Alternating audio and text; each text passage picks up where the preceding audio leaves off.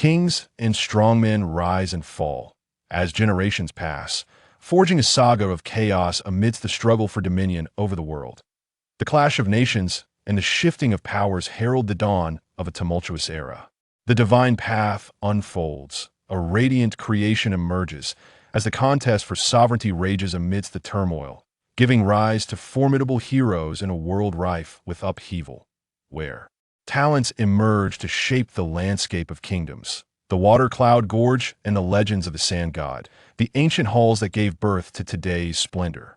The Abyss of Light, the land of the sea, the ruins of Mars, and the shores of tides. These are the origins of warfare and the conclusion of battles, painted in resplendent hues that humanity can weave into tales. The 3 sovereigns and 6 generals shaped the world, while the 4 kings initiated the divine journey. Countless battles saw heroes rise amidst chaos, and the suffering of humanity echoed through the ages, where countless souls lay in ruin. In this realm of the strong, an age of wisdom prevails. A narrative belonging to humanity unfolds in a world devoid of deities, yet simultaneously a legendary tale crafted by countless ordinary individuals. Chapter 1, Prologue. Spanning the eastern expanse of the Carmelia continent, a long, profound gorge stretches forth, resembling a scar etched into the land from afar. This vast and deep chasm is known as the terrifying abyss of death and souls, for legend holds that any soul unwittingly venturing into its depths shall never emerge again. Forsaken by the divine and forever imprisoned in its endless void in the eyes of learned scholars and sagacious sages. However, it is revered as the dragon's grave. It is said that when dragons sense their impending demise, they fly into the unfathomable depths of this gorge, awaiting the arrival of death, and no one knows the reason, not even the great archmagicians of the holy sanctuary. This enigmatic dragon's grave instills fear while simultaneously alluring those brave enough to embrace peril. The east of the Moonlight Empire lies the Tamisisha Desert, where the sun hangs hazily in the sky. The desolate expanse offers scant signs of life. While it is a desert, it is not overwhelmingly hot at times. It can even be quite cool. This is also the northern entrance to the dragon's grave, where a young boy stands at the gorge's mouth, seemingly having just emerged from within. The boy is frail, his face obscured by a tattered gray-black mage's hat. Nearby, a large boulder provides him a place to rest as he leans against it, retrieving provisions from his pack, consuming his meager meal while gazing at the desolate yet serene landscape.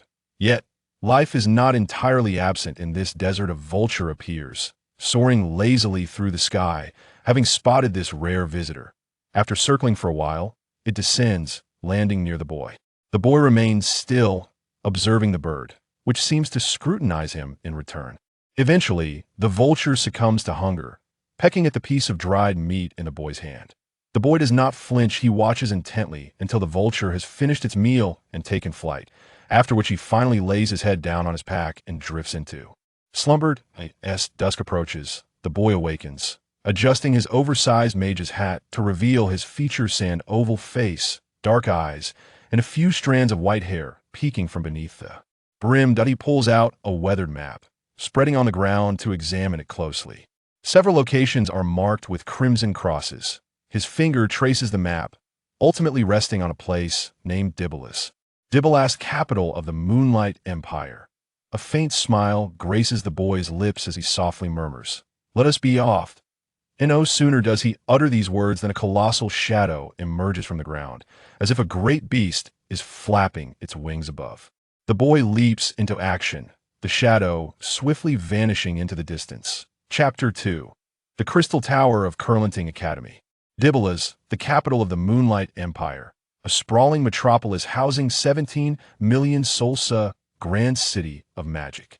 In this world that reveres sorcery and knighthood, every individual aspires to become a distinguished mage, aiming to attain the noble status of a knight. In Dibbolus, the essence of magic permeates every corner. The magical fountains in the squares, charming enchanted streetlights, troops performing magical acrobatics, and children proudly showcasing their newly acquired spells all contribute to the city's enchanting allure. Ice Xia arrived in this magical capital on the 7th day after leaving the dragon's grave. Night had fallen, and he stood at crossroads, pushing up the brim of his oversized hat, his clear black eyes scanning the surroundings until they landed on a nearby hotel with a magical sign. "Waiter, 3 glasses of Digger's dark beer, please," echoed the lively sound from the hotel's lower level. As Ice-G entered the establishment, a receptionist bent down to inquire, "Hey, young sir in a mage's hat, are you here to stay?" Ice-G lifted his gaze, adjusting the ill-fitting hat once more. "Yes, please provide me with a clean room. Of course, follow me." The receptionist smiled, finding the boy endearing. Upon reaching the front desk, she addressed another staff member. "A little mage requests a clean room." The female attendant opened a ledger, jotting down notes as she asked, "May I have your name, please?" "Celeste Ice-G," he replied. After recording his name, the attendant handed him a pen and paper. 17 moonlight silver coins, Mr. Celeste. "Please sign here. This is your key." Ice-G signed his name and accepted the key. Noticing his appearance, the attendant remarked, "Oh, you're quite adorable. Would you like to eat something downstairs, or shall we bring food to your room?" "Please bring it to my room." "Shall I carry your luggage?" asked the earlier attendant. Ice-G replied, "Thank you, but I can manage. Please just show me my room." Upon arriving at room 308, the attendant opened the door. "This is your room. Is there anything else you need? If you require anything, feel free to come downstairs. Our service is quite attentive. We hope you enjoy your stay. This is your tip." "Oh, thank you." The attendant accepted the 2 moonlight silver coins with a hint of surprise, as such gestures are typically reserved for adults. "May you have a pleasant stay at our hotel." Soon after, dinner was served: a large piece of crispy fried meat and 3 desserts, accompanied by a glass of bubbly juice. Ice-G's stomach growled with hunger, and he quickly devoured the meal. After finishing, Ice-G closed the door, retrieving the weathered map and a small black notebook from his pack. He turned to the page marked with Dibbolahs, detailing the Curlenting Academy of Magic. Dibbolahs boasts 274 institutions of varying prestige, yet Curlenting Academy stands as one of the most renowned comprehensive schools in the world. The academy is vast, resembling a small city, capable of accommodating around 800,000 students, with over 1 million enrolled at its peak. Curlenting Academy symbolizes the pride and strength of the Moonlight Empire, and even the Holy Sanctuary has acknowledged its contribution to revitalizing the world. Within Curlenting Academy lies a grand crystal tower, rumored to house countless magical texts and historical manuscripts, along with secrets unknown to outsiders, secrets that perpetually tempt those eager to uncover the mysteries held within. "The great magic crystal tower," murmured Bing-Ji, closing his notebook in the deep of night. As the clock struck 11:30, Bing-Ji, who had been resting on a small bundle, suddenly sat up in bed. He approached the window, observing that the streets outside were nearly deserted, and the hotel's guests had mostly succumbed to slumber. He silently closed his eyes, his hands weaving an intricate magical circle in the air. With a sudden burst of light, Bing-Ji opened his eyes wide and leapt out of the window, landing gracefully on the ledge. Curlenting Academy was indeed vast, yet the great magic crystal tower was not difficult to locate from afar. Bing-Ji could see a colossal tower, radiating a blue luminescence. A patrol of guards passed by, and from his hiding spot in the flower bed, Bing-Ji gently propelled himself into the air, surrounded by a faint tremor of wind elements, swiftly gliding towards the great magic crystal tower. Not far from the tower, he descended into a thicket of blossoms, already awestruck by the tower's grandeur. Up close, the great magic crystal tower revealed itself as an equilateral hexagon, its walls smooth and translucent, resembling a single massive piece of magical blue crystal. There were no guards around the tower, but Bing-Ji was cautious. Noticing a few fireflies nearby, he delicately touched one, and the moment he did, it flew toward the tower only to vanish mid-flight. The phantom void magic barrier invented by Magus Camerial. Indeed, this academy houses some formidable individuals. A subtle smile graced his face beneath his grand magic hat. The phantom void magic barrier was a sophisticated spatial magical barrier, created centuries ago by the first spatial magic sorcerer, Camerial Sundarin. This barrier operated on a dual activation magic circle. Once established, it would immediately trigger a visual effect. Creatures outside the barrier could not see any beings within, while those inside could observe all movements of the outside world. If any outside creature ventured into the barrier's range, it would invoke a second barrier effect, the illusory void. Bing Jixia removed his grand magic hat, allowing his snow-white hair to cascade down. He carefully placed the hat against his chest and approached the point where the firefly had vanished. He summoned several small insects to collide with the barrier, pressing one hand in the air where they disappeared, while the other hand traced a magic circle on the ground, which immediately emitted a faint glow as his hand in the air slowly advanced. It crossed into the barrier's domain. Soon, the light beneath his other hand grew stronger, but in the blink of an eye, it suddenly dissipated. A smile crept onto Bing Jixia's lips as he stood up, boldly stepping into the barrier. Upon entering the barrier, he immediately encountered numerous fireflies fluttering about in the void, while the ground was adorned with an array of flowers and plants, with guards stationed in clusters around the crystal tower. However, now Bing Jixia could see them, yet they remained oblivious to his presence, as he had utilized the earlier magic circle to align his existence with the phantom void. Magic barrier, rendering him one with it. Bing Jixia approached the guards, casting illusions through his mind-affecting magic upon them before pushing open the door that was part of the great magic blue crystal tower. Inside, there were no guards, a fact Bing Jixia had anticipated, for the sacred sanctum of Kolantan Academy forbade any unauthorized entry. The interior was expansive yet did not feel empty, rather. It appeared crowded, filled with innumerable bookshelves, all shrouded in the ethereal blue glow. Bing Jixia took a step back. Raising his gaze, this was merely the first floor, with stairs leading evidently to the second. Without glancing at the books on the first floor, he ascended the staircase, knowing full well that it did not hold what he sought. Suddenly, Bing Jixia sensed he had been discovered, yet his expression remained calm, standing still in place. Gradually, footsteps echoed through the tower, their sound distinctly clear in the stillness of the night. From his pocket, Bing Jixia retrieved his grand magic hat and donned it, tying a cloth around his face. As the figure approached, he spoke, "Your ability to enter here indicates your considerable skill. I wish to avoid conflict should you seek the magical tomes. I permit you to peruse the books on this floor, but I implore you to relinquish any thoughts of ascending further." Bing Jixia turned, lowering the brim of his hat, and quietly awaited between two shelves. Soon, an elderly man with silver hair and a white beard stood before him, visibly astonished to find a mere child intruding upon the tower. He adjusted his spectacles and inquired, "State your name, who are you?" Bing Jixia remained silent, and with a surge of wind elements, propelled himself toward the elder, executing a swift diagonal strike, a cold white light shimmering in his hand. The elements around the elder stirred, and he gracefully retreated, conjuring a fiery claw with his right hand to intercept Bing Jixia's attack. The wind elements surrounding Bing Jixia surged, altering the trajectory of his movement to evade the fiery grasp.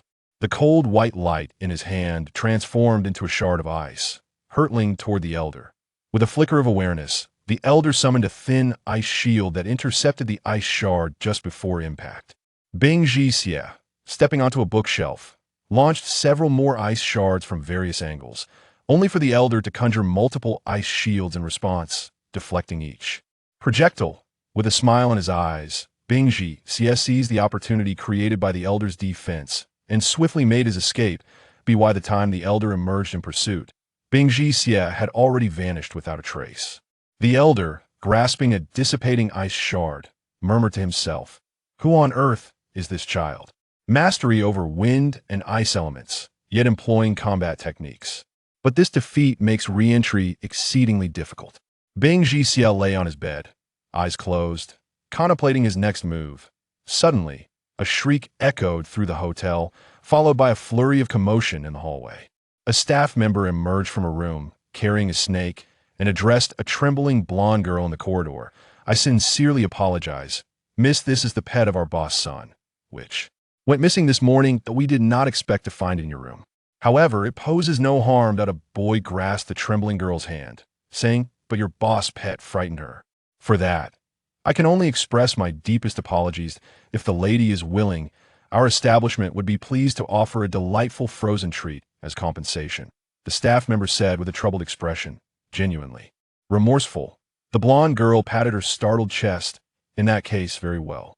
However, I cannot sleep now. Please deliver the snacks to the first floor, where I shall rest for a while.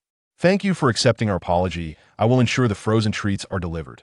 The staff member, still holding the snake, announced, "Esteemed guests, we apologize for the disturbance. Everything is now resolved." Curious onlookers returned to their rooms, that a group of boys and girls gathered around the blonde girl, saying, "Send over extra snacks. We want to chat with our friend for a bit. It's all your cursed snake's fault. This is dreadful. Tomorrow we have to participate in the Kalantan Academy entrance exam." The staff member apologized once more. The Kalantan Academy entrance exam? Bing Jixie smiled to himself, closing the door. Chapter 3. Kalantan Academy. On the following day, after Bing Jixie awoke, he vacated his room and inquired with a service attendant, "May I ask, is today the entrance examination for Kalantan Academy?" "Indeed, for the next 3 days, the annual entrance examinations for Kalantan Academy will take place," the attendant replied. Noticing the large wizard hat upon his head, the attendant added, "Are you aspiring to study magic at Kalantan?" Bing Jixie nodded. The attendant smiled, saying, "You possess great courage. However, be aware that the examination requirements at Kalantan are quite stringent, and the enrollment fees are steep. If you do not pass or lack sufficient funds, it would be wise to consider other schools." Bing Jixie nodded appreciatively and replied, "Thank you for your advice. I understand. Might I ask, which way leads to the teleportation array?" The attendant directed him, "Exit the building, turn left, proceed to the fork, then take a right, and continue forward past the intersection. If you forget, there is a map posted by the entrance." Gratefully, Bing Jixie exited and indeed found a large stone slab displaying a map on the adjacent wall. Following the directions, he arrived at the teleportation array, only to find a long queue of individuals eagerly awaiting their turn. Upon hearing their conversations, he realized they were all heading to Kalantan Academy for the entrance examination. With no other option, he joined the line. The magical teleportation array consists of an entry and an exit point, which must be interconnected to function. Typically, a standard magical entry can connect with a dozen or more exits, enabling travel to various locations within the city. The arrays are usually powered by magical crystals, and a small magical altar is generally situated beside them, housing the primary crystal of the teleportation array. When the crystal is depleted, local authorities or members of the magical guild typically oversee its replacement. To alleviate the burden on local governments and extend the operational duration of the crystals, most arrays are kept in a semi-active state, merely maintaining functionality. Users must contribute their own magical crystals to utilize the array, which explains the presence of magical altars beside them. Consequently, many nations offer low-grade magical crystals specifically for teleportation, priced affordably to avoid imposing a financial strain on the populace. "Hey, young man, are you heading to Kalantan Academy?" A middle-aged man in his 30s, cradling a 5 or 6-year-old boy, spoke to Bing Jixie. "Yes," Bing Jixie replied. The man smiled, "Then come along. I have 2 crystals that can transport the 3 of us." "Thank you." Bing Jixie smiled and stepped into the magical array. Just as the man prepared to place the crystals on the altar, Bing Jixie acted first. With one hand pressing down at the center of the magical altar, the surge of his magical energy swiftly activated it. The array beneath them erupted with brilliant light, and the small map etched on the altar radiated as well. Amid the man's astonishment, Bing Jixie pointed to the teleportation marker for Kalantan Academy, and in a flash of light, the 3 vanished from the array. Upon exiting the magical array, the middle-aged man exclaimed, "Young man, I did not expect you to be a magician. With that hat, I assumed you were merely an apprentice. But your magical prowess is exceptional for someone of your age." Bing Jixie nodded, a hint of a smile gracing his lips. "It is necessary to possess some skill if one wishes to enter Kalantan. Are you here to study magic?" the man inquired. "Indeed," Bing Jixie replied. "Then we shall part ways here. I need to take my son to enroll in the magical kindergarten. At your age, you should head in that direction, as we will not be traveling together." The man chuckled and said to his son, "You must work hard to become a magician." "Yes," the child eagerly nodded. The registration area for Bing Jixie's age group was already teeming with applicants. After a lengthy wait, he finally reached the front of the line, only to be addressed by a muscular man overseeing the registrations. "Those applying for magic should go over there. This is for combat class registrations." Adjusting his hat to see the longer line of aspiring magicians, Bing Jixie quickly replied, "No, I am here to register for combat." The muscular instructor looked him over, chuckling heartily, "Little one, you must understand that to become a true warrior, you need a robust physique. Now, off you go, do not delay others." With a firm hand, he pulled Bing Jixie aside. With a sigh, Bing Jixie observed the lengthy queue and settled for an ice cream before resuming his place in line. The registration for aspiring magicians was overseen by a charming silver-haired female instructor. Many boys who had completed their registration lingered at the table, causing Bing Jixie to squeeze in for quite some time before he could sign up. The silver-haired instructor looked at the frail Bing Jixie and smiled sweetly. "Ah, a lovely little magician has arrived. May I have your name?" "Celeste Bing Jixie," he replied. The instructor continued. "Were you recommended by another school? Or did you come on your own?" "I came on my own, ma'am," he stated. The instructor chuckled at his formality and handed him a form. "Please write down your name, age, parents' names, and home address." "I am an orphan," Bing Jixie replied. "Oh, I see," the instructor said with a serious tone. "Then please indicate the names of those closest to you, who have raised you." Bing Jixie quickly filled out the form. The instructor glanced at it and asked in surprise, "Why have you filled it all in with your own name?" "I have always taken care of myself. I suppose the closest person to me is myself," Bing Jixie retorted. The instructor's eyes filled with a mix of astonishment and compassion. "Do you truly have no one else you know?" Bing Jixie remained silent for a long while, unwilling to speak.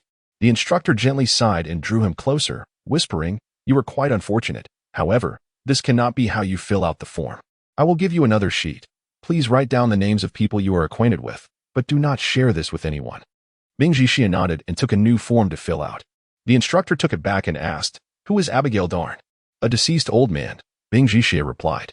The instructor was momentarily taken aback and then inquired, "And Bernice? Is that a friend of yours?" "Yes," Bing Jixie said. "She was a little dog I once raised. But she is also gone now." The instructor was rendered speechless, but considering his age and lack of family, she felt pity and signed off. "You may proceed to the examination as indicated on your form.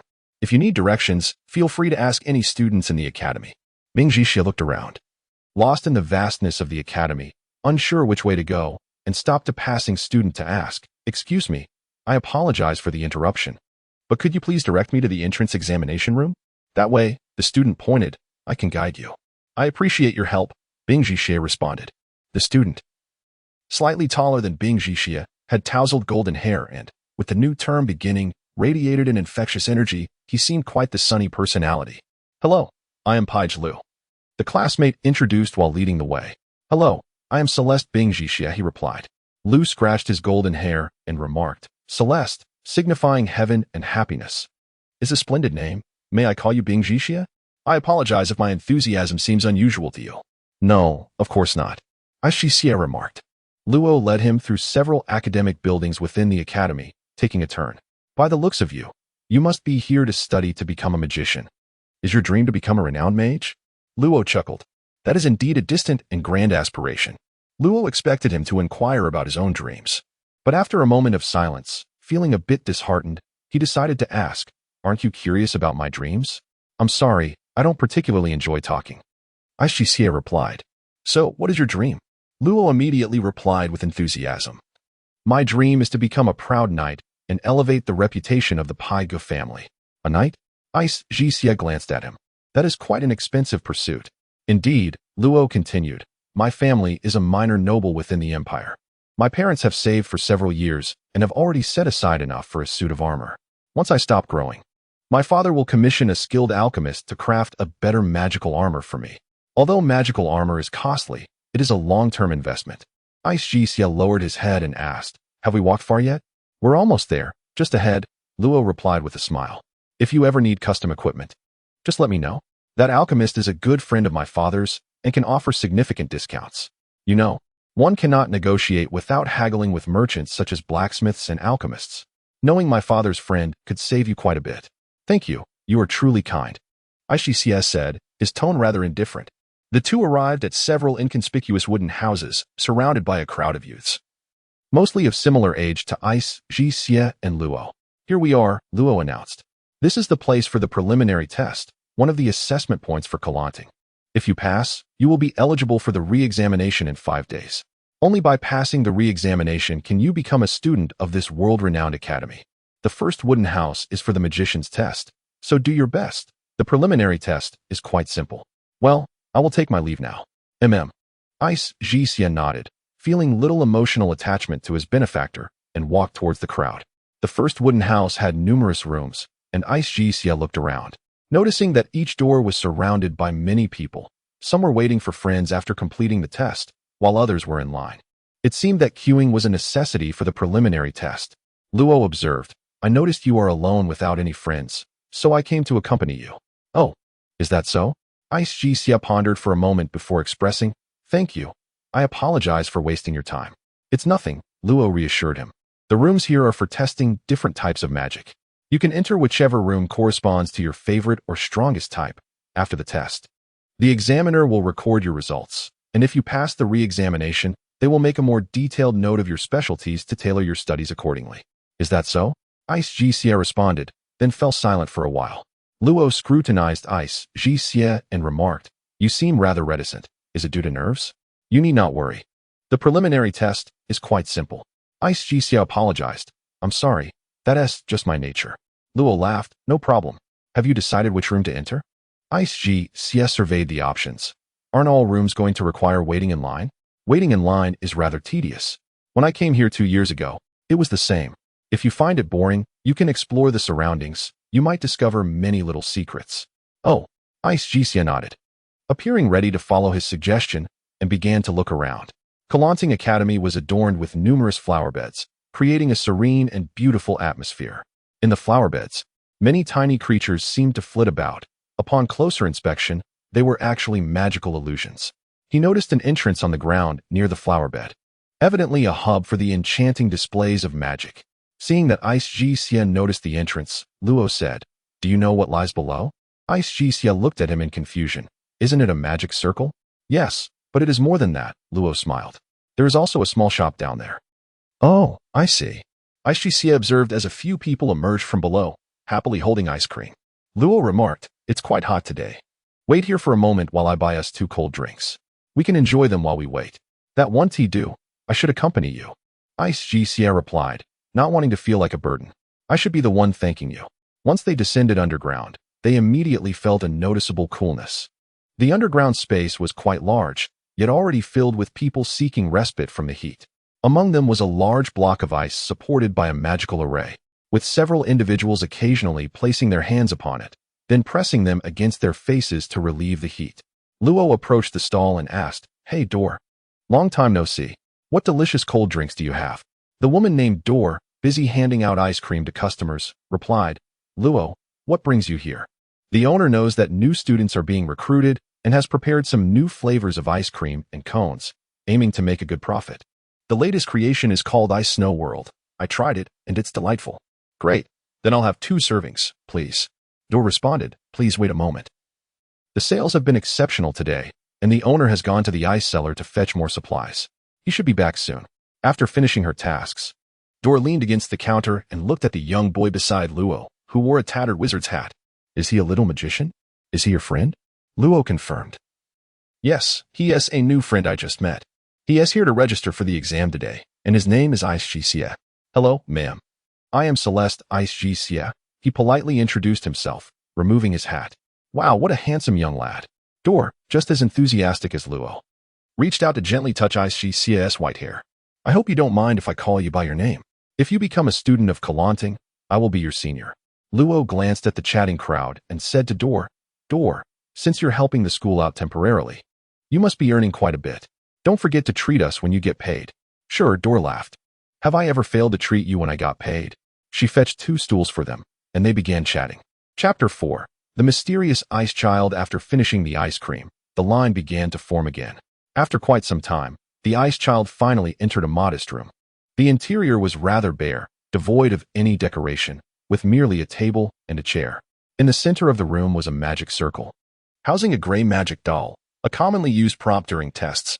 The doll was crafted from exquisite, specialized magical materials, highly sensitive to magical energy, changing colors in response to varying intensities of magical attacks. The magic circle beneath it was designed to protect the doll from damage. A teacher sat at the table, perusing the registration forms without raising his head, instructing, please submit your forms. The Ice Child handed over his completed application. After a brief glance, the teacher finally turned to him and inquired, So, you wish to become a magician? What spells do you currently know? Was the teacher intending to assess him? With youthful innocence, the Ice Child lifted his gaze and began to recite an incantation. Gradually, a magical orb of light formed in the palm of his right hand, and with a swift motion, he directed it towards the doll. A flash of brilliance erupted, leaving the previously gray doll with a faint blush in the struck area. While this direct magical assault could not be deemed true magic, the teacher approached the doll for inspection, commenting, "The intensity is quite commendable. Do you not know any elemental spells? Perhaps some basic ones?" The ice child raised his head and replied, "Teacher, are you testing me now? I thought you would be quite busy today." Realizing his implication, he added, "Thank you, teacher." He bowed slightly and exited the small room, allowing the next person in line to enter. Luo had been waiting outside and approached him as he emerged, asking, "How did the exam go? Surely, you passed." "Yes." The ice child nodded. Such tests are child's play. As they walked, Luo remarked, "This assessment is merely a formality. Most people typically pass. The real challenge lies in the examination a few days hence, where the vast majority of candidates face elimination." "Oh," the ice child responded nonchalantly. Luo, with a wry smile, prodded, "Hey, don't you feel at all anxious about the exam in 2 days? Are you genuinely confident, or do you simply not care?" "Oh, no, I apologize." The ice child clarified, "I am quite concerned about the upcoming examination." "Really?" "I couldn't tell," Luo mused, scratching his head in confusion, unable to discern any sign of concern from the person beside him. Perhaps the ice child possessed an unwavering confidence in his ability to succeed? He added, "You remind me a bit of that fellow over there." The ice child looked at him, puzzled. Luo pursed his lips and, before the ice child could turn to see, he noticed the previously noisy crowd had become even more boisterous. "I believe you bear some resemblance to him. Both in appearance and demeanor, there seems to be an air of aloofness." Luo gestured towards an approaching individual. The ice child followed his gaze and spotted the person in question, a figure with snow-white hair and blood-red eyes, observed by many yet displaying not a hint of emotion, exuding a chilling presence. "Who is that?" the ice child inquired, intrigued.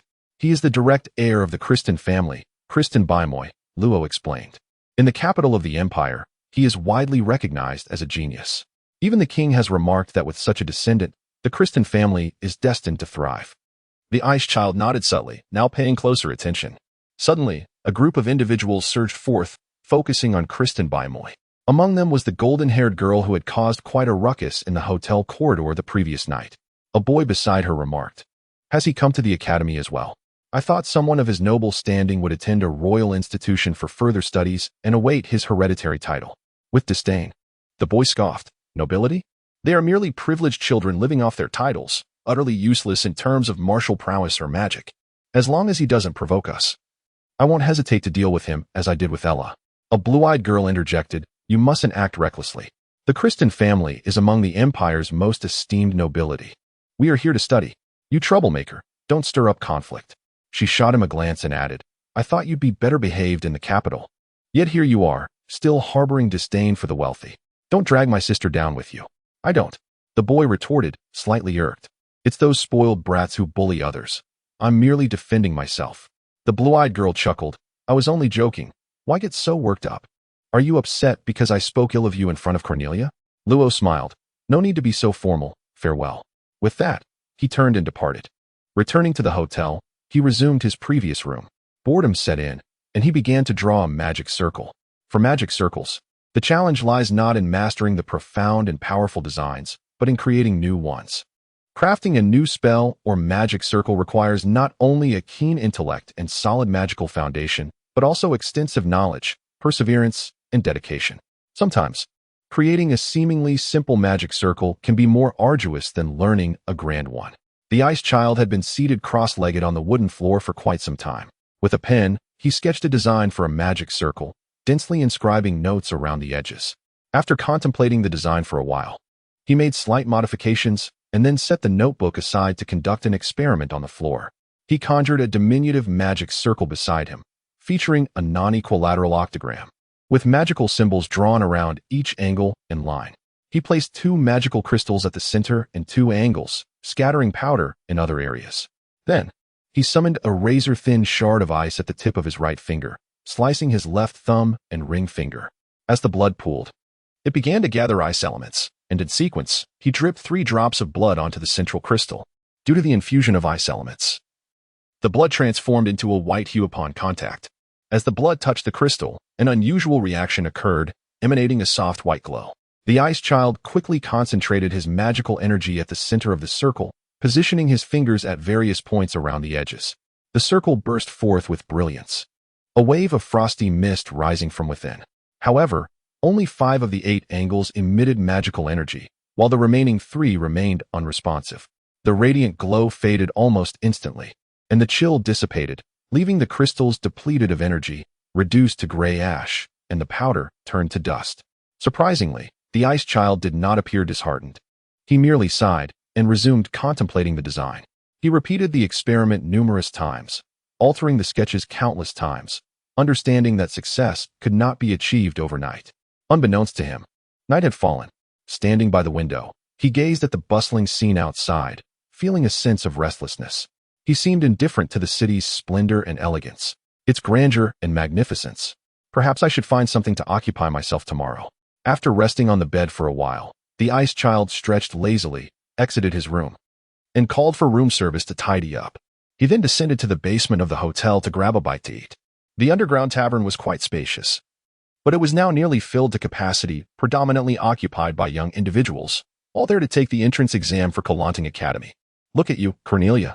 I told you to come down early, and now there are no seats left, Irina complained. Cornelia smiled apologetically, saying, I am truly sorry. I lost track of time while reading. I promise it won't happen again. There is a vacant seat over there, Wayne pointed out. He must also be here for the exam. Let us ask him if we may join him. We can sit together and chat. The 2 girls concurred. Hello there. May we sit here?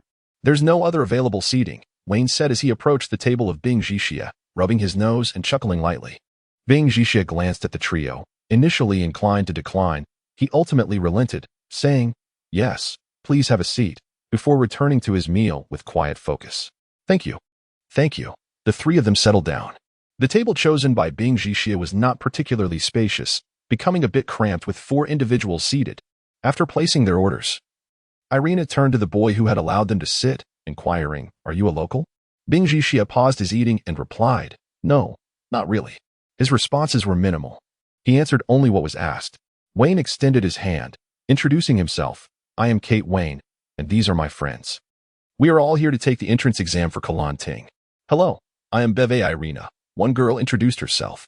Isabel Cornelia, the other added. Bing Jixia adjusted his hat, which did not quite fit, and said, Celeste Bing Jixia, pleased to meet you. Although he expressed pleasure in his words, his face bore no smile. After a brief moment of contemplation, he looked up and asked, Isabel? Are you the Isabel from the Sherman family? Yes, Cornelia replied, unfazed by the mention of her lineage. A very prestigious family, Bing Jixia remarked with a slight smile, as though recalling something from the past. As evening descended, their hunger took precedence, and they ceased their conversation with Bing Jixia. Once dinner arrived, they each focused on their meals. The presence of a stranger led both young ladies to eat with decorum, particularly the noblewoman, Isabel. In stark contrast was Kate, whose voracious appetite was evident as he devoured his food with great speed, despite ordering in abundance. Bing Jixia, calmly consuming his fruit salad, paid little mind to the others, seemingly engrossed in the dish before him, as if nothing else held his interest. Wayne took a large gulp of juice, wiped the grease from his mouth, and initiated a conversation with Bing Jixia, saying, I see you are wearing a gray waist-length robe. Are you an apprentice magician? In the continent, the attire of magicians varies greatly, but gray is typically worn by apprentices. Bing Jixia looked up and smiled, but neither affirmed nor denied the inquiry. Wayne waved his arm, exclaiming, I am a warrior. Once I am full, I crave a good fight. I hear Calanting has high standards for practical combat. Shall we find a place to spar? Wayne, you mustn't act this way. It is quite rude, Irina scolded her companion, offering an apologetic smile to Bing Jixia.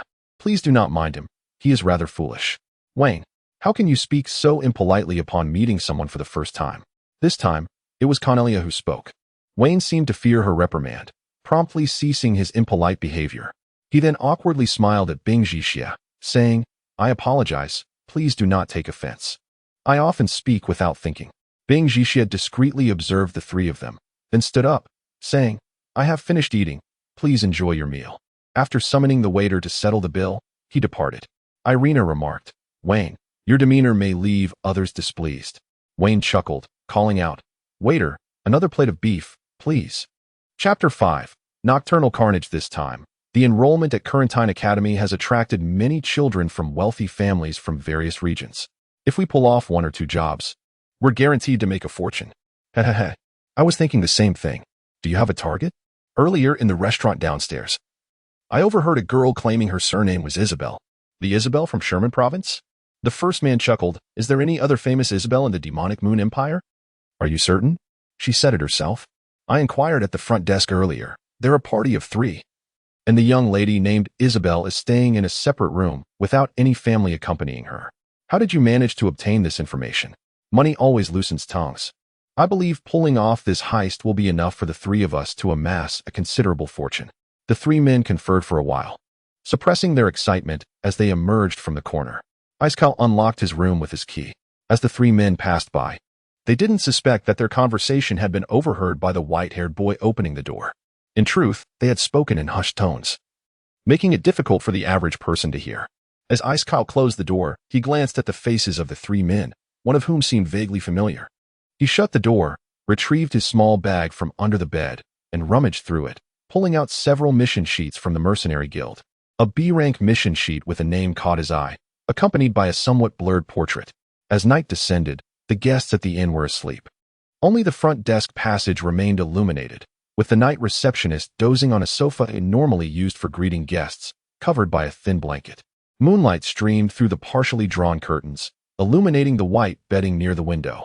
Cornelia slept soundly, her delicate nose tilted to one side as she breathed softly. Suddenly, a dark figure flitted past the curtains. Dressed in light gray attire, the figure hung upside down on the red brick wall outside the inn, reaching towards Cornelia's window.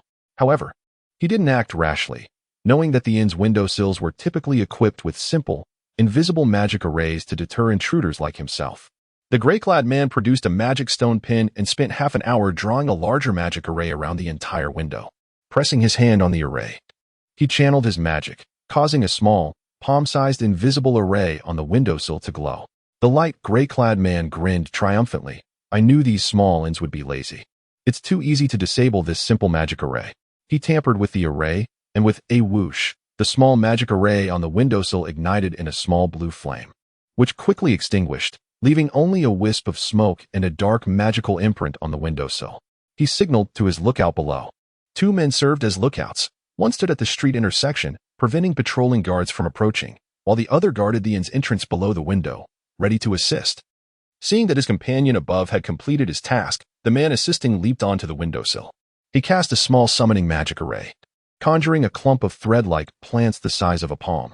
This plant was called a thief fish algae, which parasitizes aquatic creatures such as fish and shrimp in ponds, slowly consuming its host for sustenance. These plant-type magical beasts are typically despised by fish farmers, but are favored by thieves, as they can easily open doors and windows. The thief fish algae clung to the windowsill, its thread-like algae leaves snaking through the cracks in the window. From the inside, it gently wrapped around the window latch and pulled. With a soft click, the window opened.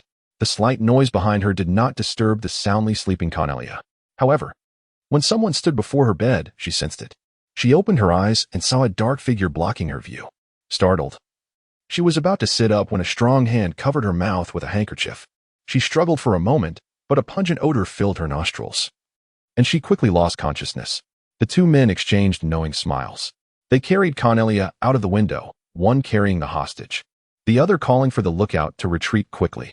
Baron navigated the dark and quiet alleyways, with his red-nosed deerhound leading the way, seeking a route without patrols. He was excited, knowing that this abduction would provide him with enough comfort for the rest of his life. Isabel of Sherman was a well-known local family. If this girl was indeed a member of the Isabel family, even if not a direct relative, she would fetch a substantial ransom. He was already fantasizing about buying a luxurious house by the sea, eating the most delicious seafood, drinking the finest wine, and comfortably enjoying his retirement. He could even change beautiful women every day, enjoying a life he had never experienced before. No, he should have been enjoying this life long ago if his former partner hadn't run off with all the money, forcing him to continue risking his life for his future. Red Nose, what are you doing? Baron scolded softly, stopping with his 2 accomplices without giving chase. Up to the rooftops, Baron suggested, carrying Cornelia as he leaped onto the roof in a few strides. However, as he landed, he noticed a white-haired boy standing on another rooftop just a dozen meters away under the moonlight. Baron was taken aback, recognizing the boy from the inn's restaurant and hallway. He had seen him twice, and a sense of foreboding washed over him. Could he have been watching me all along? Baron thought, feeling a surge of anger and surprise. He was astonished that the boy could intercept him and infuriated that he dared to do so. When his two accomplices jumped onto the roof, they were also startled by the scene, exchanging bewildered glances. "Leave the girl, and I might consider sparing your lives," Iskal said calmly. His old magic robe fluttering in the wind, his expression unwavering. Baron was enraged, truly enraged. He had seen it all during his years wandering the continent. But never had a mere child dared to speak such words to him. His iron fists had kept him safe for decades, and his single rock-breaking fist technique had been honed for 23 years, capable of collapsing half of a 3-story building. Even peers or more skilled experts had to show him respect in the face of his fists. "Kid, you're courting death." Baron spat through gritted teeth, waving his hand. "Attack. Leave no survivors." The 3 men sprinted towards the white-haired boy, their footsteps landing on the edge of the eaves as they lunged across to the opposite roof. However, Baron suddenly noticed the boy vanish before him. A chilling voice echoed in his ear. "Death? Haha, have you ever heard the sound of death?" Iskal lightly stepped on Baron's left shoulder, his eyes fixed on the 2 approaching kidnappers behind Baron, a sinister smile playing on his lips. The 3 men were instantly horrified. They hadn't seen when the boy had moved. Baron hadn't even felt the boy's foot land on his shoulder. Before their shock could subside, Baron felt a cold sensation across his neck, followed by a surge of warmth. In the next moment, he saw a mist of blood erupting from his neck. The light gray-clad man was paralyzed with fear. He didn't know what kind of monster the boy was, but the blood gushing from Baron's neck and the sight of the girl falling from Baron's grasp made him realize the truth. The white-haired boy was there to kill them. He quickly drew the short knife from his waist, slashing at the boy 5 meters away. His speed with the blade has always been lauded, and he has maintained an unwavering confidence in his own swiftness. He was certain that within the next 0.3 seconds, the arm of the youth before him would be cleaved in 2 by his knife, for he had never failed at such a close range. However, unexpectedly, his assured strike faltered. Just as he anticipated the pressure from the hilt of his blade against his keen fingers, the youth vanished, much like before. He failed to perceive how the white-haired boy had disappeared, nor did he notice any trace left by the swift movement. Soon, he realized that his hand gripping the knife had grown numb. He watched in horror as his arm traced an arc through the air, his hand severing away from his wrist. He opened his mouth in terror, a scream poised to erupt from his throat, when suddenly, a chilling voice reached his ears. The man in gray turned his gaze and beheld an old, mud-stained boot, followed by a tattered gray robe, and finally, the profile of the youth's face. The icy blade held by Bang Zhixie glided effortlessly across, as he chose not to regard the man's countenance, for he knew that the man was destined for death. Without a hint of doubt, the remaining man, with a face like a mask of fright, lost his balance mid-air, colliding violently with the wall of the opposing building before tumbling into the alley below. As he crashed to the ground, pain coursing through him, he glimpsed a pair of feet lightly landing 2 meters away. The white-haired youth not only descended simultaneously, but also caught the girl who had slipped from Baron's grasp. "Spare me, please spare me. I am not the mastermind. This has nothing to do with me." The man with the mask of fear cried out, realizing he could never hope to contend with the youth. Bang Zhixie tilted his head slightly, looking down with an emotionless gaze at the pleading man on the ground. "There is but one chance. You have already lost." A flash of crimson was the last sight the masked man beheld before closing his eyes. All 3 kidnappers lay incapacitated on the ground, not dead, merely unconscious. Bang Zhixie sealed their wounds in ice, dragging the ringleader, Baron, while cradling Cornelia as he departed. Chapter 6. The Imperial Dragon Wing. The Christian family. The carriage moved slowly, eventually vanishing into a noble's exclusive teleportation array in the northwest of Debelize. The carriage came to a halt outside an opulent mansion. A robust man in his 50s stepped out, flanked by 2 guards. This man was Christian Shavalot, the current Duke of the Christian family, one of the 5 prominent families in the imperial capital. Upon entering the grand estate, he removed his crimson cloak and handed it to a guard. Shavalot was somewhat surprised by the appearance of a middle-aged man before him. "Hannard, what brings you here?" After embracing each other, Hannard replied, "I just arrived from the fief today. I heard that Baimo Yi is going to Kalanting for his studies. I assumed he would attend the Royal Internal Academy, so I came to see him." Shavalot chuckled. Do not be deceived by the boy's reticence. He is just as stubborn as your brother. Once he sets his mind on something, no one can change it. He could have gone to the Royal Internal Academy and still learned at Calanting, yet he insists on attending Calanting Academy and even demands to stay on campus. That lad has always been taciturn. No one can truly discern his thoughts, Hannard remarked. I heard your brother is doing well on the front lines.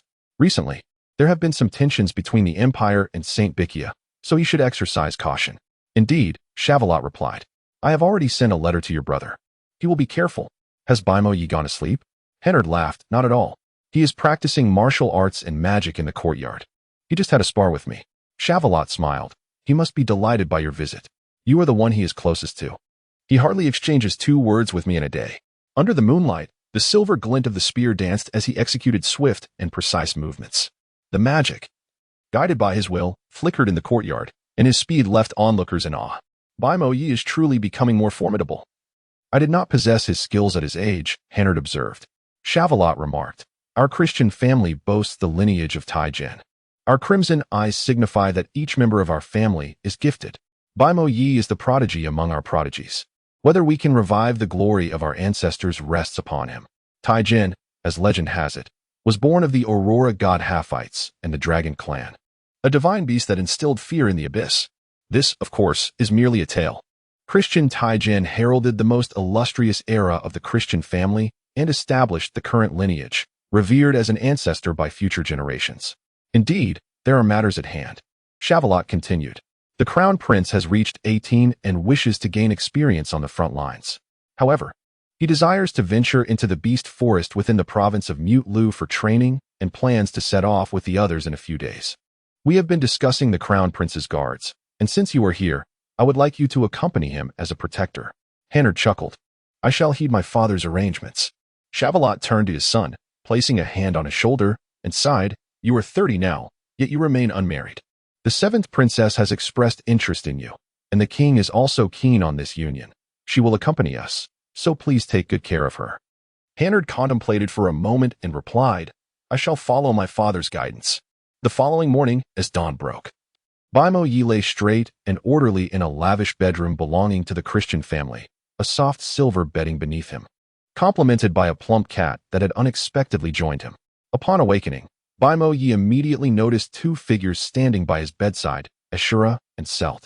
These 2 were also heirs of the 5 prominent families in the capital and, like Baimo Yi, destined to inherit noble titles. The trio had long been celebrated as the 3 prodigious youths of the imperial capital. Selt smirked. You lazy bum. We are all awake, yet you remain in bed. Baimo Yi sat up, glancing at them with a blank expression, picked up the fat cat, and tossed it off the bed, ignoring them entirely as he flopped back down to sleep. Hey, he dares to sleep. Selt appeared somewhat perturbed. Ashura crossed her arms and chuckled. You threw the cat. And now you've upset him. You know he would be angry. Selt snapped his fingers, igniting a flame at his fingertip, and grinned. What if he is angry? Ashura challenged. Do you dare to set fire to his bed? I doubt you have the courage. Who says I don't? Selt replied, conjuring a fireball at his fingertip, ready to unleash it. Just as Ashura prepared to enjoy the spectacle, Baimo Yi abruptly sat up, slowly turning his head to glare at Selt. Ashura burst into laughter, pointing at him. Selt, I knew you were afraid of him. Baimo Yi said nothing, rising from the bed unhurriedly to dress, and after washing up, he asked, What brings you here? Ashura leaned back, resting her hands behind her head. You are quite inconsiderate. I heard you enrolled at Calanting Academy, yet you did not inform us. Selt added, Indeed, you haven't visited us these past few days, and you didn't tell us about enrolling at Calanting, which nearly led us to consider the Royal Internal Academy. Baimo Yi sipped a glass of fresh milk juice, regarding them with curiosity. Selt smiled. We also enrolled at Calanting. We can study together and engage in a friendly rivalry. Ashura took a bite of fruit and inquired, I do not understand why you would choose Calanting Academy directly when you could learn there through the Royal Internal Academy? Baimo Yi ignored him, continuing to eat the breakfast prepared by the servants. You really are something, Ashura said, exasperated by his silence. Selt remarked, I heard that there was a burglary at Calanting a couple of days ago. Ashura replied, What is there to discuss? With so many people residing in the school, it is natural for thieves to strike. Not quite, Selt countered. The thief did not steal ordinary items. He infiltrated the Blue Crystal Tower. Ashura was taken aback by this revelation, and even Bimo Yi listened intently. Ashura questioned, "Who told you this?" "I have not heard anything about it." "It cannot be just a rumor." Selt scoffed, "It is no rumor. I overheard my father discussing it yesterday." "Oh, it seems there is some truth to it," Ashura mused, pondering before asking, "What was stolen?" Selt replied, "Nothing was stolen. The thief was chased away by the Dean of Kalanting." "Chased away? Did they not apprehend the thief?" Ashura contemplated. "The blue crystal tower is protected by an illusionary magical barrier, created by the great mage Vasileb. There are guards within the barrier. Only a mage or someone highly skilled in spatial magic could bypass it. Those at the pinnacle of their abilities or dragon knights might be able to breach the barrier." Selt shook his head. If someone forcibly broke the barrier, the entire Kalanting would have known immediately. In truth, the thief stealthily infiltrated the blue crystal tower. It is said that the director sensed a disturbance in the barrier and went to investigate, only to discover the intruder. The director even engaged in combat with the individual. Yet after just 2 exchanges, the assailant managed to escape. Ursula's countenance changed once more. To evade the grasp of the director of one of the world's largest academies in such a manner is indeed astonishing. Ursula inquired, "Did the director catch a glimpse of the intruder's appearance?" Selt replied, "I am unsure. I was discovered by my father and sent away before I could learn more. However, it is likely that he did not see the face. Otherwise, a citywide manhunt would have been initiated long ago." Ursula nodded in agreement.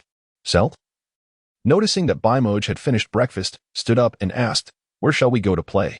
Meanwhile, Cornelia awoke with a splitting headache. She propped herself up in bed, a nagging feeling that something had transpired the previous night.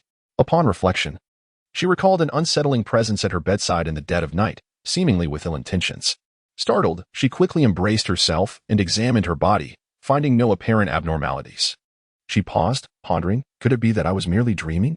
Chapter 7. The mercenary system. As Bing Jixie was engrossed in contemplating the formation within his chamber, he was suddenly interrupted by a series of knocks at the door. Swiftly erasing the intricate drawings from the floor and tidying away his notebook, he opened the door to discover it was Isabel Cornelia. Initially, he presumed she had come to discuss the events of the previous night, but her innocent and cheerful demeanor suggested otherwise. He inquired, "What brings you here?" With a sweet smile, Cornelia replied, "Celeste, do you have a moment? We would like to ask for your assistance." Being slightly taller than Bing Jixie, she prompted him to adjust his hat to meet her gaze as he asked, "What is it?" "We have accepted a task from the Mercenary Guild to help a knight repair his armor. Although the 3 of us possess some magical abilities, having a skilled magician would be advantageous. We are concerned about potentially damaging the armor. Thus we hope you could assist us. If the repairs are successful, the reward is 15 gold coins, half of which can be yours. 7 gold coins might seem a modest sum to many, sufficient for 10 days of lodging and meals in such an inn." However, Bing Jixie was indifferent to the monetary aspect. He understood the reason they were willing to offer him such a generous share. It was not merely a matter of wealth, but rather a quest for merit points. The Mercenary Guild operates as a global organization, and the mercenary system is widely embraced across the continent, championed by various nations. This system brings forth 2 significant advantages. It enhances the skill sets and combat capabilities of the populace while addressing unemployment issues, both of which are vital for national economic development. Within the mercenary framework, there are 2 primary entities: individual mercenaries and mercenary teams. Individuals may join the guild to become independent mercenaries or assemble teams of 5 or more. Upon accepting tasks, mercenaries can earn 3 types of rewards: merit points, material rewards, and honor rewards, provided respectively by the Mercenary Guild, task sponsors, and legitimate national guilds. The hierarchy among mercenary teams and individual mercenaries dictates the level of tasks they may undertake. Task levels are assessed based on difficulty and reward magnitude, categorized into 7 ranks: S, A, B, C, D, E, and F, with task commissions spanning 10 levels from SSS to G. Advancement in rank for mercenaries or teams is determined by the accumulation of merit points through the guild, with task acceptance conditioned by their current rank. For instance, an F-rank team may accept tasks rated F and G, while an E-rank mercenary can take on E, F, and G tasks. Only S-ranked mercenaries can undertake SS tasks, with SSS tasks reserved for national wartime missions. Tasks are divided into general and team-specific categories. Any individual or team meeting the criteria may accept general tasks, whereas team tasks can only be undertaken by qualified mercenary groups. The latter may stipulate a minimum number of participants, such as 50 or 100. Additionally, tasks are classified as limited or unlimited in number. Limited tasks restrict repetition after being accepted by one mercenary or team, while unlimited tasks allow multiple parties to undertake them simultaneously, with rewards going to the first to complete the task. Due to inherent risks, unlimited tasks typically offer rewards exceeding those of their limited counterparts. Further classifications exist for tasks based on their scope: regional, national, and global. Regional tasks are confined to local guilds, while national tasks are available to all guilds within a country. Global tasks can be accepted by guilds worldwide. When a task is commissioned, the mercenary guild levies a commission fee of 10% of the reward amount. National tasks incur additional fees based on territorial size, while global tasks attract a fee of 10,000 gold coins. Once a task is accepted, the sponsor cannot withdraw it. Should a mercenary fail a task, they may still receive 3 to 5% of the material reward, though their merit points will be deducted by 30% of the task's reward value. For instance, if a task offers 100 merit points, a failure results in a deduction of 133 points from the mercenary and their team. If merit points fall below -100, the mercenary status is revoked for 3 years. Bing Jixia was well acquainted with the mercenary system, having traveled the continent for over 2 years, during which all his living expenses were sourced from the guild. He frequently undertook repair tasks, as they were generally less demanding yet yielded substantial rewards. Repairing items through the guild often proved significantly cheaper than visiting a professional blacksmith. Having agreed to assist them, Bing Jixia followed Cornelia, who appeared elated, as they exited the tavern. They teleported to another district where an expansive public training ground awaited, equipped with stone platforms and tables, facilitating convenient repairs. Such training grounds are common in towns, fostering an environment for skill exchange and often attracting individuals eager to showcase their prowess. Cornelia scanned the area and soon spotted Irina, who was engrossed in watching a duel. She approached Irina, asking, "Where's Vayne? Hasn't he returned with the armor yet?" Irina frowned, replying, "I have no idea what he is up to now." Cornelia continued, "Here, let Celeste take a look at the commission document. If he repairs it successfully, we'll give him half the fee, 7 gold coins and 50 silver coins." Irina handed the document to Bing Jixia. He examined it. Task level, E. Task requirements: repair 1 non-standard medium knight armor from the Magic Moon Empire. Task reward: 80 merit points, 15 gold coins. Task accepting party: E-ranked mercenary Beef Irina. Return location: Silver Knight District, Debirai City, Magic Moon Empire Mercenary Guild. Guild code: MY0014. Detailed requirements: repair 1 non-standard medium knight armor from the Magic Moon Empire. Damage assessment 65 to 68, as per the Mercenary Guild, with a completion repair rate of over 90. Repairing armor with a damage level of 65% for a mere 15 gold coins indicates the client's stinginess. In a blacksmith shop, the cost would surely exceed 100 gold coins. However, neither Irina nor her companions were concerned about this, and Bing Jixia was even less so. Cornelia, gazing at Bing Jixia, inquired with a smile, "Do you know why I asked you to help us?" Bing Jixia returned the receipt to the 2 girls and remarked, "You are outsiders. We are acquainted." The 2 girls were momentarily taken aback. Irina responded, "Your words are rather terse, yet you are correct." Cornelia added, "Indeed. Though the reward is somewhat meager, I appreciate your assistance." Shortly thereafter, Wayne arrived, carrying a large suit of armor. "Wayne, where have you been? Why did it take you so long?" Irina's irritation was unmistakable. Wayne set the armor down, wiped the sweat from his brow, and replied, "Fool. How could I repair it without the necessary tools?" Irina paused, then awkwardly smiled, realizing that in her eagerness to fix the armor and earn credits, she had neglected to prepare any repair tools. Wayne had a bag slung over his shoulder, and upon placing it down, it revealed the very tools needed for the repairs. Cornelia joyfully picked up a hammer, exclaiming, "We have the tools. Let us commence the repairs." Celeste, she glanced at Bing Jixia, who was already examining the armor meticulously on a stone platform. The armor appeared intact, lacking only the sheen characteristic of metal. Without looking up, Bing Jixia ran a hand over the armor and sniffed it, then declared, "You have been deceived. This armor has been corroded by the acid of a dermis worm. Though the acid is not potent, it possesses remarkable longevity. Even when exposed to air, a single drop can persist for over a decade without evaporating. While the surface may not reveal much, a simple touch will confirm it." The three of them reached out to feel the armor, which had a texture reminiscent of rough plaster, quite uncomfortable. Bing Ji Xie continued. The armor has been riddled with countless imperceptible holes, uniformly distributed, indicating years of corrosion. If left unchecked, it will soon become nothing more than scrap metal. At present, this armor can no longer protect its wearer, a mere exertion of force. With that, he struck the armor, creating a hole. The trio gasped in surprise, staring at the gaping rupture, while Wayne seethed with frustration. Damn it. Has the guild deceived us as well? Bing Ji Xie shook his head, saying, it is not that the mercenary guild intended to mislead you. Perhaps even the appraiser was unaware. To think even the guild could be fooled. How despicable. Wayne fumed.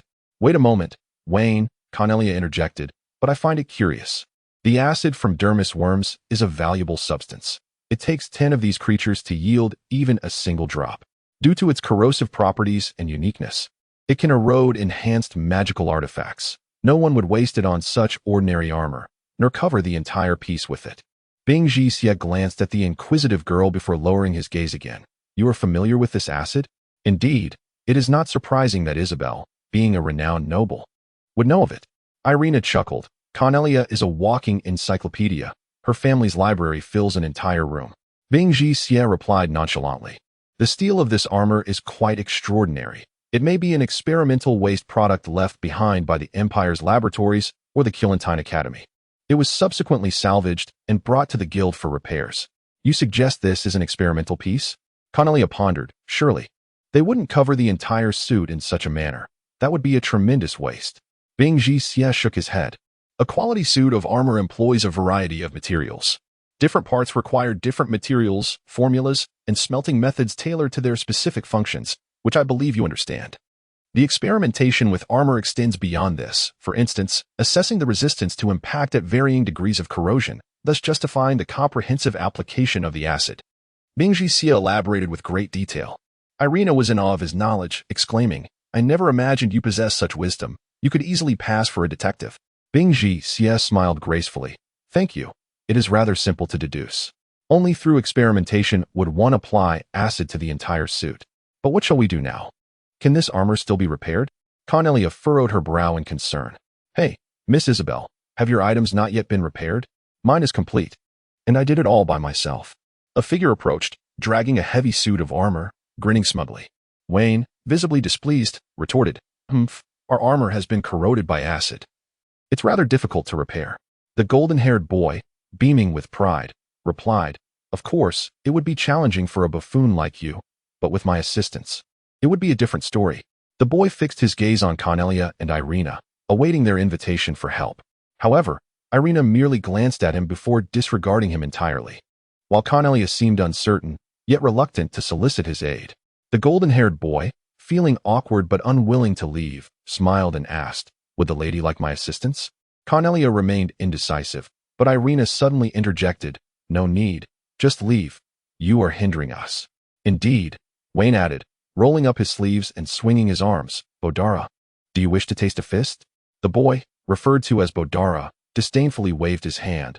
I have no desire to converse with a brute. I only heed Isabel. I mean, Miss Cornelia, I am certain she would appreciate my help, yes? The final inquiry was directed toward Cornelia. She glanced at her companions, sensing their resolute stance, and offered an apologetic response, Thank you, but we have already found a friend to assist us. Oh, I see. The golden-haired boy cast an unhappy glance at Bing Ji Xie before departing. Chapter 8.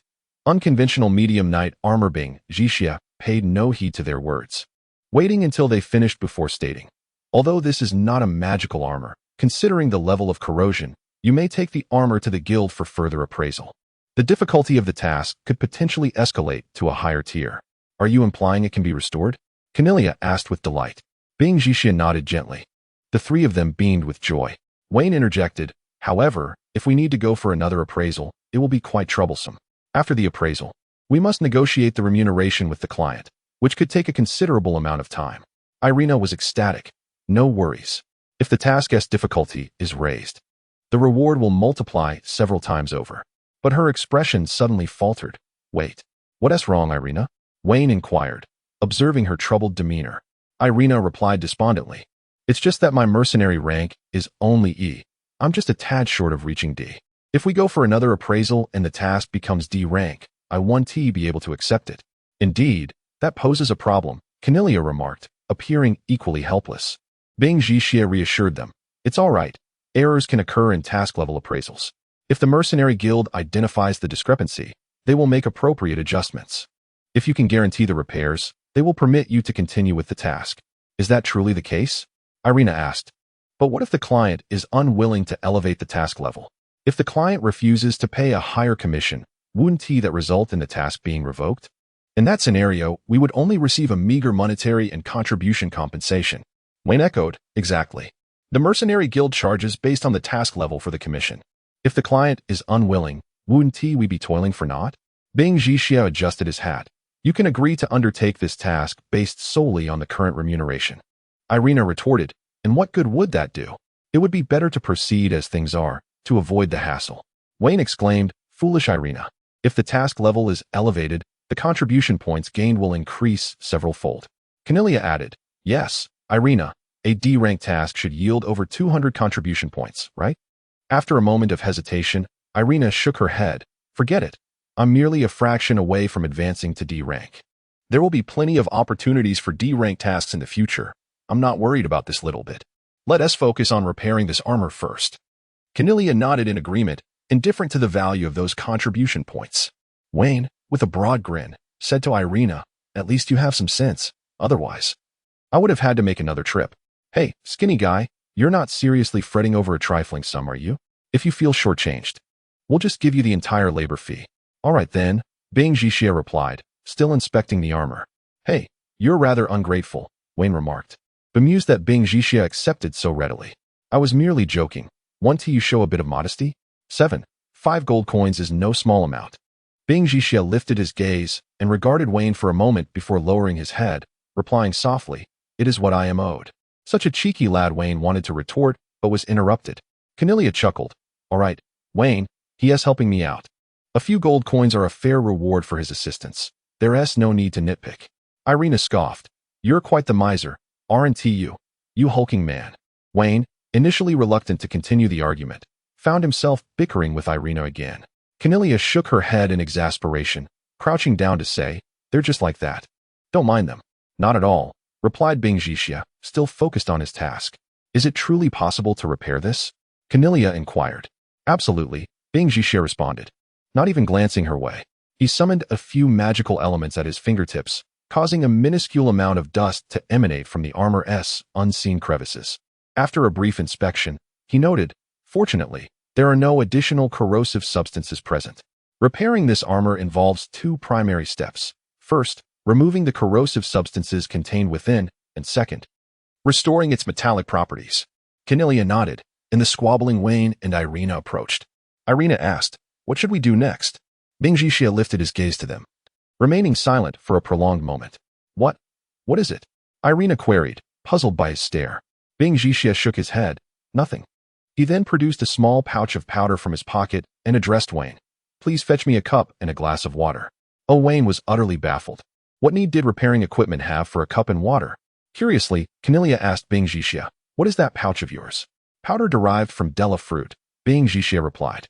Della fruit, Irina exclaimed, recalling his request for a cup and water. Are you going to make a drink?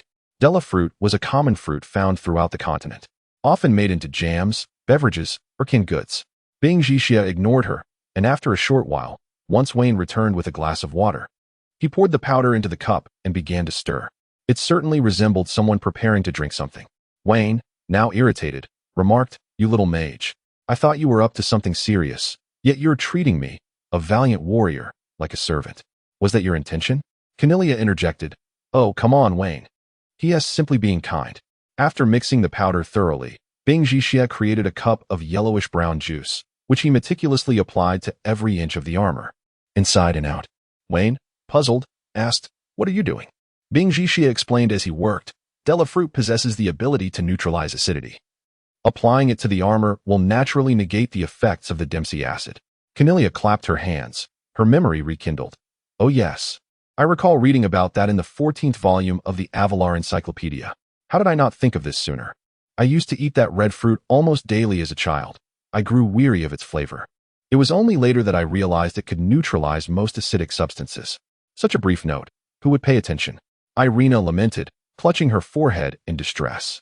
I never knew this fruit had such uses. I must buy more right away. Wayne, thrilled as if he had discovered treasure, exclaimed, I can't believe it. Irina seized Wayne's arm as he attempted to rise. What are you going to buy that for? It's 5 silver coins per pound. It's not some valuable treasure.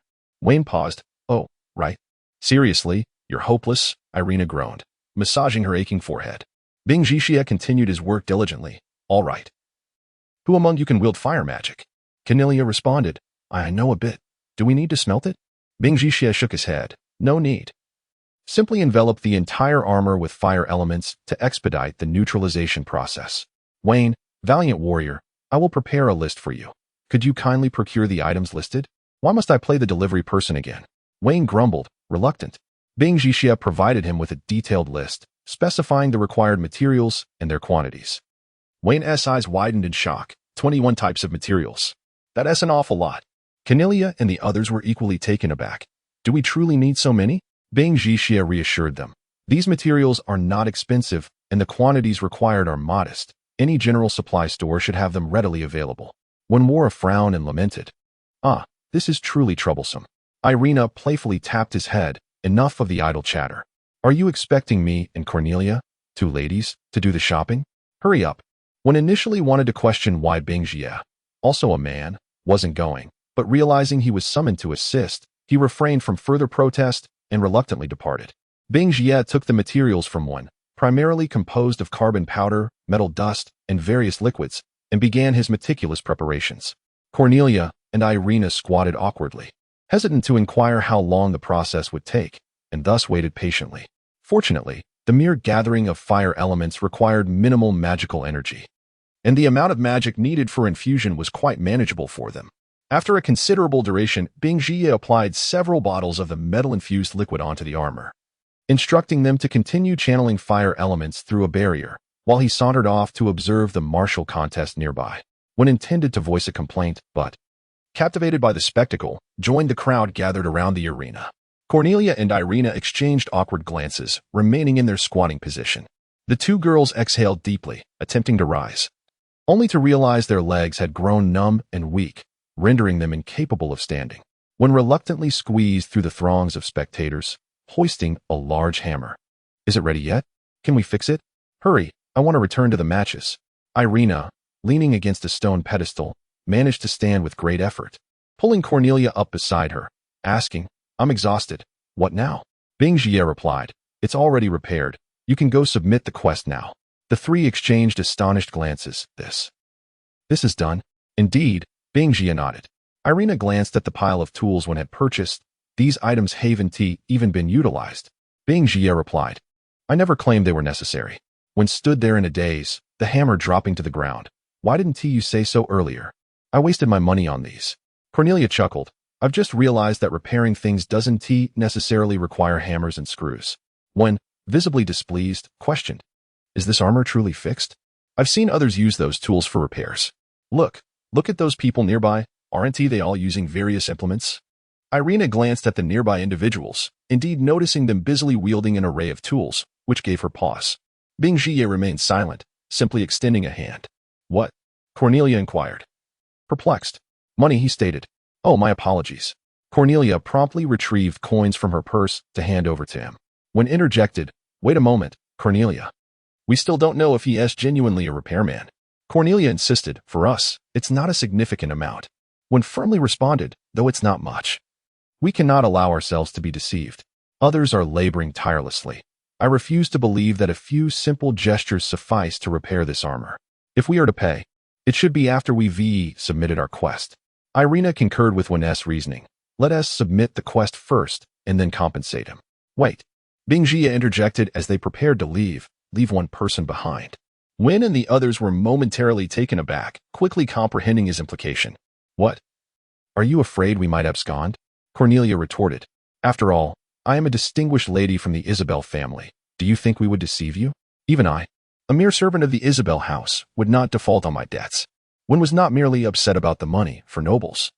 Their family name signifies their reputation and honor. Bing Jie's words implied a lack of respect for their lineage. Bing Jie remained silent, his head bowed. Cornelia found herself in a dilemma and finally said, 1. You and Irina go to the guild to submit the quest. I will stay here. No way. One immediately disagreed. If anyone should stay, it should be me. I will teach this impolite fellow a lesson. Cornelia urged, enough, you two should go. He has helped us significantly. He only asks for 15 gold coins. If we leave without compensating him, he would gain nothing. Seeing Cornelia's resolve, one reluctantly agreed to depart with Irina. Chapter 9. The arena and the stakes. After Wayne and Irina departed, Cornelia stood awkwardly for a while Bing Jie remained silent.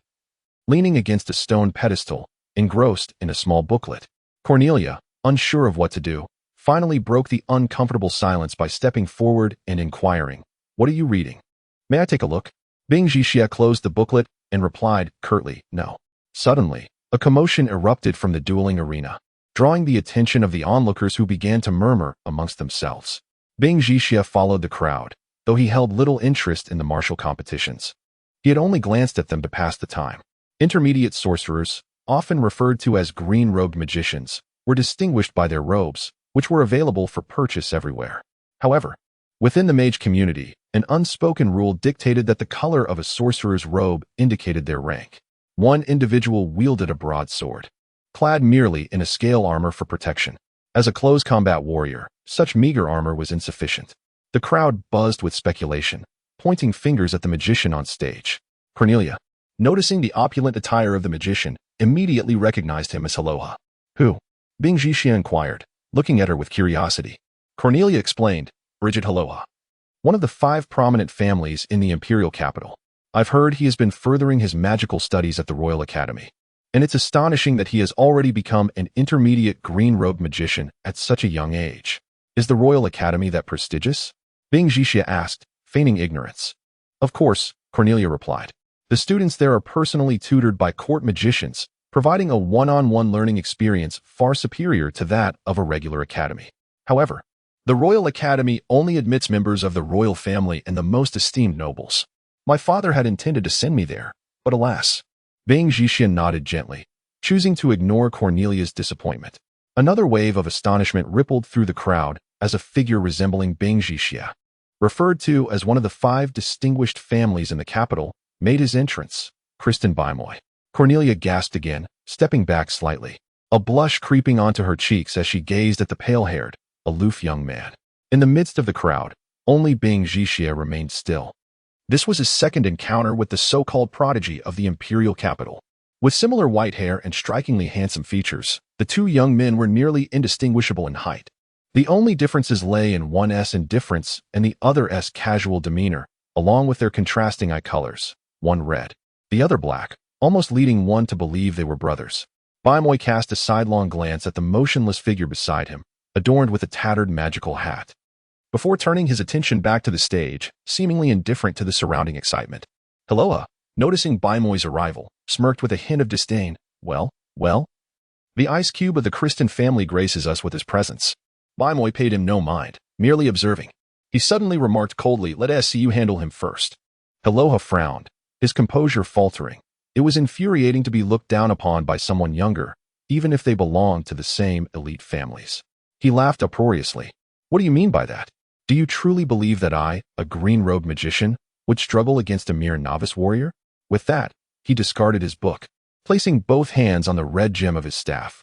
The air around him grew warmer as powerful magic surged, guiding fire elements in a mesmerizing dance around him, conjuring 3 slender red fire serpents that twirled brilliantly in the air.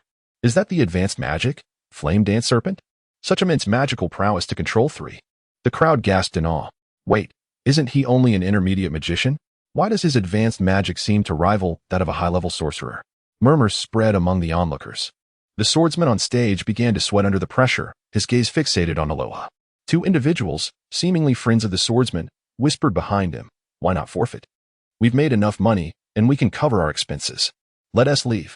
The swordsman swallowed hard, contemplating this suggestion.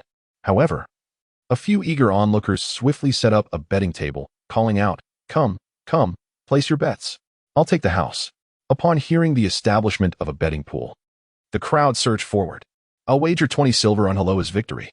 I'll put down 1 gold on Aloha. I'll bet 50 silver. Don't you dare skip out on paying house. The throne. Captivated by Aloha's status as a member of one of the 5 families and his impressive magical capabilities, overwhelmingly placed their bets on him. The swordsman's companions realized their friend was trapped. With the betting underway, for him to withdraw would likely invite ire from the crowd. Aloha surveyed the crowd with a triumphant smile, turning to Baimoy. So, what do you think, Baimoy? Care to place a bet on my victory? Baimoy scrutinized the swordsman's companions, noting their battered metal armor and the insignia of the Magic Moon Empire, a mark of soldiers who had served there. The betting initiators observed the growing pile of wagers favoring Aloha, realizing they would face significant losses if he triumphed. Yet they continued to accept more bets, their pockets bulging with coins. The atmosphere thickened with tension as everyone seemed convinced Aloha would not lose, with some wealthy individuals even using banknotes to place their bets. Aloha, relishing in the attention, cast a glance at Baimoy, who regarded him coolly, unfazed. Baimoy approached the betting table, placing a single gold coin on the empty side of the swordsman. To his surprise, someone had beaten him to it. Placing another gold coin on the swordsman's side, none other than the silent figure beside him, Bing Jixia. The actions of Baimoy and Bing Jixia drew the collective gaze of the crowd, their curiosity piqued. Many began to hesitate, wondering if they should follow the lead of Baimoy. Even as the atmosphere thickened with anticipation, Aloha laughed. I knew you would do that. A single gold coin to try for an upset? Sure. You might earn a little pocket change, but losing just 1 gold isn't much of a risk. Aloha's words awakened a realization among the crowd. Indeed, he had only wagered a single coin, and many felt relieved they hadn't hastily followed suit. The betting initiators, having barely noted the names of the few betting against Aloha, declared, All right, bets are closed. Everyone, let us not delay the main event. Meanwhile, Cornelia admired Baimoy's audacity, astonished that the seemingly younger Bing Jixia had also placed a bet on the swordsman's victory and had done so before Baimoy. Yet, she considered it merely a ploy for attention. Any remarkable act must be backed by the strength of the one upon whom the bet is placed. Aloha emitted a disdainful grunt, casting a contemptuous glance at his opponent, the swordsman. He picked up the book from the ground, brushed it off, and handed it to a nearby person for safekeeping. The swordsman on stage, observing the pristine magical robe and the exquisite badge of a mid-level mage worn by his adversary, smiled confidently and stepped forward, bowing slightly. Are you ready? Let us commence. Aloha was displeased by the swordsman's question, retorting, What do you mean, am I ready? Just don't blame me for being merciless later. The two exchanged formal gestures customary before a duel. Aloha swiftly began to chant his spell, and with a crackling sound, bolts of lightning surged forth from his palms, shooting out from his fingertips. The lightning magic posed significant danger to the swordsman clad in metal, yet the swordsman seemed prepared, sidestepping the attack and channeling his battle aura. The broad sword, enveloped in this aura, effortlessly disrupted the incoming current, redirecting the lightning onto his blade as he swung it back at Aloha. The audience below was intensely focused on the duel. Each time Aloha unleashed a spell, they erupted in cheers, yet fell silent whenever the swordsman narrowly evaded his magic. Initially, Aloha brimmed with confidence, forcing the swordsman into precarious positions several times. However, after casting a dozen spells, a sense of astonishment crept into his mind. It seemed as if his opponent anticipated each spell, deftly evading his attacks. Although a few spells did find their mark, they were mere trivial fireballs, more distracting than damaging. Meanwhile, the swordsman grew increasingly self-assured and invigorated, even pushing Aloha towards the edge of the arena, relying on his formidable magical prowess to keep him at bay. Undeterred by the pressure, the swordsman's speed escalated, launching one strike after another, often recognizing Aloha's intentions before he could even cast a spell, devising counters in advance. The crowd fell into a hushed silence, their eyes riveted on the combatants. At that moment, the swordsman clearly held the upper hand, forcing Aloha to sweat profusely, his immaculate robe sustaining multiple cuts from the sword. Had it not been for its superior material, it would have been reduced to tatters long ago. Before long, a powerful kick from the swordsman sent Aloha tumbling off the stage, eliciting a chorus of discontented murmurs from the spectators. My apologies. I may have struck a bit too hard, the swordsman said as he leaped off the platform, extending a hand to help Aloha up. Chapter 10. Analysis of Strength. The arena battle concluded unexpectedly with the defeat of Aloha. The gamblers erupted in laughter. Ha! The match is over. Come, those who won. Claim your rewards. Those who lost, stay away. What an entertaining contest. The crowd quickly became a cacophony, pointing at Hiroha, exchanging remarks about him. One irate individual stormed up to Hiroha, tugging at his clothing, and berated him. You scoundrel! What sort of disgrace is this for the Bridget family?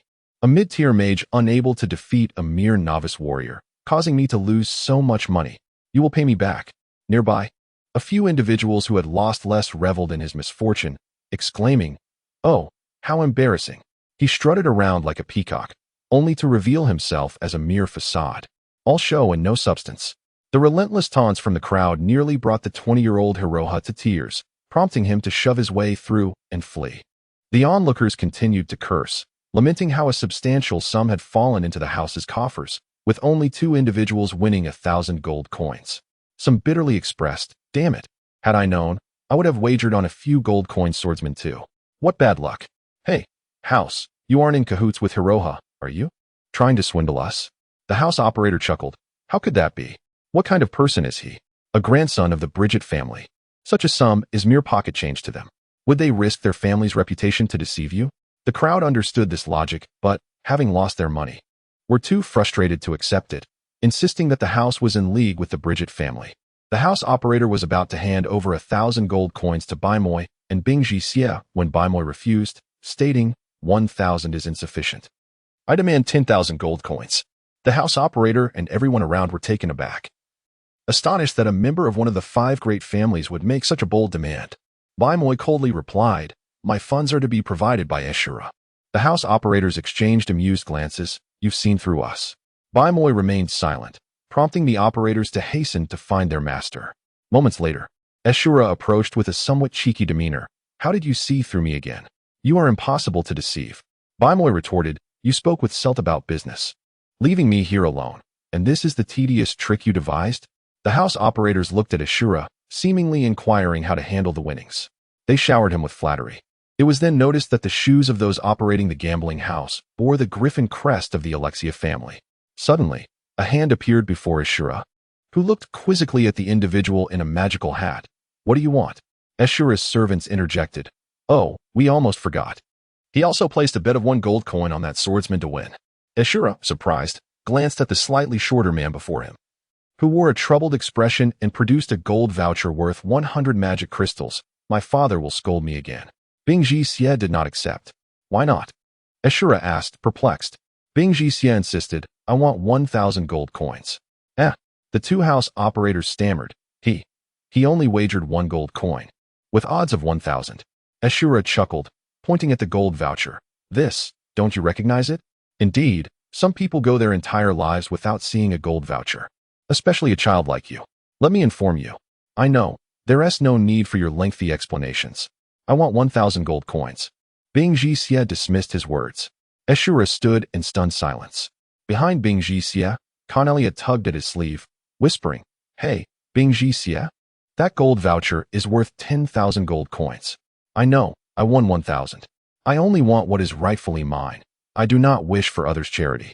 Bingji Xie replied, addressing both Cornelia and Ashura. Baimoy raised an eyebrow, observing him coldly. Ashura laughed heartily. Don't let your small stature deceive you. You possess quite the ambition.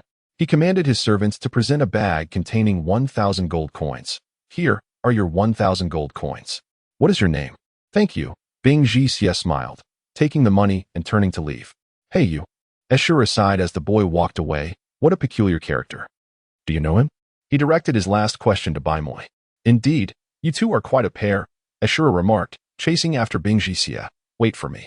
What do you intend to do with so much money? Bingji Xie had already purchased 2 ice creams, leaning against a stone platform where equipment was being repaired, offering one to Cornelia. Thank you. Cornelia awkwardly stood by, glancing at Bingji Xie, contemplating, what a strange fellow. Bored, Cornelia initiated conversation. Bingji Xie, you just won quite a sum, didn't you? Bingji Xie lifted his head, rubbing his sleepy eyes and yawning. What? Cornelia felt frustrated, thinking, how can he be asleep in such a noisy place? Yet she smiled apologetically. I'm sorry for disturbing your rest. Oh, it's nothing, he replied, pulling down his hat as if preparing to sleep again. Cornelia, not wishing to appear foolish waiting alone, called out. I have a question I can't quite grasp and wanted to ask you. What? Bing Jixie responded. Well, Cornelia began, about the earlier duel. Why did you bet on that swordsman to win? Was it just because losing meant only 1 gold coin, while winning could yield a fortune? Bing Jixie yawned again. Oh, that? It's somewhat accurate. Oh, I thought there might be another reason, Cornelia said, lowering her head, seemingly disappointed. Bing Jixie removed his hat to gaze at the glaring sunlight, which instantly cleared his drowsiness, then replaced the hat, stating, You truly don't know? What? Cornelia inquired, realizing there might indeed be a reason. Bing Jixie nodded. Yes, it's practical experience. Assessing a person's strength does not solely rely on their power level. Practical experience is equally vital. That swordsman clearly has ample battlefield experience, which often enables one to make the most accurate judgments in perilous situations. In contrast, that mage is merely a beautiful flower nurtured in a greenhouse. Though capable, he lacks practical experience, and under pressure, he falters. It's not that I'm exceptional. It's simply that you are still too young. Cornelia was momentarily taken aback by his words, then scoffed. What? You appear even smaller than I do. Yet you act like an adult lecturing me about youth. Bing Jixie, evidently uninterested in continuing this trivial discourse, turned his gaze toward the teleportation circle at the street corner. They are coming. Cornelia turned to see Irina and Vayne approaching joyfully. Bing Jixie swiftly extended his hand toward Cornelia. She hesitated, utterly baffled by his thought process. He refused 10,000 gold coins, instead asking for 1,000. Yet waited over an hour for a mere 15 gold coins. Reluctantly, she handed him the money. Bing Jixie, treating the coins as he had with Ashura, took the money and departed with a simple thank you. Vayne and the others dashed over, noticing the hat-wearing figure was missing, inquiring, Where did that kid go? There. Cornelia pointed, but then realized Bing Jixie was nowhere to be found. I just gave him money. He left. Alas, what a pity. Wayne lamented, striking his palm. What's wrong?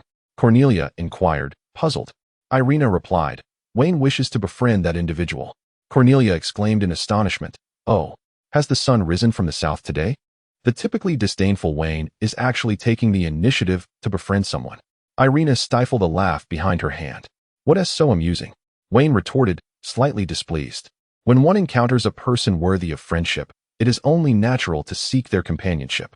Irina first showcased her mercenary card to Cornelia before continuing, earlier. The guild assessed the armor for repairs, and the restoration rate astonishingly reached 99%. Cornelia was equally taken aback. Indeed, Irina continued. The appraiser mentioned that while the armor must be at least 90 intact to be deemed properly restored, achieving a 94 restoration rate indicates mastery in repair. Such skilled craftsmen are exceedingly rare globally, as it requires an in-depth understanding of the equipment as properties and the application of the most appropriate methods for restoration. He even deemed us geniuses.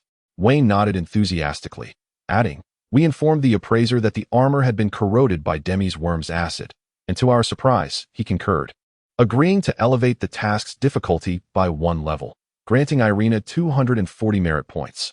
Furthermore, due to the exceptional quality of the repairs, he awarded her an additional 100 merit points.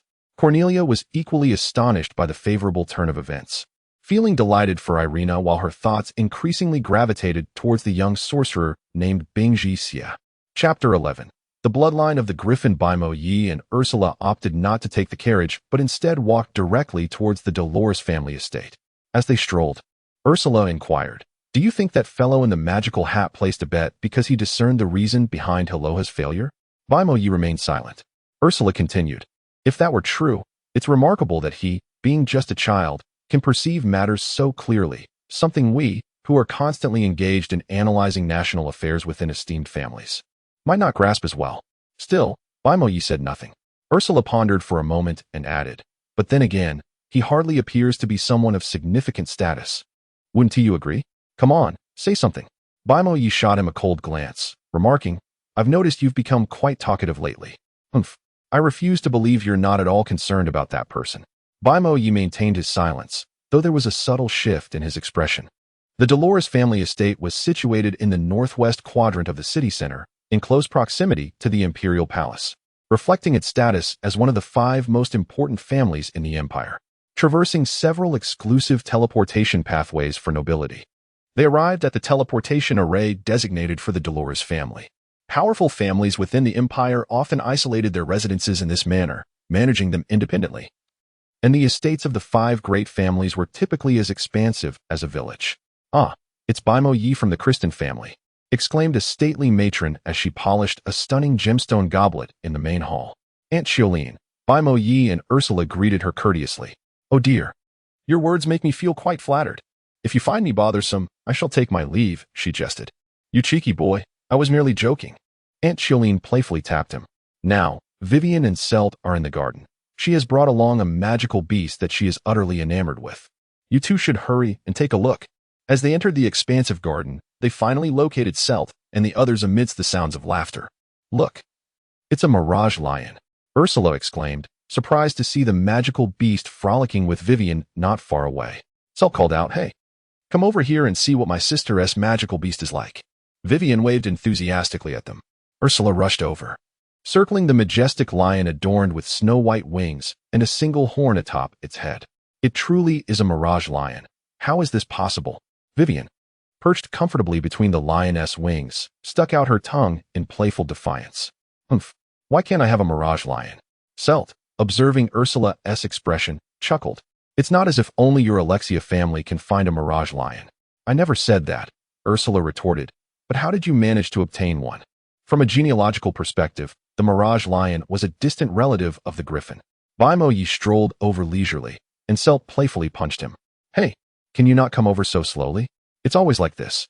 Vivian joyfully leaped down from the lion and grabbed Baimo Yi's hand, asking, "What do you think of my magical beast?" Baimo Yi replied absently. Celt punched Baimo Yi again. This time he dodged the blow. "What does mean? The moment my sister got this beloved beast, her first thought was to show it to you. Is that all you can say?" After a moment's thought, Baimo Yi added, "It's quite impressive. I'm about to lose my mind with you." Celt exclaimed, shaking his head at his sister. "Sister, why are you still interested in this dullard?" "What are you talking about, brother?" Vivian blushed slightly, feeling somewhat disheartened by Baimo Yi's response, yet she still smiled and tugged at his hand. "Because I excelled at the Royal Academy, Queen Asina gifted it to me. Would you like to ride it? I can let you." Asina Xiubeti was renowned as the most beautiful queen in the history of the Moonlit Empire. Baimo Yi initially intended to decline, but after a moment's reflection, he acquiesced. Ursula sighed in relief. "So it was a gift from the queen." "I thought." Celt laughed. "Your expression suggests you were relieved. The secret of breeding superior griffins and their kin has always been a closely guarded secret of your Alexia family. You claim not to care. Yet it's evident you're on edge." "What nonsense," Ursula replied. "With so many wild griffins in the Empire, if I were to be anxious every time I saw one, I would surely scare myself to death." Celt laughed heartily. "It seems you're merely scaring yourself." "Haha," Ursula observed as Baimo Yi and Vivian soared to the sky atop the Mirage Lion and turned to Celt, asking, "By the way, does your sister know Baimo Yi is entering Kelanting?" Celt made a gesture for silence. "If she learns of this, she'll certainly insist on being with Baimo Yi. But this is a matter that can be concealed for a time. Eventually, Vivian will find out." Celt sighed. "In any case, it's a family matter, and I can't control her. As long as she remains unaware for a few days, she'll stay at the Royal Academy this semester." Ursula reclined on the grass, basking in the sunlight, muttering, "Your sister is just like those infatuated girls. I don't see what's so special about Baimo Yi compared to me." Celt laughed. "True. He may not be as wealthy or as easygoing as you, but one thing is certain, he isn't a dandy like you." Ursula seized his collar, feigning anger. "Who are you calling a dandy? Who, pray tell? Who else could it be? Far away yet right before your eyes." Celt continued to chuckle. "You can't deny it. This is well known among the nobility of the Empire and even in the capital." "Humph."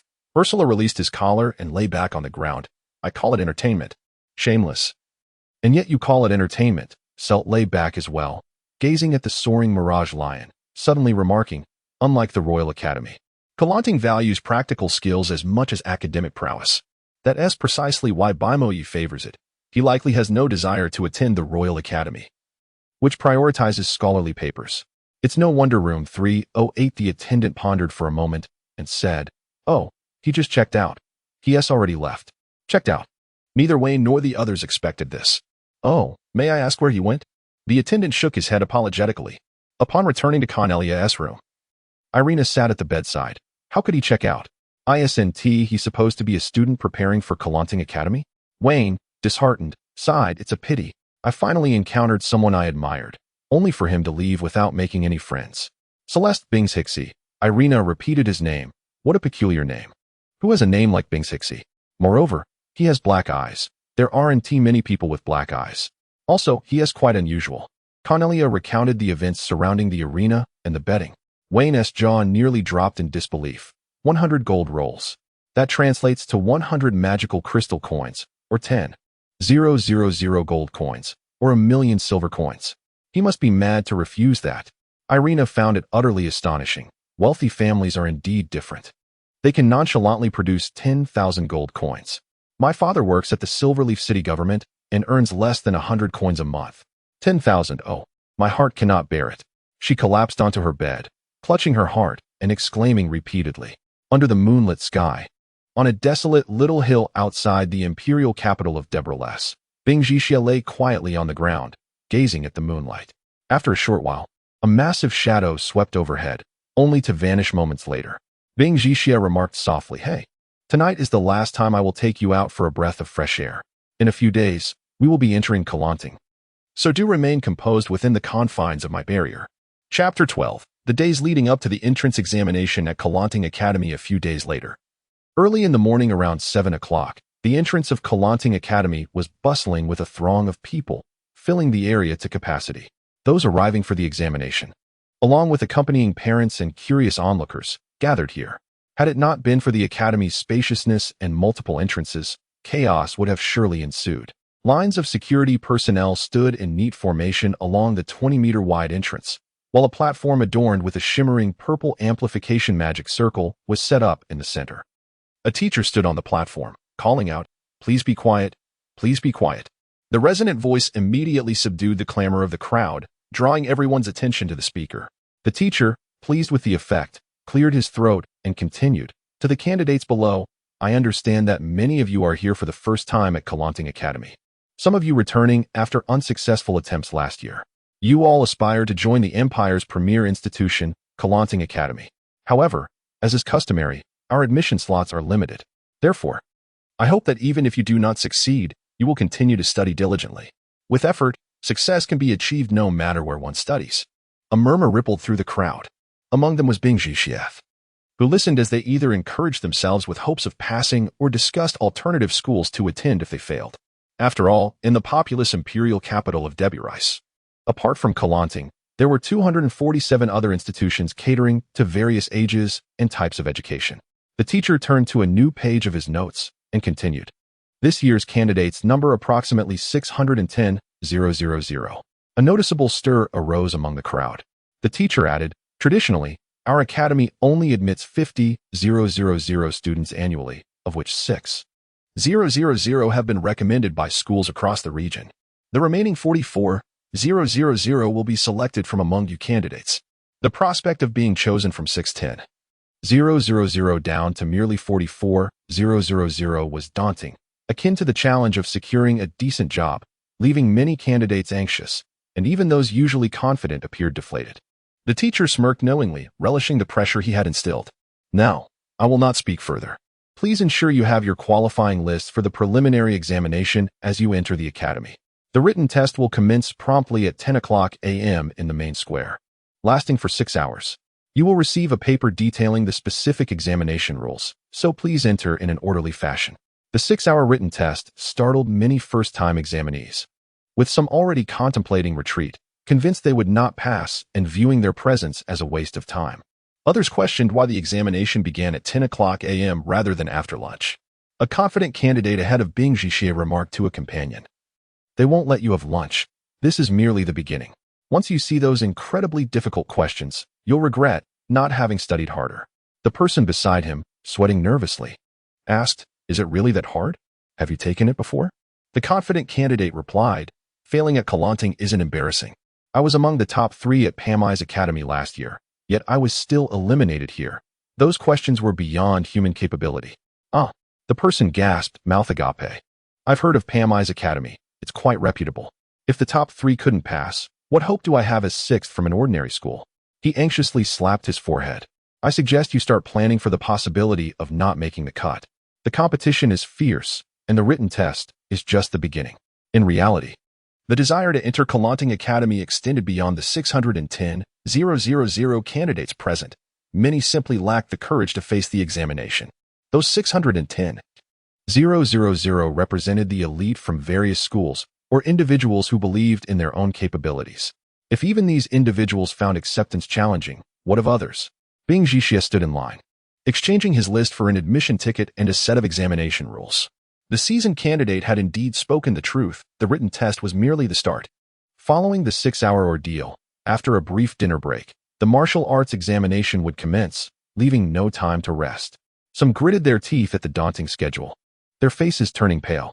Bing Jixie followed the line to a vast open square on the southern side of the academy, where tables for the examination were arranged densely in the center. He knew there were 100,000 tables, as stated in the examination rules. This test would be conducted in 6 batches, with those lacking admission tickets forced to wait until the following day. The expansive square was enveloped by a massive circular magic array, necessary for controlling the weather, as the examination was outdoors. This weather-altering array was relatively simple. It merely involved dispelling potential rain, shielding against harsh sunlight, and diminishing wind. To accommodate the 6-hour written test, academy students and teachers distributed prepared meals free of charge. Bing Jixie selected a piece of cake and a cup of milk, finding the taste pleasant. The sheer number of examinees meant many had come with friends, engaging in light conversation. Once the food wrappers and refuse were swiftly cleared away by designated personnel, a large clock tower chimed 9:30. The candidates, guided by their admission numbers, found their designated seats. Bing Jixie's number was 110. 226. The 110 indicated the vertical sequence, akin to coordinates, while 226 referred to the horizontal positioning in row 226. Bing Jixie, as he finally located his seat according to the markings on the ground. He heard his name called and looked up to find Cornelia, surprised to encounter someone familiar amongst 610,000 candidates. He noted that she was seated at 111. 226. Right next to him. Cornelia exclaimed with delight, "I can't believe you're sitting right beside me. Why haven't you been staying at the inn these past few days? We thought you weren't a candidate," and it made Wayne anxious, claiming he hadn't made a good friend. Now that he knows you're here, he'll be thrilled. By the way, he and Irina are at 036, 177 and 299, 007. After the exam, I'll take you to see them. After her excited chatter, Cornelia seemed to realize she had been overly enthusiastic, lowering her gaze and murmuring, It's nothing, just that Wayne really wants to be friends with you." Bing Jixie's eyes were not on her, but rather on someone behind her. Realizing his gaze was amiss, Cornelia turned to look behind her and gasped, Bye Moyi." Her fair complexion flushed, and her hands, resting on the table, tightened around the pen. Bai Moyi also noticed the man seated beside him, casting a fleeting glance with his crimson eyes before taking his place at 112. 226, deliberately avoiding any further distractions. Cornelia lowered her head, staring at her pen. Yet her thoughts were far from it. Her heart raced like a restless little rabbit, refusing to be quelled. What should I do? How is it that he is sitting next to me? Incorrect. He is sitting next to me during the exam. I should be delighted. How could I possibly be afraid? As these thoughts swirled in my mind, memories from 7 years ago began to resurface. This classmate, my peer. Cornelia's reverie was interrupted by someone, and she looked up to find it was the invigilator distributing the exam papers. "Oh, so many, are they all mine?" The invigilator jested. "Would they belong to me? 10 exam papers, 500 questions, and only 6 hours to complete them. You must put in your best effort." Yes. Cornelia hastily wrote her name and candidate number on her paper, her earlier musings completely overshadowed by the content of the exam. Upon receiving the hefty stack of papers, most students gasped in astonishment. Cornelia glanced at the first question: what will occur when the mixture of glowing sand, rainbow tree sap, and the blood of a tail beast is refined together? This question seems rather straightforward. After magical condensation, one would obtain a crystal capable of serving as a conduit for magical energy. Is it truly the case that others are facing more difficult questions? With over 10,000 invigilators present at this academy, boasting a student body and faculty exceeding hundreds of thousands, it hardly seems a concern. Any instance of cheating would lead to immediate expulsion from the examination hall and disqualification from the exam. Each candidate is allowed 1 restroom break, and on each desk lies a red crystal. By infusing it with magical or combat energy, One can summon personnel to blindfold you and escort you from the examination room. However, I doubt anyone would squander their precious 6 hours on a restroom visit. The chief examiner cleared his throat and continued. Now, before the exam begins, I shall instruct you on how to tackle the first question, so pay attention closely. The students exchanged puzzled glances. The chief examiner was teaching them how to answer a question, and the first question was hardly difficult enough to warrant instruction. His voice, amplified for clarity, resonated through the hall. What will occur when the mixture of glowing sand, rainbow tree sap, and the blood of a tailed beast is refined together? The answer, 1. When refining glowing sand with this mixture, infusing it with a strong fire element will result in an explosion. 2. When refining glowing sand with this mixture, infusing it with wind and water elements will yield fragmented glowing sand. 3. The chief examiner enumerated numerous methods and their respective outcomes. The students listened, mouths agape, exclaiming, "No way." Cornelia, too, felt dizzy. Everyone knew that mixing these materials would yield glowing crystals. Yet she had not anticipated that they would need to document the effects under varying elemental infusions and intensities. Completing 500 questions in 6 hours was already daunting. And if they were to write all that down, she truly wondered how she would manage. Chapter 13. The written examination for admission to Quillenting. The candidates pondered over the examination, yet the chief examiner held a different perspective, as it was an entrance exam. The questions were relatively straightforward, and 6 hours would suffice. Of course, some students might find it rather challenging. How can this be considered difficult? Writing this is simply an insurmountable task, one examinee muttered. The chief examiner remarked, thus, the passing requirement for your written exam is rather lenient. Each question is worth 1 point, and achieving a score of 400 is sufficient for passing. Naturally, some may wonder if one must answer all the questions to earn points. Not at all. Many methods are not universally known. For this type of question, as long as you provide more than 5 methods, you will earn points. The more methods you present, the better. For every additional 5 methods, you will receive an extra point. This method of scoring is quite generous, compensating for any losses incurred from unanswered questions.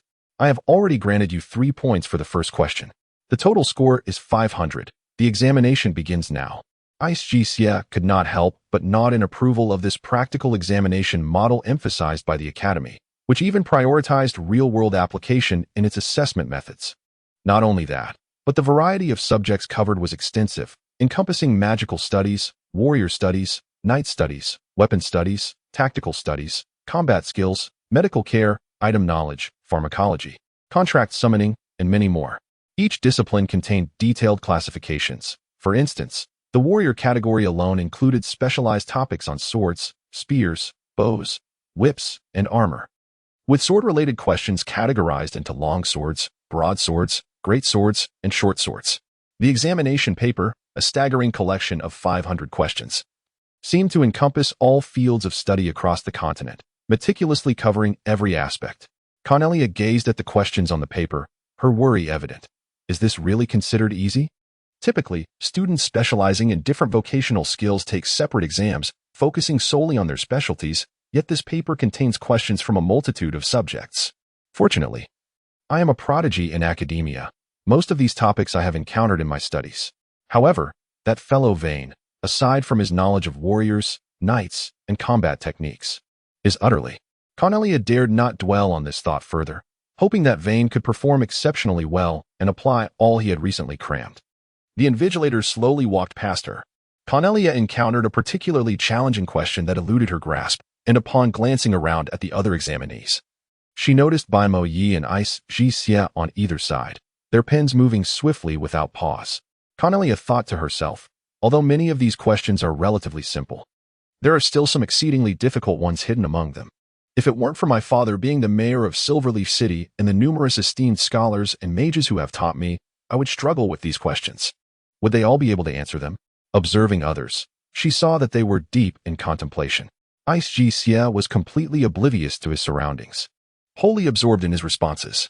He had to gain admission to Quillenting Academy, for within the great blue crystal tower might lie what he sought. Although the chief examiner stated that a score of 400 would suffice for passing, with 610,000 candidates vying for merely 44,000 spots, the competition was fierce. Even those who passed may not be accepted. He needed to ensure his own success. On the other side, Baimo Yi also paid no mind to anyone else, focused solely on his paper. As the saying goes, time flies when one is engrossed in a task. Before long, the clock tower in the square indicated that it was already 2 p.m. While Cornelia was diligently working on her paper, she suddenly heard a commotion nearby. Looking up, she noticed Baimoyi placing his paper into an envelope and approaching the chief examiner. All eyes turned toward him, murmuring, "No way, is he submitting his paper early? Even if he has finished, doesn't he need to check it?" Silence. "Everyone, please be quiet," the invigilator interjected, stopping Baimoyi. "Are you submitting your paper?" "Yes," Baimoyi replied, and walked past the examiner. The invigilator watched Baimoyi, muttering under his breath, "Truly worthy of the title of the capital S greatest genius. I can't believe he is only 14. The Christine family produces talents in abundance. This is the first time I've seen someone submit their paper in just 4 hours." Cornelia's heart swelled with pride upon overhearing the examiner's comments, as if they were praises directed at her. The chief examiner accepted Baimoyi's paper, smiling. "I knew you would be the first to submit, and that you would do so without completing all the questions. Your grandfather, the Duke, always boasts about you in our presence. Even the king has said you are the most talented individual in the empire. I believe you will surely be accepted with top honors." "Thank you, Uncle Dewey," Baimoyi replied politely, bowing slightly and acknowledging the other 2 examiners as well. Dewey Hab, was a well-known teacher within the empire, currently instructing at Quillenting Academy. "Once you finish, go have a meal and rest. The next round will commence in 4 hours. Could this fellow also have finished?" an examiner remarked, glancing at Isgcia as he departed. Dewey Hab picked up Isgcia's envelope. 110. 226, Xyloside Isgcia, ISNT. He just sitting nearby? He looked at Baimoyi. Baimoyi seemed lost in thought, not paying attention to the examiner's words. Isgcia. He quietly repeated the name before leaving the examination platform. The 6-hour examination period swiftly elapsed. Chief Examiner Hab addressed the candidates once more. "The allotted time for the examination has concluded." The candidates glanced at the clock, realizing it was indeed 4 p.m. "Has 6 hours really passed so quickly? Oh no. I haven't even completed half of it." "Me too. I'm doomed. I definitely won T-pass. Damn it. I shouldn't have wasted so much time on the earlier difficult questions. What a blunder. Truly a blunder." The candidates expressed their frustration and disappointment. One examinee stood up, venting his anger. "It's absurd. 500 questions in 6 hours are impossible to complete. I've been fast in the academy, yet I've only managed to answer a little over 400 questions. Are the Quillenting teachers deliberately making things difficult for us? No one could possibly finish." As soon as he spoke, a girl sitting in front of him stretched and cheerfully exclaimed, I finally finished all the questions just in time. How wonderful." "No, that can't be." The loud candidate fell silent. The girl looked around at the distressed examinees and, upon seeing an invigilator approach, promptly handed in her paper, saying, "Excuse me, teacher, I'm done, hee." The invigilator placed her paper on the table and smiled approvingly. "Well done for completing the paper. Please leave it on the table for now." "Thank you, teacher," the girl replied, her joy evident. The invigilator moved behind her and addressed the disgruntled candidate. "Did you see? Others were able to finish. It's just that you didn't perform to your potential. Keep striving. Some can submit their papers in 4 hours. I believe you can achieve that too." "For 4 hours?" The irate candidate was nearly dumbfounded. The girl in front gasped, "Teacher, 4 hours? Is anyone really that skilled?" "Yes," the invigilator nodded, smiling. "There are not just 1, but 2 individuals who submitted their papers within 4 hours." The girl's exuberance waned slightly. "I thought I was among the first to finish." The invigilator chuckled. "Not quite. You're likely among the first few hundred. However, as long as you answer well and perform admirably in the next round, you should have no trouble securing admission." The girl let out a sigh of relief, patted her chest, and once again donned a smile. "That's wonderful. With your words, I can finally rest assured." Approximately 20 minutes later, Hubble finally announced the conclusion of the examination. This adhered to the long-standing tradition of Quillenting, as some students had been significantly hindered by challenging questions, necessitating a little extra time for them to make amends. However, for those who had barely made any progress, this additional time was merely a drop in the ocean. Chapter 14. The Grape Leaf Restaurant. Cornelia finally managed to find the already departed Bing Jie from the examination hall. She rushed to his side, panting, and asked, "How did you finish so quickly?" Cornelia pressed her forehead, shaking her head in disbelief. "How can you be so reckless? Doesn't the prospect of being admitted matter to you at all? No. I am determined to enter Kelanting Academy. Bing Jixie's words were spoken plainly yet with unwavering conviction. Cornelia stared at him for a moment, taken aback. Then you. Hey, Cornelia. Irina came rushing over, accompanied by Wayne. You must tell me about this guy. He submitted his paper before finishing the exam. Upon noticing Bing Jixie, Wayne joyfully clapped him on the shoulder and exclaimed, Where have you been these past few days? I thought you weren't here for the exam. You know, when you fixed that knight's armor last time, it really opened our eyes. I've never admired many people in my life, but your skills have earned my respect. I've decided to befriend you. Wayne, Cornelia interjected, slightly annoyed. Don't speak so rudely. Take your hand off. Wayne quickly withdrew his hand, apologizing. Irina laughed. Well, it seems even you, the brute, can be tamed by Cornelia. Who do you think you are? Acting as if it's a privilege for others to befriend you?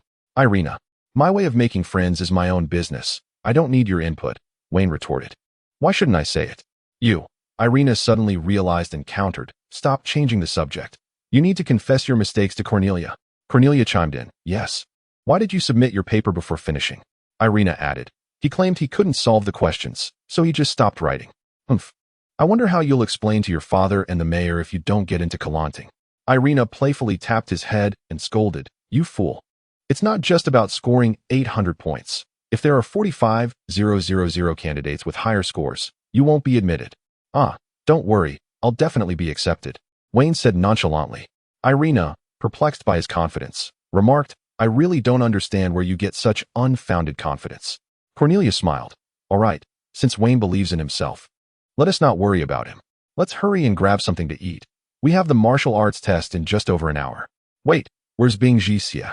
Wayne suddenly noticed his absence and exclaimed, annoyed, This is your fault. With your endless chatter, you scared my friend away. Irina shot back. It's clearly your improper way of making friends that drove him off. You can't blame me for that. Cornelia looked around but couldn't find Bing Jixie either. Forget it. Perhaps he doesn't like us and has left alone. Let's eat. I'm already starving. At the mention of food, Wayne became animated, exclaiming, Hurry up. I heard there's a great restaurant at the academy. If we don't go soon, we'll miss out on a table. Irina scoffed. You seem more excited about this than during the exam. The Grape Leaf Restaurant is a splendid dining establishment within Kelanting Academy. As they entered the dining hall, the dim lighting, coupled with the gentle glow of white lights, created a delightful atmosphere. The walls adorned with red diamond-patterned wallpaper and picturesque landscapes from various locales invited guests to appreciate the ambience rather than the artwork itself. The restaurant generously offered a special grape wine to every guest, which, upon consumption, would not lead to intoxication. Bing Jixie, unfamiliar with wine, drank it as if it were sweet fruit juice. Although surrounded by many patrons, he felt entirely detached from the world, relishing the solitude. However, this solitude was short-lived, as someone he recognized spotted him. Hey, Celeste. Bing Jixie, a golden-haired figure, Bigelow, seemed pleasantly surprised to find him in that corner. Long time no see. How have you been? You must be one of the first to arrive for the exam. How did it go? Bing Jixie gestured for him to take a seat and replied coolly, Not bad. Not bad. That sounds promising. Bigelow called for the waiter. Noticing Bing Jixie's salad, he remarked, You have a martial arts test tonight. You can't just eat this. The waiter quickly approached. What would you like to order? Bigelow stated, Let us start with 2 servings of escargot, then chicken liver steak, wine sauce pancakes, and 2 servings of borscht. How does that sound?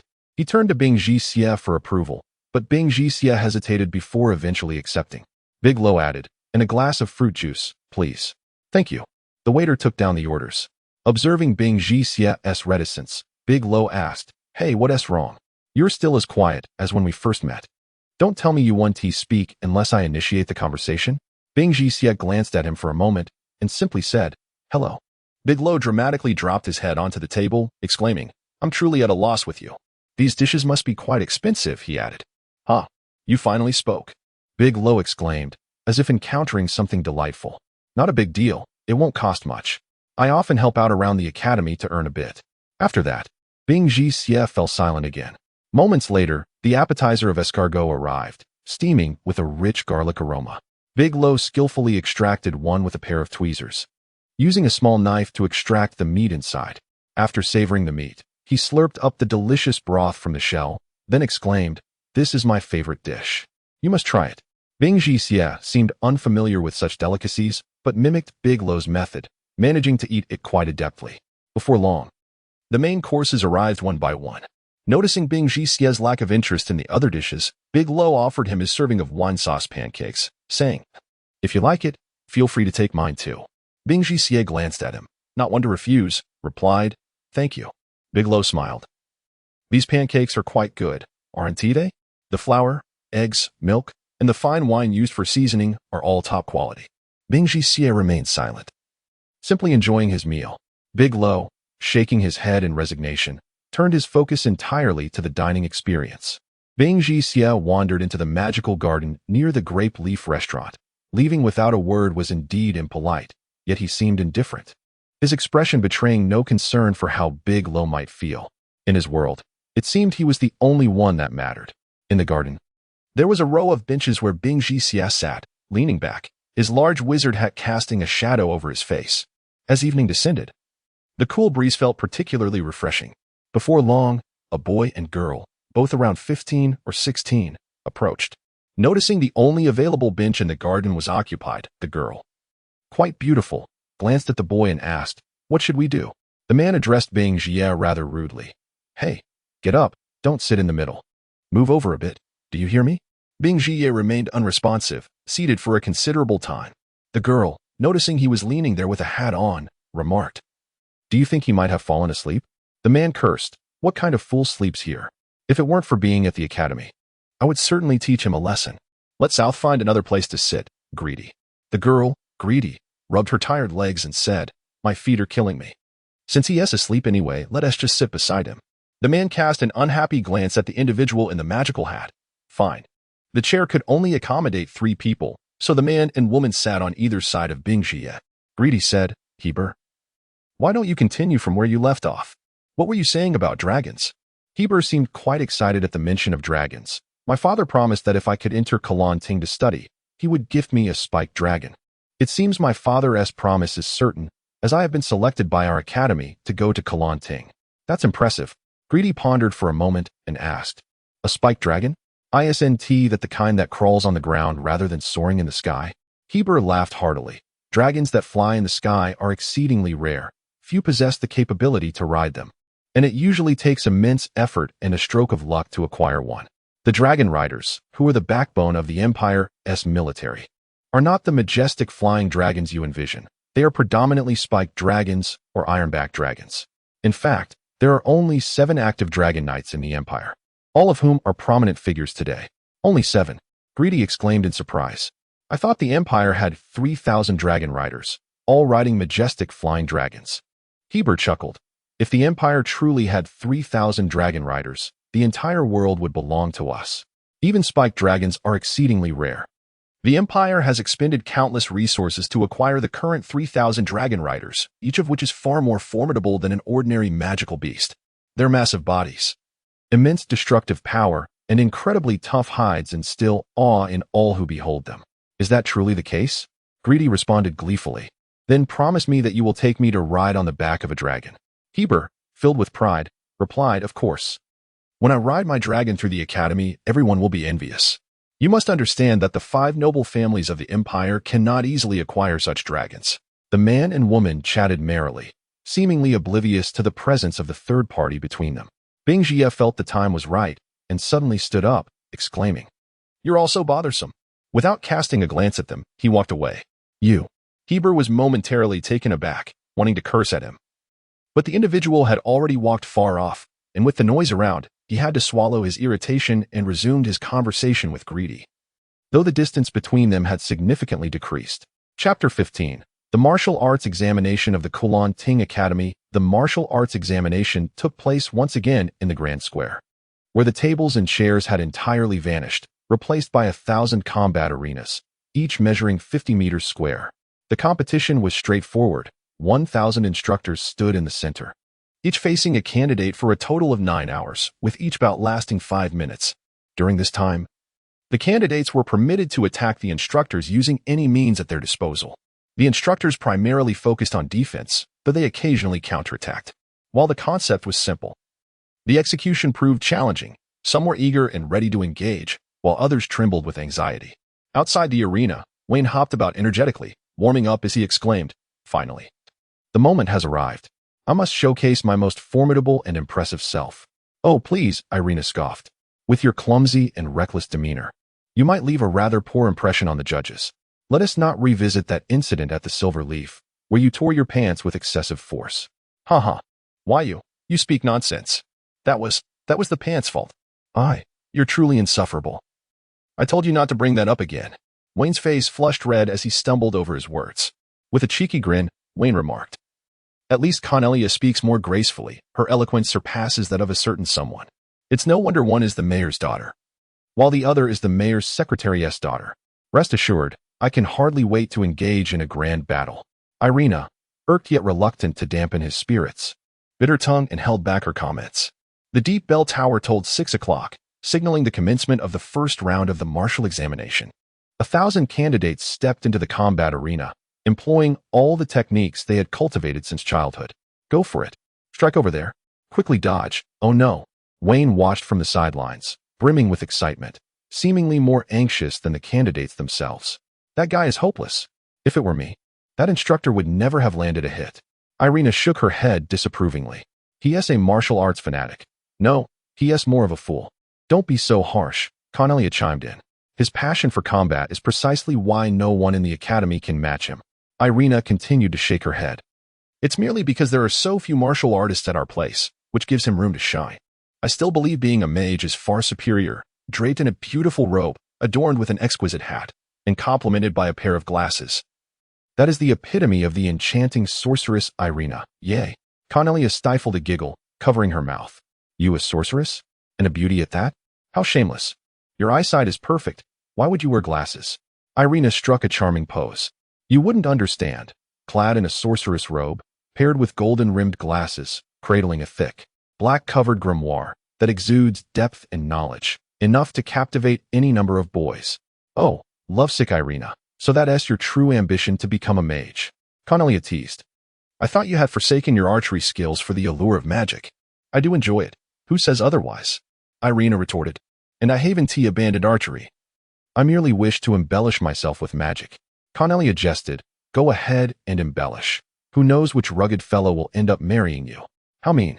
Irina exclaimed, playfully punching her friend. "You be the one marrying a roughneck. I insist on marrying a gentleman of distinction, not some clumsy brute." Cornelia laughed. "Are you referring to Wayne, the clumsy brute? Who else could it be?" Irina replied, exasperated. "I think you two would make a rather fitting pair," Cornelia teased. "Ugh. No way. He is the last person I want to see. He lacks elegance and refinement. I want to marry someone like Christian Bymoy." Cornelia's heart skipped a beat as she slowly lowered her head. "What is wrong? You seem rather glum," Irina inquired. "Did I say something that upset you? I know you and Wayne grew up together and share a close bond. I'm not saying he is bad. I just don't like him." Cornelia forced a smile. "No, let us just focus on the competition." Wayne, completely absorbed in the bouts before him, remained blissfully unaware of the conversation between the two girls. Cornelia glanced at the matches, then lowered her head again, lost in thought. As the competitions progressed, instructors recorded their scores, and candidates departing the arena expressed either frustration over their mistakes or satisfaction, eagerly sharing their experiences with friends.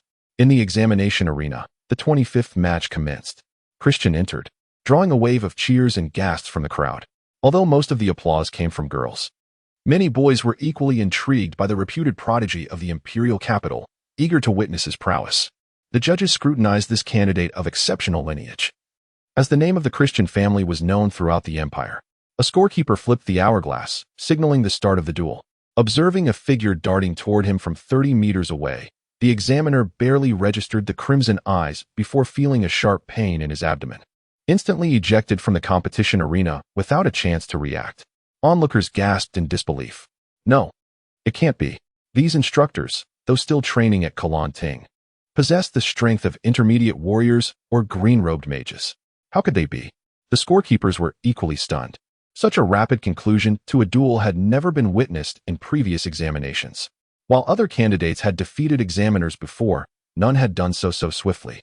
One candidate, seemingly knowledgeable, whispered to the murmuring crowd, "You must consider the Christian family. His grandfather was a duke and a former marshal of the empire. His father and uncle were renowned generals with numerous accolades. It's no surprise he possesses such strength. His brother was said to have achieved both intermediate mage and warrior status at the age of 8, and he was also an exceptional knight. Wait, he has a brother? How come I've never heard of him? Someone asked. Most people wouldn't know. His brother joined the army at 13 and later vanished. It's rumored he perished in battle against the dragon riders of St. Bikia. The crowd sighed in awe, asking, "How do you know all this?" The informant replied, "My father told me. He is the vice-captain of the Red Maple Knights." Others exclaimed, "The Red Maple Knights, one of the 8 elite knight orders of the Empire. Remarkable. They've always been stationed on the front lines." Amidst the admiration, the informant felt a swell of pride. After all, having such a father was indeed a source of honor. The instructors, dumbfounded, could hardly determine how to score the bout, given that it had concluded in the blink of an eye. The defeated examiner, still nursing his injuries, finally managed to say, "Honestly, I don't even know how he hit me. I can only award him full marks." The other instructors exhaled in relief, as if resolved to a decision, and inscribed their scores. After tallying the results, one of the teachers glanced at the roster and called out, "Next candidate for examination in room 316, Celeste Bing Jixia." Hearing this name, by Mo Yi, who had already distanced himself by several meters from the examination room, abruptly halted. Bing Jixia entered the arena, still adorned with his tattered, dark gray wizard's hat. Once the hourglass had fully drained, the timekeeper flipped it over once more and announced the commencement of the examination. The examiners observed the diminutive sorcerer 30 meters away, preparing himself for the trial. Yet, before he could make a move, a swift shadow flashed past, and in an instant, a pair of obsidian eyes met his gaze. A sharp pain struck his abdomen, and he was propelled out of the examination hall in precisely the same manner. The onlookers gasped in astonishment. The teachers stared wide-eyed at the small figure in the center, all taken aback by the recurrence of this unprecedented spectacle. Even the examiner, who had just been thrown out, stood there in a daze, fixated on him. A faint smile graced Bing Jixia's lips as he offered a bow to the examiner and the scorekeeper outside, departing the examination venue in almost identical fashion. Everyone remained frozen in place, breathless, and instinctively sought out by Moyi. How would the examination be graded? In truth, there was no longer a need for grading, for the previous trial had already determined the outcome for this one. Chapter 16. The resolve of Baimo Yi 601 individuals were divided into 6 groups, each taking their examinations over the course of 6 days, of course with each set of papers being distinct. Following the exams, the Academy's instructors required an additional 2 days to assess the scores, leaving the distant scholars in suspense until the final announcement to discover their fate, whether they would remain or depart. "Good morning, Your Grace." The two greeted with a gesture of noble respect. Christine Chavalot, seated behind her desk, paused her work and smiled gently at them. You have arrived." Seld inquired. "Your Grace, where has Baimo Yi gone? We could not find him in his quarters." Chavalot replied.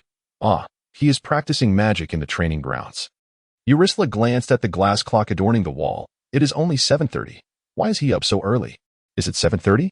I must head to the palace," Chavalot said, tidying her desk before addressing them. "He did not wake early. Rather, he has not slept since yesterday. Is this fellow mad? Even with his prowess, he is pushing himself to such extremes. Will he allow us a moment's respite?" Eurisla lamented. Selt chuckled. "You know how he is. His obsession with martial arts and magic has reached an almost frenzied level. Well, you should go find him. Do not concern yourselves with this old man busying away.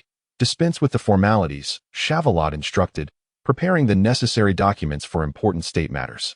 Eurisla and Selt, wishing not to disturb her further, turned to leave, only to be called back unexpectedly. "Wait a moment. Do you know someone by the name of Bing Jixia?" Chavalot asked. "Bing Jixia?" Selt and Eurisla exchanged glances and shook their heads. "What of this person? It is indeed a curious matter. He seems to care about others." Even repeating the name twice, Chavalot remarked. Selt hurried out, declaring, "Your Grace, we shall inquire about this matter thoroughly." "Hey, wait for me." The training grounds were expansive. Long before the Chavalot family settled there, the grounds were utilized for military training by a certain battalion. When the Chavalots moved in, the training grounds remained. At the outer edge, an array of weapons showcased the finest craftsmanship, and at that moment, Baimo Yi stood in the center wielding a longsword. Drops of water slid from the blade, and the frost surrounding him melted slowly beneath the rising sun. Suddenly, A cloud of dust, infused with potent magic, surged toward him. With a clash of steel, Baimo Ye's sword intercepted the blade aimed at him. 3 streams of dark red flames converged above his head, yet he remained motionless. White crystalline ice surged from beneath his feet like a living creature, forming a shield above him, impervious to the relentless assault of flames, which could not diminish the thin layer of ice. Celt descended from above, sharing a knowing look with Eurycla. "Ha ha, just teasing you," Eurycla said with a playful grin, resembling a carefree noble. Celt laughed. "What do you think, Baimo Ye? Eurycla and I coordinated quite well, did we not?" Baimo Ye sheathed his sword and walked away to rest. Eurycla sighed lightly, using the dust conjured by my earth element as cover. "I feigned an attack while you combined fire with the swirling earth to create a formidable flame. Surely, that should have been impressive. Why does he not appreciate it?" Beneath the shade of trees, several stone benches resembling mushrooms encircled a table crafted from stone, where Baimo Ye sat. Upon their approach, he coldly inquired, "What do you want? Look at that. Is this how friends speak?" Celt replied, a hint of displeasure in his tone. Despite his words, he unceremoniously settled beside Baimo Ye, unabashedly grabbing fruit from the table. Eurycla joined him. "Indeed, we came to see you without having breakfast. A few fruits are hardly sufficient." He clapped his hands. Addressing the maid who approached, "Bring us the most extravagant breakfast you have. I am starving." "Not so fast," Celt interjected. "I would like a cup of fruit wine as well." Baimo Ye waited for them to finish ordering as if they were in a restaurant before telling the maid, "Do not serve anything." Eurycla jumped up. "You are so stingy." Celt, noticing Baimo Ye's displeased expression, remarked, "He is not angry, is he?" "Puffed. When is he not angry?" Eurycla said dismissively, "He always looks as if he has encountered an old enemy from a lifetime ago. Ignore him." He then took the maid's hand, smiling, "Dear lady, please bring us everything we just requested. Do not heed the words of your rude young master." The maid, blushing slightly at his attention, smiled and nodded as she departed. Having seen Baimo Ye offer no objections, Celt scoffed, "When will you change your ways?" "I am who I am," Eurycla said, flipping his bangs with flair, pleased with himself. Celt plucked a snow grape from the silver fruit platter, biting into it, a frigid juice erupting forth, causing him to shiver, finally exhaling a cloud of cold air. "Ah, that is refreshing. That last attack truly heated me up. This has finally cooled me down." Eurycla, resting his arms on the table, glanced around, sighing, "Such a lovely environment. The birds sing, flowers bloom, and beautiful women abound. Everything here is beyond the reach of ordinary folk. Why toil so hard in practicing magic? Even if one cannot rely on past glories, even if it is a passion, must one truly push themselves to such extremes, burning the midnight oil?" Baimo Ye, somewhat exasperated, said, "3 questions." Eurycla perked up, eagerly asking, "Why do you train through the night?" Celt chimed in, "Who is Bing Jixie?" "Just a fellow," Baimo Ye replied curtly. Eurycla pressed on, "Does your training have anything to do with him?" Baimo Ye remained silent for an extended moment, not uttering a word. Celt remarked, "What does silence mean?" "We agreed on 3 questions." Eurycla nodded emphatically. "His silence must mean I have hit the mark." "Bing Jixie?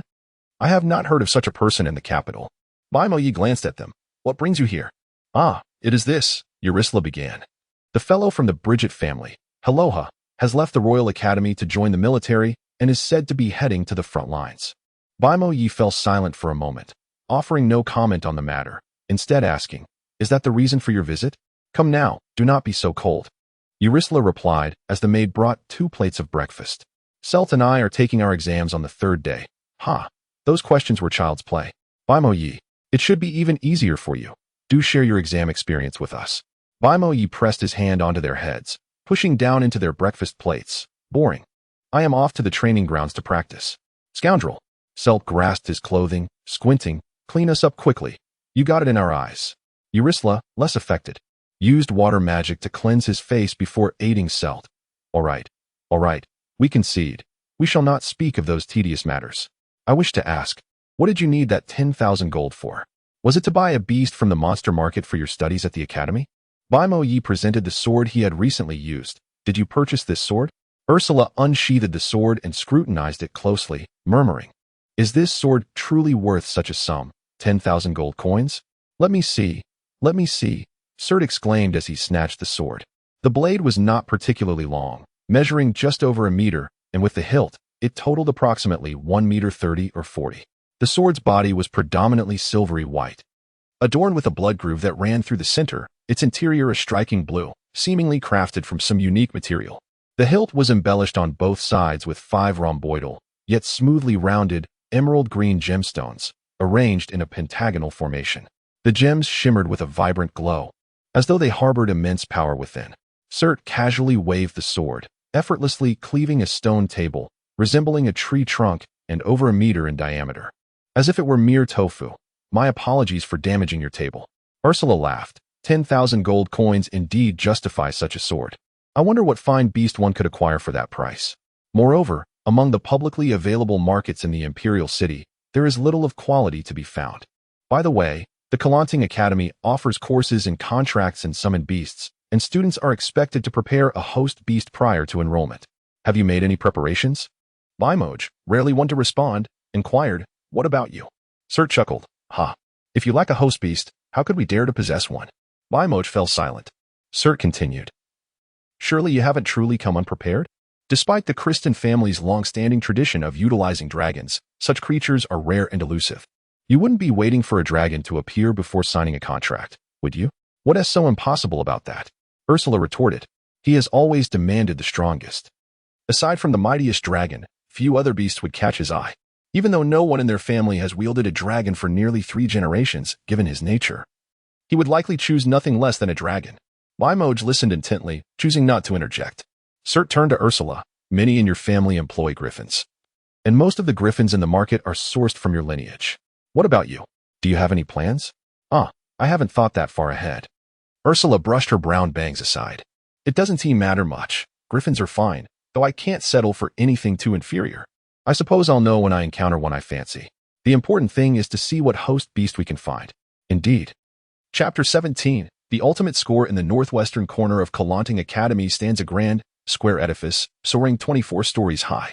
Its lower structure tapers elegantly, adorned with a striking blend of orange, red, and white walls, rendering its presence even more conspicuous, although it does not rival the towering blue crystal tower.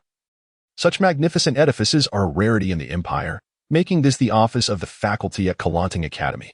Within a spacious office on the 13th floor, dozens of teachers diligently reviewed batches of examination papers that had undergone preliminary screening, excluding those whose combined scores for the written and practical tests could not possibly reach 800. Only the most promising candidates among these papers would be meticulously evaluated, ultimately selecting over 45,000 students. The chief examiner, Dewey Hubble, was present, reclining lazily in his chair, his corpulent form at ease, while he and 2 colleagues nonchalantly tallied the total scores and rankings of the reviewed papers. The offspring of the 5 prominent families, remarked a middle-aged teacher. Safina, how did he perform? It shouldn't be too shabby, right? Safina adjusted her spectacles and replied, an impressive score of 496. The surrounding teachers erupted in admiration. Oh, remarkable. It's one of the highest scores since the founding of Conquerors Academy. The middle-aged teacher completed grading his stack of papers and handed them to Hubble, chuckling. Safina, your score from 9 years ago was the same.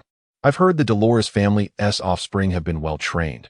Back then, you topped the list with 972 points, but this year, it seems it may be their turn. Not quite, Hubble interjected. 3 families from the Empire's elite are applying to Conquerors this year. Is that so? What a lively affair. They didn't just come one by one. They all arrived together. Another teacher chimed in. Safina smiled. The 3 who came are those rumored to be the 3 young masters of the imperial capital, Dolores K. Selt, Alexia Ursula, and Christine Bimoy. I was quite startled when auditing the registration numbers. A white-haired teacher's expression changed. The Bimoy family has come? They have never enrolled in our academy before. Their members are always trained by the Royal Inner School and their own family tutors. Why would they choose Conquerors this year? Hubble remarked. So I suspect that 496 may not even be the highest score. There might even be candidates who achieve full marks. He couldn't help but recall a child wearing a magical hat who submitted his paper almost simultaneously with Bimoy. Full marks. All the teachers gasped. The middle-aged teacher said, if someone truly achieves full marks, it would be an extraordinary event. In the thousands of years of Conquerors' history, besides Safina's grandfather, the current Grand Sorcerer Chin Vasileb, who scored a perfect 1,152.67 years ago with a maximum of 1,000, Only Crowell achieved 998 points 400 years ago. There are many who scored above 970, but those who reached 990 are quite rare. Another teacher added, indeed, scoring a full 1,000 seems implausible. Safina suddenly inquired, hey Hubble, I heard that on your first day as chief examiner, Bimoy and another candidate submitted their papers within 4 hours? That caused quite a stir. Remarkable indeed. A tan teacher shook his head. Submitting early doesn't necessarily indicate a good performance. Perhaps he simply wished to draw attention. At that moment, a few initial reviewers arrived, carrying stacks of papers and paperbacks. The middle-aged teacher eagerly flipped through them and asked, does it contain Christine Bimoy's paper? The reviewers shook their heads. One of them laughing, we have so many papers to review, we hardly have time to notice such specifics. If there's nothing else, we'll be on our way. Then off you go. The middle-aged teacher waved his hand, distributing the stacks among the dozens of reviewing teachers. Everyone have a look, see if there's Bimoy's paper. I'm curious to find out whether this so-called genius from the imperial capital truly has the capability or is merely living off a reputation. Everyone began to search through their bundles. Christine Bimoy found it. Suddenly, a teacher exclaimed. The middle-aged teacher urged, quick, open it and see. The teacher opened the bag containing Bimoy's name and examination number, revealing a stack of 10 papers alongside a practical test score sheet. He glanced at the score sheet and immediately froze. The other teachers, seeing his reaction, became anxious and asked, what's wrong? What's the score? The teacher shook his head. There's no score. What? No score? How can that be? All the teachers were dumbfounded. Even the usually composed Safina stood up, exclaiming, this is impossible. How could an unscored paper end up here? The reviewing teacher gaped at the score sheet. No. It's not that there's no score. It's that there's no formal score. The suggested score is 600 points. One teacher, caught off guard while sipping coffee, spluttered, 600 points. Are you mistaken? Is that even possible? The teacher scrutinized the sheet once more. No. It's correct. It's 600 points. He raised the score sheet for them to see, where the suggested score was boldly written in red, 600. The middle-aged teacher stood agape. This is impossible. Is it possible they made an error? How could there be a limit score of 600? The teacher holding the score sheet examined the reasoning section. No, it's not a mistake. It's clearly stated here. At the beginning of the exam, the examiner, Jill, was knocked out of the arena by Christine Bimoy with such swiftness that they were unable to score the following items. They intended to ask Bimoy to retake the exam, but he seemed unwilling, and it wouldn't be fair to the candidates, so they did not pursue it further. The examiner requested a score of 100 points, hence we suggested a score of 600, believing it not excessive to award full marks for defeating the examiner with such skill. So that's how it is, the middle-aged teacher sighed in relief. These scoring teachers were rather hasty. Giving 600 points for that is excessive. Safina smiled. They aren't entirely rash. After all, it's merely a suggested score. However, considering his ability to perform in the entrance exam, it would be unjust not to award a high score. Wouldn't you agree, Hubble? Hubble, the most composed of the group, remained seated, nodding. Given the Bimoy family's historical strength and contributions to the empire, Bimoy should certainly have the capacity for a high score.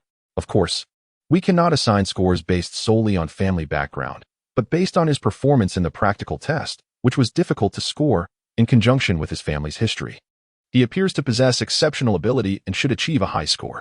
However, we should await his written test results before making a final judgment. The middle-aged teacher remarked. Even you, Hubble, known as the strictest of teachers, have said so. Let us examine his written test paper, but I shall personally review this one. Very well. The teacher with the papers handed the bag over to him, chuckling. At nearly 50, you're still so meticulous. Laughter resonated among the other teachers. A few minutes later, Sophie had finished grading a paper and noticed that he was still engrossed in his evaluation. She inquired, Mr. Darn, how is the paper coming along? A muffled sound emanated from Darn's nose, neither affirming nor denying its quality. Other teachers glanced over, curious about the outcome. What's the matter? Why the hesitation? Let me take a look.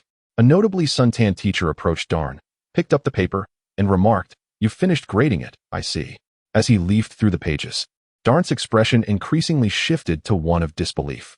This, all correct. No, it can't be. Teachers quickly gathered around Darn to scrutinize the paper.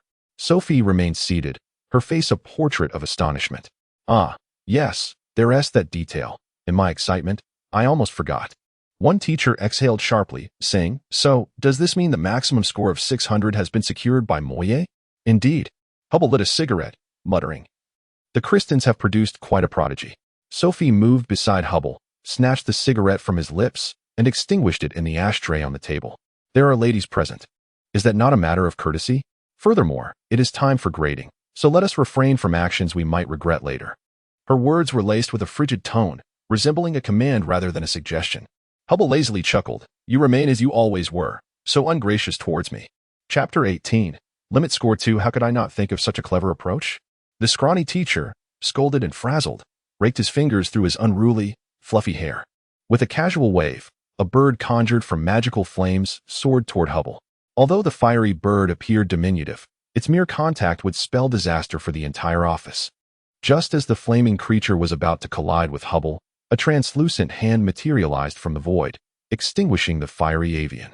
The seemingly demure Sophina frowned with her eyes shut, her fist trembling as she implored, "Please do not challenge my limits." Daffink shook his neck and replied, "Since the captain has spoken, how could I dare to disobey?" The middle-aged teacher, Darren, remarked, "You have all been teaching here for quite some time. Why do you still behave as if you were on the front lines? As educators, you ought to set an example for the students." Indeed, the old man does ramble. Hubble continued his task at hand. Darren appeared to be wrestling with his restraint, finally gritting his teeth and declaring, "I am only 48 years old." Hubble lifted his head. Feigning ignorance, Oh, middle-aged man. Even Sophina could not suppress a chuckle. "Hey, Hubble, stop teasing Darren." "Darren, don't be upset. He simply has a sharp tongue." "I am not angry. Why should I be? Just because he says I'm old, it doesn't mean I am. I am still quite youthful," Darren insisted, his face betraying his indignation.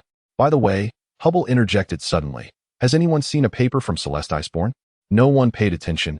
Everyone replied in unison. Daffink laughed. "Never heard of him. Who is this person? You haven't accepted bribes again, have you?" "He might meet the admission standards, but as for entering other academies, he would scarcely find the door," Hubble remarked. "Come now, is there really such a person? Let us search for him." Though the teachers were puzzled by Hubble's intentions, they helped look for the individual, except for the irate Darren. The tan teacher, while searching, suggested, "Isn't he from the Celeste family in the Royal Guard? I recall someone named Celeste among them." "Unknown," Hubble shook his head. Daffink, having sifted through all his papers without success, declared, "Fat chance. Perhaps he was already eliminated in the preliminary selection." Others echoed his sentiments, affirming they had found nothing. Sophina inquired, "Why are you looking for his paper?" "Nothing much. Merely curious," Hubble replied. He submitted his paper almost simultaneously with Christine. "Oh, so that's who he is. We should look more closely." The teachers searched once more, but still found nothing. One teacher suggested, "It's possible his paper hasn't arrived yet, or perhaps he simply lacks the ability and was eliminated long ago." "That could be," the other teachers concurred. Perhaps," Hubble said, somewhat disappointed, as he leaned over his desk to tally his ranking.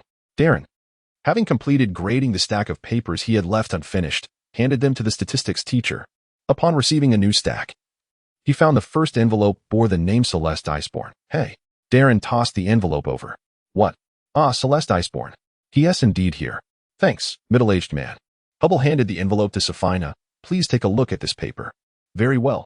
After finishing her own grading, Sophina adjusted her glasses, stating, "Let me see what this candidate Iceborne is capable of." As the envelope was opened, the first item revealed was the score sheet for the combat exam. Hubble had been watching Sophina closely and suddenly noticed her expression was awry. "What's the matter?" he asked. The suggested score. 600 points. Everyone who heard tensed up. Another 600 points. Even the irate Darren was momentarily stunned, exclaiming, "Impossible. How can it be? 600 points. This cannot be. I absolutely refuse to believe it. Could it be that he, like Bai Moi, defeated the examiner in one blow, and thus could not be scored?" "Indeed, the same," Sophina confirmed. "He too defeated the examiner in a single strike, hence, no score was assigned. Gilgil proposed giving him a perfect score of 100. "Gilgil again." Darren snatched the paper. Sophina remarked, "Slow down, the grading sheet is damaged." Darren stared incredulously at the contents of the grading sheet, realizing it bore a striking resemblance to Bai Moi's, which left him utterly flabbergasted. It was not that he lacked composure, but rather that such an occurrence had never transpired since the establishment of the Curentine Academy. How could he not be astonished? His exam was right after by Moyes. Hubble was equally surprised. What a coincidence. I wonder if that grandson from the Christine family witnessed his exam. Safina, quickly check his paper. I can hardly contain my eagerness to know how he performed. Indeed. The other teachers eagerly awaited her assessment. Safina leisurely unfolded the paper. Well, seeing how curious you all are, I shall take a look. Everyone paused their work, quietly awaiting Safina's evaluation. The better the paper was written, the easier it was to grade. Safina swiftly completed her assessment, and while others suspected it was well done, they were more interested in how it compared to by Moyes. Safina glanced at the eager faces and handed the paper to Hubble, saying, for the first question, "You should have taught the candidate 15 answers, correct?" "Yes, that's right." Hubble took the paper. Did he write 15 additional answers? Indeed. Not only did he provide 15 extra answers, but look at the third one. Hubble picked up the paper and read aloud. To create a mixture of stardust, redwood sap, and the blood of a limb beast, heat it with fire elements at a temperature of 7,375 for 4 hours to allow the three substances to merge, and then apply high temperatures of 350, 700, and 1050 sequentially. The stardust will dissolve in these three heating processes, merging completely with the mixture without causing an explosion. Once it cools naturally, a primary fire element crystal will form, which conducts magical fire elements more effectively than ordinary red flame stones. I shall name this stone charming red chocolate beans. Daffink inquired, will this truly yield such an effect? I do not recall encountering such a refining method in the books I have read. I have not heard of it either. Neither have I.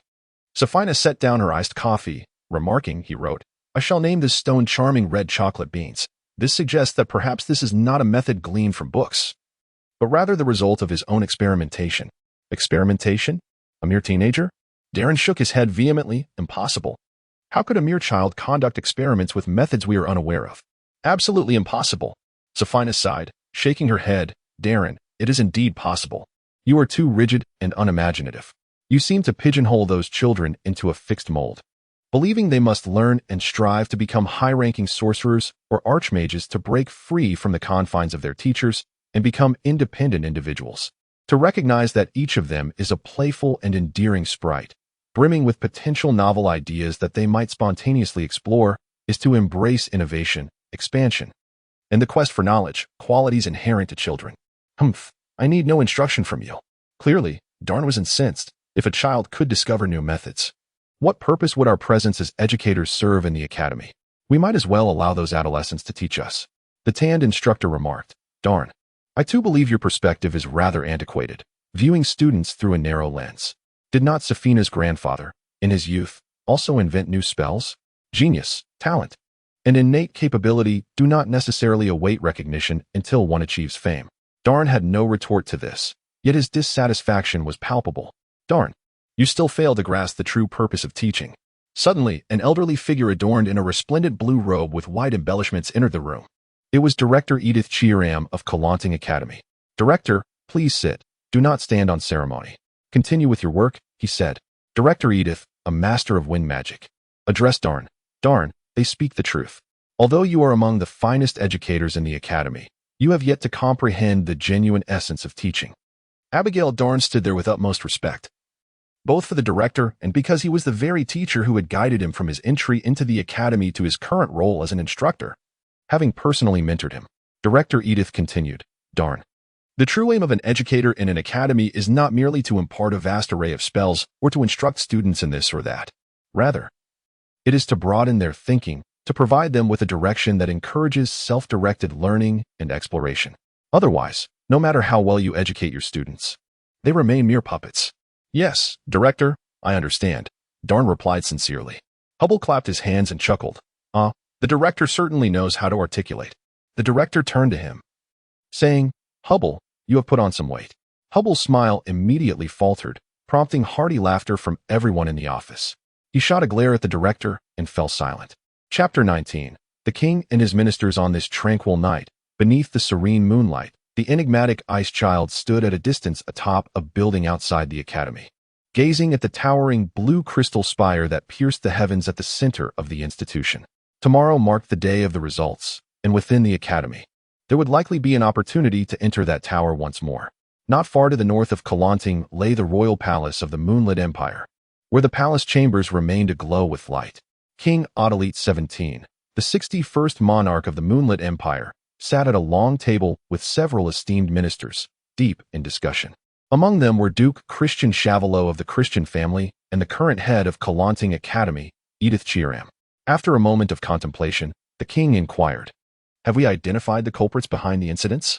Chavalot replied, "We have resolved 42 cases, all attributed to spies from rival nations and notorious thieves, with a few involving betrayal from within families." The king nodded. "Thus, it is plausible that the recent theft at Kalanting could fall into one of these categories." Director Chiram interjected, "However, the notion of betrayal from within is unlikely. I can assert with clarity that the individual I encountered was but a child, and there were no accomplices inside or outside the tower. This was a solitary thief."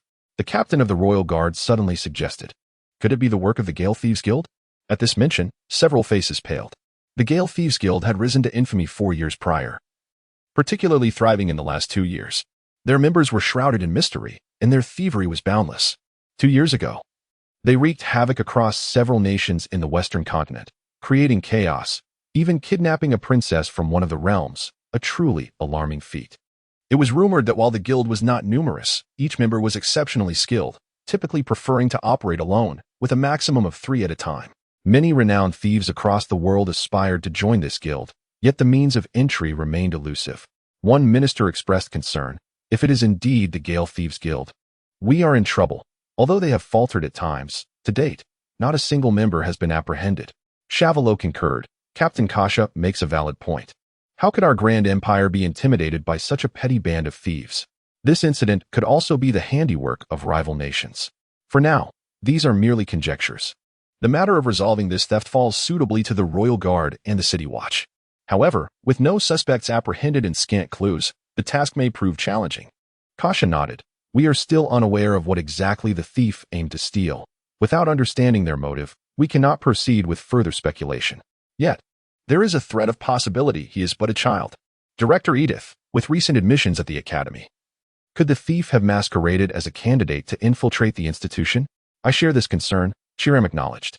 The king, maintaining a calm demeanor at the head of the table, then spoke, "Enough. This matter, while significant, is neither trivial nor monumental. Kasha, I entrust this investigation to you, with Duke Christian overseeing it entirely." "Director, let us shift our focus to the current candidates at your academy. You mentioned there were important matters to report?" Chiram lifted 2 paper bags beside her. "Your Majesty, please review these 2 examination papers." A guard took the papers and presented them to the king. Chavalot inquired, "What is the issue with the papers?" Chiram replied, "The content of these papers pertains to the Duke himself. The Academy is troubled over how to grade them." "Pertaining to me?" Chavalot quickly realized. "Does this involve my grandson, Baimoyi?" Chiram elucidated the situation regarding the 2 papers to the king and the ministers. "Since the establishment of Kalanting, we have never encountered such a circumstance. If they were to receive full marks, I believe it warrants your royal judgment, totaling 1,200 points." The king erupted in laughter. "This is splendid news. Since the inception of Kalanting, we have never seen such outstanding results. Although this is not a graduation examination, such brilliance in an entrance test is nothing short of genius. Chavalot, your family has produced a remarkable grandson. Thank you for your kind words, Your Majesty." Others expressed their congratulations, though some gazed enviously while others bore expressions of jealousy. Chavalot graciously acknowledged each sentiment.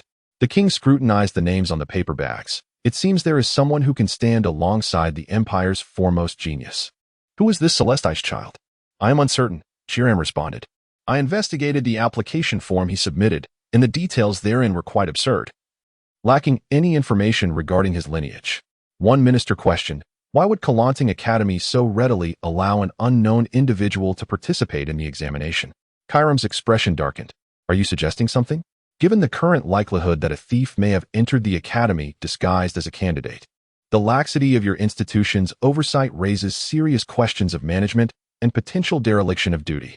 The minister, Schwager Modoziweiser, had lost to Chiram in a previous competition for the position at Kalanting Academy and harbored lingering resentment. Chiram recognized his intent to provoke and retorted firmly, "I oversee the Academy, not your intelligence department.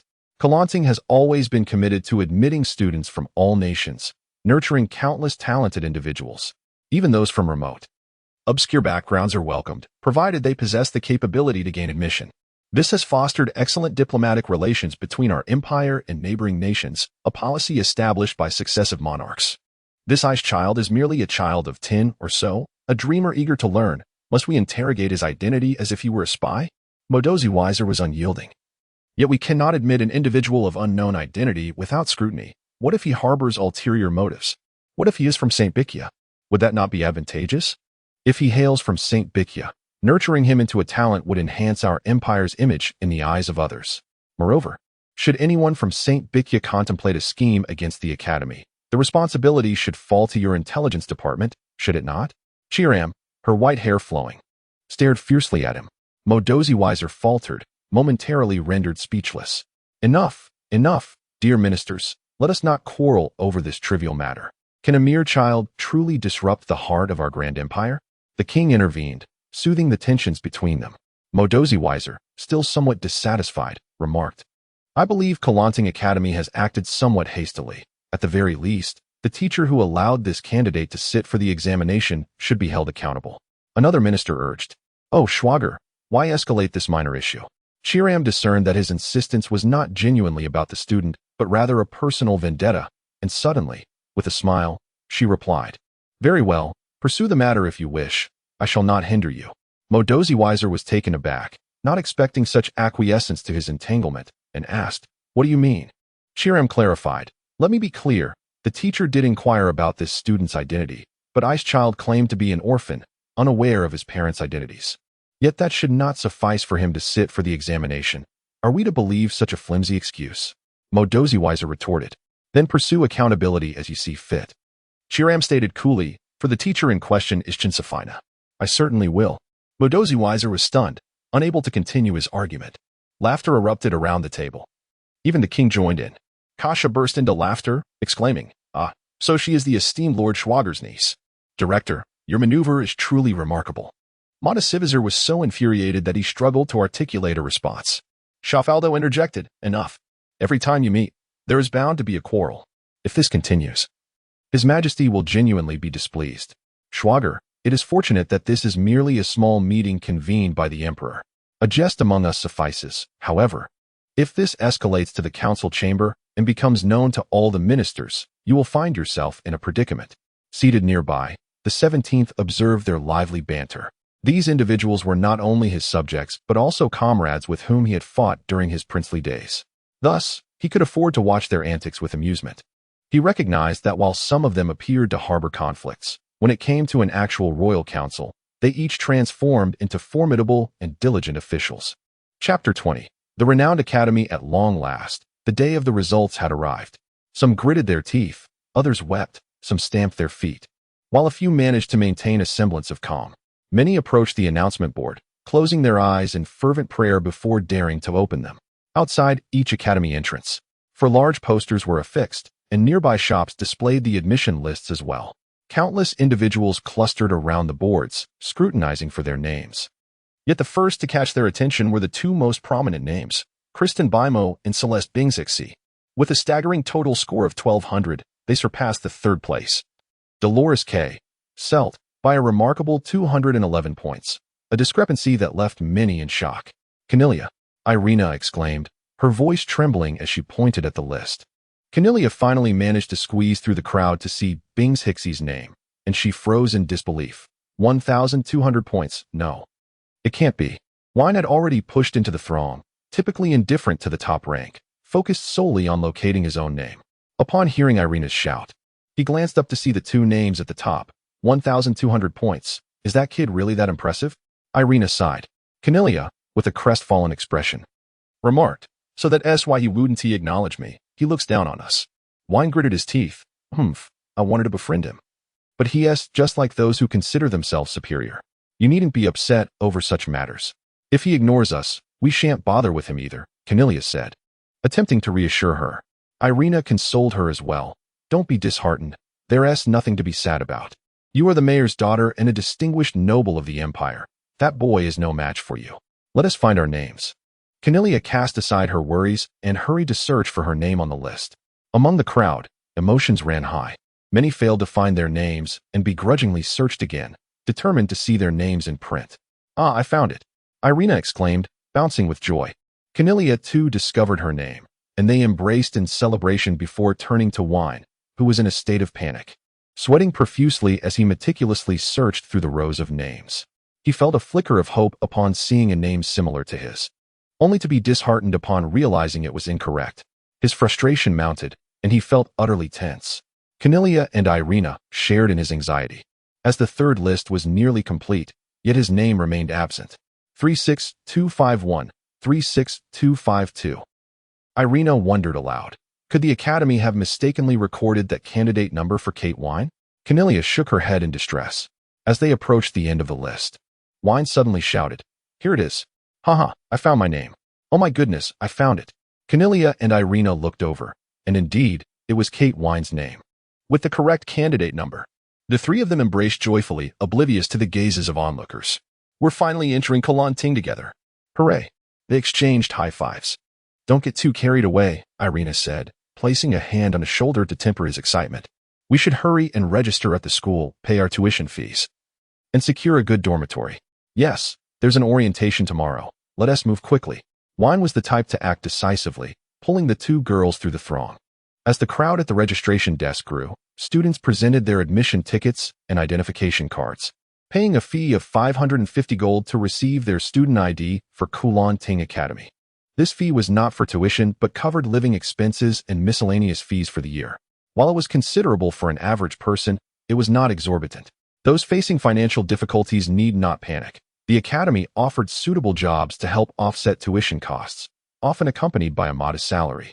As was the case for individuals like Peglo and the ice cream vendor, Aurora Dole, Bingshixi possessed his own identification card, as many had lost their parents due to intermittent wars across the continent. Thus, the card bore no family names, only personal details, omitting birthplace and nationality. These cards were distributed by a joint union of nations, ensuring even the most vulnerable children could apply. They meticulously recorded the applicant's information, as each individual's elemental composition varied. After testing, this data became the identification number on their card. Hence, one SID number could indicate which type of magic they were most suited to practice. As there were 8 elemental categories in nature: fire, water, wind, wood, earth, lightning, light, and darkness, although the study of magic encompassed more than just these 8 types. As the eager students completed their tuition payments and received their IDs, it finally came time for the unhurried Bingshixi. "Hello, student. Please present your admission ticket and identification card." The young intern teacher at the desk greeted warmly. Just as Bingshixi was about to hand these over, someone suddenly grasped his arm. "Finally found you." Safina adjusted her glasses, pulling him aside. Bingshixi recognized her as the teacher who had assisted him during registration. "Do you remember me?" Safina smiled at him amiably. "Yes," Bingshixi replied, blinking his large eyes like a child. Safina gently stroked his white hair. "So adorable. Why aren't you wearing your magic hat today?"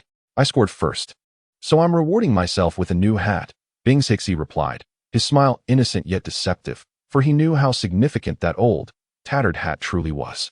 Safina chuckled. "How about I give you a nice one?" "Sure," Bingshixi responded eagerly. "But teacher, could you please not speak to me like a child? I'm already 14. Though he said this, his youthful demeanor betrayed him. Safina laughed, taking his hand. "You're the top student. The dean wishes to meet you. Come with me." Bingshixi obediently followed her, though a glint of coldness flickered in his eyes. He recognized that the elderly man he had fought in the Magic Crystal Tower was indeed the dean of Ting, Tidecrown, whose likeness adorned various places in the region. They arrived at a tall, square, orange-red building in the northwest corner of the academy, specifically the 22nd floor, where the dean and vice dean received esteemed guests, and now he was being led there. Upon entering the room, the atmosphere shifted dramatically. The first thing Bingshixi noticed was the pair of crimson eyes belonging to Bimo, who sat on the left side of the sofa. Bimo acknowledged him with a glance before diverting her gaze.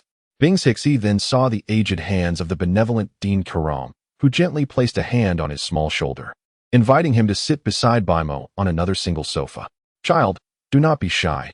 I merely wish to get to know you, this little genius," Karam said with a warm smile. Bingshixi pointed at the cake on the crystal table and asked, "Can I eat this?" "Ah, of course," Karam replied. "This is prepared for you, along with some fruit." Indeed, this was prepared for them, On the table lay 2 slices of cake and an abundance of fruit. Yet compared to the untouched portion set aside for Bai Mo Yi, Bing Ji Xie devoured his own cake ravenously, exclaiming with delight, "This is truly delicious. It has been ages since I have tasted something so exquisite." Bai Mo Yi cast another glance at him, maintaining his icy demeanor, seated motionless. Noticing this, Bing Ji Xie feigned ignorance and continued to indulge in his feast. The dean and the 2 female vice-deans were present. One was an elderly lady in her 70s, while the other appeared to be in her 40s, still youthful but distinctly a woman. The grand occasion was not an exaggeration, as it marked a first in the institution's millennia-long history. The younger vice-dean sat with an air of arrogance, engrossed in her reading, while the elder approached Bing Ji Xie, inquiring if he had missed breakfast. Naturally, Bing Ji Xie replied with a smile affirmatively, soon receiving another slice of cake. Before long, another individual entered the room. It was the examiner, Gil, who had been eliminated from the arena by Bai Mo Yi and Bing Ji Xie during the martial examination. Gil immediately recognized the unforgettable children and remarked to the dean, "It is they who defeated me."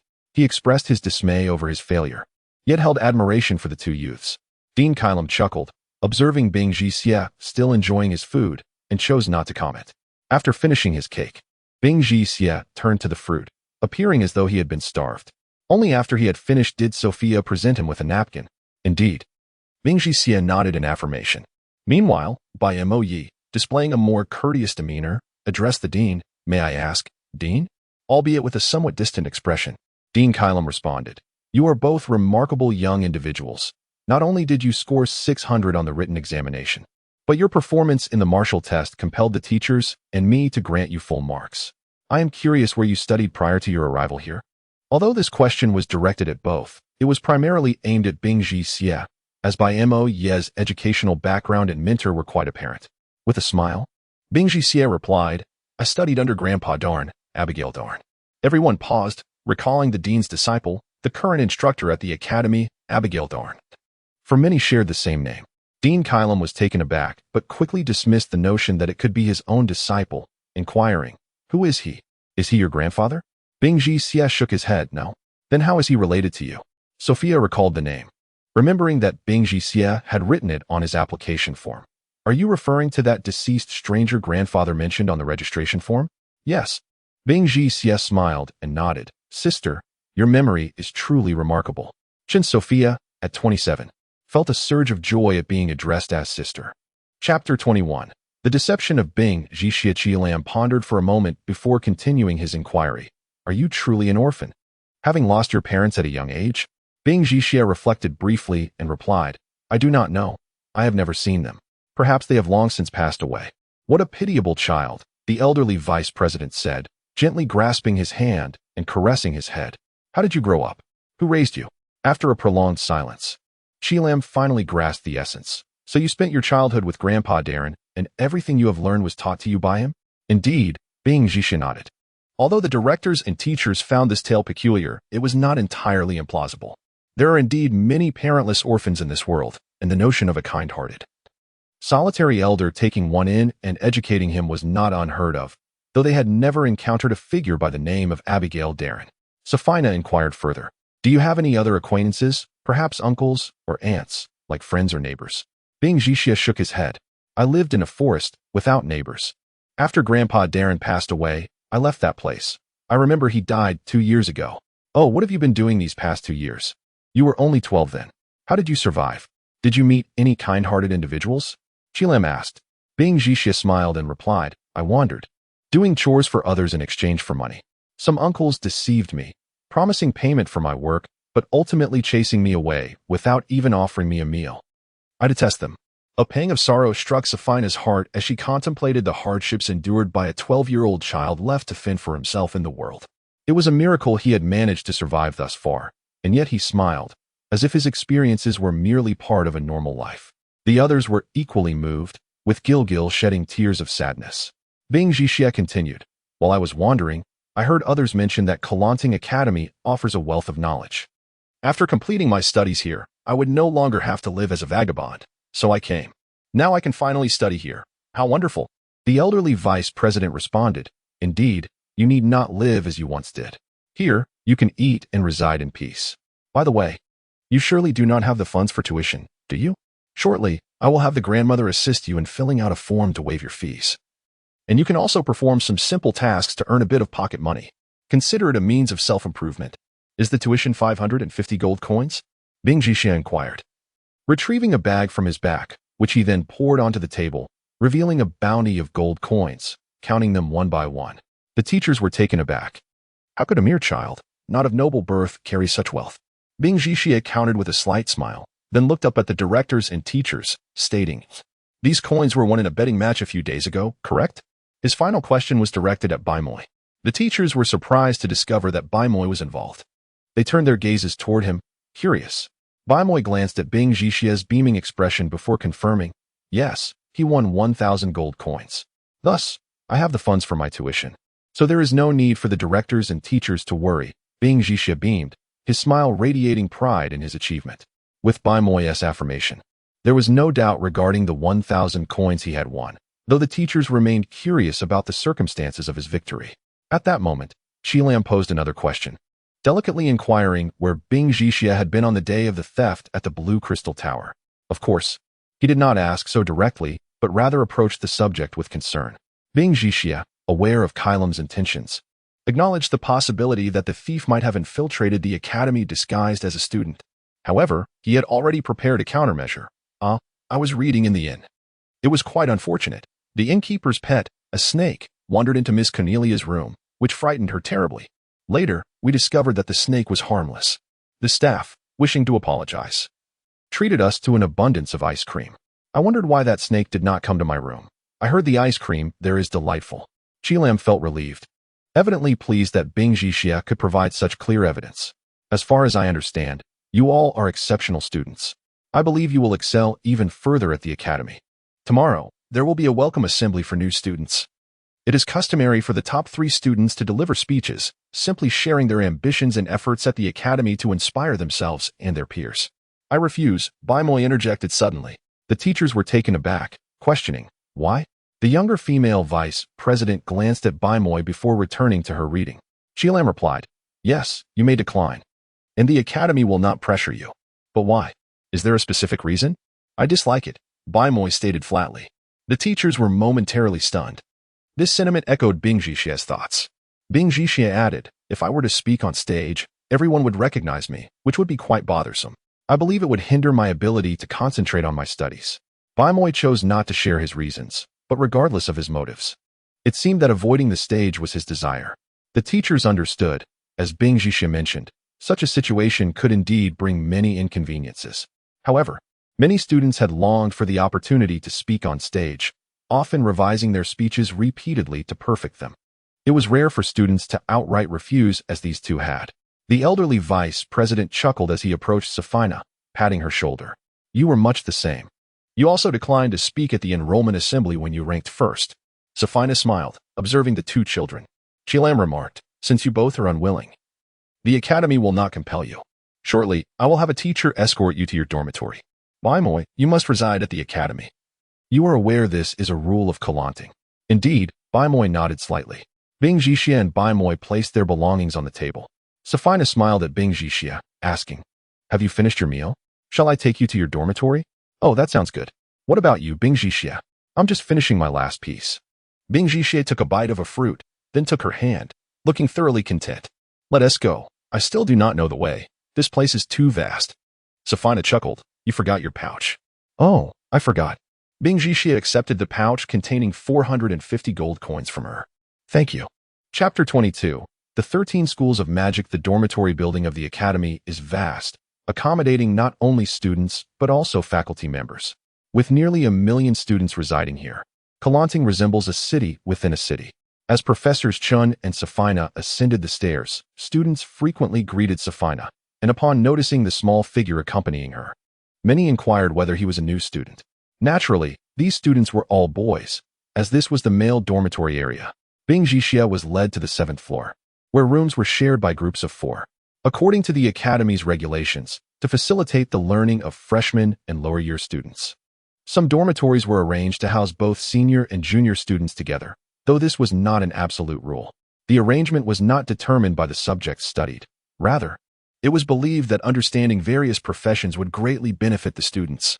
The corridor was illuminated by glowing crystals, and Safina remarked, "Let me tell you, this is not the freshmen's dormitory area. Freshmen are assigned to the circular dormitory zone. You are here because of your excellent grades. Only the top 10 students can enter directly." "Oh," Bing Jixie replied, glancing around. "Which room will I be staying in? There are so many houses here. Don't rush." Safina smiled. "I recall that there are still vacancies on the 7th floor." She led him to room C714 and knocked on the door. "Sue." "Safina?" The student who opened the door, disheveled and dressed in only his undergarments, was startled to see a female teacher and quickly slammed the door shut. Before the sound of the door closing faded, it swung open again. "I'm sorry, teacher, I was just," he stammered, before shutting the door once more. Safina chuckled. Bing Jixie recognized the student as the overly enthusiastic Page Luo, surprised to find himself assigned to the same dorm. He remembered that it was Safina who had asked Luo to take him for the preliminary test after registration, indicating a good rapport between them. After a moment, the door opened again, and Luo appeared, now fully dressed, and scratching his head with a hearty laugh. "Safina, you must have had fun last night," she remarked as she entered the dorm. Bing Jixie. "You, how come you?" Luo was astonished to see him. "Tomorrow is the start of the semester, the last day for fun, so I promise I won't do it again tonight," Luo assured. Safina searched for a place for Bing Jixie to sit, living alone, and your space is so messy. I wouldn't dare come here. Who would want to share a room with you? I'll clean up right away, Luo promised earnestly. Safina continued, "Students should be moving in this afternoon, so you must make it spotless, like a new room. Otherwise, it will tarnish our academy's image." "Understood." Luo glanced at Bing Jixie and excitedly asked, "Teacher, is he really the first-place student?" Safina nodded. "Yes, I've found you a good roommate." Luo grabbed Bing Jixie's head, inspecting him closely. "I can't believe someone so impressive is here. Ha ha ha, truly a wonderful roommate." Bing Jixie, treated like a toy, remained unperturbed. Safina cautioned against excessive familiarity. Addressing Bing Jixie, "You will be staying here. I will assist you with the necessary paperwork. Otherwise, other students might move in with you. By the way, where is your luggage? Still at the inn?" "No, everything is here. I plan to buy clothes later." Bing Jixie recalled his small bundle, containing very important items, including his magical hat, which he had stored elsewhere. Safina said, "Then I shall take my leave. If you have any questions, just ask him." "Wait." Bing Jixie called out to Safina, pointing to his head. Safina smiled. "I remember. I owe you a new magical hat." Although the dormitory was a single room, it was beautifully adorned. Wallpaper adorned the walls, with crystal lamps embedded in the ceiling. The furniture, including the wardrobe, was exquisitely crafted, featuring intricate carvings and colorful paintings, with some adorned with lovely stone patterns on the tables and cabinets. 2 beds were positioned against the east and south walls, comprising upper and lower bunks, constructed not of metal but of spacious wooden frames. Despite the many furnishings, the room felt ample, likely due to its generous size and thoughtful arrangement. Luo proudly surveyed the room. "Don't think every dormitory has such amenities. Many of these items I made myself. It's your good fortune to live here." "Thank you." Bing Jixie nodded with a smile. Luo paused, looking at him for a moment. "What's wrong?" Bing Jixie touched his face. "Is there something dirty?" "No," Luo replied. "I just feel like you seem different." "Different?" Bing Jixie asked. "Have I changed?" "Yes," Luo nodded. "You didn't seem this way a few days ago. You were always so aloof, as if indifferent to everything." Bing Jixie chuckled. "Ah, you misunderstood. I was perhaps just anxious about whether I could get into Kalanting, so I lacked the mood to converse." "Oh, really? That makes some sense." Luo laughed. "I thought you were just cold and indifferent." "Huh, but with your first-place score, why worry about getting into the academy?" Bing Jixie squinted and smiled. "I didn't know how difficult the exam would be, so I was quite anxious." Others spoke of it in such terrifying terms. Luo laughed heartily. "The more fearful someone is, the more they exaggerate. This has no effect on those who truly possess confidence. Let me introduce you to our dormitory. Although this main room is quickly surveyed, there are a few smaller rooms as well." Bing Jixie noticed several doors. "There are no windows here, but..." Luo pulled back a curtain on the opposite wall, revealing a splendid balcony bathed in sunlight, furnished with beach chairs and umbrellas. A perfect spot to relax, read, or sip juice. Isn't it wonderful? Indeed, Bing Jixie stepped forward, sliding open the glass door to the balcony, the warm sunlight enveloping him, dispelling any chill. Luo pointed to 4 doors on the west wall. One leads to a bathroom, another to a small kitchen, and one more to a small laboratory. Quite luxurious, isn't it? Even a modest and might not have such fine facilities. A laboratory? Bing Jixie glanced at the lab, which was indeed well equipped, albeit only about 10 square meters, with various experimental tools neatly arranged on the tables. Kelanting Academy had truly thought of everything. I've completed my introduction. Luo sat on his bed, pointing to 4 differently colored wardrobes in the corner. The yellow one is yours. Choose your bunk. I'll take the upper bunk, Bing Jixie said, taking a leap onto the bed above. Luo looked up at him. Such impressive wind magic. Your control is remarkable. Do you major in wind magic? Bing Jixie jumped down and shook his head. No, I intend to major in ice magic. Ice magic? Oh, Luo replied. The natural world is composed of 8 fundamental elements: fire, water, wind, wood, earth, thunder, light, and darkness. The magic derived from these elemental foundations is collectively referred to as natural magic. However, the realm of natural magic encompasses more than just these 8 elements. It also includes ice and poison magic. Poison magic primarily evolves from earth and wood magic and is often referred to as curse magic. It can inflict numerous detrimental effects upon individuals, potentially leading to death, and the infamous curse knights are adept practitioners of this discipline. Ice magic, on the other hand, emerges from the fusion of water and wind magic, resulting in the creation of both liquid ice and gaseous ice, commonly known as wet ice and dry ice. Together with the aforementioned 8 elements, these 2 additional forms of magic constitute the 10 elemental schools of natural magic.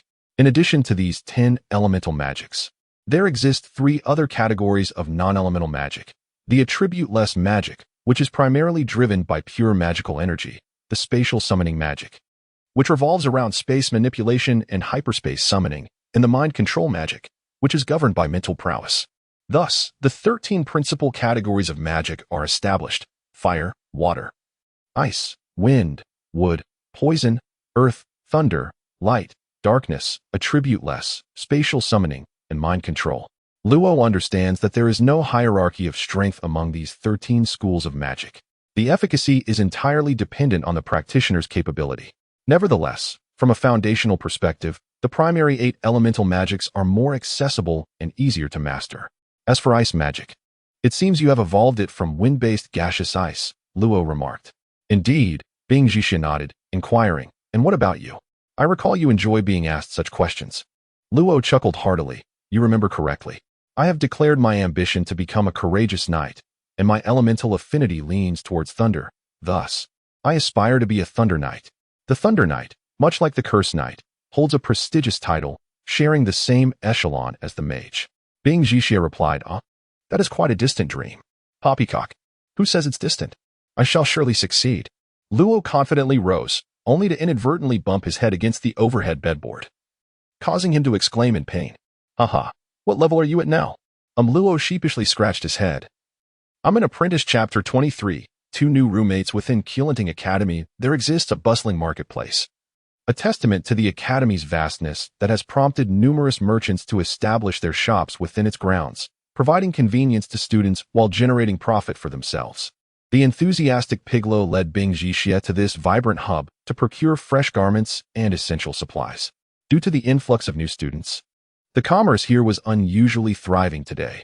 Bing Jixie surveyed the surroundings, captivated by the lively atmosphere reminiscent of a bustling commercial street, with scarcely a hint of academic ambience.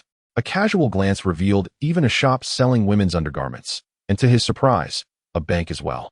This is our most frequented spot after classes, Piglo remarked with a smile.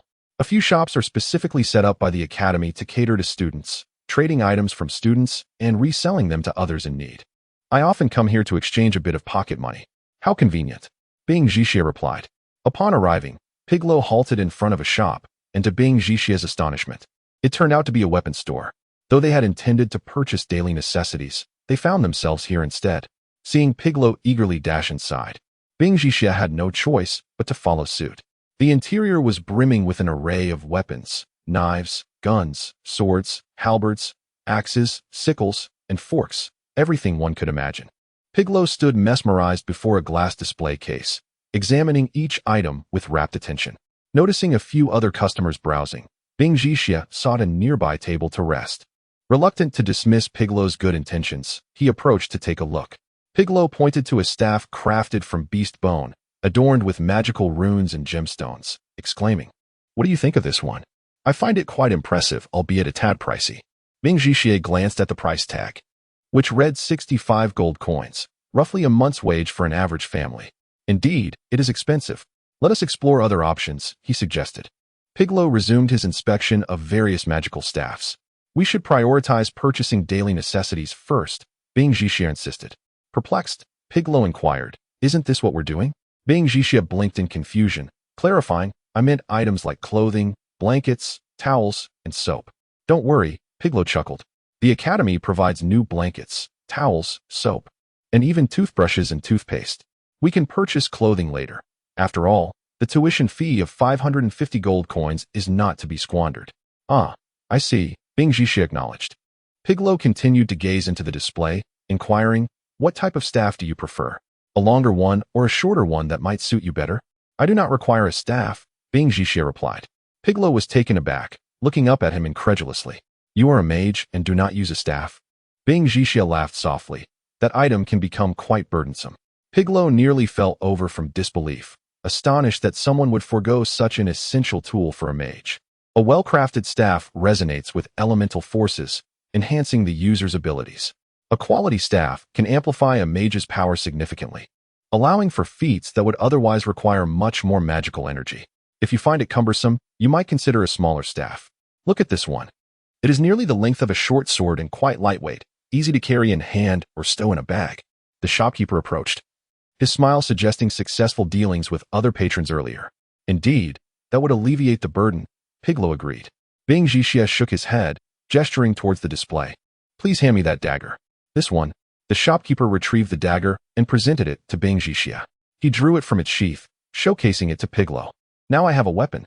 Piglow, not taken aback, queried, "Why would you buy a dagger? As a mage, you should be acquiring a staff." Bing Jixia retorted, "What use is that? This can also serve to peel apples in my leisure."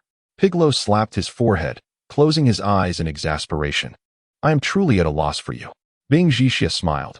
"Well, I have procured a weapon. Now I must go buy clothing." "Oh," Piglow hesitated, seemingly reluctant to part ways. "Are you sure you can manage alone?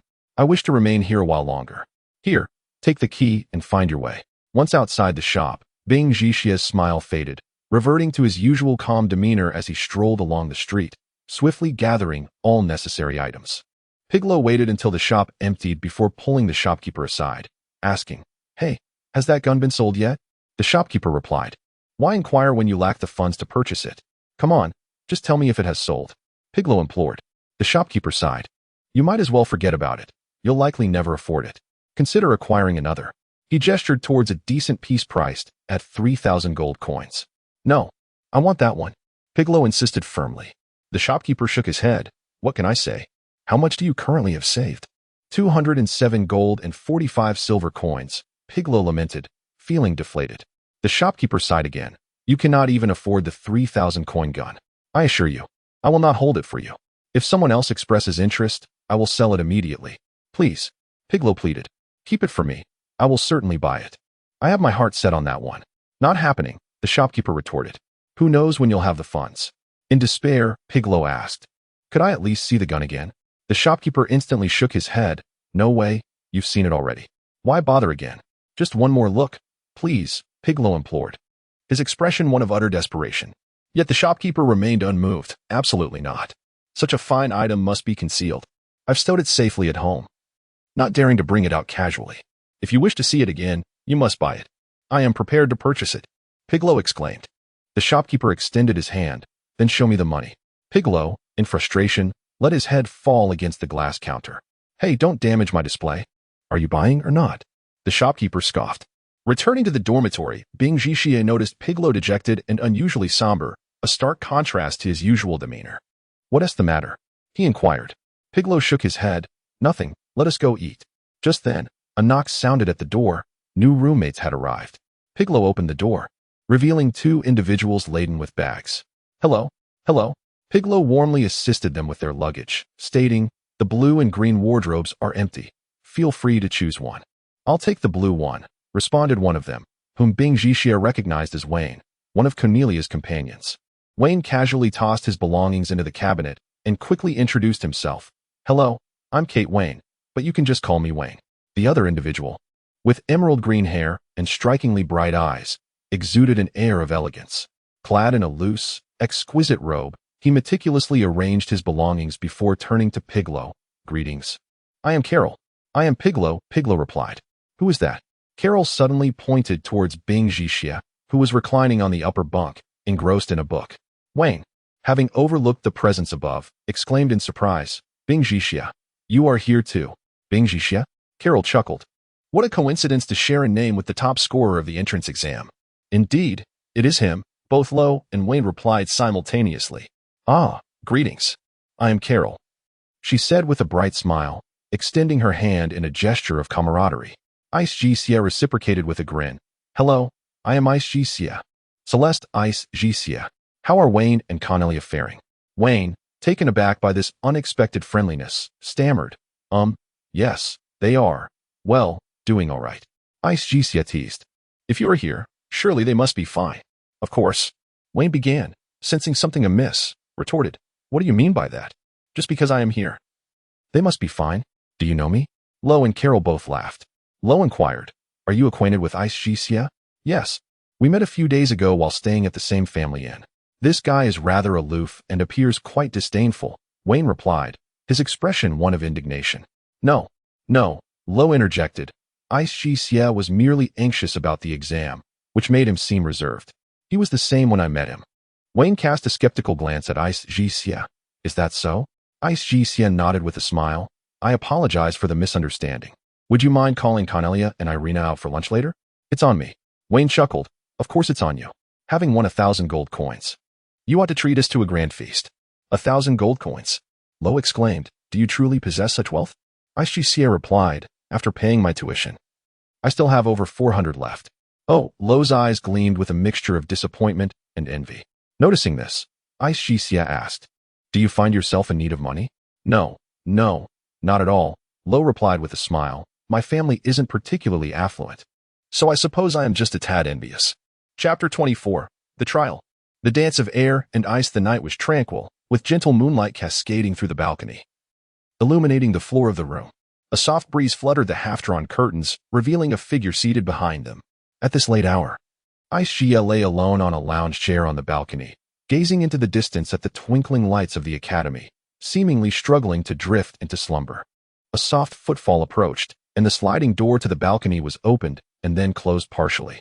Carol, clad in loose pajamas, stretched languidly, inhaling deeply before settling into another chair. "What a delightful breeze!" she exclaimed. "Can't you sleep?" Ice Jixia replied coolly, "Not really." Carol shook her head with a smile. "No. It's just that their snoring is too loud." The room was filled with a cacophony of thunderous snores, creating a symphony of disruption. "And you?" Carol inquired. "Why can't you sleep? Is it that you miss home now that you're in a new place?" "I don't have a home," Ice Jixia remarked, his gaze fixed on the moonlit sky. "I merely relish this feeling." "Apologies." Carol glanced at the serene scenery outside. "I too appreciate this sensation. By the way, I forgot to mention my surname today. It's Chiel, but you may continue to call me Carol. I prefer it that way." Below the dormitory, a figure strolled slowly under the streetlight as Ice Jixia observed the scene quietly. Carol stood up and re-entered the room, only to emerge moments later, her hands laden with various snacks and drinks. On the balcony table sat clean cups, and she poured 2 glasses of milk. "Have some. It'll help you sleep." "Thank you, but I don't wish to drink," he replied. "Then eat something." Carol tossed him a box of crispy cookies. It landed on him, and with no other choice, Ice Jixia accepted it. "How does it taste?" "Quite good," he acknowledged. Carol continued, "If you get dry eating this, have some milk. Then lie on your bed and count sheep. Before long, you'll be asleep." Ice Jixia remarked, "Eating at night makes one gain weight." Carol laughed. "That's why you should eat. It's the perfect time to grow, and I'm so thin. I need to bulk up. And you should eat more too." Ice Jixia smiled slightly and sipped the milk. "I have a proposal," Carol said. "Shall we swap beds?" Both were assigned to the upper bunk. "Why?" Ice Jixia countered. "Because I like your bed." Carol beamed brightly. "No, I like it too," Ice Jixia replied. "Ah, I see." Carol's expression shifted to mild disappointment, but she quickly recovered with a smile. "Then never mind. After a while, Carol finished her snacks, clapped her hands, and declared, "I'm off to sleep now. The food on the table is for you to enjoy at your leisure. Don't forget to sleep early. Classes start after the welcome meeting tomorrow." With that, she went to freshen up in the bathroom before curling up in bed. Aishia glanced around the room. Both Carol and Wayne were newcomers. New students were typically housed in the circular dormitory area. However, fate had it that by the time it was their turn, there were no vacancies, and they were assigned here instead. The next day, South welcome meeting took place in the Academy's Grand Plaza, primarily featuring speeches from the dean and teachers, encouraging the new students to strive diligently in their studies. The top candidates were to represent the newcomers, but as both Baimo Yi and Aishia were reluctant to take the spotlight, the responsibility fell on the shoulders of the third and fourth-ranked students, Celt and Ursula. Due to the welcome meeting, Page Lo could not attend, having already commenced his classes on the first day of the term. The new students' classes would officially begin in the afternoon following the welcome meeting. Aishia smiled as he removed his hat to admire the vibrant blue with yellow stars of his magical hat, quite striking. Though he found it somewhat ostentatious but kept that thought to himself. Safina noticed he was wearing a robe today. "Oh, why aren't you in your robe? Haven't you bought one yet?" "Oh, I did buy one, but I felt too warm to wear it." Aishia retrieved a reddish-brown and a gray-black robe from his wardrobe, both devoid of any patterns. Safina shook her head with a sigh. "At such a young age, why do you lack a sense of style? Everyone else looks splendid. Even you, the top student, should dress decently. Thankfully, I anticipated that you wouldn't buy clothes, so I bought you a set." With that, she revealed a striking blue robe with yellow patterns that matched his hat. "This?" Safina smiled. "There's nothing to be embarrassed about. Try it on, let me see if it fits." With her kind insistence, Aishia had no choice but to comply. This exquisite blue robe was designed to be worn directly and fastened with buttons, contrasting starkly with the old-fashioned, baggy robes he owned. The blue robe, tailored to be fitted at the top and loose at the bottom, made him appear vibrant and full of vitality after he tied the drawstring. Safina nodded approvingly. "It looks wonderful, far more attractive than your previous garments. You look just like a little wizard." "Thank you, Safina." Aishia felt his cheeks warm slightly under her gaze, though it wasn't overly noticeable. Safina chuckled. "It's nothing. It doesn't cost much. Just focus on your studies. This is the current popular style, thick yet breathable. So you won't feel stifled. From now on, you should dress like this. Keep those two robes as pajamas." "All right." Aishia examined the robe in surprise. "Intermediate mage?" Safina bent down to ruffle his hair. "Surprised, aren't you? The Grand Sorcerer Vazareb stated that based on your and Baimo Yi's results and performance, you are eligible for an intermediate mage certificate. However, according to Academy rules, you must start from the last level of the apprentice mage, which is the third level. And to advance to other classes, you must pass an exam." "Oh, thank you, Safina." Aishia appeared quite pleased. Safina replied, "Call me Sister Safina." "Thank you, Sister Safina." Hiki, Safina beamed, her happiness evident. "Your identification card shows that wind magic dominates. I heard from Lo that your major is ice magic?" "Yes," Safina remarked. "Baimo Yi is also majoring in ice magic. He too has declared himself a mage." This revelation piqued Aishia's interest. "What is his secondary major?" "Baimo Yi specializes in light magic, though his affinity for light elements is not particularly pronounced. It is rumored that his family boasts a lineage connected to the Aurora god, Aphidas. Although merely a legend, their family has a long-standing history of studying light magic." Aishia replied, "I don't know. Perhaps something random. According to the rules of magic, a mage must specialize in at least two forms of magic, one as a primary and one as a secondary, and must also be familiar with and adept at other forms of magic, a basic requirement for a mage." Safina stated, "You defeated the examiners, but you used combat skills, so you'll need to demonstrate your magical abilities. According to the minimum requirements for a green robe mage, intermediate level, one must proficiently cast advanced magic from 2 primary disciplines and at least 4 intermediate spells from other disciplines, along with some rudimentary combat skills. Baimo Yi is already tested. You too must showcase your abilities at the trial arena." "Baimo Yi." Aishia furrowed his brow slightly, suddenly asking, "Will there be many people watching at the trial arena?" "Of course, and many students too." Aishia shook his head. "Isn't it sufficient for you to observe here?" "Here?" Sophie inquired. "I suppose it's fine. I am not fond of large crowds. They tend to be quite troublesome." Aishia, however, took her by the hand and led her to the balcony. Without warning, he leaped onto the railing and jumped out into the open air. Sophie was startled by his sudden action, yet what astonished her even more was the sight of Ice GS swiftly running and jumping through the air. Air Tread. Air Tread is not an advanced spell. It is a basic magic that even novice mages can master. However, they typically manage only a step or two before losing focus on controlling the wind elements. Those who are more skilled might cover a few dozen or even 100 steps, yet their movements often appear clumsy and unstable. To navigate the air with such finesse clearly indicated he possessed the prowess of a mid-level mage. As she watched, Ice Jia, clad in a striking azure robe, leaped high into the air, twisting his body gracefully. In an instant, the surroundings erupted into a flurry of enormous ice flowers, blossoming one after another, until a massive thorn ball composed of sharp ice petals formed, spanning several hundred meters. Ice Dance, Sophie murmured. Indeed, Ice Dance is an advanced spell, and Ice Jia seamlessly integrated combat techniques into its execution. The crowd below, witnessing such a colossal ice formation materializing in the sky, was taken aback, fearing it might plummet. Yet, before long, the ice vaporized into thin air.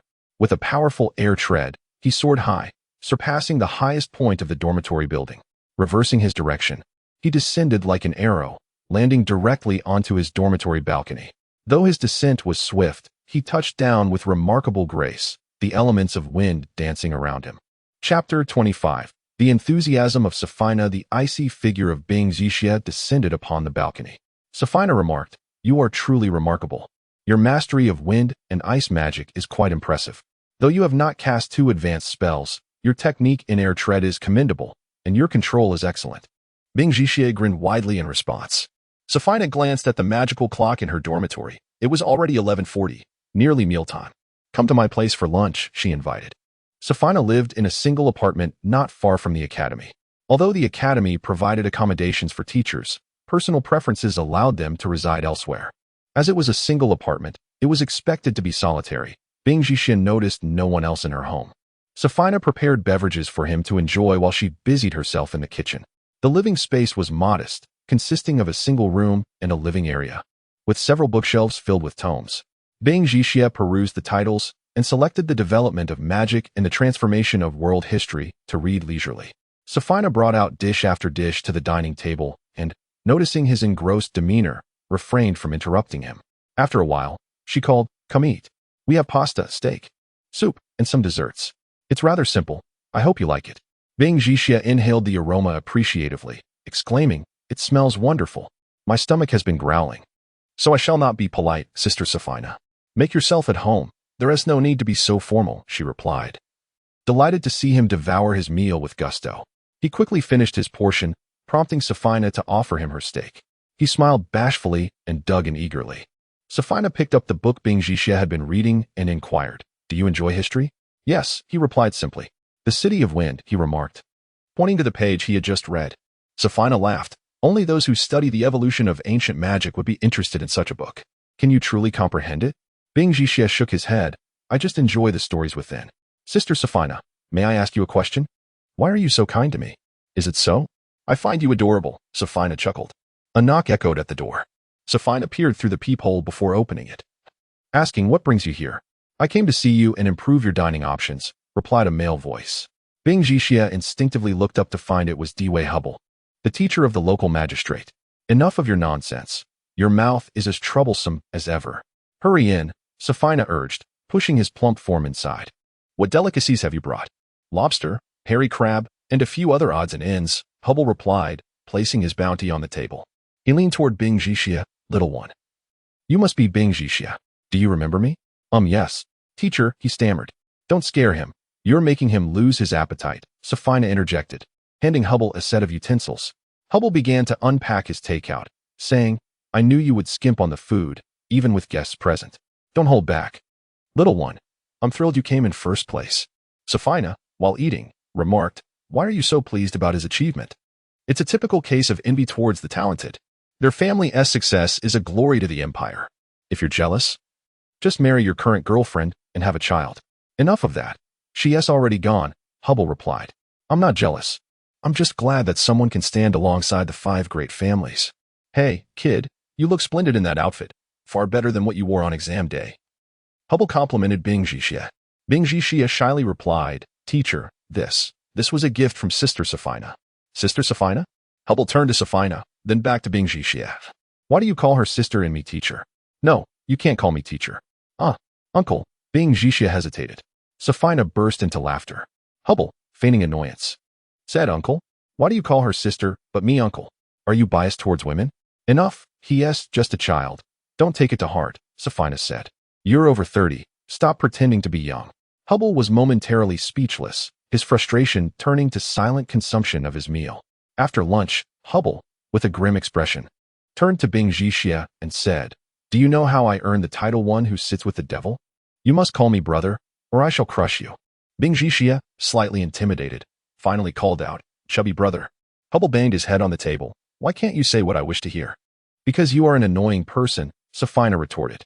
Hubble protested, What makes me annoying? Forget it, let us not dwell on that. But you, bringing a man home for dinner. This is unprecedented. Aside from us and your grandfather, no one else has ever entered your home, especially someone you've known for such a short time. This is indeed a momentous occasion. Safina's expression hardened. If you continue to speak nonsense, I will throw you out. All right, I want to say another word. Hubble conceded. I came to discuss something important. What is it? Safina asked. Hubble glanced at Bing Jixia, then led Safina into the bedroom to whisper a few words in her ear. Really? Safina looked at him incredulously. Indeed, not everyone is aware of this matter. The principal entrusted me with this task, as we have more experience in such affairs, Hubble explained. Safina nodded. Well, I didn't expect such a situation to arise. What should I call you? Uncle, teacher, brother, what am I supposed to call you? Hubble sighed. He shook his head. All right. Safina, I must tell you. Your enthusiasm in pursuing a man may make him uncomfortable. How dare you? Safina kicked him out the door. Since the last failed burglary, the defenses of the Blue Crystal Tower had been significantly strengthened. Several times, Bing Jixia had attempted to observe the area surrounding it, hoping to sneak inside again, but was forced to retreat. Without a clear opportunity or understanding of the situation, entering there seemed nearly impossible. Thus, the first day passed without him even realizing it. The following morning, at 7 o'clock, the first class commenced. Bing Jixia had enrolled in the magic program, majoring in ice magic. Naturally, the first lesson of the week was scheduled in the ice magic classroom. Following the map, he found the classroom for level 3 ice magic apprentices. The classroom was nearly full, with only one seat left in the third row, his designated spot. The other students observed him as he entered. Though they did not recognize Bing Jixia, they understood that a new student placed directly in the level 3 apprentice class must be exceptionally talented. Bing Jixia paid little mind to their gazes, but, after a moment's consideration, decided to feign shyness, lowering his head as he walked into the classroom. In each class, there is a stipulated number of 30 students, divided into 6 groups with 5 rows each. Every 2 rows form a larger group. Bing Jixia occupies the central position in the third row, with a girl seated beside him. Hello, I'm Boya, and I will be your desk mate from now on. The girl extended her hand in a gesture of friendliness. Bing Jixia noticed the classmates on either side of him watching with amused expressions.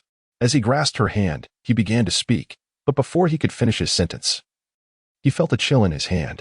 Crystalline ice swiftly spread up his arm, encasing his hand in frost. Most of the students in this class are around 15 years of age, the typical age for graduating from an introductory magic class. Being shorter than his peers, Bing Jixia appeared even smaller, especially as girls tend to mature earlier than boys. Even seated, he was half a head shorter than Boya. As his frozen hand slowly accumulated magical energy, he channeled the fire element to hasten the melting of the ice into water. Rather than becoming upset by the incident, Bing Jixia dried the water from his sleeve and patiently awaited the teacher's arrival. Noticing his serious demeanor and silence, Boya assumed he was upset. Hey, don't be mad at a little joke. We're all learning ice magic. We could practice together sometime. No, I'm not angry, Bing Jixia replied, glancing around the room. He had noticed earlier that no one was more imposing than Moyi. Boya smiled and inquired, What's your name? You haven't told us yet. Bing. You may call me Bing, he stated, unaware of the implications of revealing his name. Although he was not particularly concerned, he despised complications. Chapter 26. The ice magic class of Night Spark. The classroom, accommodating merely 30 students, was rather compact, with only 2 windows facing outward. However, it was midsummer, and with the recent conclusion of the June holiday, the curtains were drawn to shield the room from the relentless sun. The The ceiling was adorned with numerous recessed slots, each embedded with elemental crystal stones, surrounded by intricately drawn magical arrays that operated autonomously, channeling the energy of the crystals until they were depleted. Among these crystals, not only were there those for illumination, but also others of various types. During this summer season, the water and ice elemental crystals emitted a gentle glow.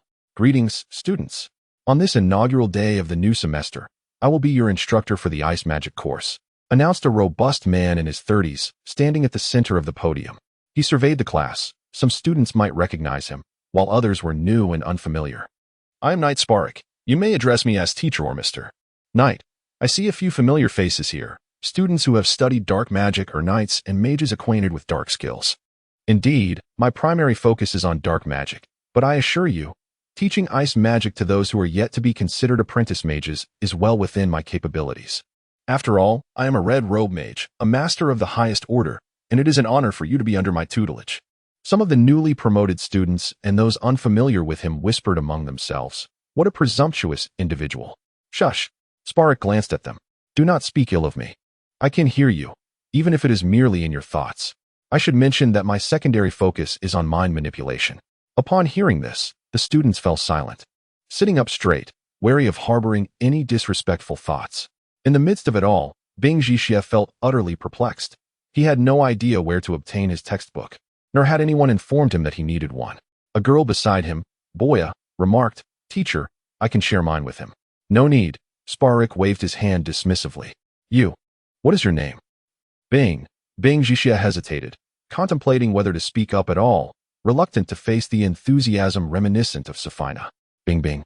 Spark raised an eyebrow. "Very well, little Bing, please come forward."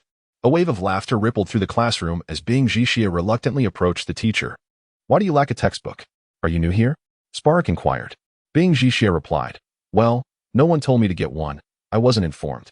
Spark looked down at him. "No one informed you? Are you not the least bit concerned? Or do you believe that since you are not majoring in this course, you can be lax? Or do you think your studies here are inconsequential?" Bing Jixie thought to himself, "I have never attended an academy. How could I know these things?" Yet, he could not voice this thought, for he was now a student. Suddenly, he felt a stirring within, as if something had invaded his mind. He quickly realized it was the telepathy from his mind manipulation magic. Spark was well aware of why he lacked a textbook. Only those new students deemed likely to quickly surpass their current level would not receive the materials for their class. Bing Jixie, however, had been placed directly into the apprentice third tier, the highest placement standard for new students at the academy. Spark pointed at Bing Jixie and declared, "Within a week, you shall participate in the advancement examination. Do not linger in this class. It would only waste your time." The classmates gasped in surprise, with Donna Boya staring at him in astonishment. The boy who had inadvertently frozen his own hands had been given a deadline for the advancement exam. How could they not be taken aback? "Enough noise. We have wasted ample time. Let us resume class," Spark stated. Now, everyone is aware that ice can be categorized into two types, one formed from condensed water, commonly seen during snowy winters, and the other from condensed air, which evaporates into gas upon melting, disappearing into the atmosphere. Though fundamentally different, both types achieve nearly identical effects. I know many of you specialize in water or air. Your teachers have already introduced you to basic methods for altering elemental consciousness, primarily by manipulating magical energy to change the temperature of the elements, thereby inducing freezing. While controlling air, or wind, is somewhat more challenging. The essence remains the same. They are both frigid. It is well known that liquid ice forms at temperatures below zero, while dry ice requires a minimum of -78.5 degrees and must be under significant pressure to materialize. This necessitates a proficient command of wind elements. I recognize that those of you focused on water elements will find it easier to acquire some ice skills. But achieving ice formation from wind at your current level is quite challenging. He opened his left palm, gathering a grayish-white mist, yet failed to produce ice. This is not due to insufficient temperature, but rather because your magical energy is yet incapable of exerting ideal pressure. Spark smiled at the class. "Do you not find this unfair?" The students listened intently to his lecture, captivated by his detailed explanations, and for a moment, no one responded to his question. Spark chuckled. "Indeed, it is quite unfair. However, dry ice possesses its advantages. Its cooling capacity exceeds that of water ice by over 1.5 times. In other words, At the same temperature of -100 degrees, dry ice absorbs more than 1.5 times the heat compared to water ice. But do not be deceived. Once dry ice is released from magical pressure, it swiftly evaporates into gas. This is both its strength and weakness. As he concluded his statement, he regarded the class with a knowing smile. Though the meaning behind Sparrek's final words might elude the students, Bing Jixia understood clearly. While dry ice, once released from control, would immediately cease to be frozen, it could also vanish without a trace if employed for covert actions, making it exceedingly difficult to identify the perpetrator. Despite the numerous differences between dry ice and water ice, they ultimately belong to the same elemental category, just as whether one uses wood or methane to ignite a fire. They are both manifestations of the fire element. Sparrek continued to expound his theoretical knowledge, elucidating the foundational principles and properties of ice with remarkable clarity and vividness. Initially perceived as overly self-important, the students now found themselves enraptured by his discourse. Bing Jixia sat awkwardly, feeling bored and out of place. He had no textbook to peruse, and the lesson seemed rather simplistic for him. Meanwhile, Donna Boya diligently took notes, capturing the vital points of the lecture.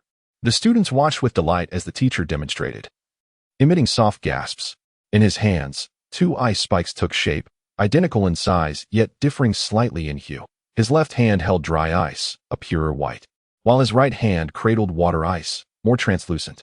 Controlling elements with your consciousness and altering their forms can be achieved like this. Sparrek stepped down from the podium, merging the ice elements at his feet into a humanoid figure, akin to a shadow. By manipulating its shape with your mind and altering the elemental consciousness with magical energy, you can manifest your desires. Through the aid of incantations and the output of your magical power, you can create formidable spells, just as I am demonstrating now. Sparrek remained with both hands, one enveloped in dry ice and the other in ice water, simultaneously forming blocks of ice that continually extended, elongating like ice lollipops adorned with crystalline spikes. With a mere flicker of consciousness, 2 broad, frigid hands emerged before him. This was the simple yet practical elemental hand. With the aid of this magical prowess, many arduous tasks could be accomplished. The 2 icy hands moved as if alive, occasionally clenching into fists and then unfurling. Of course, you might not yet attain such an effect. Thus, mastering the transformation of the ice element into the form of ice arms is a commendable goal. Do not remain fixated solely on the basic attraction of ice elements. The incantations are inscribed in your spellbooks. Now, each of you should attempt to practice, starting with the fundamentals and controlling its shape. The students eagerly extended their hands, perusing the magical incantations in their books. Chapter 27. The Path to Dreams Within the Classroom. A chorus of incantations echoed as students diligently practiced their spells. Those attempting to transmute water into ice fared reasonably well, managing to achieve some degree of freezing, although the ideal results eluded them. Conversely, few succeeded in freezing using the wind element that could only produce a chilling breeze. Donna Poya was earnestly practicing, reciting the incantation while concentrating on harmonizing with the water elements in the air, channeling her magical energy to transform the water into ice. She struggled to control the form of the ice as it coalesced in her mind, but just as she achieved the effect of ice spikes, they shattered before she could expand upon them. Sparrek observed his classmates' relentless efforts, occasionally demonstrating techniques himself, though he required no vocal incantation. A silent recitation in his mind sufficed. The journey of a mage, from novice to master sorcerer, encompasses 4 significant hurdles, the first of which is the transition from apprentice to junior mage. The most crucial criterion for this advancement is the shift from verbal incantation to mental recitation. A mage's proficiency is determined by their ability to cast spells without uttering the words. Thus, it is not so much that mages no longer need to vocalize their spells. Rather, it is the apprentices who must do so, indicating their inadequacy. For students still classified as apprentices, encountering this barrier signifies their need to progress to the next level. Fortunately, for students around the age of 15, ascending from apprentice to gray-robed mage, novice, typically requires little time, ranging from a mere month to 3 at most. Most students in academic institutions reach this threshold, especially those selected as exceptional candidates by the prestigious Kalanting Academy. For mages, the time taken to verbally chant spells is considerably longer than that of mental recitation, allowing opponents to anticipate the spells being cast, successfully overcoming this hurdle before the age of 17 by relying solely on mental incantation. qualifies one as a competent blue-robed mage junior, individuals regarded as possessing a natural aptitude for magic. Those who achieve the status of red-robed mage enjoy special privileges within the Empire and lifelong benefits from the Magic Guild, even outside the Empire. These prestigious rewards will follow them for life. Therefore, the distinction between yellow-robed and red-robed mages is perceived not merely as a single tier, but as a chasm separating the realms of hell and heaven. Dark Archmage Knight Sparek is one such talent of the Empire. It is little wonder he could proclaim before the class, "It is an honor for me to teach you." Now, Sparek's ambition is to advance further along the path of his dark magical ideals, striving to break through the third barrier and undergo the transformative metamorphosis from mage to sorcerer. Only those who attain the strength of a red-robed mage before the age of 40 are considered likely to progress to the next level. Such individuals are exceedingly rare within the Empire. Ultimately, becoming a Grand Sorcerer is the ultimate aspiration of all mages. The students each labored toward their personal goals and dreams. Knight Sparek approached Bing Jixia and remarked, "As an outstanding student upon whom the school has high hopes, you will surely excel in this spell." Bing Jixia, seated quietly as he observed others casting spells, felt uncertain when the teacher turned his attention to him. Sparek clapped his hands and called out, "Everyone, please be quiet. This student is a new member of our academy. Let us offer him the opportunity to showcase his abilities and introduce himself through this spell." The classmates ceased their practice, turning their gaze toward him. Bing Jixia could not comprehend why the teacher seemed to single him out. Had his inability to read his thoughts earlier provoked Sparek's ire? Noticing Bing Jixia's hesitation, Sparek continued, "Oh, he may be feeling shy. New students often do, don't they? Let us give him a round of applause and encouragement. Even if he fails." The students erupted into applause, with a few boys shouting words of encouragement. Bing Jixia pondered whether the teacher sought to validate his status as an exceptional student recognized by the academy. Lacking formal education, he feared that failing to perform adequately might lead to expulsion, so he reluctantly agreed to demonstrate his magic at the teacher's behest. Sparek observed with curiosity as Bing Jixia raised a finger, uncertain of his intentions. Suddenly, a radiant point of light emerged from his fingertip, blossoming slowly into a delicate ice flower. "Oh, how beautiful!" exclaimed Poya, only to be astounded further as the tiny ice flower continued to bloom, one after another, cascading like vibrant blossoms in a garden, soon coiling through the air like a serpentine entity. Sparek marveled at Bing Jixia's effortless execution of the spell. But he was even more astonished to note the absence of audible incantations, suggesting that Bing had surpassed the status of a mere apprentice or gray-robed mage. He had become a competent mage. Within the academy, few students of his age had achieved such prowess. Sparek recognized that he himself had once possessed similar extraordinary talent. Confirming the academy's discerning judgment, this young man was indeed a magical prodigy. As Bing Jixia concluded his spell, he queried the teacher, "Is that sufficient?" Upon releasing his magical energy, the elongated ice serpent dissipated into a frigid mist, causing even summer's warmth to elicit shivers among his classmates. Poya, feeling the chill most acutely, could not restrain her astonishment. Is that dry ice? Few in the class could conjure dry ice, let alone with such dazzling artistry. The students gazed at Bing Jixia in disbelief. Bartholomew III, heir of Sankyul, or perhaps the second CHNW Zilbi. One classmate exclaimed, referencing names of renowned archmages. While likening Bing Jixia to such illustrious figures seemed absurdly grandiose, they were nonetheless astounded by the teacher's appraisal and Bing's prodigious abilities. "No," Sparek's deep voice reverberated slowly. "Even a genius, despite possessing extraordinary talent, cannot become a true mage solely through innate ability. I have witnessed countless individuals more accomplished than I, our classmates. Despite their remarkable talents, few have persevered on this path. Does genius alone guarantee success? Many celebrated mages were only labeled geniuses after achieving great feats, often ridiculed in their youth. Who could have predicted that Kemi heir's son Dallin, once mocked as a fool by his neighbors, would one day become the foremost archmage of spatial magic? The students were struck by their teacher's words. Indeed, while so-called geniuses bask in the glow of countless accolades, the weight of such expectations can extinguish many promising talents. Sparek regarded Bing Jixia with a disdainful gaze, reflecting on his own undeserved title of genius. "My current achievements are not the result of mere labels. Each of you possesses the potential to become a great archmage akin to Dallin. However, it will require your own efforts to prove it. Each of you has arrived here, harboring your own dreams. and these aspirations shall not be altered by the presence of genius. Young ones, the distance you can traverse depends solely on your own efforts. The faces of the students radiated with joyous smiles, as if they could glimpse the path leading to their aspirations.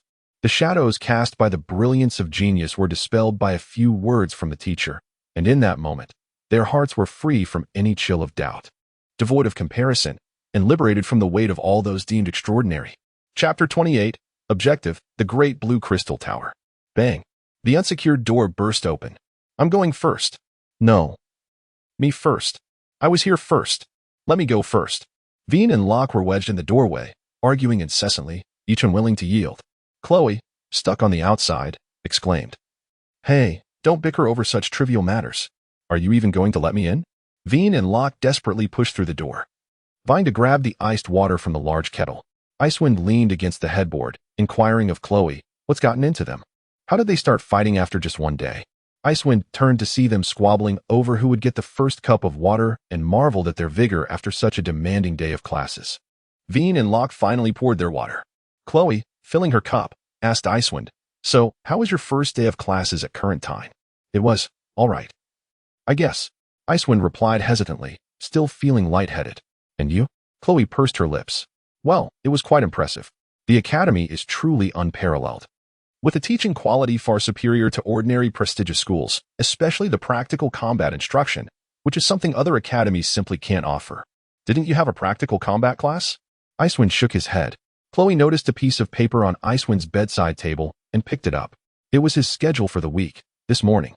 Here it is. Introductory Level 3 Ice Magic Theory, Apprentice Level 2 Combat Skills Theory, Introductory Level 1 Fire Magic Theory, Introductory Level 2 Wind Magic Theory. How are they all theory classes? What a diabolical schedule. You're really unlucky. It's all right, I suppose. Icewind didn't seem too concerned. Huh. Chloe folded the schedule again. Haven't you filled out your elective courses for next week? Hurry up and submit the form. The head teacher needs it to arrange your classes. Otherwise, next week you'll only be able to attend the courses the academy suggests, and you won't be able to choose what you want to study. Oh, next week. Icewind leaned back, recalling Sparhawk's words, figuring he wouldn't be in this level's classes by then. All right, hold on a second, Locke said, catching his breath and making a pause gesture. Veen, also panting, retorted, "What? Are you admitting defeat? Warriors are the strongest." Locke snapped, "Who says?" "Nonsense. It's almost lunchtime. We'll continue after we eat. TCH, I'm not afraid." The two boys glared at each other, their heads nearly touching. Eating? Icewind suddenly sat up and asked, "Are we going to that restaurant again?" "No. It's not good to keep going to the same place. The food isn't that great." Veen and Locke were taken aback and simultaneously roared at Icewind, "Idiot. Eating at a restaurant every day would cost a fortune." Locke added, "I don't know what you're thinking. How can you be the academy's top genius? If we ate at such an expensive restaurant every day, even the wealthiest person would go broke.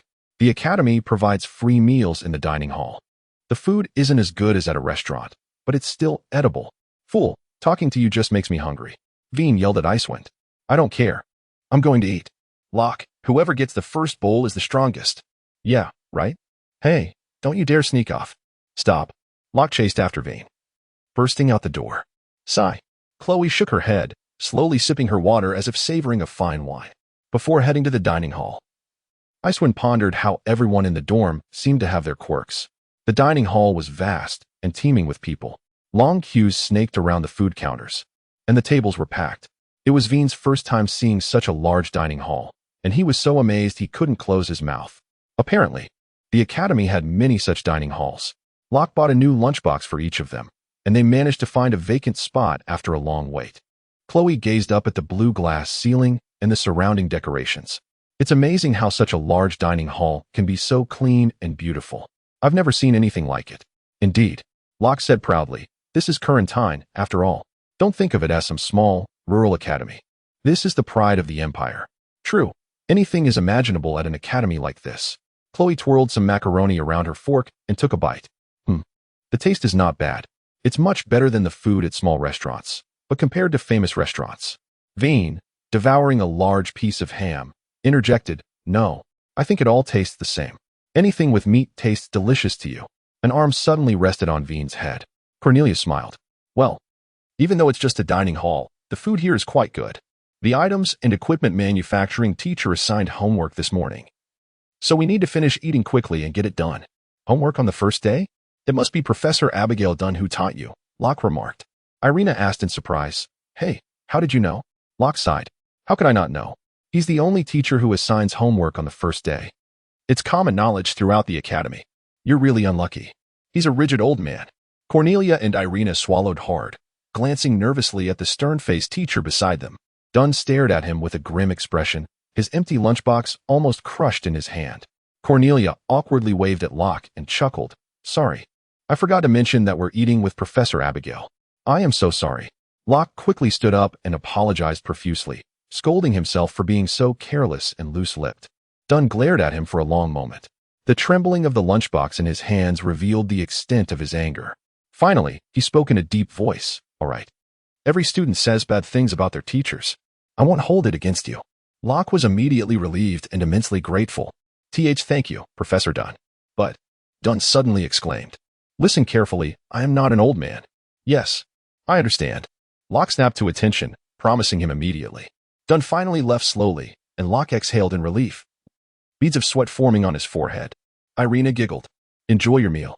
We'll be going now. Okay, bye. Locke sighed, resting his face in his hands. Seeing Icewind staring down at his food, lost in thought, he asked, Icewind, hey, what's wrong? Why are you so quiet again?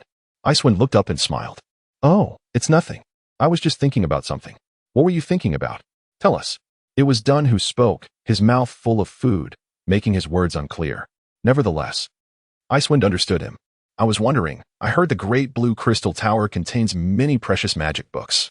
Are we students not allowed to go inside and read them? Huh? Veen blinked, suddenly excited. That's right. I heard it's filled with extremely valuable things, including various famous weapons and armor. I am utterly eager to take a glimpse inside. If only someone were to gift me a set, or rather, a single piece, I would be overwhelmed with joy, perhaps even driven to madness. Ha ha ha. Wayne's boisterous laughter drew the attention of countless onlookers. What an idiot, Carol lamented, pressing her head in pain. How could I possibly share a dormitory with such a person? Ross nodded in agreement. Indeed, you aren't faring much better. With a roar, Carol turned to Aishicia, contemplating. He seems to be the only relatively sane individual here. Yet I can't shake the feeling that something is off about him. Ross remarked, as for the Blue Crystal Tower, do not harbor any illusions. Entry is simply unattainable. Really? Are students truly prohibited from entering? Aishicia inquired. Ross shook his head. Not entirely impossible, but someone like you might have a chance to visit. Wayne asked why? What about me? You, who ranked at the bottom of the entrance exam, have no hope whatsoever, Ross replied. The Academy selects 2 groups of students each year to explore the first and second levels, with each group consisting of 500 individuals. Thus, only the most outstanding students have the opportunity to experience such an enviable privilege. Carol rested her chin on her hand, her expression indifferent. 500 individuals. It seems such matters are beyond my reach. Perhaps I should abandon this notion altogether. Indeed, it would be wise to relinquish such thoughts, Ross added. In an institution boasting hundreds of thousands, nearly 1 million students, attaining a position within the top 500 seems nearly impossible. However, he continued, I, unfortunately, have set that as my goal, and thus I must double my efforts. You? Quite the determined fellow, Carol retorted.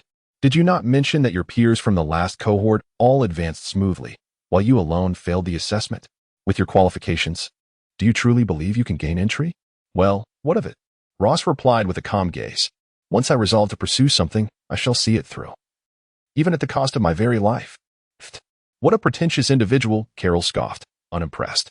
Nearby, Wayne, who had been holding back for quite some time, suddenly slammed the table and shouted, All right, I've made up my mind. I shall enter the Great Blue Crystal Tower in this lifetime. The diners in the vicinity turned in astonishment. Carol covered her face, muttering, Idiot, here we go again. Chapter 29. The Strength of Baimo Yi. In a private room of an upscale restaurant, Ursula, Baimo Yi, and Selt were indulging in a lavish lunch that was beyond the reach of ordinary individuals. Selt swirled the fine wine in his glass before downing it in one gulp. Ursula glanced at the cold demeanor of Baimo Yi and sighed. Dining with you is just as dreary as ever. Then why did you invite him? Selt continued to drink without pause. Ursula inquired, Selt, how are things on your end? What else could there be? Ursula pressed, Must you make me say so much triviality? Selt set down his wine bottle and glass. Are you referring to studying? That's child's play. I truly don't understand why this fellow insists on being here when he could receive practical training at home, among our families. Who doesn't have a seasoned general in their lineage? You are absolutely right, Selt.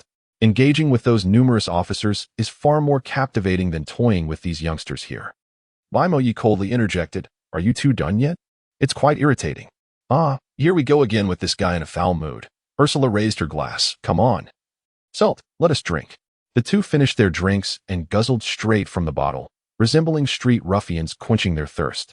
Baimoyi also took a sip from his glass. Selt asked, Baimoyi, may I inquire about your current level of proficiency? Although you are generally reluctant to discuss your training prowess, my curiosity compels me to know. Out of our long-standing friendship, you must reveal it to us. Indeed, Ursula added, we are aware we cannot compete with you.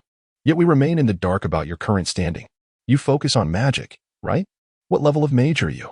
Sitting upright on the central sofa, Baimoyi slowly lowered his glass. As for me, my current goal is to attain the red robe. Ursula nearly choked on her drink, coughing incessantly as she struggled to regain her voice. Red robe. Selt sprang to his feet. You must be joking. Baimoyi shot him a cold glance, remaining silent. After a moment, Ursula managed to suppress her cough, pointing at Baimoyi. This guy, cough. He always enjoys startling others. Cough, cough. Seeing that he was not joking, Selt, aware that Baimoyi never jested, said, the red robe? Surely not. Are you some sort of monster? Hey, you're only 14. Aspiring to be a red robe mage? Impossible, how could that be? I am already 14, Baimoyi stated. His voice icy. Life has unwittingly passed by so much time. If I do not seize the remaining moments of my life, how can I surpass those who came before me? To squander my life on trivial pursuits like drinking and chatting is truly deserving of divine retribution. With that, he stood and took his coat, leaving the room. Ursula and Selt stood there, stunned. This guy, he is undoubtedly a monster. As they passed by a small pizza shop beneath the dormitory, they felt a pang of hunger. During dinner that evening, Vane and Lo had quarreled over a trivial matter, causing his food container to topple. Classmate, would you like a slice of pizza? The owner of the small pizza stand was busily preparing orders. Huh. Oh. The pizza man said, no, I am still learning here, haha. However, there are too many expenses at home. So I asked them to open this pizza shop to earn some money. Bing Jixia looked up at him, noticing he appeared to be around 30, still studying. Huh? Indeed, the pizza man replied as he packaged the pizza. I am a mid-level warrior, unlike mages or knights who have it easier. Finding a good job is quite challenging. You know, being a warrior is the toughest profession to master and often goes unappreciated. Mages, knights, and magic warriors have similar predicaments. Yet if they hold positions in the magic guild, they can still earn some money. Knights receive annual subsidies from the empire, ranging from 50 to 200 gold coins. Though meager, it is better than nothing. Listening to him lament, Bing Jixia asked, then why not seek suitable work through the mercenary guild?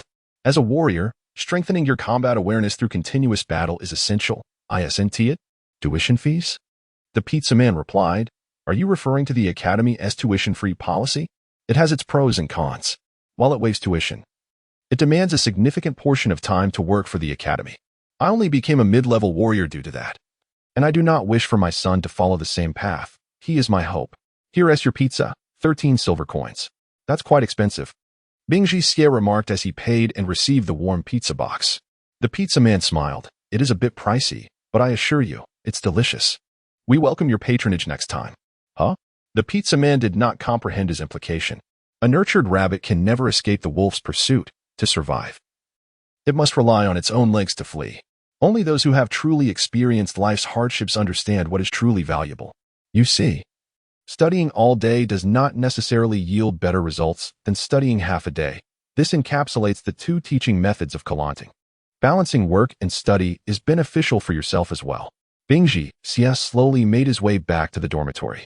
The pizza man stared blankly as he disappeared into the darkness, grumbling, Tish, what does a child know? If you were the head of Kalanting, perhaps I would heed your words. How outrageous. Today as children are becoming more and more unreasonable. Bing Jixia pushed open the door to his dormitory. Hey, there's something to eat. Vane, who was lounging on the bed reading, sprang up. Ah, pizza. How did you know I was craving that? Bing Jixia surveyed the room. Where's Lo? Him? I don't know. I haven't seen him since dinner. Vane opened the box, quickly snatching a slice and exclaiming, I wonder where Carol went to. Their absence is perfect. Hee hee, I can eat a few more slices. Is that all right, Bing Jixia? Ah, eat as you please. Bing Jixia sat down, thinking Lo might have gone to work as he too was balancing work and study. Vane devoured quickly, finishing half of the pizza divided into 8 slices in no time. Bing Jixia asked between bites. Vane, you study in the warrior department too, right? Yeah, Vane replied, his cheeks stuffed, making it difficult to articulate. Bing Jixia continued. Is it very tough for you to study? Yeah. Vane, having eaten too quickly, choked and pounded his chest, struggling. After finally swallowing with a large gulp of water, he exhaled deeply. Goodness, I almost died. What were you saying? Bing Jixia wiped the sweat from his forehead. I said the growth of a warrior is very arduous. Vane smirked. Haha, you're quite aware. Becoming a warrior is the most challenging path in the world. It is entirely distinct from mages, knights, and magic warriors. The commonality among these 4 professions is the necessity of mastering combat skills. Mages aim for survival in close combat on the battlefield, while the others are primarily focused on fighting.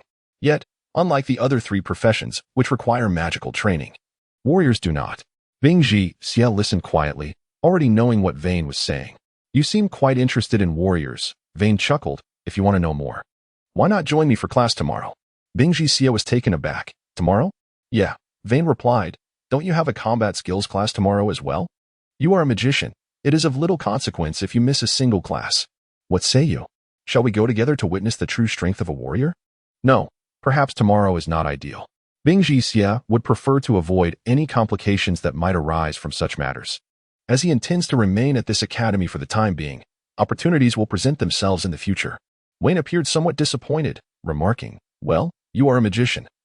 And understanding the warrior's essence suffices. There is no need for you to attend classes in such detail.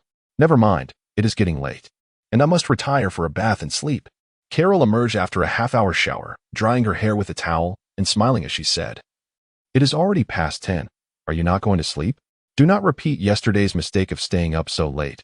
It is detrimental to your skin. I am waiting for Luo, Bing Jixia replied. I have matters to discuss with him. Chapter 30. A prodigy's transgression drenched in perspiration. His garments clung to him as if he had just emerged from a murky ditch. Luo, what have you been doing? You're soaked, Carol exclaimed. Luo secured the door and began to disrobe. Some classmates challenged me to a duel. I engaged in a few bouts. His bare torso revealed robust, well-defined muscles. Carol approached, wrinkling her nose and fanning the air. You reek of sweat. Go take a shower.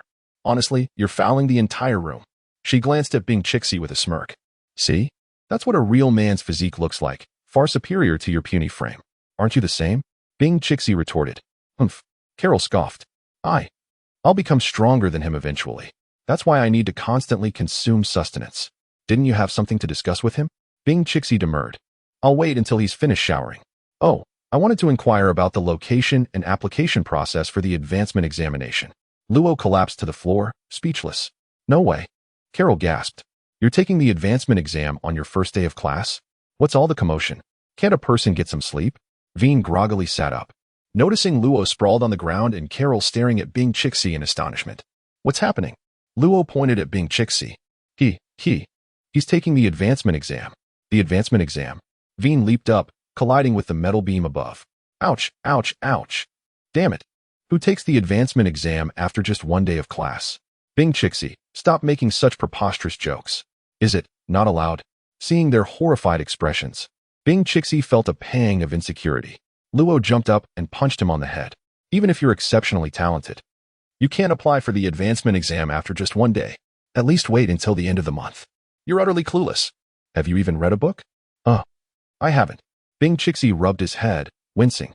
But Master High Sparrow instructed me to pass the elementary mage exam within a week. What did you say? Luo blinked, as did Carol and Vane. Did you just say, Master High Sparrow? It's unfair. Why would such an esteemed instructor teach the novice mage class? Unfair. So unfair. I want him to teach me too.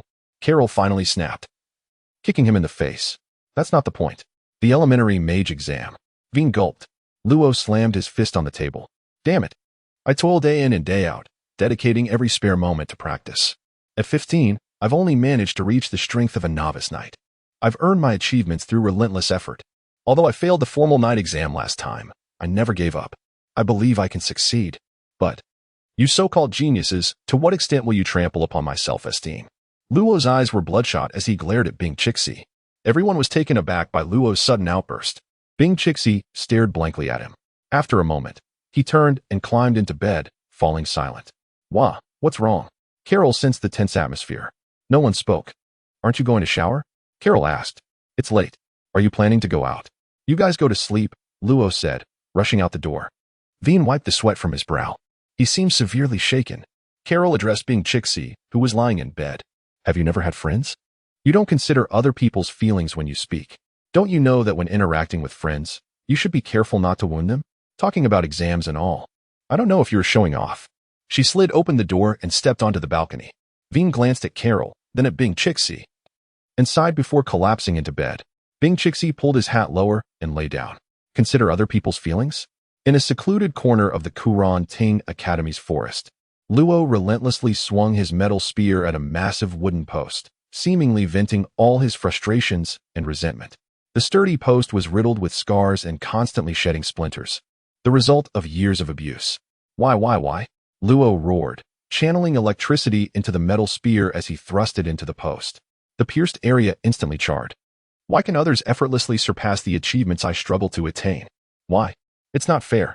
Luo threw down his spear and began to pummel the post with his fists, striking it hundreds of times.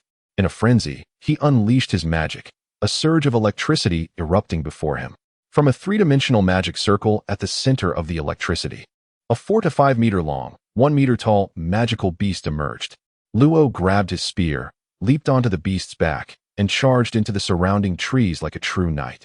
He continued to practice relentlessly, pushing himself to exhaustion, his determination fueled by the fire of his discontent. Under the moonlight, in the shadows a few dozen meters away, Safina quietly departed. The next morning at 6:30, the alarm clock roused Veen and Carol. Oh, Bing Chixi, you're already up? Veen, about to wash up, noticed him sitting on the balcony, enjoying the morning breeze. Why? Don't you think you went too far? Bing Chixi replied, I don't think I did anything wrong. You. Carol stormed onto the balcony and slammed the door shut. What a jerk. Veen wiped his face and said to her, Carol, this is between them. Why are you getting so worked up? Carol fumed. I just can't stand him. He acts like he's so great and looks down on everyone else. He doesn't apologize when he does something wrong. I've never seen such a terrible person. Geniuses are just a bunch of annoying jerks. You're being too harsh. Veen glanced at Bing Chixi on the balcony and shook his head. Starting such a big conflict so soon after moving in together. I doubt he'll last long. Veen stood in the center, looking from one to the other. Oh, thank you. I'm fine. I just slept outside. Luo approached and opened the balcony door. Hey, I need to talk to you. Bing Chixi stood up and faced him. Go ahead. Veen walked over to Carol and whispered, Do you think they're going to fight? Let them fight, Carol retorted. I'll definitely help Luo teach that kid a lesson. Luo hesitated before saying, about yesterday. I'm sorry. I shouldn't have yelled at you like that. Bing Chixi simply acknowledged. Carol couldn't stand it any longer and stepped forward, grabbing Luo's arm. What? Luo, why are you apologizing to him? He's the one who's wrong. He hurt you with his careless words. Why are you saying sorry to someone like him? It's not like that, Luo explained. Bing Chixi's ability to take the exam is his own merit. I don't think there's anything wrong with that. But, Carol argued. But his words hurt you. If I can be hurt by something like that, then I'm too fragile. Luo spoke softly. In this world, there are countless prodigies. If I were to mourn each time I encountered one, I would have long since perished. I have long accepted that I am not a gifted individual, and thus I strive to surpass others through my relentless effort. If I require even this degree of sympathy to endure setbacks, I am unworthy of discussing dignity. Carol gazed at him in astonishment, realizing that this individual was far more formidable than she had anticipated. Suddenly, Wayne, draping an arm over his shoulder, chuckled. Ah, I've discovered that you possess some merits after all. You are quite a remarkable person. Ha ha, I have certainly chosen a worthy friend. There is no such thing as a genius in this world, remarked Bing Jixia as he entered the room. Carol retorted, Do not feign humility. You are clearly a genius yourself. She fell silent, unable to continue. This is. Wayne stared wide-eyed at Bing Jixia. And even Luo was taken aback, exclaiming, What on earth is this? Bing Jixia cast aside his magical robe, revealing his bare back. Marred by countless scars, each wound layered upon another, resembling a dense web of injuries. It was a sight unbefitting a normal person. One must understand that typical scars, unless exceedingly severe, tend to heal without leaving a trace. To bear such profound scars suggests one has endured unspeakable torment. Turning his back to them, Bing Jixie coldly stated, "The strength I possess now is a result of my relentless struggle for survival. Every ounce of my ability has been forged through unwavering effort. There are no prodigies who achieve success without hard work. If such individuals exist, I certainly am not one of them. To use genius as an excuse is, in my view, the mark of a pitiful coward." He concluded, "I must attend class now. I shall see you all at noon," and with that, he departed. Clutching his robe, all were left enveloped in a profound silence, still reeling from the shock. I'm so sorry." Tears welled in Carol's eyes. Luo remarked, "To be labeled a genius yet despised by others, it seems the one truly injured is he." Chapter 31. The Teachings of Sophina, Summoning and Being Summoned a few days later. Bing Jixie had successfully passed the examination for the novice magician and was now attending intermediate magic classes. Following the events of their last encounter, Wayne and Luo no longer referred to him as a genius. They accepted his occasional aloofness and silence without complaint. The most significant change was in Carol, who had transformed from her previous anger into a curious companion, frequently bombarding Bing Jixie with questions that left him exasperated. Indeed, in their eyes, Bing Jixie had completely shed the label of genius. In the training room, Sophina observed with amusement as Luo energetically battled Wayne. It was evident that her decision to pair Bing Jixie with Luo was astute. She smiled at the memory of his tireless efforts in the woods at night, thinking to herself, "I truly made the right choice." When placed alongside someone more capable, you, like a stubborn young calf, strive to surpass your opponent. Yet, the intensity of his drive seemed excessive. They had already been sparring for an hour. Wayne, naturally, was the one fighting Luo. It was the weekend, and both Cornelia and Irina had joined them, while Bing Jixie sat quietly at the side, lost in thought. He noticed someone watching him and turned to see Carol. Upon catching his gaze, Carol waved and smiled, darting around the edge of the arena to him. "Bing Jixie, shall we have a duel? As fellow magicians, I am eager to challenge you." Bing Jixie stared at him intently, his gaze unwavering. Carol, feeling uneasy under his penetrating stare, took a couple of steps back and asked, "What's wrong?" "I do not wish to duel," Bing Jixie replied. Carol released a breath of relief and exclaimed, "If you don't want to, then don't look at me like that. I thought something was wrong. You startled me." Sophina interjected, calling out, "Enough. Stop the duel. Don't keep everyone waiting. Wrap it up quickly."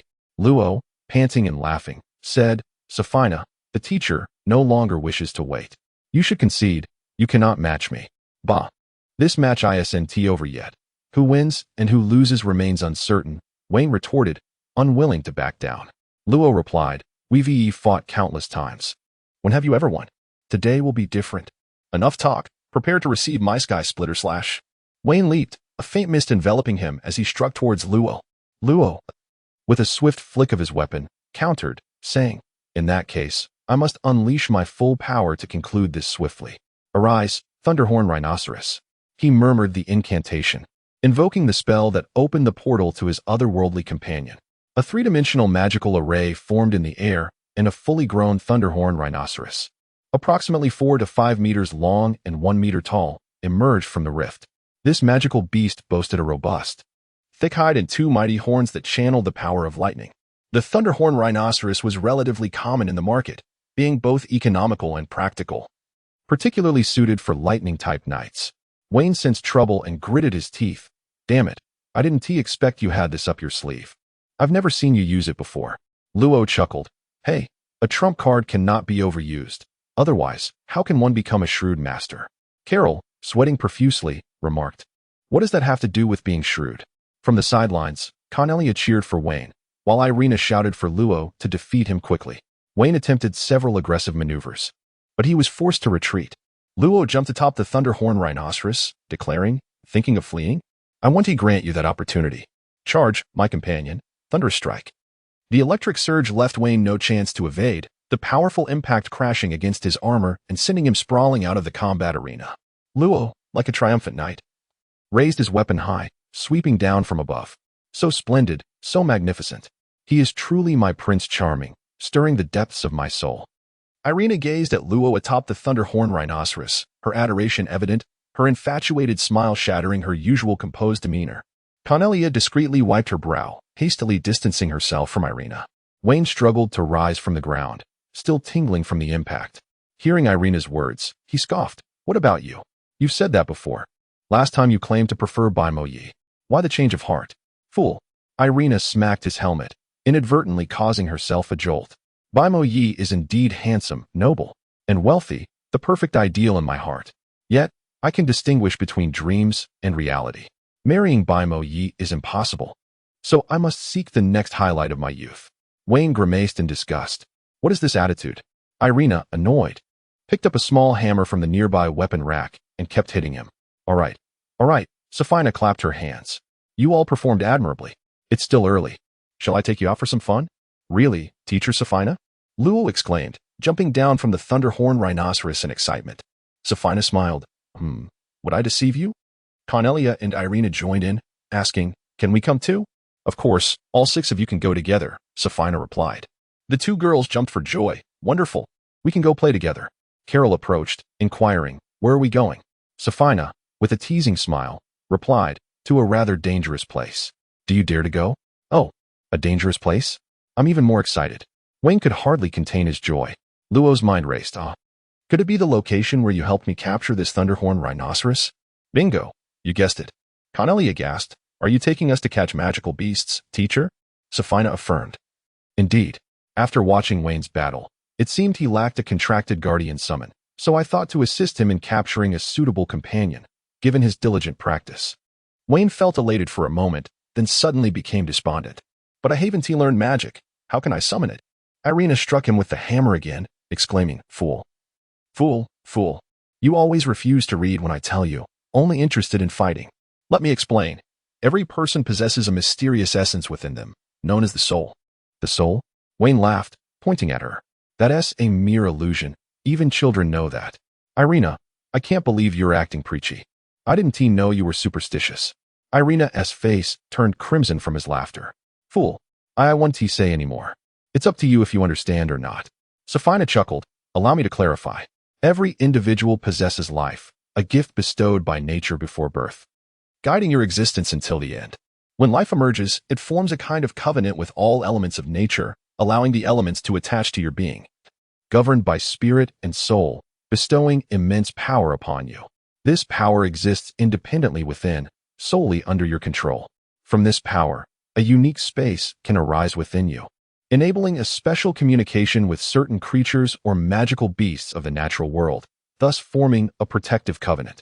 The summoned creature or magical beast will reside in that space, awaiting your call. Wayne nodded, realizing the situation. So that's how it is. Even you, foolish one, can understand, Irina mumbled. Wayne retorted sharply, Miss. Safina is far superior to your superstitions. Irina, incensed, shot back. Are you looking for trouble? Who are you calling superstitious? I will have you pay for this. Irina. Calm down, Cornelia urged, holding her tightly. Carol then asked, Teacher, why is it that we do not reside within the beasts, but rather, they inhabit us? You foolish girl. If we were to dwell within the beasts, they would surely devour us, Wayne exclaimed in frustration. Carol shot him a glance. I truly have no desire to converse with such a dullard. Safina interjected. Let me pose a question. Why do humans construct homes and savor exquisite dishes while animals persist in grazing and sleeping outdoors? After a moment of contemplation, Carol replied. I understand now. Thank you, Miss Safina. Safina addressed the group. All right, everyone, gather round and prepare to set off. Wayne inspected his battle armor, remarking, This academy armor is splendid. After such fierce combat, it remains unscathed. How I wish to possess such a suit. Just as he prepared to remove it, Safina intervened. The outside world is perilous. This armor is temporarily entrusted to you. Oh, splendid. Wayne exclaimed. Wonderful, Miss Safina, you are truly kind. Safina smiled gently, her gaze settling on the silent ice Jixia, who had been staring at the ground. She tenderly touched his cheek and encouraged, Cast aside your worries. We are embarking on an adventure. Oh, long live Miss Safina. The students' exuberant cheers filled the air with joy. Even Ice Jixia found himself smiling. Chapter 32. The Summoning of Beasts. Lo, Vayne, Carol, Cornelia, Irina, and the enigmatic being Jixia, armed with the Academy's weaponry, departed from the teleportation town under the guidance of Teacher Sophia, venturing towards the outskirts of Dibali's West City. As the group traversed several quaint villages, Cornelia suddenly inquired, "Teacher, can we truly proceed at such a leisurely pace?" Sophia reassured her, "It's quite all right. If we find ourselves pressed for time, we shall run." "Very well. Let us see who arrives first." Vane's competitive spirit ignited at the mention of a race, casting a challenging glance at Lo. "Not one to back down," Lo retorted. "Who is afraid of whom?" With that, the contest commenced. A loud shout erupted as they surged forward along the narrow path. Vane, momentarily thwarted as Lo sprinted ahead, exclaimed in frustration, "Hey, that's underhanded. Teacher Sophia should have called the start." Laughter followed as the others joined in the race. Dibali's, nestled in the fertile plateau, boasted lush hills to the west, where milder beasts gathered, posing little threat to the nearby inhabitants. Consequently, the Empire had not dispatched troops to exterminate the creatures residing in the mountains. To the west lay a place known as the Mirage Beast Garden, a favored haunt for local beasts, and it was precisely their destination. The dirt path, barely 2 meters wide, was bordered by verdant weeds, with expansive farmlands sprouting immature wheat. Occasionally, towering windmills punctuated the hills and fields, their colossal blades turning languidly, creating a picturesque scene that seemed unimaginable so close to the Empire's grandest metropolis. Now and then, a thunderhorn rhino would obstruct their way, yet the race between Lo and Vane remained unaffected by such minor inconveniences, as they leapt over the placid yet robust creatures. Even when Cornelia inadvertently stepped on one, it remained unperturbed. This particular thunderhorn rhino was notably smaller than Lo's, suggesting that Teacher Sophia had provided him with a juvenile specimen.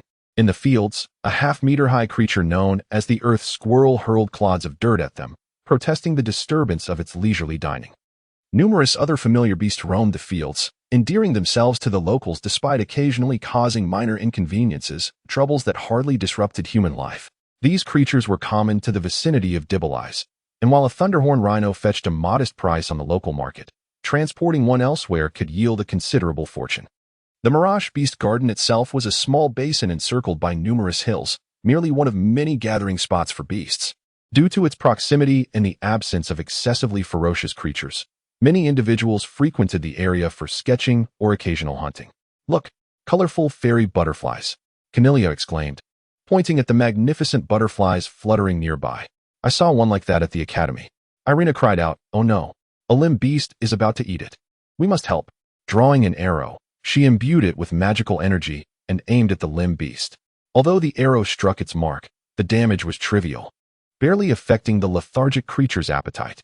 The limb beast, resembling a lizard with a tail nearly 2/3 the length of its body, was often a subject of study among mages, despite its off-putting appearance.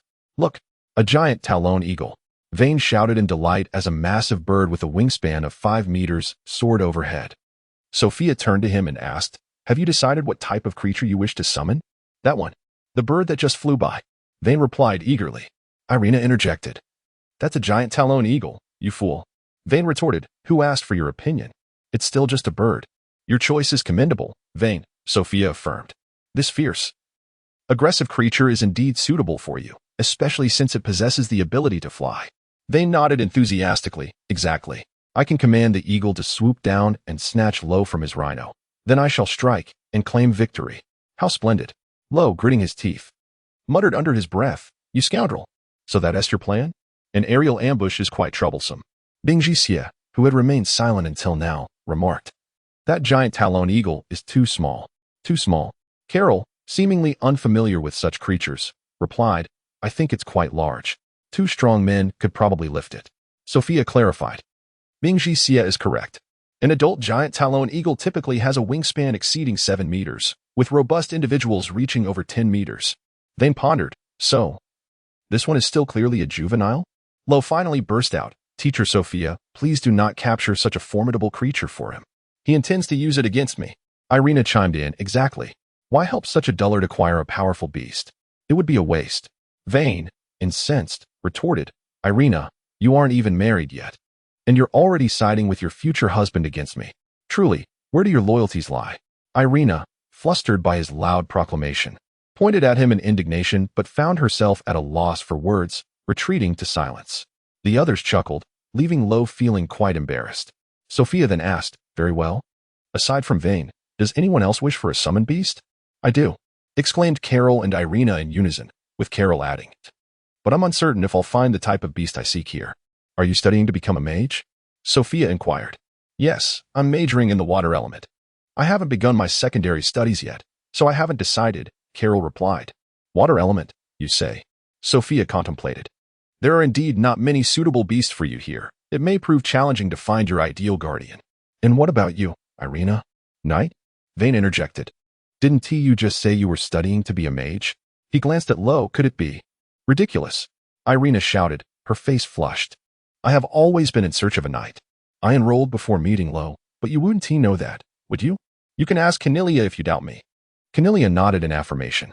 Vayne, taken aback by her outburst, mumbled, "I didn't say anything." Carol glanced at Bing Jixia and Cornelia. "What about you two? Do you not wish for a summoned guardian, or do you already possess one?"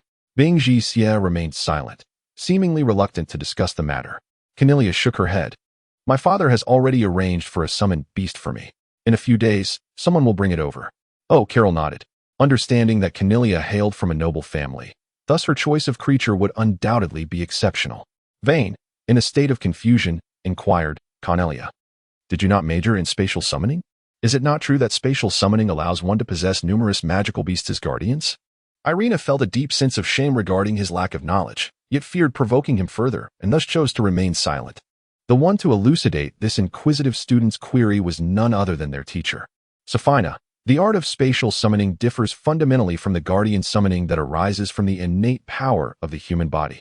The summoning of spatial magic is an imitation of the unique internal space within the human form, creating a pseudo-space.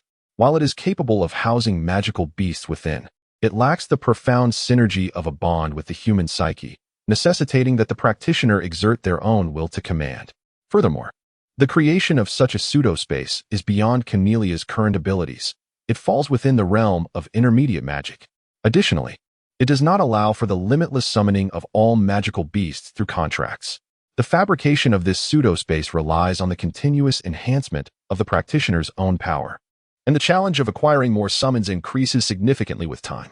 Vayne, having grasped another concept, meticulously recalled the teacher's previous statements and remarked, "Teacher Sophina, why does it seem that your explanations are easier to remember than those of other instructors?"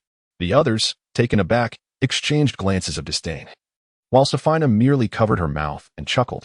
Chapter 33. The Terrifying Polarities of the Mage Warriors. Luo, a novice knight of the 3rd rank. Vayne, a 2nd-level warrior apprentice. Carol, a 3rd-level magic apprentice. Cornelia, a 2nd-level magic apprentice. Irina, a 1st-level knight apprentice, and Bing Jixia, who has just passed the junior ice mage examination while already possessing a mid-level mage certificate. These are their respective standings within the academy. However, these ranks do not accurately reflect their true capabilities. They are mere freshmen who must begin their journey from the lowest echelons. The group has ventured into the Monster Garden, a space modest in size yet not insignificant, meandering through thickets and open areas. The creatures within are relatively docile, often choosing to retreat at the sight of humans, with only a few predatory beasts daring to attack. Additionally, some monsters, displeased by their presence, resort to various forms of harassment, particularly the fist-sized flame bees, which assail them with venomous stings and fire-based magical assaults, proving to be quite a nuisance. Sophina remarks that the flame bees are particularly active during summer, and suggests that visiting in cooler weather would mean encountering them in their dormant, egg-like state within their hives. Each member of the party is engaged in combat, fending off disturbances, although these creatures are not particularly suited for summoning or protection. Vayne takes pride in having slain a juvenile thunderhorn rhino that had gone mad for unknown reasons, relishing the accomplishment before Luo for quite some time. Sophina refrains from intervening, preferring to observe their battles as this serves as a valuable opportunity for their training. She only intends to step in should a dangerous situation arise. While Sophina serves as their protective instructor, Bing Jixia has remained aloof, following along without contributing, which has left several of the others feeling discontent. Nonetheless, Sophina does not chastise him. Rather, she engages him in cheerful conversation. Irina, trailing behind, complains of pain in her bow-drawing hand. Despite wearing gloves, the discomfort is unbearable, and she insists on taking a break. Sophina concurs, suggesting they find a spot to rest and replenish their energy as noon approaches. Vayne, ever the enthusiast for food, is particularly delighted by this notion. Irina, tired of squabbling with the loud-mouthed oaf, shakes her stiff arms and seeks a large rock under which to start a fire for cooking. Although Irina is categorized under the knight class, she is not a knight in truth, and her riding skills leave much to be desired.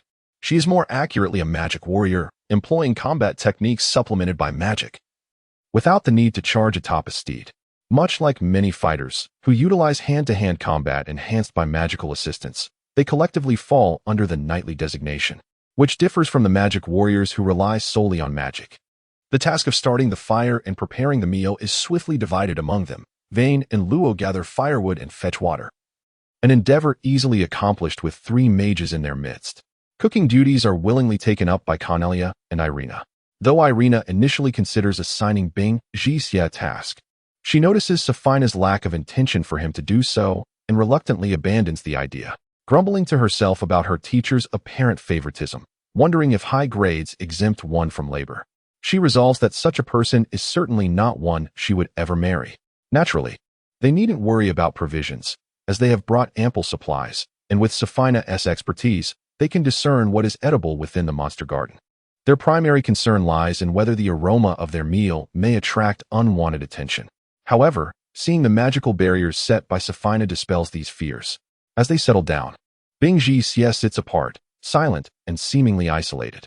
Vayne, noticing his idleness, feels a surge of indignation, but refrains from voicing his thoughts since the teacher has not reprimanded him. Instead, he resolves to prepare a meal without sharing it with him. Safina observes this behavior and senses a weight of contemplation upon Bing Jixia throughout their journey at the academy. Safina, teacher? Yes. Cornelia, tending to the meat washed with water magic, inquires, earlier, I saw you using a magic array. May I ask what type of mage you are? Safina shakes her head. I am not a mage. I am a magic warrior. Gasps of surprise fill the air. A magic warrior. Safina smiles gently. Is that truly so astonishing? Luo, equally astonished, exclaims, I always assumed you were a mage. I never imagined you were a magic warrior. Carol adds, you certainly do not seem like a magic warrior. This revelation is quite unexpected, teacher. Indeed, others nod in agreement. Safina chuckles lightly. What did you imagine a magic warrior to resemble? Various images fill their minds, none of which align with Safina's delicate and captivating demeanor. Bing Jixia, too, expresses surprise at Safina's classification as a magic warrior, as the path to such a title demands exceptionally high innate talent, bordering on the rigorous. Within every individual lies the essence of 8 elemental forces: fire, water, wind, wood, earth, lightning, light, and darkness. Furthermore, water and wind, as well as wood and earth, can evolve into the unique elements of ice and poison, with these latent affinities operating independently of their elemental counterparts. Thus, a person could possess a water affinity of 50, but not necessarily a corresponding ice affinity of 50. However, since ice derives from water and wind, a high affinity for water would suggest a relatively strong affinity for ice as well. The human body functions as a finite vessel, containing these 8 elemental forces along with the 2 derivative elements. Standard elemental assessments typically only reveal the 8 primary elements, represented by the numerical values on identity cards. But ice and poison elements also dwell within, birthed from water, wind, wood, and earth, thereby filling the human vessel. Each individual's vessel can accommodate a total of 1750 elemental units, which, when evenly distributed among the 10 elements, amounts to 175 units per element.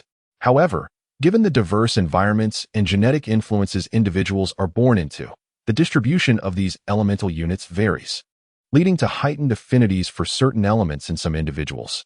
By focusing on a singularly pronounced elemental affinity, one may continuously absorb that specific magic element into their being, altering their physical constitution to attain maximum affinity for that element.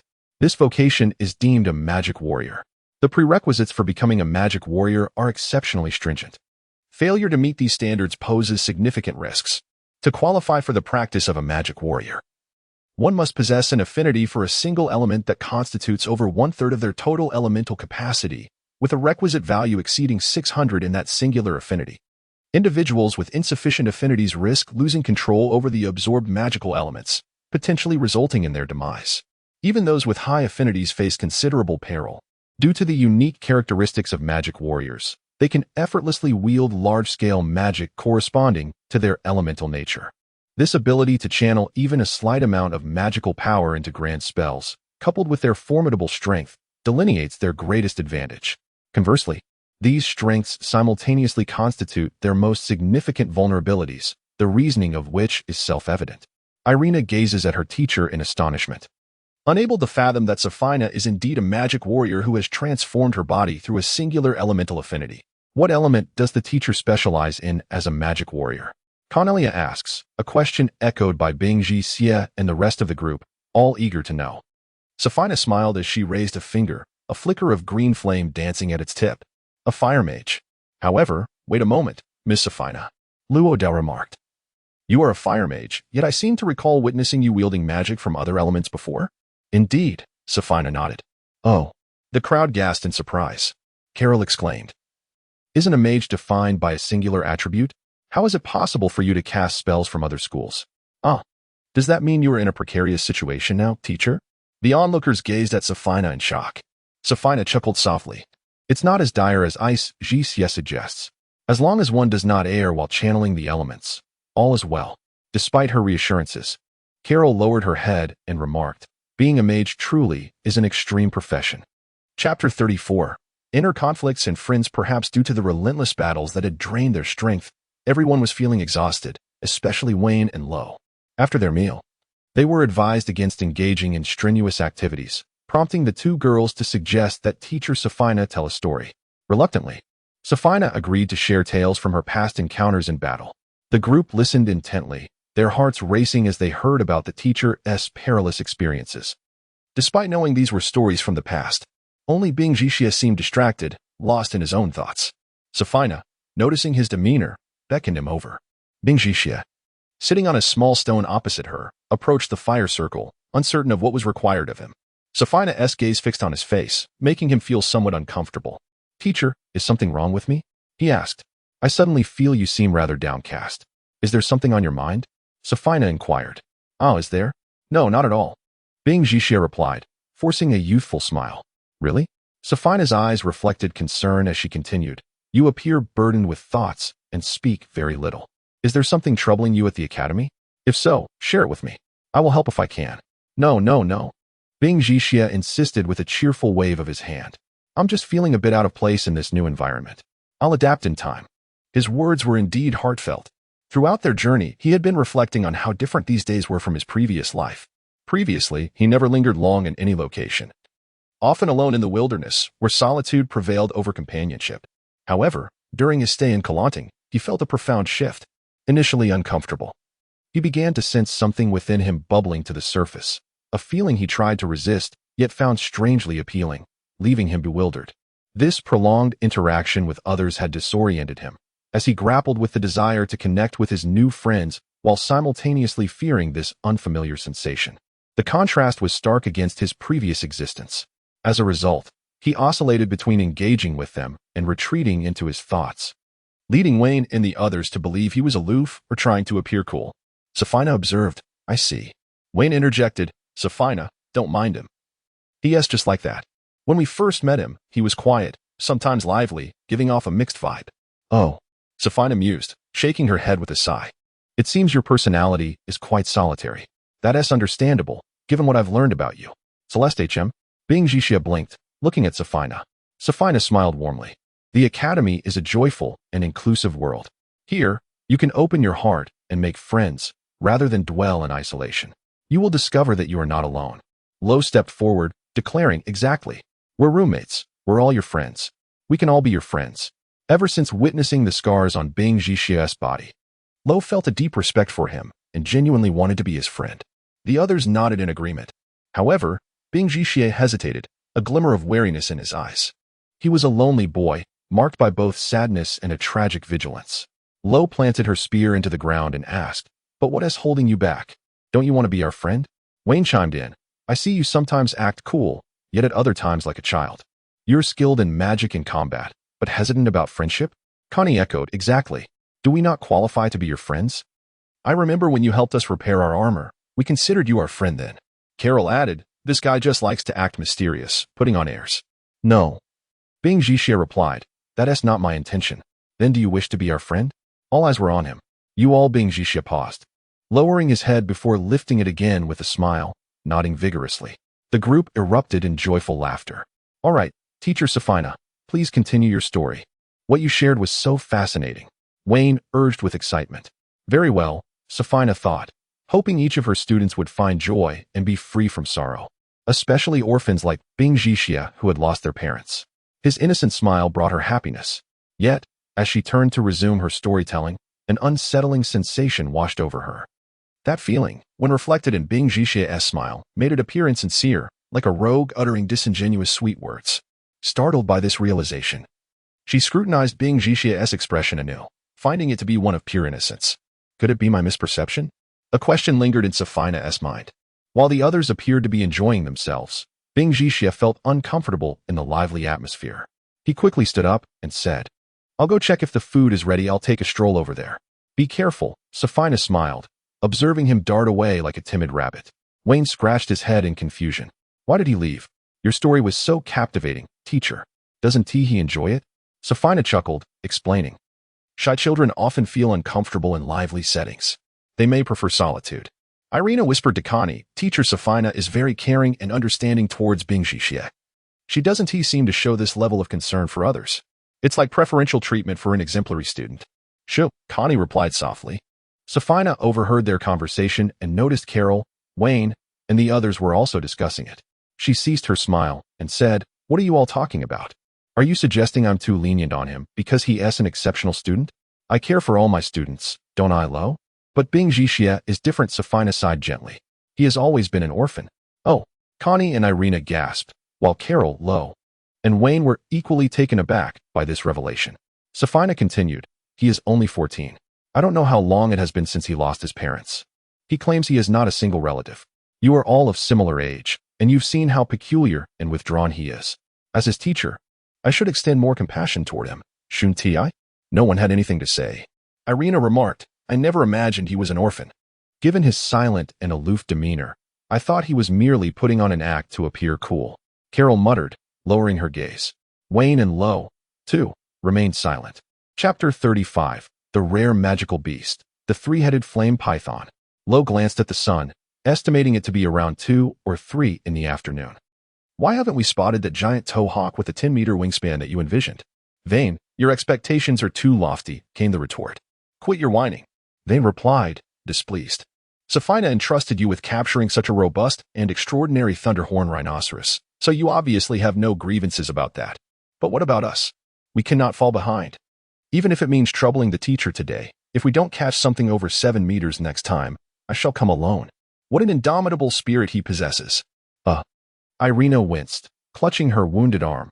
She had sustained injuries to her left hand and leg during the previous chaotic battle, now bandaged and supported by Cornelia as she limped forward. Are you all right, Carol? How much longer until you recover? Cornelia asked, carefully lifting Irina's arm. The one treating Irina's wounds was indeed Carol, who calculated the time. It should take about half an hour more. Please. I'm merely a water magic apprentice and have exerted all my strength to expedite her healing process. Rest assured, such minor injuries will not leave scars. Half an hour for this. Irina grumbled, then abruptly shifted her focus to Vayne. It's your fault. The teacher asked you to protect us, and look at what happened. With such little effort, how can you expect to catch that giant towhawk? Vayne, preferring to avoid a drawn-out argument, chose silence. Safina interjected. Now is the time to train your ability to collaborate with one another. If you cannot work together harmoniously, you will face injuries as you have now. Irina muttered. Safina, why don't you heal me? According to Bing Jixia, hasn't he your skill yet to evolve? If it were you, I would have recovered by now. Safina chuckled, I apologize. But my water elemental affinity is not particularly strong. I merely possess a basic understanding. Moreover, this is a time for you to hone your skills. If I were to cater to your every need, how would you ever grow? Indeed, Vayne thought to himself but refrained from voicing it, wary of inviting trouble. Bing Jixia, has your water magic reached an intermediate level? Safina inquired. Yes, it has, Bing Jixia replied. Vayne and Lo, who were forging ahead, nearly stumbled at this revelation. Turning, they grasped Bing Jixia's clothing, exclaiming, Intermediate water magic? Aren't you studying ice magic?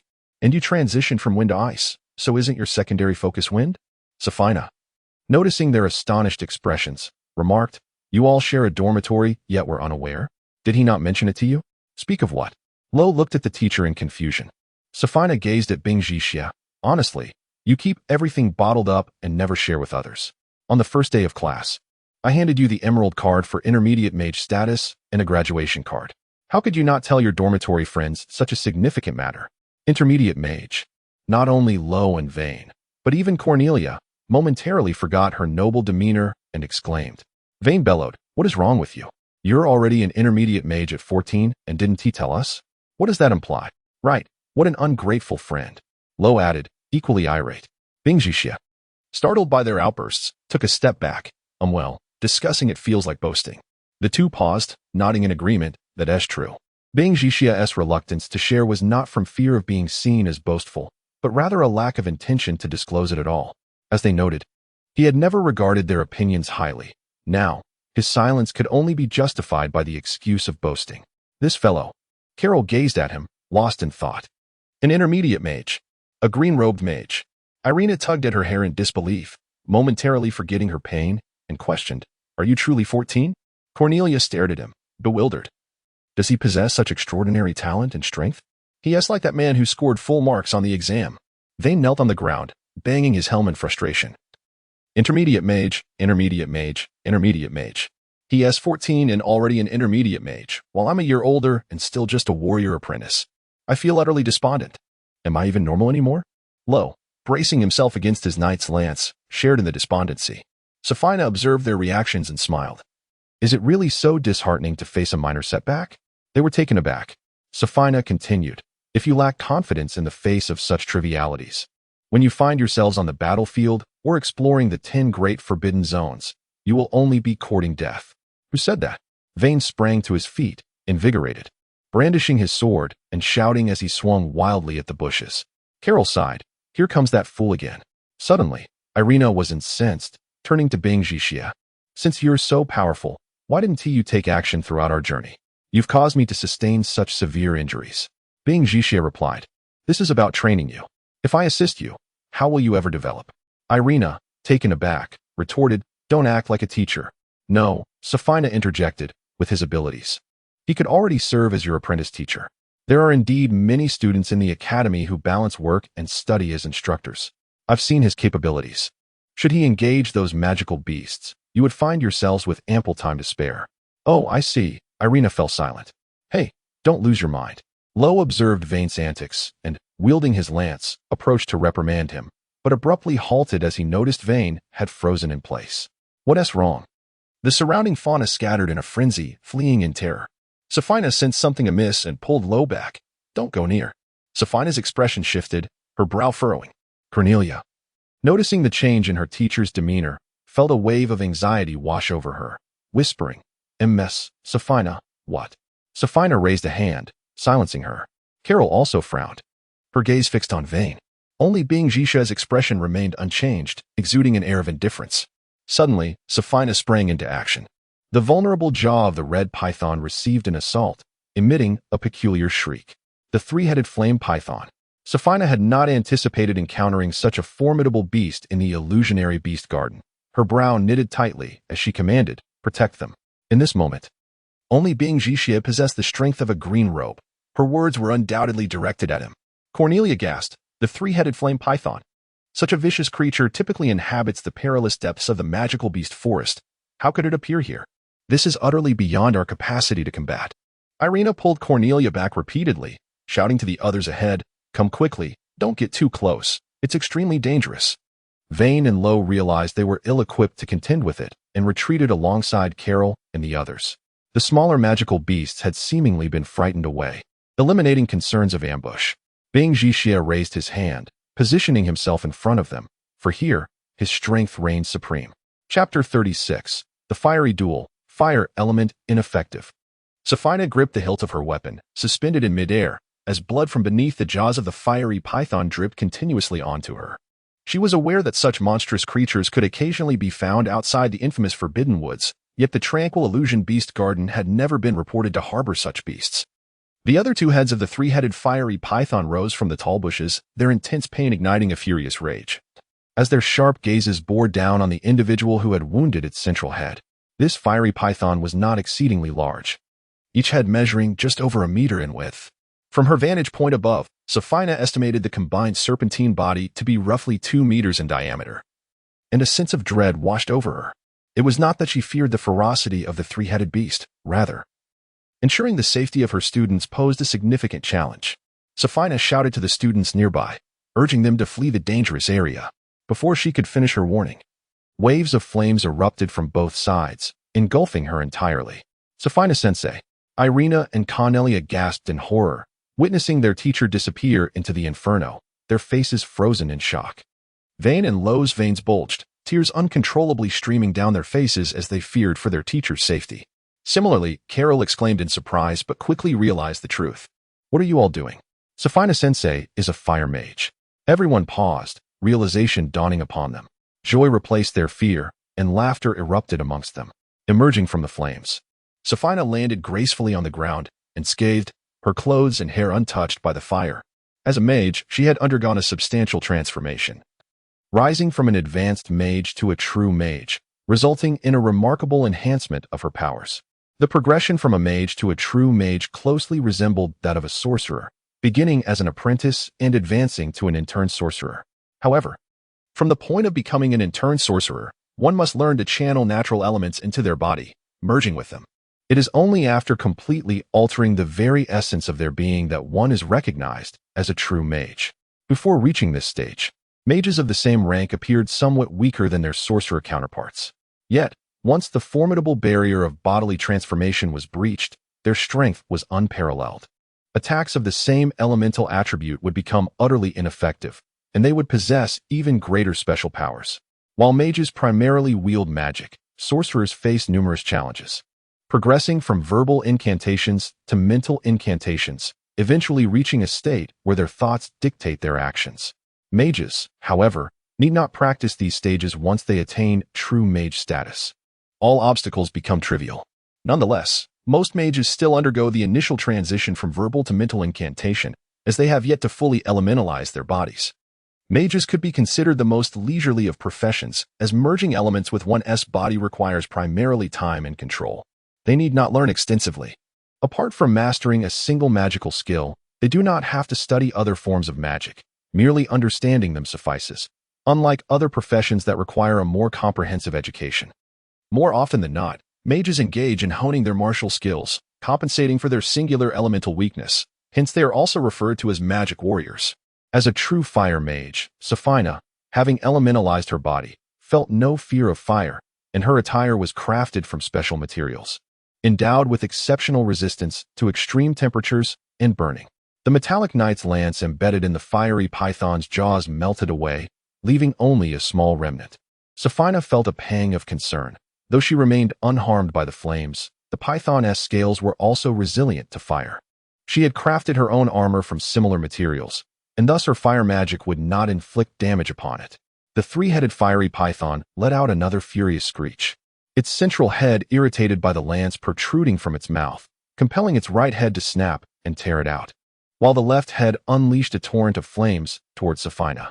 Seeing her students had retreated to safety, Sophina charged into the flames, delivering a powerful punch to the upper jaw inside the python's mouth. However, her plan faltered as she momentarily forgot that a snake's lower jaw is loosely connected by muscle and sinew, not fused to the skeletal structure. The central head, having recovered from its pain, opened wide to bite her. Sophina had no choice but to dodge, leaping between its heads to evade its attacks. From a distance, Vane and the others watched in terror as the three heads moved with remarkable agility, their strikes swift and fierce, nearly catching their teacher multiple times. Cornelia, noticing the massive sword in Vane's grip, urged, "Your sword. Throw it to teacher." Caught up in his excitement, Vane momentarily forgot about the sword in his hand, hitting himself in the head before rushing forward to toss it to Sophina, shouting, "Teacher, catch the sword." Seeing that Vane was unharmed brought Sophina relief, and she quickly jumped to the ground to retrieve the sword he had thrown. Unprepared for the encounter with the three-headed fiery python, she had not brought her own weapon. Yet before she could reach the ground, the earth erupted, a surge of molten rock mixed with stone and debris rushing toward her. The spell eruption, a blend of fire and earth magic, was cast by the central head of the three-headed fiery python, its eyes glowing ominously.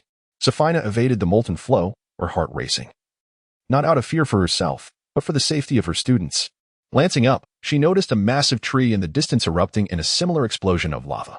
Fortunately, Ice Jia had already deployed wind magic to help them evade the danger. Irina's face paled as the molten eruption burst just before her eyes. Had it not been for Ice Jia's ice barrier, she would have met her demise.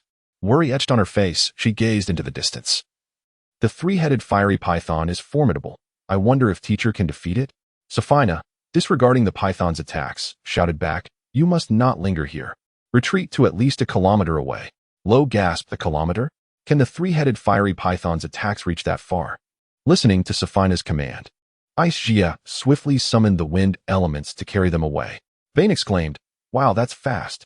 After a few minutes of battling the three-headed fiery python, a sudden flash of light emanated from her fingers, and 17 slender, green, flame serpents, each 30 centimeters thick, spiraled outward from her body, racing towards the python. Ice Jia and the others took refuge behind a massive rock, or rather a small rocky hill. As he instructed, "Do not leave this rock. Do not peek out." Why Vayne began, but before he could finish, he felt the temperature around them spike dramatically, and before he could shout out about the heat, it plummeted. However, a terrifying sight left them all agape. The 17 flame serpents drew the attention of the three-headed fiery python, diverting its fiery assaults entirely. Safina observed for a moment, noting, "Fire magic infused with other elemental attributes indeed fails to harm you. But you have ignited my ire." Her gaze, sharp as a blade, fixated on the three-headed fiery python as she slowly unfastened her clothing. Chapter 37, The Fiery Secret Technique, White Flame. 17 dancing fire serpents ensnared the three-headed fire python, drawing all its attacks towards them. "You have provoked me." Safina's gaze pierced like a blade into the three-headed python as she slowly unbuttoned her blouse, shedding her outer garment. Without the support of magic, the fire serpents vanished one by one into the air, freed from the torment of the fire magic. The three-headed python turned its attention back to the woman who had harmed it, now stripped of her long coat. Safina wrapped her discarded outer garment around a rock and hurled it skyward with great force. With her right index finger, she gathered magic energy and inscribed a complex 9-pointed star in her left palm, pressing it against her chest to emit a brilliant white light. Instantly, the surrounding elements grew restless. The air seemed to be rapidly consumed and drawn into her palm. Suddenly, with a thunderous command, "Fiery technique, white flame," Safina thrust her hand into her chest. Streams of white flames erupted from her bosom like a flood breaking through a dam, her silver hair billowing in the forceful gusts. The powerful shockwave enveloped 1,000 square meters in an instant, while those hiding behind the rocks, such as Lo, Wayne, and others, witnessed the ferocious white flames sweeping past them, the sound of crackling fire filling their ears. The vegetation and stones scorched by the white flames turned to ash in an instant. Cornelia was astonished to see a towering stone pillar, over 10 meters high, consumed halfway by the white flames, its upper portion collapsing into the fiery wave, vanishing without a trace, leaving the rock behind them unscathed. What kind of flame is this? Lo thought, trembling with fear, suddenly realizing a tightness in his chest, struggling for breath as if the necessary oxygen had been incinerated. Oh no. The air has been burned away. Glancing around, he noticed that others were also gasping for air. Ashchiji pressed both hands against the rock, a cold white star formation radiating chilling energy into the stone. He had already held his breath, seemingly foreseeing this outcome. Moments later, the white flames gradually dissipated. The air scorched away. As the flames extinguished, fresh air from other areas of the Illusion Beast Garden rushed in, creating a substantial airflow that caused Wayne, Carol, and Cornelia to cough and fall to the ground. The outer garment, no longer anchored by the rock, slowly drifted down, while Safina reached out and slipped back into it. This devastating white flame had incinerated nearly a 2-kilometer radius, leaving no trace of its presence, and her specially crafted attire, impervious to flames and capable of withstanding temperatures of 5,000 degrees, was also gone. Safina donned her clothing, covering her chest, and began to fasten her buttons and belt. The long hem of her dress resembled a short skirt, shielding her above the knee, while the massive python had been reduced to ash, its whereabouts unknown. You may not fear flames, but they remain flames. Lo, Wayne, Cornelia, Irina, and Carol, now able to breathe once more, sat on the ground with relieved sighs. "I thought I was going to die," Irina remarked, noticing that only Ashchiji remained unmoved, crouched before the giant rock, hands pressed against it. "Come over, it's safe now," she urged. It's residual heat, Carol explained. Though the flames have vanished, the warmth remains. The rock, deprived of magical support, melted before it could shatter. Cornelia and the others were astonished at the temperatures required to achieve such an effect. Wayne stomped his foot on the solid ground, questioning. Why has the earth beneath us melted? Carol gestured towards Ice Chiji. That's because his feet haven't left the ground. As she spoke, she picked up a large stone and tossed it away. The stone sank effortlessly into the unblemished earth, splashing a bit of lava and creating ripples. This is truly terrifying. Wayne and the others huddled closer to Ice Chiji. Carol leaned against him, teasing, You're quite good at playing it cool, pretending everything is fine when you're exhausted. Indeed, Ice Chiji was fatigued, especially after wielding the milky white flames. He mused, the power of a magus is truly formidable, with just a sliver of magic. One can summon elements far beyond a mere sorcerer's capabilities. Maintaining such a powerful technique has become quite challenging. If only I had time to cast a magic circle.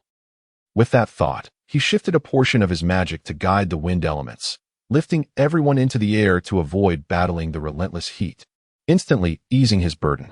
Cornelia, like the others, felt the wind lift her, struggling to maintain her balance and resorting to crouching with her hands pressing against the rising currents. She noticed the ground they had just stood on trembling slightly with the surrounding lava's gentle undulations, filling her heart with dread. Safina stood barefoot on the undulating lava, flames flickering around her feet.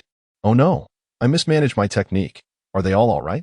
Eager to check on her students, she suddenly felt a sharp pain in her chest and knelt, pressing her hand tightly against it. Unrefined techniques should not be recklessly employed. The residual elements within me are beginning to spiral out of control.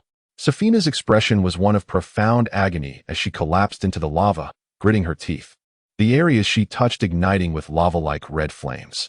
Suddenly, a cool presence descended beside her. Ice Chiji landed next to her, asking, Teacher Safina, are you all right? I'm fine. Just need to rest a moment.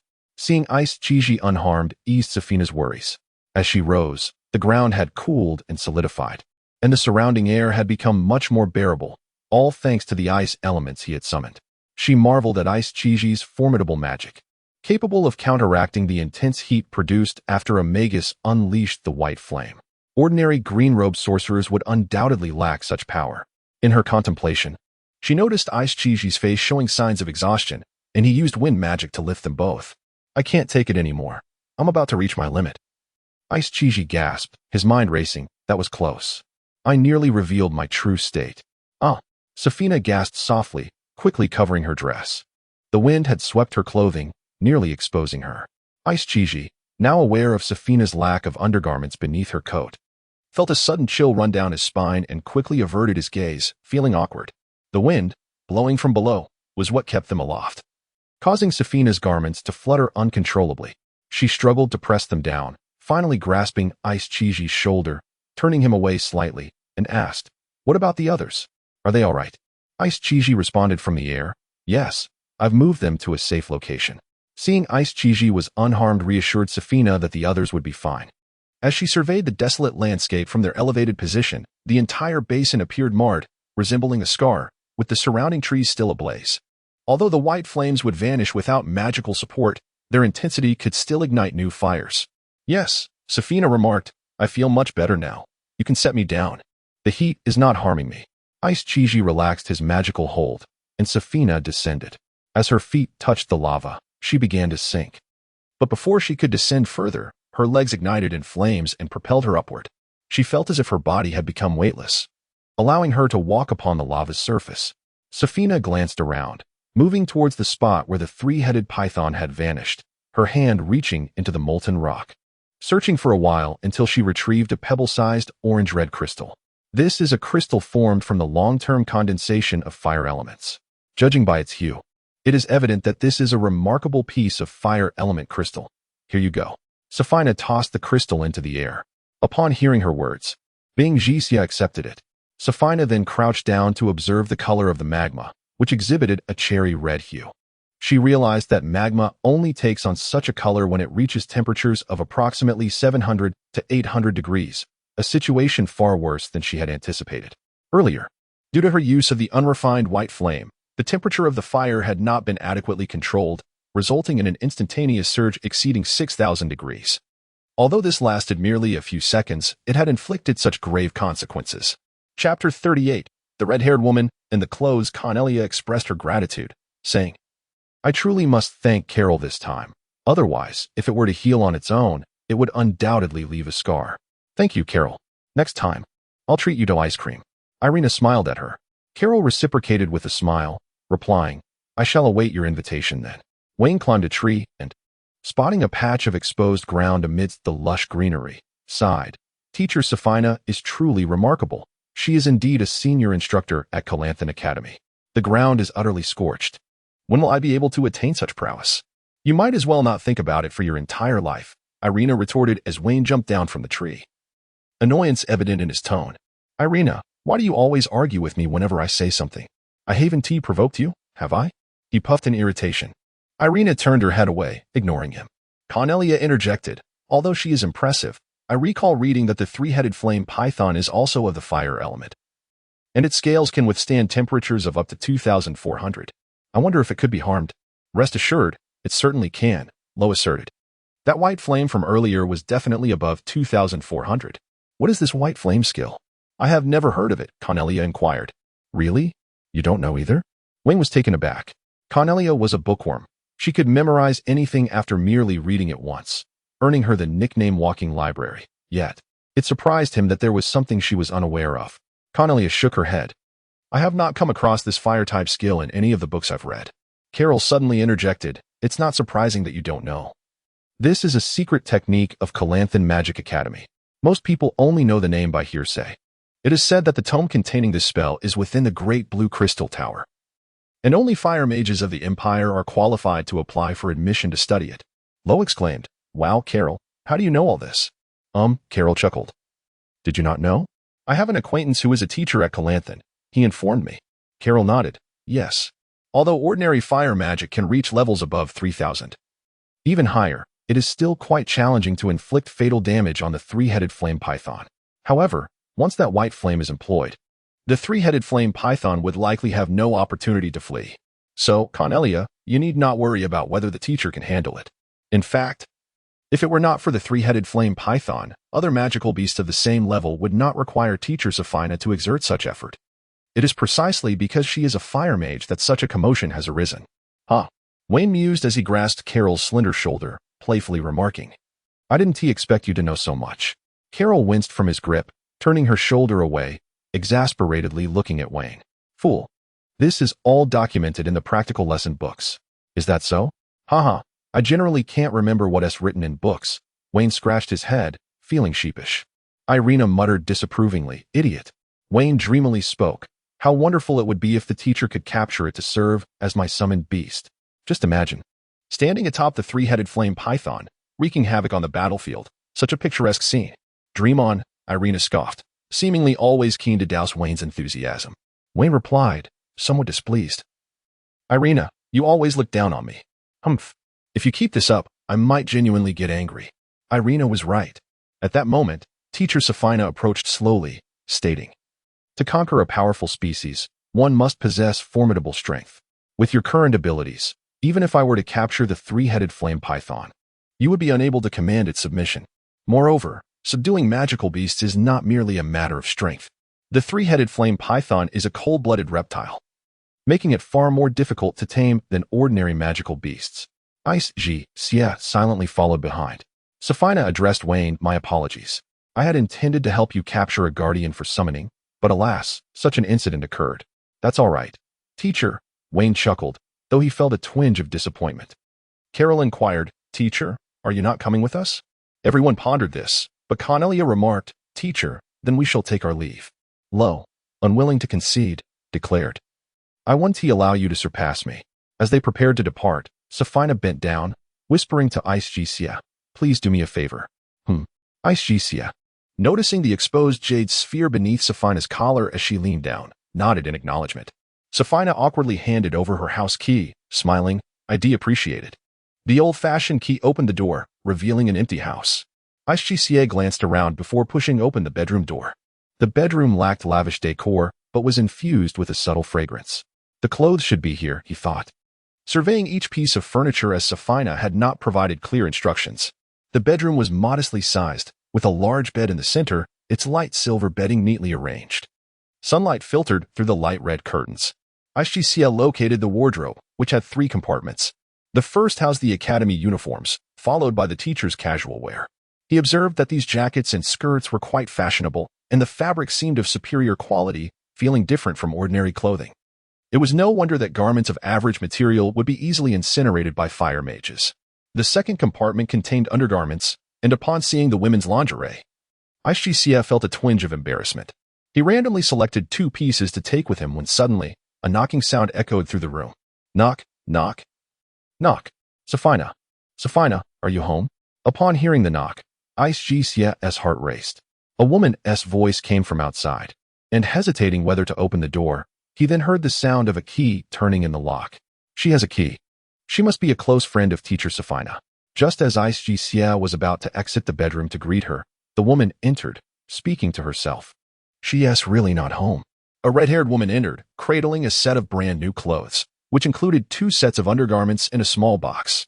She glanced around the living room and then stepped out onto the balcony, confirming, indeed, no one is here. With a mischievous glint in her eye, she thought, well then, I might as well try on these new clothes. Our figures are quite similar. With that, she began to undress right in the living room. Ishicea, feeling a surge of nervousness, accidentally knocked over a wooden teacup that was placed on a small table in the bedroom. The red-haired woman walked into the bedroom and saw the empty room, exclaiming, no one here? She scanned the space, and though no one was in sight, she noticed the teacup on the floor. Her curiosity piqued. Suddenly, a gust of wind billowed the curtains, causing a toy to wobble on the table. The red-haired woman picked up the fallen cup, muttering, honestly, one should close the windows properly when leaving. As she spoke, she abruptly looked up at the ceiling and then down beneath the bed, finding nothing. She mumbled, it seems it was indeed the wind, and proceeded to place the wooden teacup back on the table. Ishicea found himself in a predicament. He was not a thief, and hiding under the bed felt inappropriate. However, with the woman halfway undressed, he could hardly step out. A pair of legs clad in high heels walked back and forth before him. After a moment, a bra fell to the floor, followed by the high heels. And then the underwear was tossed aside. Ishicea furrowed his brow, feeling increasingly frustrated, but he had no choice but to wait. The red-haired woman, having changed into the lingerie, approached the mirror to admire herself, commenting, these clothes are quite comfortable. She really does splurge on herself in this regard. I should throw my own few pieces into the toilet. After donning a new short skirt and admiring her reflection with a sense of satisfaction, she picked up a small box she had brought in and gave it a gentle shake, a peculiar smile gracing her lips. How unbearable it is in seclusion. Suddenly, a voice of surprise emerged from the red-haired woman. Is that not the Insights on Dark Magic by Stedbart Getbalon? How could it possibly be here? Getbalon. A jolt of recognition surged through Bing Jijia. He was well aware of who Stedbart Getbalon was, a figure renowned throughout the continent. Once the 112th sage of the Holy Garden, Getbalon had gained notoriety for slaying the so-called invincible butchery artist of his time, Moto B. Sang. The red-haired woman remarked in confusion. This is a handwritten manuscript. Isn't Safina a fire mage? This tome seems of little use to her. How could it be in her possession?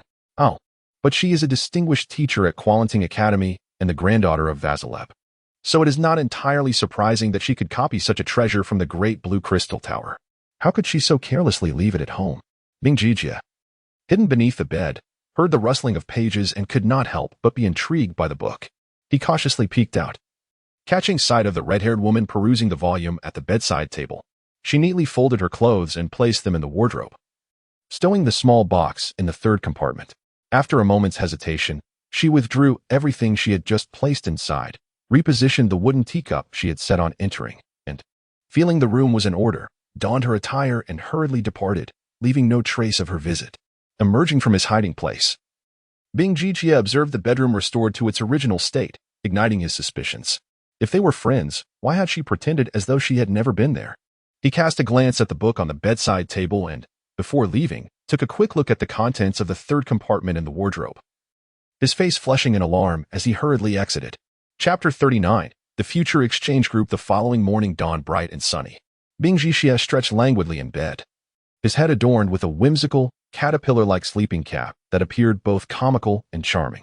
Luo, hearing the commotion, leaned over with envy and remarked, You are indeed fortunate. Able to sleep until you awaken naturally, without the burden of attending classes. Rest is essential for growth. I ought to indulge in more sleep, Bing Jixie replied, twisting his neck, causing the pom-poms on his caterpillar cap to sway gently. He yawned and rubbed his eyes, relishing the comfort of a leisurely slumber. Glancing at the owl clock hanging on the wall, he exclaimed, "Oh, it's already 10:30. Only just realizing?" Luo rolled his eyes in exasperation. "By the looks of you, one would think you were not here to study. Is that so?" Bing Jixie pondered, pouring himself a cup of cool water and drinking it down. Luo sighed, "You truly have it easy. With your formidable skills, you can participate in the advancement exam after just a few days at the academy. You essentially have a month or two free from being lectured by the teachers." Upon hearing this, Bing Jixie inquired, "Did you face another reprimand today?" Luo responded glumly, "I applied to the director for the advancement exam, but was declined. He said my abilities are still insufficient and that my knowledge is not yet fully qualified. He urged me to continue striving." Bing Jixie recalled that Luo had previously attempted the advancement exam, but had failed and been retained for further study.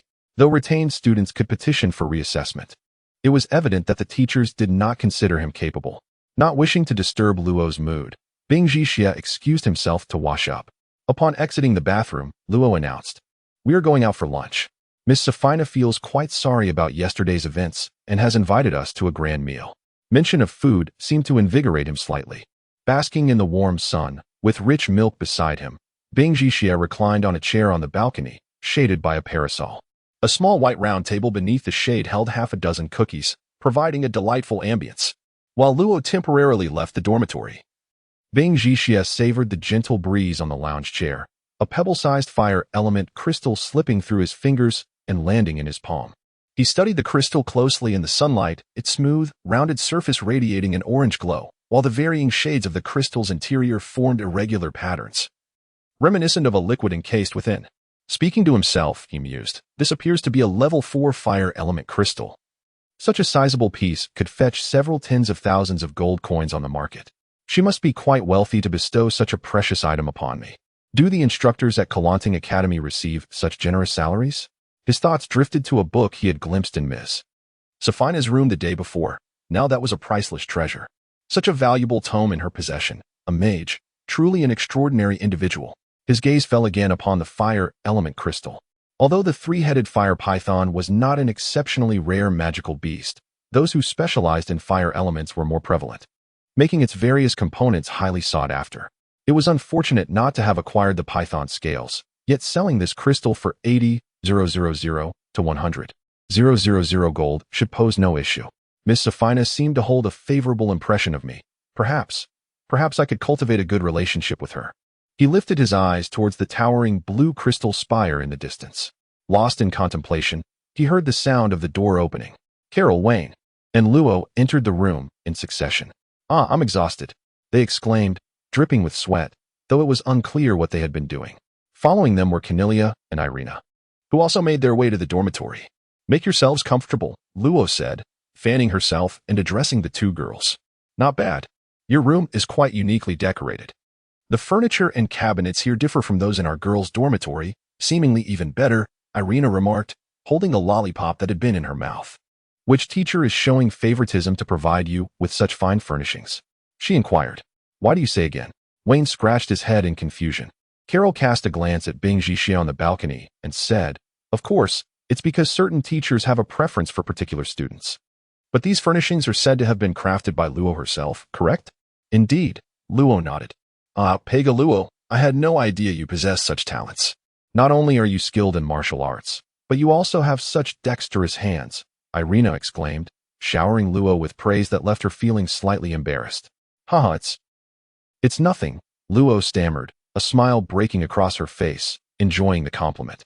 Being praised by girls, especially beautiful ones, always uplifted one's spirits. Bing Jixie stepped off the balcony. "Have you all arrived? Preparing for lunch? Miss Safina will be here shortly to take us out for a feast."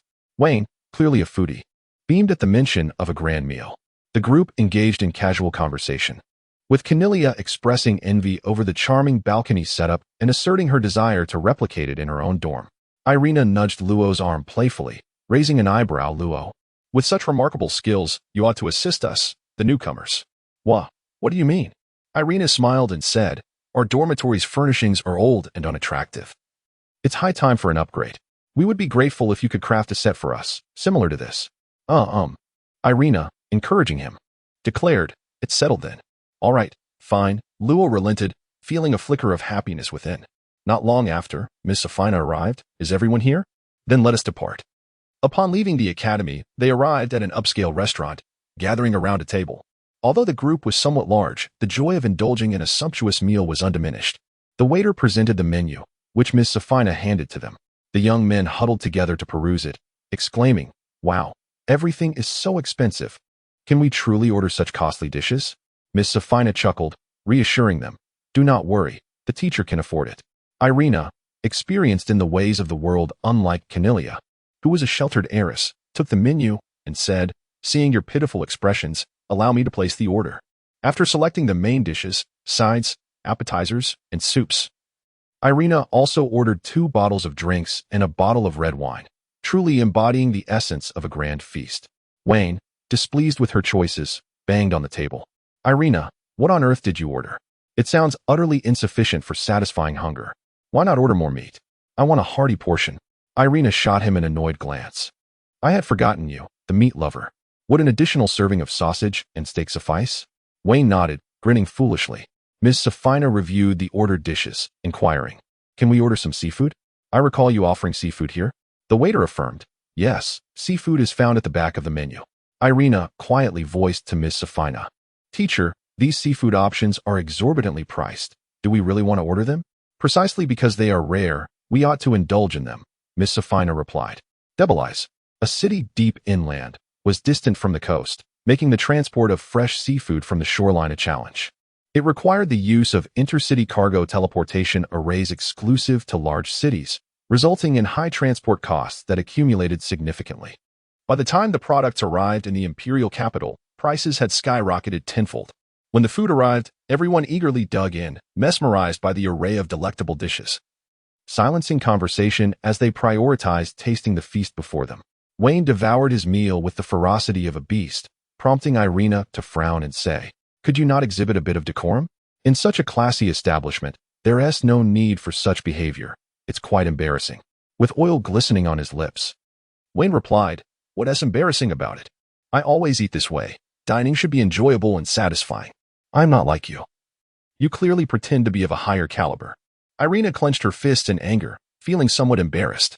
These two individuals constantly exchanged barbs, a routine that had become commonplace and went unnoticed by others.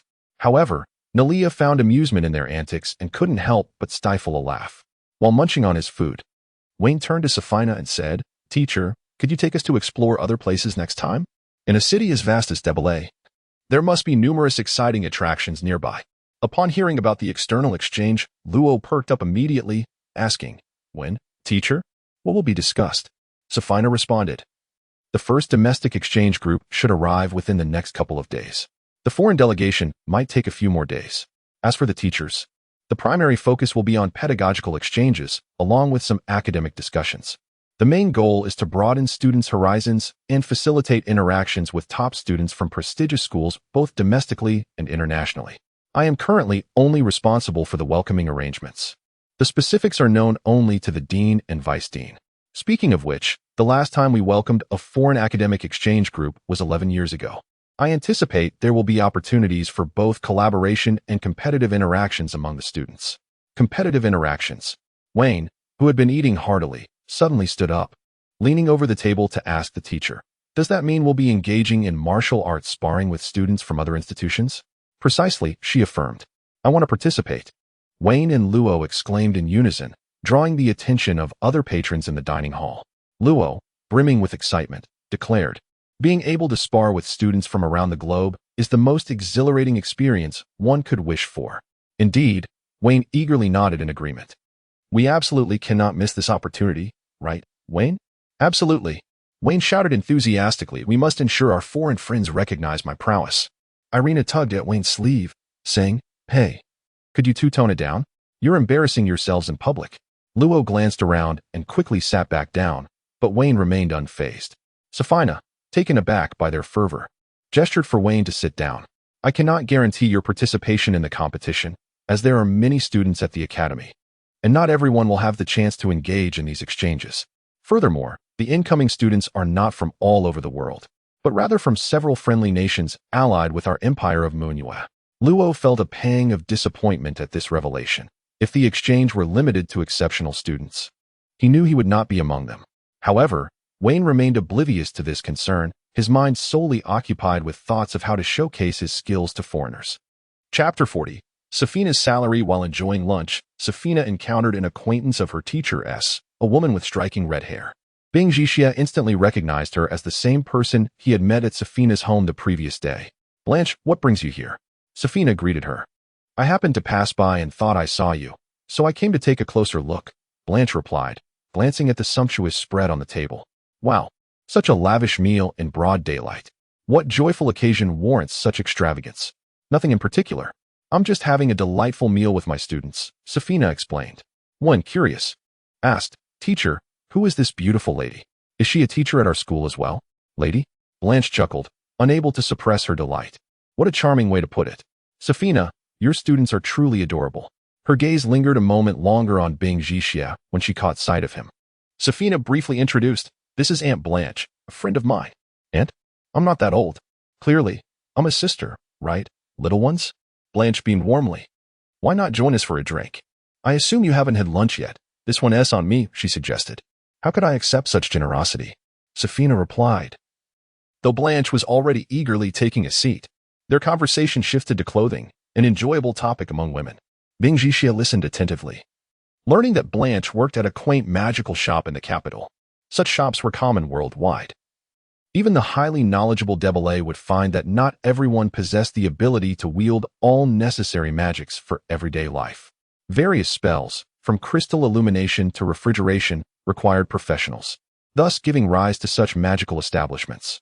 As lunch drew to a close, Safina produced a thick, black-covered tome, addressing Bing Jixia. This magic book will greatly aid you in your future studies. Please take it and read. Blanche's eyes widened in surprise upon seeing the book, and she looked across the table at the handsome white-haired boy with renewed interest. This is the Dark Magic Insights of Stebart Gapelin, Bing Jixia recognized at a glance. Astonished that Safina would gift him such a precious tome. Its value was immeasurable to any knowledgeable mage, yet he masked his surprise well, seeing him hesitant to accept. Safina encouraged, Please, don't be shy. As you are alone at Kalanting Academy, I merely wish to assist you. Your magical talent deserves support. Take it. Bing Jixia hesitated, replying, Teacher, my current focus is on ice magic. I cannot accept such a valuable dark magic book. Oh, you know of this book? Safina inquired. Though she had been holding the book with its cover facing down, the title was not visible, and while it was renowned in magical circles, not everyone knew of its worth, especially not a 14-year-old orphan. Was this merely a polite gesture? Bing Jixia continued, When I visited your home yesterday to collect my clothes, I saw the book in your bedroom. Out of curiosity, I flipped through a few pages. It seemed profoundly intricate and undoubtedly valuable. At this remark, Blanche's eyelids flickered. Safina smiled, relieved. Ah, I see. With so much going on lately, I had forgotten about that. I noticed your identity card, your talents in ice, wind, and dark magic are quite high. This book contains foundational knowledge of advanced dark magic that will surely benefit you. Indeed, it is precious, which is why I can only lend it to you. Bing Jixia still declined, flashing an adorable smile. Teacher, for now, I wish to focus solely on mastering ice magic and controlling the wind element. I fear I might become overwhelmed if I divert my attention to dark magic. I would prefer to wait until I have a solid grasp of ice magic before considering dark magic. Thank you for your kindness. Blanche pondered why Safina wished to lend this book to the white-haired youth, especially since he had declined it. Meanwhile, Carol and Irina whispered, Isn't it a bit biased of Teacher Safina? Why is she so concerned about Bing Jixia, offering him so much assistance compared to other new students? As they settled the bill after lunch, their meal had cost a staggering 154 gold coins, a true indulgence. Notably, Bing Jixia's seafood dishes alone accounted for 142 coins, earning him astonished glances from his peers. Irina gritted her teeth. Such extravagance. How outrageous. He consumed 142 coins worth of food all by himself. This is utterly unreasonable. Though it wasn't her money being spent, she found it unacceptable. One, equally perplexed, queried Bing Jixia, What on earth did you eat to rack up such a bill? That's nearly equivalent to 2 months' salary for others. Does teacher Safina truly have that much to cover the cost? You need not worry about that, Carol interjected. I heard that teacher Safina earns over 300 coins monthly, not counting the academy's benefits. Really? Luo asked, surprised. I had no idea teachers made such a salary. By the way, how did you find this out, Carol? Carol's eyes twinkled mischievously as she replied, I heard it from someone else. Blanche added, no reason to doubt it. Teacher Safina's monthly income exceeds 10,000. She's quite the affluent lady. The clothes she buys often cost hundreds of coins each. The group gasped in astonishment. Can a teacher truly earn that much? Blanche chuckled. She is no ordinary teacher. She is a 6th-tier mage. Safina nonchalantly stored the coins in her pouch and glanced at everyone. Let us be on our way. For instance, the energy contained within 1,000 meticulously crafted Grade 0 crystals is approximately equivalent to 70% of a Grade 2 crystal. Yet their total selling price amounts to merely 30% of that, totaling no more than 30 gold coins. Chapter 41. The test upon exiting the restaurant, Blanche remarked, Safina. Your clothes are still with me. Shall we go retrieve them? Yes, that would be good, replied Lo. Wayne interjected eagerly, Teacher, you must treat us to another lavish meal next time. I want to try the dishes that Xia ordered. Hey, we just finished eating. And you're already thinking about the next time. You really are quite shameless. Irina exclaimed in annoyance. Wayne, please do not be so rude, admonished Cornelia, unable to contain her disapproval of Wayne's impudence. Wayne could only retract his head in response. Safina chuckled softly. Next time, I shall ensure you have an even better meal. After parting ways, Xia and his companions headed toward the academy. Throughout the journey, the others engaged in lively conversation, while Xia silently followed behind. He had immediately sensed the underlying danger at the table earlier. She was testing him. Perhaps the trial had begun during yesterday's visit to the Phantom Beast Garden. The 3-headed fire python they encountered might not have been mere coincidence, if that were the case. If that were true, he may have already revealed much. The formidable white flame technique was not something an ordinary magician could endure easily. Even at a considerable distance, they had maintained relative safety. Yet to engage in the battle's core area immediately after the white flame was certainly suspicious. Typically, a magician defending against sustained high temperatures using ice elements would expend a significant amount of magical power, far beyond what a normal adolescent could sustain. Moreover, her insistence on him retrieving his clothes hinted at ulterior motives. The tome Stedbart Getebelin's dark magic insights lay conspicuously on the table, making it nearly impossible for him not to notice it when collecting his garments. Such a precious artifact might be unknown to the average person, but anyone bold enough to infiltrate the grand blue crystal tower for theft would undoubtedly be knowledgeable. Although the book was not an original, a discerning eye would instantly recognize it as a handwritten copy, yet it remained a treasure nonetheless. Following the logic of typical thieves, encountering such a valuable item would make it exceedingly difficult not to take it. Thus, this too was likely a layer of testing. Of course, he was not an ordinary thief, but rather one with a purpose. Yet even if he did not take the book, it did not absolve him of suspicion. The other party would certainly consider that a thief might have a specific target in mind. Xia pondered that Safina's sudden presentation of the book today might have been a direct attempt to gauge his reaction. She likely wished to observe how he would respond in such a situation, whether he would reveal any vulnerabilities.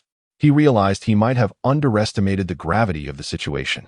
In the past, he had often relied on his youth to bewilder the anxious and ignorant adults. However, those present here were evidently not so easily deceived. And the fact that a teenager attempted to steal from the grand blue crystal tower was a critical flaw. Suddenly, Xia acknowledged that he was already 14 years old. At this age, a young man could attract attention, making it increasingly difficult to leverage the advantage of youth to feign innocence or charm. She is still testing me, indicating that she has not definitively concluded that I am the thief. Before I completely expose myself, I still have time to act. The disguise of youth is becoming less effective. A cold, sinister smile graced Xia's lips. He seemed unperturbed by the prospect of imminent exposure. He was a newcomer from afar, perhaps still adjusting to the sudden assistance from the teacher. Safina might say so, but her thoughts were far from that. After conversing for a while, Wayne noticed that Xia had been rather quiet throughout the journey and sought to engage him. Xia, when do you think we can visit places like the 10 Forbidden Zones? I've heard there are many wondrous magical beasts there, and the forest is filled with countless treasures. Lo told me that you need to possess strength akin to that of teacher Safina to venture into the beast forest. I don't believe it. Lo retorted coldly. Do you understand how powerful the beasts in the 10 Forbidden Zones are? Otherwise, would certain materials from them fetch sky-high prices? It is precisely because ordinary people dare not enter that they are so expensive. Thus, those who are powerful do not concern themselves with money, as it comes easily to them. Wayne, unconvinced, insisted, you just said that those people do not dare to enter because they lack courage. If someone like me were brave enough, wouldn't he that make a difference? Wayne stood on his chair, exclaiming. Yesterday was the first time I encountered such a massive magical beast. I lacked experience.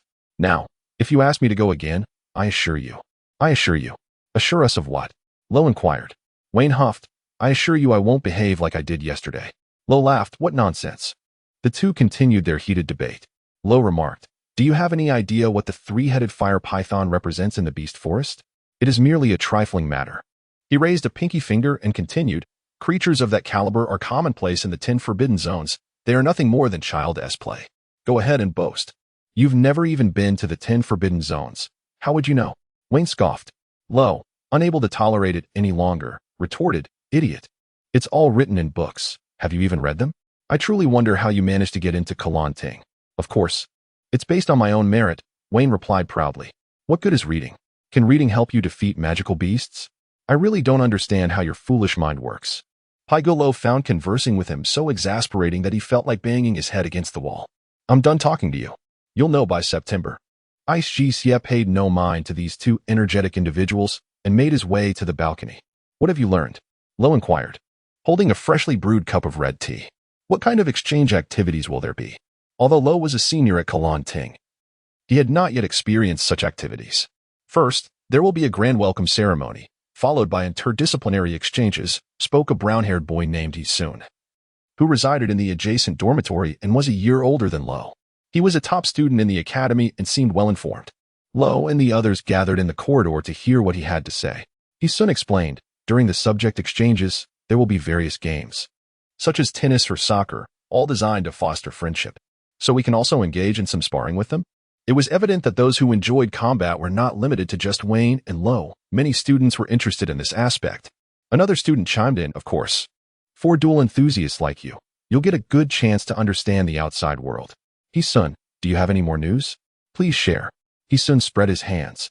I only know that there will definitely be friendly sparring competitions. That has been the norm in the past.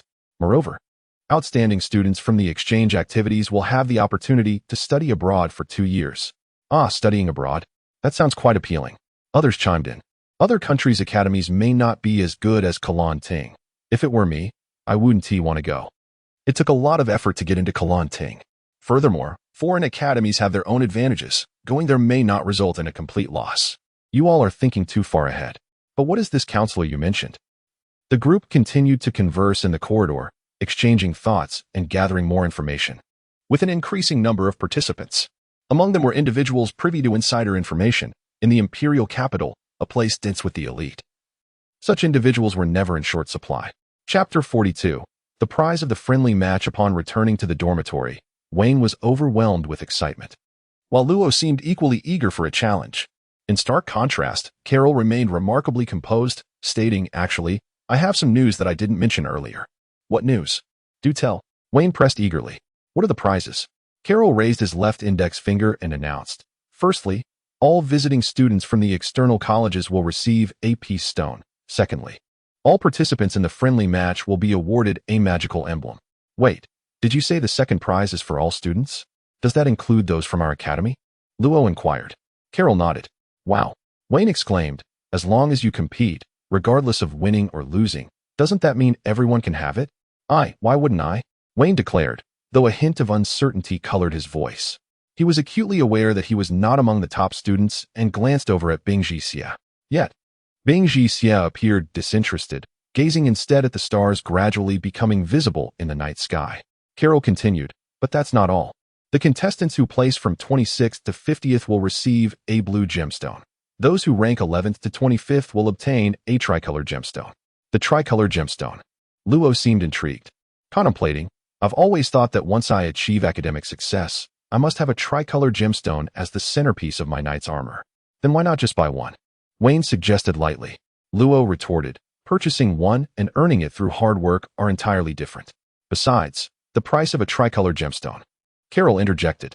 A single-color gemstone costs around 100 gold coins, while a two-color one is a bit more expensive, over 150 gold coins. However, for a tricolor gemstone, you would need at least 600 gold coins. Wayne raised an eyebrow. Wow. Carol, you seem to know a lot about this. It's just a hobby. I pay attention to gemstones. Carol chuckled nervously, while Bing Jixia regarded him thoughtfully. The blue gemstone and tricolor gemstone are both decorative stones used to enhance equipment capabilities.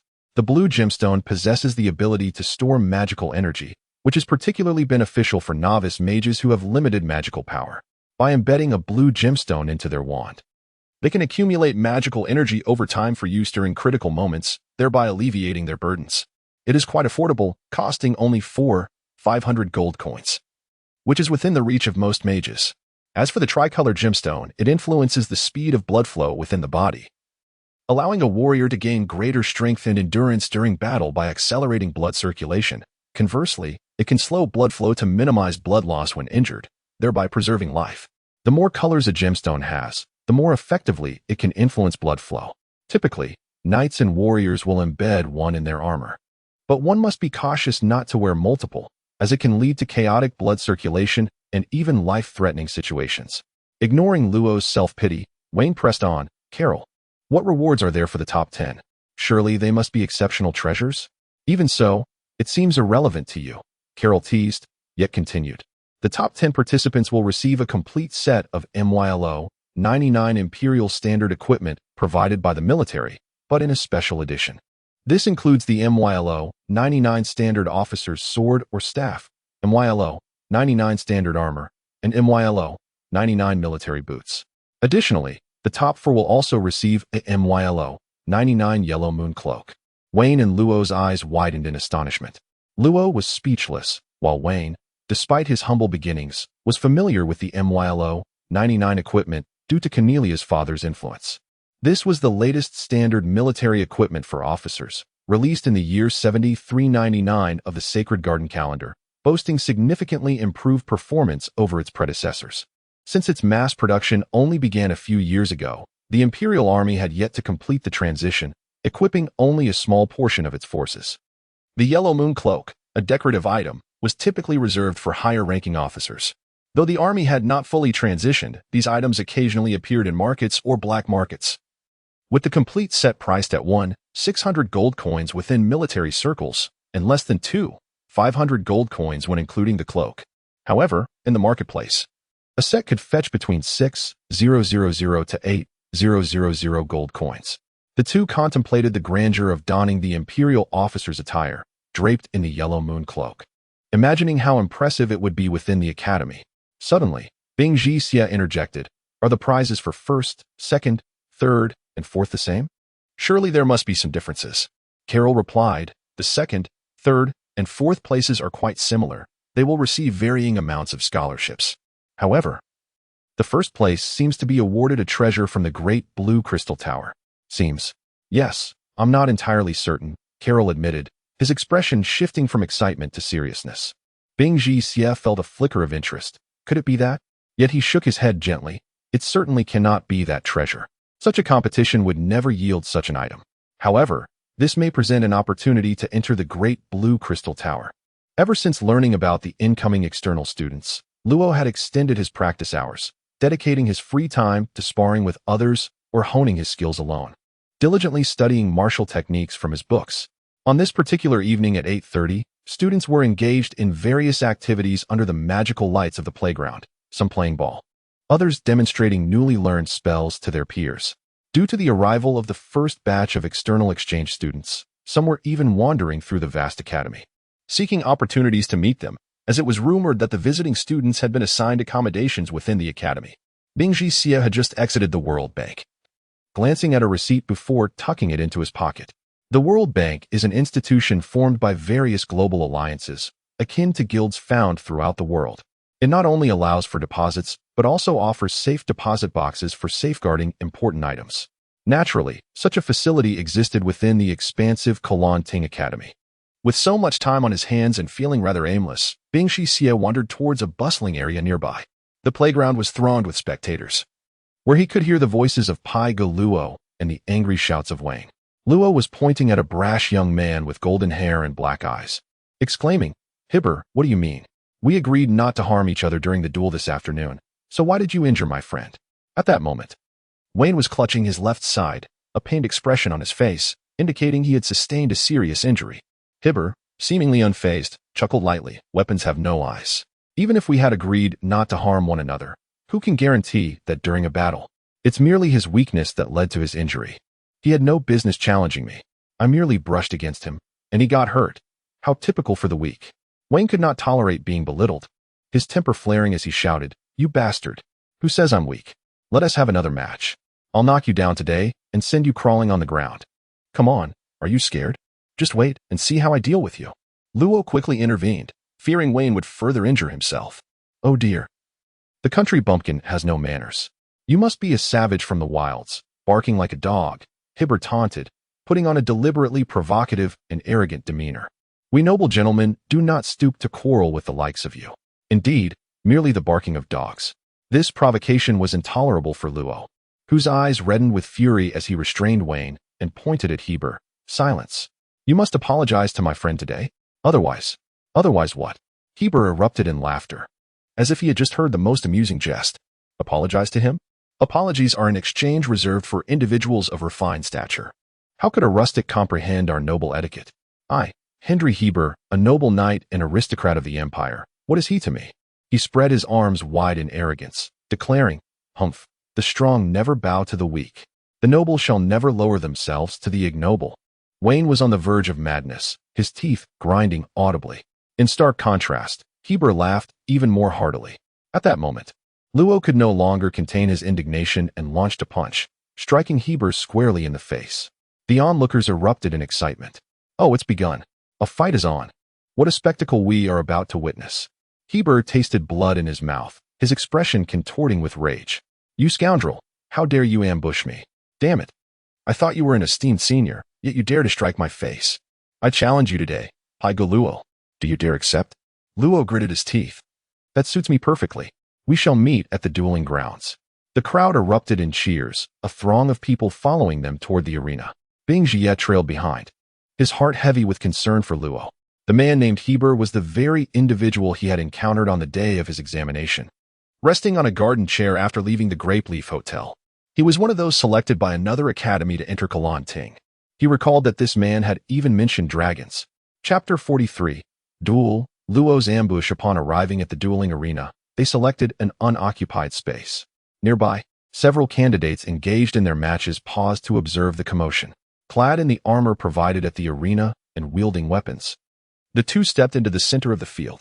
Before the duel commenced, the onlookers erupted with excitement, loudly chanting, "Take him down, and make the loser beg for mercy," oblivious to which side they were actually supporting. Wayne, among the crowd, anxiously watched Luo, aware of his previous encounters with Hibber and well acquainted with his prowess. He thought to himself, "Luo, you must strive. This opponent, he possesses strength that rivals yours, so tread carefully." Though Luo accepted the challenge, a sense of uncertainty gnawed at him. His recent practice bouts against classmates resulted in more defeats than victories, leaving him conflicted about his own abilities and fearful of failure. Additionally, Hibber, being in the same class, had not faced him directly, but Luo had witnessed his capabilities during their training sessions. Hibber donned a lightweight chainmail provided by the arena and brandished a hefty, unsharpened knight's lance with apparent ease. "Pai Ge Luo, you still have time to apologize. It will be too late to save face once I defeat you," he taunted, seemingly aware of Luo's trepidation and deliberately provoking him. Wayne shouted from the sidelines, "Luo will not lose. He will make you regret ever challenging him." Luo felt a surge of irritation but knew he must remain composed. Out of the corner of his eye, he suddenly spotted someone. Selt? Dolores K. Selt? A member of one of the 5 prestigious families and the third-ranked individual from the entrance examination. Luo recognized this illustrious nobleman, a celebrity in the imperial capital, and felt like a mere speck in comparison.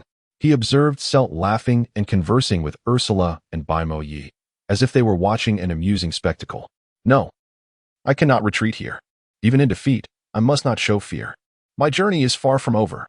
ideals, fury, and self-respect reignited Luo's fighting spirit as he grasped his weapon and advanced. Amidst the crowd, Baimoyi and Ursula squeezed closer, inquiring of Selt, "What is going on? Is this duel worthy of your attention?" Selt replied with a light-hearted smile, "That fellow seems to have taken a strong disliking to me. He once challenged me during practice." "Who do you speak of?" Ursula asked, adjusting her collar with a casual flick of her pale, slender fingers, prompting nearby infatuated girls to gasp in admiration. He was undeniably as handsome as Baimoyi. Ursula, accustomed to such reactions, calmly remarked, "Are you referring to that arrogant individual? The one who appears to believe he is of noble birth?" Her gaze shifted to another. "Who is this person? I've never heard of him in the imperial capital. I'm not quite sure. Perhaps a knight?" During the battle, Heber also noticed Selt and his companions, the notorious trio of the capital's young masters, the academy's so-called geniuses. He contemplated, what brings these lofty individuals here? Surely, my actions must have drawn their attention. It seems they've caught wind of my acquisition of the spine dragon as a guardian. The upper echelons of the empire are now aware of my presence. If I perform well, my name will soon echo throughout the academy and beyond. Soon there will no longer be 3 geniuses, but 4. Ha ha ha. After exchanging a few light blows, Luo suddenly noticed Heber grinning foolishly, leaving him baffled. Yet, seizing the opportunity, he deftly hurled his lance. Startled, Heber sidestepped the incoming spear, ready to chastise Luo for his underhanded tactics, only to be met with a fist to his face. Ursula wore a curious expression. "What is that person doing? Why is he grinning foolishly at me? Perhaps he has taken a liking to you," Baimoyi quipped, sending a shiver down Ursula's spine as she protectively crossed her arms. "Please, don't say such things. It gives me goosebumps. I am quite serious about my preferences." Luo's assault did not cease. As his right fist connected with Heber, his left hand snatched the lance's tail. Heber, reeling from the blow, found his foot trapped beneath Luo's, unable to retreat, followed by an elbow strike to his face that sent him crashing to the ground. Cheers erupted from the crowd, a chorus of approval, as many male classmates expressed their dissatisfaction with Heber's arrogance. The seamless flow of Luo's attacks was indeed impressive, each strike meticulously calculated to target his opponent's weaknesses. "Finish him off, Luo. That insufferable brat deserves to be treated like a punching bag," Wayne exclaimed, leaping in excitement. Luo, holding the lance, retreated to the side and declared, "You have lost." Heber scrambled to his feet, clutching his injured face, protesting, "Nonsense. You ambushed me. We hadn't even begun properly, if you have the guts. Come at me again." Booing resonated from the surrounding crowd. Selt remarked, "Is this fellow a fool? How could Kalanting admit such a person?" "I don't know. I hear he was sent from a local area," Ursula scoffed. Heber, undeterred by the embarrassment, boldly protested, "Did you not hear? You cowardly scoundrel. You should accept my challenge like a true knight. Otherwise, you and your friends are nothing but scum." Luo pointed his lance at him, declaring, "I will defeat you and make you regret your earlier words." "Ha! Let us see you try." "But that's impossible," Heber retorted, teeth clenched. He summoned magical energy, emanating a blue glow, and swung his lance fiercely towards Luo. The spectators hissed in disapproval. Anticipating Heber's assault, Luo was ready.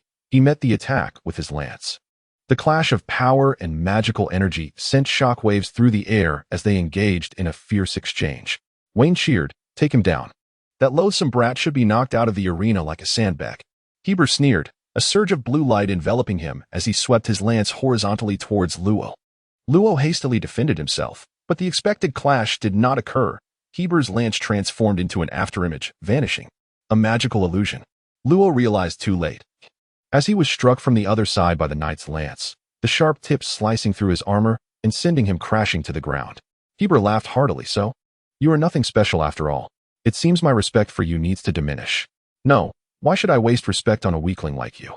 You are merely a coward who resorts to underhanded tactics. You are unworthy of being called a true knight," Selt coolly remarked from the sidelines. "That simpleton wouldn't survive 3 minutes on a real battlefield. He is not only dim-witted but also petty.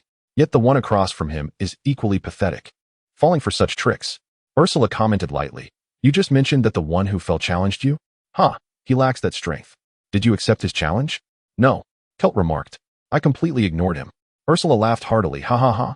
You truly underestimate others. The pain of failure may be bearable, but being disregarded strikes a severe blow to one's pride." Kelt lightly scoffed, Respect must be earned through one's own efforts. Lo rose from the ground, disregarding Wayne's concern, and declared to Hibber, in today's duel, only one of us will walk away unscathed. The spectators, reveling in the excitement, shouted in unison, "Yes, yes. Someone must fall. This duel is becoming increasingly thrilling." Hibber sneered, "Excellent. Just what I wished for. Prepare to face my phantom spear technique." He unleashed the same attack once more towards Lo. Lo stepped back twice, disregarding the incoming assault, and thrust his spear directly at him. "Fool, is this guy seeking death?" The crowd gasped at Lo's reckless maneuver. Even Wayne was taken aback. Hibber frowned. "This brat. How infuriating. I must halt my advance, otherwise I risk injuring both him and myself." It is said that the timid fear the bold, while the bold fear the reckless. At this moment, Lo's demeanor suggested he was ready to fight to the death, completely overpowering his opponent's spirit. As Lo grew fiercer in his attacks, Hibber became increasingly alarmed, retreating in a state of utter disarray. Lo shouted fiercely and leaped, striking down with his spear directly onto Hibber's weapon. Hibber's grip faltered, and his spear clattered to the ground. "Remarkable. Well done," Wayne exclaimed with delight. For a knight, losing their weapon to another is undeniably humiliating, especially for someone like Hibber, who often boasts of his knighthood. Hibber rolled away to evade the incoming assault, growling, "You bastard. I will make you submit today." He seized his spear and fiercely countered Lo's attacks. The duel became an intense back-and-forth battle between two equally matched opponents, both novice knights. Wayne, forgetting his own injuries, fervently cheered for Lo from the sidelines. "Lo, Lo." Cornelia, witnessing the fierce clash, anxiously exclaimed, "My friends in the dormitory informed me of this incident, so we rushed here. What on earth happened? Why is Lo fighting?" Wayne replied, "It's nothing, just a duel. Merely a duel. Nonsense." Irina playfully punched him. "Is this how duels are fought?" Cornelia noticed Wayne's unusual demeanor and the pain etched on his face from Irina's punch. "Ah. What's wrong? Are you hurt?" "No, it's nothing. Just that guy?" Wayne glared angrily at Hibber. In the arena, Hibber declared, "I have no desire to linger in this skirmish. Let us conclude this battle swiftly." Suddenly, Hibber's form shifted, conjuring multiple illusions that simultaneously attacked Lo. Phantom Cavalry. The crowd gasped, holding their breath for Lo. The Phantom Cavalry is a commonly utilized intermediate skill among knights, blending magic and the caster's assault. Whether in large-scale sieges or one-on-one duels, it is frequently employed and is a remarkably practical skill. Although the magical illusions are distinctly different from the true form. In the heat of battle, one hardly has the time to discern the real from the fake before being struck by the opponent's lance. Lo felt a chill run through him. He stepped back with his right leg, seemingly unprepared to evade or deflect the incoming attacks. The knight's spear naturally pierced him, and he braced himself against the force of the lance with his body and armor. In the midst of the assault, the truth of who was real and who was illusion became apparent. Lo swiftly grasped the shaft of Hibber's spear, preventing him from withdrawing it. A surge of potent electricity coursed through his arm and into the metallic weapon. Hibber barely had time to retract his hand before the electric shock coursed through him, rendering him momentarily paralyzed. Seizing the opportunity, Lo unleashed a relentless barrage of strikes upon Hibber. The onlookers were astonished by Lo's reckless bravery, silently acknowledging his extraordinary luck. Had the spear penetrated any deeper, it might have pierced his body entirely. On the other side, Ursula's eyes sparkled with realization, "So that's how it is." "Indeed," Kelt noted, since both the armor and spear were randomly chosen from the arena. He is unaware of the armor's defensive properties and the knight's spear's lethality, as well as the intensity of Hibber's attacks. Therefore, he deliberately chose to withstand the blows to gauge the level of damage his opponent could inflict. It is this initial experience that emboldened him to undertake such a daring maneuver. As for why he refrained from channeling the lightning through his own spear to attack, he likely feared that Hibber would be prepared for it. This fellow possesses some practical combat experience. Ursula chuckled. Indeed, mere theoretical knowledge and training cannot prepare one for the battlefield. They were correct. Lo entered Kalanting at the age of 13 and, now at over 15, had participated in the academy's bi-monthly survival training for 2 years. Coupled with the outdoor excursions that Safina frequently took him on during weekends, he amassed substantial practical experience. Lo launched a frenzied offensive, granting Hibber no opportunity to retaliate. With 2 swift strikes, he disarmed Hibber, then delivered blows from various angles until his final strike sent Hibber sprawling outside the arena. Many marveled at Lo's exquisite execution of consecutive attacks, Recognizing that once he seized the advantage, he offered his opponent no chance to recover. This was the essence of true combat. Chapter 44. The Knight's Confrontation, the great battle of summoned beasts. You have lost again. Luo clutched his chest, where a wound throbbed. The word again pierced deeply into Heber's heart, staggering to his feet beside the weapon rack. Heber's armor was battered and blood streamed from numerous wounds inflicted by Luo's fierce assaults. No, I am not defeated. How could I, a mere nobody, be bested by you, a dog? He roared, seizing a long polearm and swinging it violently at Luo. Luo, cried Cornelia in alarm. Silence fell over the crowd. This was indeed spiraling out of control, Ursula whispered softly. The two combatants, caught in a momentary clash, had devolved into a battle of wills. Luo was struck heavily to the ground, blood spattering from his lips as a massive dent formed in his chest plate. Vayne and others rushed into the fray, encircling Luo. Luo. Irina frantically urged those around her. Who knows magic? Hurry, heal him. Heber, discarding the spear embedded in him, disregarded his own injuries and taunted Luo. You can't get up now, can you? I told you, the one who wins in the end will be me. Several students trained in healing unfastened the locks on Luo's armor to assess his injuries. It seems a few ribs are broken. Luo gritted his teeth, pushing away those attempting to tend to him. Damn it, I haven't lost. No one is allowed to touch me. Ignoring his pain, he kicked his legs out, knocking Heber to the ground, and mounted him, unleashing a flurry of blows. Heber furrowed his brow. You're quite resilient. Gripping Luo's neck, he hurled him backward, sending him sprawling. Both struggled to rise, unsteady on their feet, yet their gazes were locked, neither willing to concede defeat. A few onlookers murmured that continuing this battle could end badly. Where's the teacher? We should find a teacher. Since we are knights, let us duel as knights do. Summon your guardian. Heber shouted at Luo. The crowd gasped. The academy had strict rules prohibiting the use of magical beasts in combat without a teacher present, as most students had only recently acquired their beasts and might not be capable of controlling them, risking chaos. However, Heber wasted no time waiting for Luo's consent. He gathered his magical energy, conjuring a magical star array of vines before him, and soon a colossal creature tore itself free from the array. Luo's heart raced with fear. This was a massive form, cloaked in thick reddish-brown scales, adorned with sharp spines along its neck and tail, with a large lizard-like head and a gaping maw. This creature, spanning over 10 meters, occupied nearly half the dueling ground. Spiked, spine dragon, gasped several who were well-versed in the beast's compendium. Everyone retreated in haste, fearing the ferocious creature might unleash its wrath upon them. Cornelia and Irina, still in the center, were paralyzed with terror at the sight of such a beast. They rushed to Luo, pleading, stop fighting. This could lead to a tragedy. Vayne, this mess started because of you. You must intervene. Vayne, realizing the peril of the situation, understood that battling the spiked spine dragon was unwise. Luo, this needs to end now. I must take revenge. I will personally. Luo ignored their pleas, his eyes fixed on Heber, who had mounted the spiked spine dragon. Heber grimaced in pain, looking down at the ground. Hey, hee. Luo, perhaps you should heed your friend's advice and concede. You cannot possibly win against me. Admitting defeat to someone superior is not shameful. Are you done with your nonsense? Luo pushed away Cornelia and Irina. Someone must fall today. With a flash of lightning, a thunderhorn rhino appeared on the battlefield. Luo seized the spear Heber had dropped and mounted the rhino. Irina exclaimed, have you lost your mind, Luo? Why fight like this?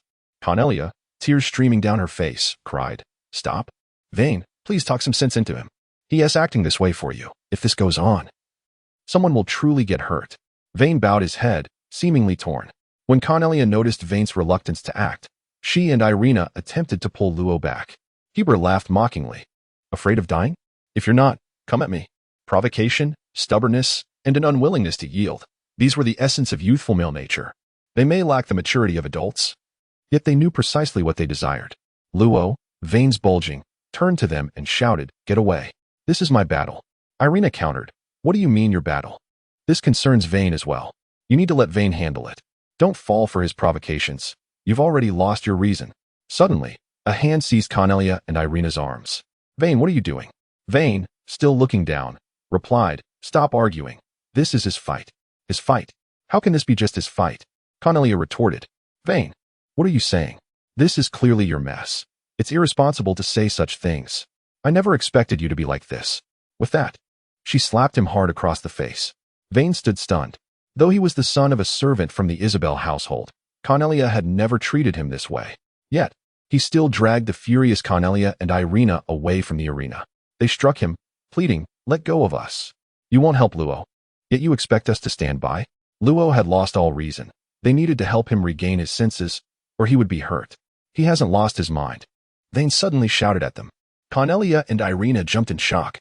Irina had never seen Vayne raise his voice at Cornelia before. Yet, she persisted. How can he not have lost his mind? He's blinded by rage. What do you two women know? Vayne replied, Luo has not lost his reason. It is you who have. They are fighting for their beliefs and pride, unwilling to admit inferiority. This is their battle, and it has nothing to do with us.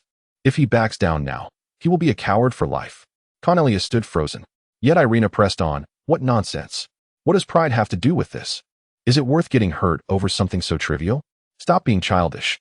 Regardless of Irina and Vayne's bickering, the battle within the arena had commenced. Luo brandished the knight's spear, launching attacks around the massive body of the spiked spine dragon. With the Thunderhorn Rhino unleashing lightning and charging, he struck repeatedly at the dragon. Thunder Spear Strike. Lightning Stab. These techniques, typically formidable and capable of shattering stone, proved ineffective against the dragon. Luo's heart sank. He twirled the spear and shouted. Fire and lightning dual splendor. One end ignited with fire, the other crackled with lightning, the most lethal elements infused into the spear, forming a blue-white halo that struck the dragon's tail, leaving only a minor wound. Heber, perched upon the dragon's back, beamed with satisfaction. Now you see my prowess. You can never contend with me, for you will never possess such a powerful beast. Luo clenched his teeth in frustration when suddenly, a gust of wind heralded the dragon's colossal tail sweeping towards him, sending his mount flying several meters away, and Luo crashed to the ground. The crowd gasped in astonishment at the dragon's overwhelming power. Such a colossal creature, likely weighing 1 or 2 tons, was effortlessly sent flying. Observing the triumphant Heber, Selt remarked, Surely, the secret weapon he speaks of is this great lizard? Ursula, with a disdainful smile, retorted, Does he truly believe this creature to be a dragon? She continued, In truth, having an excess of such beings is futile. With a quantity of 5,000, 3,000 for primary combat, and 2,000 as reserves, this number suffices as a meat shield in a siege. Raising more would merely squander resources. Maintaining this quantity is adequate. Selt added, Yet, while this creature possesses strength, it is not the most ideal choice for summoning guardians. Such a being may serve well for the average nouveau riche, but it would not be favored by the imperial aristocracy. The exchange between Ursula and Selt, however, was lost on the astonished onlookers. Chapter 45. Unmatched dominance. Heber summoned the formidable beast, the spiked dragon, whose fierce and savage power instantly toppled the Thunderhorn Rhinoceros, leaving everyone present in utter astonishment. Unable to contain herself, Cornelia once again attempted to rush towards the duel arena, only to be restrained once more by others.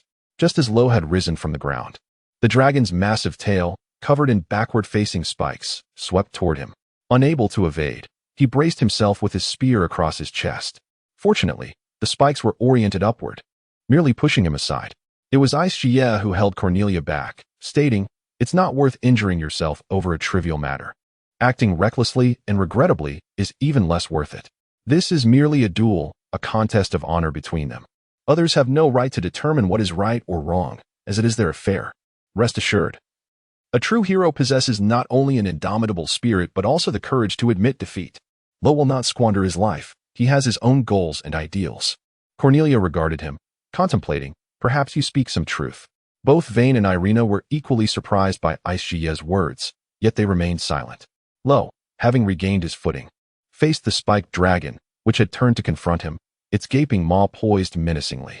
Heber, grasping the bony spikes at the dragon's neck, declared, Lo, your chances of victory are non-existent. Do not persist in this futile struggle. While one must inevitably fall, there is no need for it to become a fight to the death. The foul odor emanating from the dragon's mouth was overwhelming. Even its tender tongue was adorned with jagged flesh.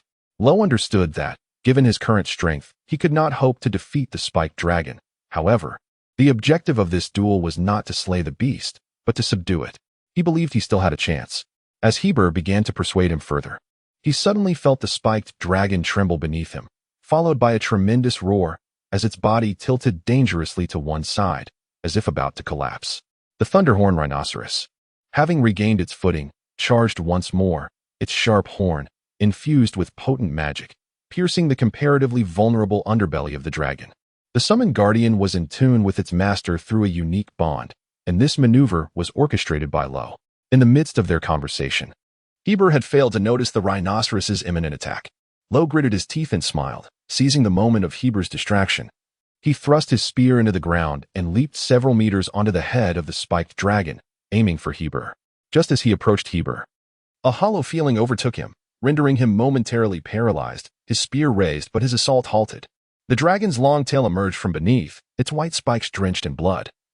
Having impaled the valiant Thunderhorn Rhinoceros, which still trembled upon the spine. This shocking scene jolted Lo back to reality. The loyal Thunderhorn Rhinoceros had been captured with his teacher, Professor Safina, over a year ago, and it had become his steadfast companion throughout countless training sessions.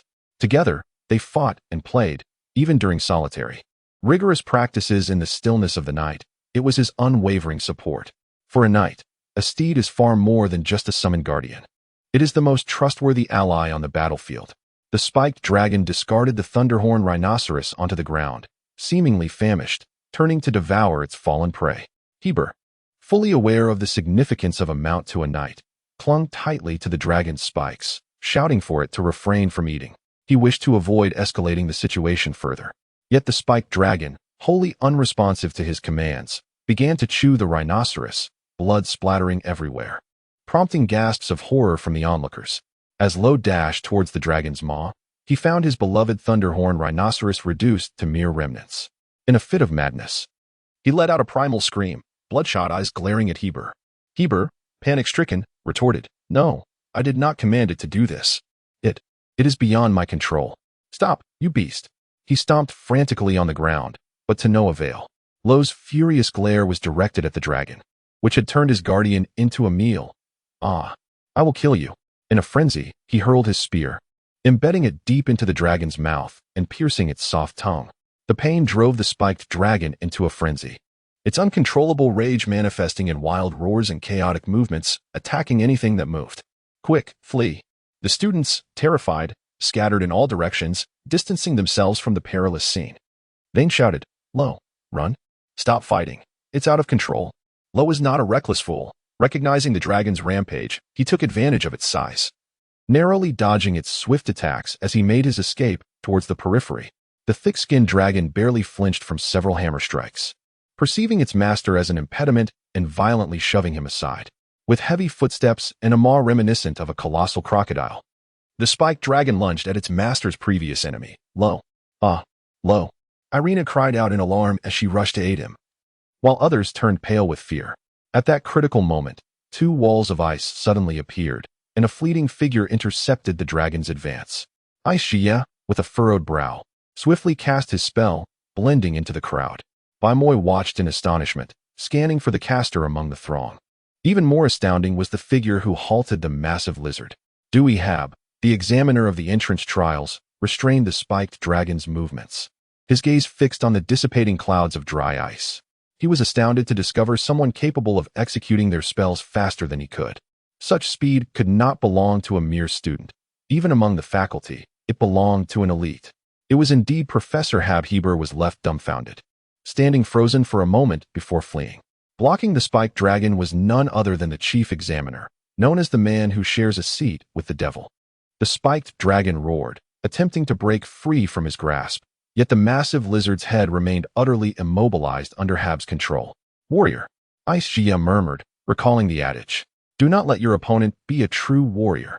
The surroundings fell silent, with even the chirping of crickets rendered inaudible. After finishing a cigarette, Hab flicked the butt into the dragon's mouth, surveying the few remaining students at the periphery. He reveled in showcasing his prowess before them, instilling fear. He spoke slowly. "Aren't you all leaving? You should move far away to avoid injury." Only then did Hab turn to regard the colossal lizard before him, his expression devoid of concern. "You've turned the duel arena into this. The cost of such damage will be difficult to compensate." The air grew tense. The students, dozens of meters away, simultaneously clutched their heads, crying out in agony, as though a powerful, invisible force were compressing their bodies and bones. The spiked dragon in the arena howled furiously, its cries echoing for hundreds of meters, its eyes bulging as if about to burst. Meanwhile, Hab stood there, seemingly unperturbed. The students' suffering intensified, many collapsing to the ground, clutching their heads and rolling in pain, tears streaming down their faces, feeling as if their heads were being crushed by an immense power. Lo, already injured, felt as if he were suffocating. Both Ursula and Celt knelt on the ground, clutching their heads tightly. Bing Jixia also crouched down, his expression contorted in anguish, while only Bai Mo Yi managed to remain standing, albeit with great difficulty. Several weaker and frilier students had already lost consciousness, and those who stayed awake were in a daze, their minds engulfed in a void of nothingness. A few others could bear it no longer and began to bleed from their noses. How terrifying this power is. Is this the might of a berserker? Celt struggled desperately to keep himself from collapsing, exerting all his willpower to remain conscious, and the scene unfolding before him filled him with astonishment. Hubble was clearly not exerting his full strength. In fact, it appeared he was hardly straining at all. Yet, the spiked dragon writhed in agony, its eyes bulging and tongue lolling. Even more alarming was the sight of the exquisite weapons and armor around them, which had twisted and contorted as if they were sentient beings in the throes of suffering. Suddenly, Hubble's small, round eyes narrowed, and the space within the arena trembled, accompanied by a series of sharp cracking sounds. The top body of the spiked dragon collapsed like a heap of lifeless flesh, and soon, blood began to flow incessantly from its 7 orifices. Chapter 46. The Strongest and the Weakest. The warrior's choice. Dway Hubble clapped his hands and lit another cigarette. Most of the onlooking trainees had succumbed to unconsciousness in the final wave of pressure, leaving only 5 or 6 still awake, albeit in a dazed state. Apart from Bai Mo Yi and his companions. Perhaps I exerted a bit too much force, Hubble mused as he took a deep drag, exhaling a ring of smoke over the corpses strewn on the ground. Ursula and Celt knelt, their chests heaving, sweat trickling down their foreheads like raindrops. Hubble counted 1, 2, 3, 4 individuals still managing to remain conscious. Remarkably, those capable of coherent thought must possess intermediate strength and commensurate willpower.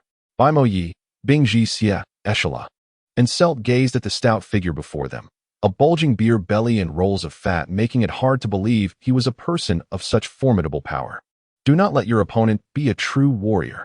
This famous adage was uttered by the legendary spatial mage, Kimi Air Sundalung, just before his demise at the hands of a warrior.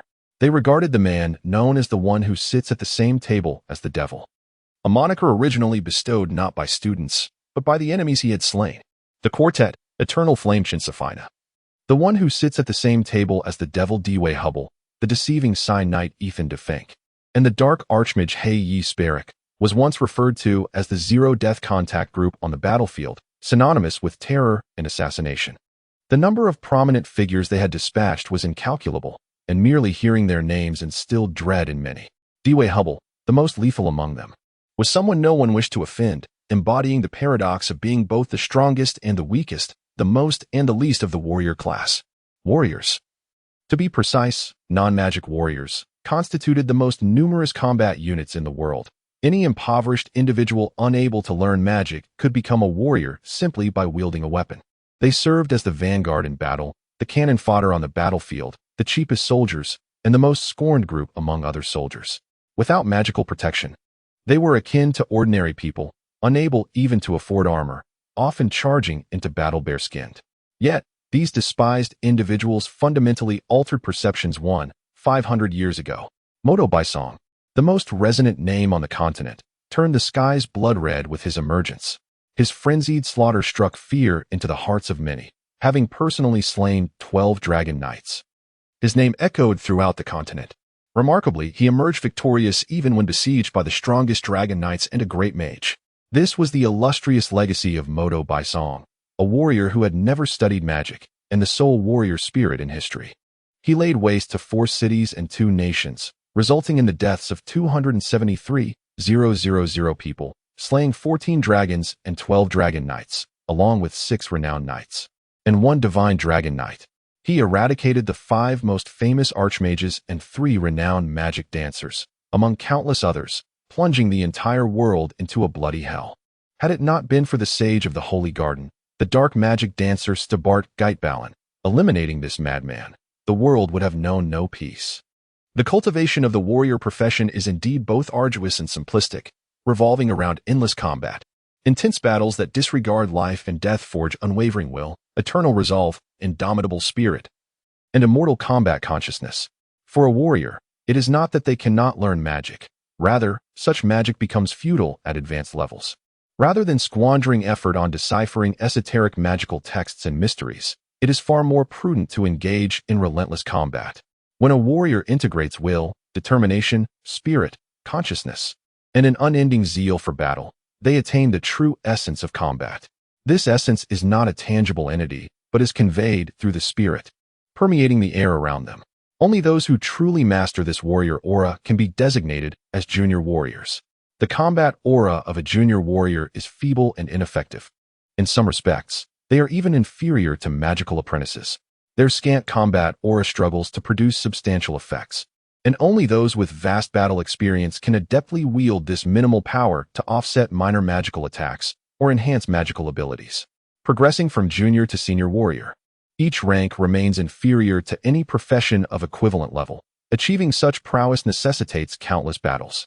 Thus, neither mercenaries nor any organization desires to have such a warrior in their ranks, perceiving them as a burden. Yet, when a warrior's combat consciousness and spirit manifest tangible effects, it marks their transformation. Dwayne Hubble is such an individual. With 172 nations on the continent and a population of 3.7 billion in the Magic Moon Empire, fewer than 300 warriors of Dwayne Hubble's caliber are documented, highlighting their rarity. Even the highly gifted magical professions outnumber such warriors. By comparison, the total number of registered ultimate mages stands at 43 million, and true knights at over 270 million, an astronomical difference. Currently, Dwayne Hubble no longer requires constant combat, as his substantial combat consciousness continually clashes and evolves. To retain talents like him teaching at Kalanting, the Empire provides him an annual stipend of 100,000 gold coins, in addition to a fair base salary, to cultivate the next generation of true warriors at Kalanting. If ascending from an intermediate mage to an ultimate mage is akin to traversing between heaven and hell, then the journey from an ordinary warrior to a true warrior marks the dawn of a new life. On the continent, there exists a ranking of professions. Knights are the easiest to master, their power progression the most stable, with the final step requiring luck. Warriors are the most numerous yet the least, the weakest yet the strongest, the most extreme yet the hardest to train. Mages require profound knowledge, astute intellect, and the ability to overcome numerous obstacles, making each step excruciatingly challenging. Magic warriors demand the highest innate talent, ascending swiftly in power, yet harboring the greatest personal peril. With the potential to attain ultimate strength, their advantages and disadvantages starkly evident. Each profession possesses its own merits and shortcomings, creating distinct realms and loyal followers. From apprentices to novices, then to junior, intermediate, senior, ultimate, and further through their respective 7th and 8th tiers, each individual strives toward this ultimate goal, regardless of their motives. Holding steadfast to this unchanging belief. Note, the knight profession is unique. Its 8th tier is known as the Divine Knight, which is classified among the ultimate professions alongside the other 3 major classes. The Dragon Knight title lies beyond these 8 tiers. Even a relatively weak mage can achieve the same status as a Divine Knight if they acquire a dragon. As becoming a Dragon Knight requires luck, so too does becoming a Divine Knight, leading many to mistakenly regard the Dragon Knight as the quickest 8th tier, while overlooking that the Divine Knight is the proper designation. Naturally, becoming a Divine Dragon Knight requires an even greater degree of luck. Chapter 47. Vigilance. The unconscious individuals on the ground were each lifted onto stretchers and transported to the infirmary. Luo and Zybier, having sustained severe injuries, were sent for treatment. Shinsafina, upon hearing the news, rushed over to examine the students. After confirming that there were no serious injuries, she angrily addressed Hubble. "You've injured my students again." "What do you mean by my students?" "They are also my students." Hubble chuckled nonchalantly. "It's beneficial for them to experience this. It will help them in the long run." Bing Jixia noticed that Cornelia and Wayne had been taken away and was about to bid farewell to the teachers when he suddenly felt a pair of eyes upon him. Turning around, he found himself facing the white-haired, red-eyed Baimoy. Baimoy approached, his voice as cold as a plunge into an icy abyss. That person just now was you. It was not a question, but a statement of certainty. Although Bing Jixie had pretended to be incapacitated earlier, he had not escaped the notice of some. A strange smile curled at the corners of Bing Jixie's lips as he lowered the brim of his hat. I don't know what you're talking about. I wish to witness your strength. Baimoy's words were light yet left no room for doubt. People from the big city often relish their superiority, do they not? Beneath the brim of his hat, a pair of dark, gleaming eyes fixated on Baimoy. Ursula and Selt, gradually regaining their composure, exchanged astonished glances. Aware of Baimoy's notoriously indifferent demeanor, it was surprising to see him actively challenging someone. Bing Jixie smiled silently again, seemingly intrigued by the individual before him. Just as he was about to speak, he noticed someone approaching. Dewey Hubble wore a friendly expression, yet his squinting eyes sparkled with scrutiny as he observed the two. He placed his arms heavily upon their shoulders. There's already enough chaos. Do not cause me further trouble. Otherwise, His words hinted at a deeper understanding of the situation. Hey, don't intimidate my students. Chun Safina interjected, arms crossed, clearly displeased with Hubble's intimidating behavior. Yes, Captain. Hubble replied, stepping back reluctantly. Safina adjusted her glasses and wore a charming smile. 1, 2, 3, 4. Are you four all right? Do you need to go to the infirmary for a checkup? No, we're fine, Selt responded. Ursula suddenly clutched her forehead, feigning distress. I think I feel a bit unwell. Could you support me, teacher? My legs feel weak, and I can't stand. As she spoke, it seemed she might collapse. All right, I'll assist you to the hospital. Hubble seized Ursula's collar, grinning as he asked, So, do you want to go to the infirmary or the hospital? Never mind. I'm suddenly fine. My legs feel strong now. No need for help. Is that so? Yes, haha. Ursula chuckled awkwardly, pushing Hubble's hands away after several attempts. Safina remarked, in a few days, the exchange students from the Outer Academy will arrive. Although you four are freshmen, you are all outstanding representatives of our institution. Save your energy for the upcoming friendly matches and do not injure yourselves now. Safina smiled warmly. Participation is not mandatory. It's voluntary. But don't you wish to compete against the elite from foreign institutions on the field? After pondering for a moment, Ursula replied, It's a good idea. Baimoy, will you participate? Hey, don't leave. But Baimoy had already walked away, with Selt and Ursula following closely behind. I'm leaving too, Bing Jixie declined. Safina, however, was not deterred. I fear you might get lost. Upon reaching the door, Bing Jixie showed no intention of inviting the teacher in. All right, Safina said after a 2-second glance.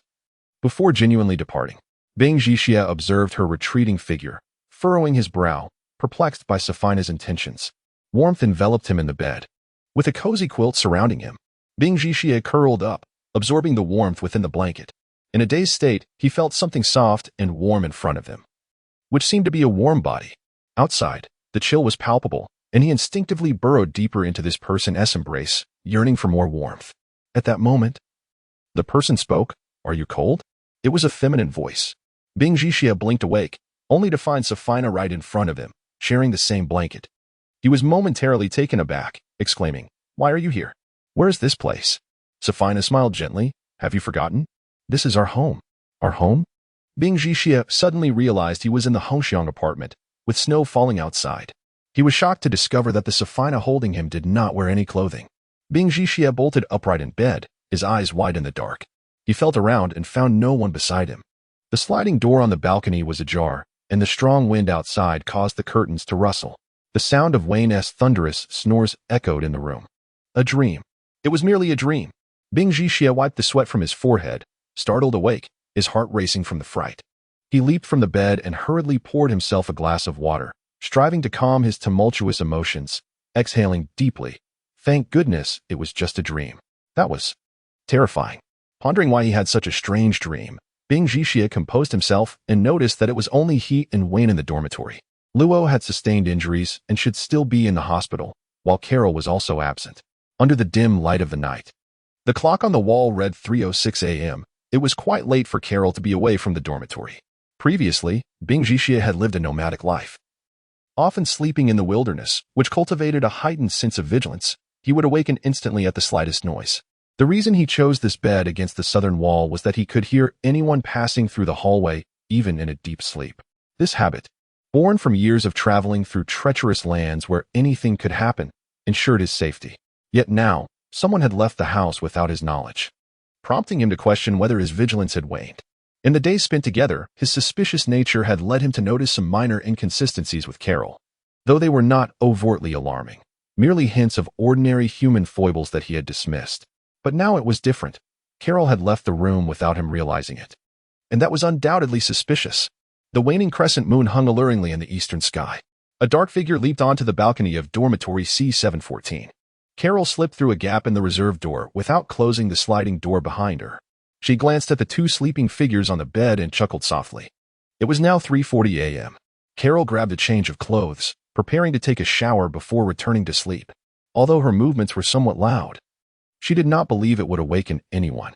Bing Jixia, feigning sleep on the bed, opened his eyes as the wind element danced gently, silently descending from the bed. He picked up the magical robe Carol had removed and searched it, finding only an identification card, nothing else of note. After placing the items back, Bing Jixia stealthily approached the balcony and leaped into the air. He floated slowly to the bathroom window, where the light inside was brighter than the moonlight, allowing him to see a figure cast against the curtain. Without needing to lean closer, he already discerned from the silhouette that Carol was undoubtedly a girl. No wonder she wore such loose-fitting magical robes. Bing Jixia smiled faintly. It was because her identity card indicated she was a boy that she was compelled to enter the male dormitory area. The identity card was not a forgery. Otherwise, she would never have been able to access Calanting. It must belong to a boy who bore a striking resemblance to her. Perhaps even one she had pilfered. Due to her age, the presence of an Adam's apple was not yet an issue. The following day, Bing Jixia rose at her usual hour, greeted Carol with a customary good morning, and proceeded to freshen up. Just as he awoke, Wayne casually reached out to place a hand on Carol's shoulder to engage her in conversation, a gesture he often extended to her. However, Carol deftly evaded his touch, and everything remained so effortlessly natural. Chapter 48. Shopping. The foreign academic exchange delegation arrived unexpectedly, accompanied by students and mentors from several renowned domestic institutions who came to Calanting for. The academy buzzed with activity once again. In fact, the foreign exchange group was supposed to arrive last year, but various reasons delayed their visit until this year. The 17th king personally received them, followed by a warm welcome banquet held in Calanting. Subsequently, various exchange activities commenced. In front of a quaint pet shop shaped like a cat's head, the owner had just set up a folding sign at the entrance, proclaiming our shop has newly arrived pets. Enjoy a 20% discount on purchases today only. At that moment, Bing Jixia happened to stroll by and decided to take a look inside. Pushing open the bell-tinkling door, he found the owner busy organizing items and casually called out, "Welcome." The shop was small, and at this hour, there were evidently no other customers, as it was not a common time for students to buy pets. Bing Jixia glanced around the shop, observing various cages of different heights, some empty and others housing magical creatures. This was a pet shop, not a guardian shop. Primarily selling pets suitable for young children, all of modest size and most undeniably adorable. After a while, the owner turned to the customer. "Oh, little friend. What would you like?" "I'm just browsing," Bing Jixia replied with a youthful smile. "Feel free to look around. We just received a fresh batch of rare pets over there. If you see something you like, let me know. I'm still quite busy," the owner continued. He appeared to be a robust man in his 40s, with dark, tan skin, dressed in a red tank top, his arms bare as he repaired a pet cage, having set his outer jacket aside to avoid damaging it with the cage's metal wires. Bing Jixia examined the various pets in the shop: soil squirrels, Dems worms, jumping lizards, goblins, cuddly pigs, goldfish, and more, all relatively common pets. Within the academy, one could find a variety of pets. Even the most ordinary Dems worms were kept in glass tanks in dormitories, where students would feed them greens during leisure time, providing a certain amusement. Among the more exotic specimens were a dream sheep, a clay worm, an eared cat, a crystal turtle, a pseudo-dead rabbit, a lantern bird, and a magical bottle containing cloud spirits. The cloud spirits were encased in a transparent bottle, resembling tiny clouds the size of a thumb, with shiny black eyes. They floated within the bottle, unable to escape due to the magical airflow at the opening. These elemental spirits, formed from wind and water, were low-tier magical creatures. Although they possessed life, it was fragile, typically lasting only a few months. A strong gust could extinguish their existence. This bottle contained 6 cloud spirits, each priced at 40 gold coins, which was quite costly for students. However, this was not the most expensive pet. That title belonged to the crystal turtle, priced at 6,000 gold coins, and said to be 300 years old. The turtle was slightly larger than an adult's palm, and despite its young age, its skin appeared wrinkled, giving it a haggard look, adorned with several small green crystal stones on its back. This characteristic allowed it to grow magical crystals from its body and shell, making it a valuable creature, though its slow growth rate limited its worth. Wealthy families often kept them as pets. The eared cat and lantern bird were both ornamental pets. The lantern bird resembled an owl, with pale blue and white feathers, its head adorned with a long feather resembling a lantern. At night, the lantern emitted light, attracting insects for its meals. Due to this trait, lantern birds tended to be plump and were not particularly active, making them popular among students who kept them in dormitories during summer nights to ward off bugs. The eared cat had 4 ears, red eyes, small fangs, and a long, soft tail. Its petite figure and enchanting appearance made it a favorite among girls. However, due to its rarity, it was not inexpensive. The pseudo-dead rabbit closely resembled an ordinary rabbit, and unless one read the label, Bing Jixia would not have distinguished it. When startled, it would play dead, holding its breath as if genuinely deceased, much to the amusement of children. The clay worm appeared as a puddle of blue blood, harmless and capable of changing colors based on its environment, also known as the chameleon mud. Its notable feature was its ability to be molded into various shapes like modeling clay. Among these magical creatures, Bing Jixia found the dream sheep the most practical. It was a small, round, fluffy creature the size of a garlic bulb, emitting a high-frequency sound as it breathed, which could induce sleep. With training, it could even hypnotize those with weak wills. These magical pets hailed from far and wide, making their gathering a rare sight, only easily found in a metropolis like the imperial capital. After browsing for about 10 minutes, a group of girls entered, chattering excitedly like a flock of larks at the sight of unfamiliar creatures. Their lively discussions about the pseudo-dead rabbit, eared cat, and lantern bird shattered the shop's earlier tranquility.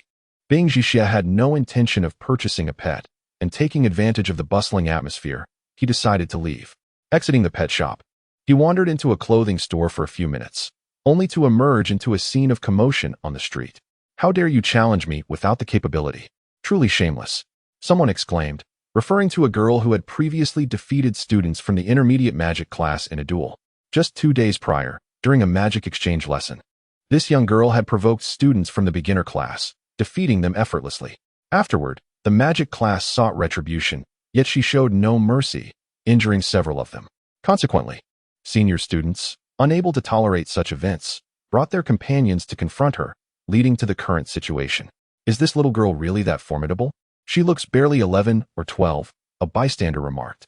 The girl, not tall, sported waist-length golden hair, amber eyes, and fair, rosy skin, exuding an air of vitality. She wore an extravagant sapphire blue pointed magic hat, with 2 golden bells jingling at the brim. Her outfit consisted of a short purple skirt and white stockings, complemented by upward curving magical boots. With an arrogant huff, the girl declared, "What a farcical world-renowned university. The students it produces are nothing but spineless fools, incapable of holding their own." Her boastful words incited anger among the students of Kalanting, yet none dared to retort, especially as the fallen student from the magic class, appearing around 17 or 18, had been bested by her in mere moments. Bing Jixia observed the scene with keen interest, catching the attention of the pet shop owner who had also come to witness the unfolding drama. Several classmates helped their fallen companion to his feet. They were hesitant to confront the girl again, as the one who had been defeated was known to be their strongest senior, leaving them to escort their groaning friend away in humiliation. The girl, clearly pleased with her latest victories, hummed a cheerful tune as she skipped away. Just as Bing Jixia prepared to depart, he suddenly heard a familiar voice. "Hey, Bing Jixia, there you are." From a distance of several meters, Wayne waved his hand, followed closely by Carol and Cornelia who were jogging towards him. Wayne remarked, "I thought you were in the dormitory. I couldn't find you there. What brings you here?" "I came to play with you," was the reply. Wayne continued, "A plethora of new merchandise has arrived at the pedestrian street. Carol and I were eager to see it and wanted to invite you along. To my surprise, you were already here." Carol pouted, clearly. "You wanted to come yourself and insisted on dragging me along." Cornelia chuckled quietly behind them. "It's all the same, really," Wayne said nonchalantly. "What about Lo and Irina?" Bing Jixia inquired. "They are usually inseparable," Cornelia replied. Lo is practicing at the arena. Upon hearing that Irina excels in archery, he has asked her to accompany him for target dodging practice. Bing Jixie remarked, "It seems he genuinely wishes to participate in the upcoming friendly competition. Let us not dwell on that. A new batch of weaponry has arrived today, since we haven't had class yet and the crowd is still sparse. We should hurry and take a look," Wayne said excitedly. "But what good will it do? Do you have the money to buy anything?" Bing Jixie observed that Wayne had a tendency to spend every penny he possessed, leaving his pockets perpetually empty. Bing Jixie smiled softly. "Ah, I almost forgot about her."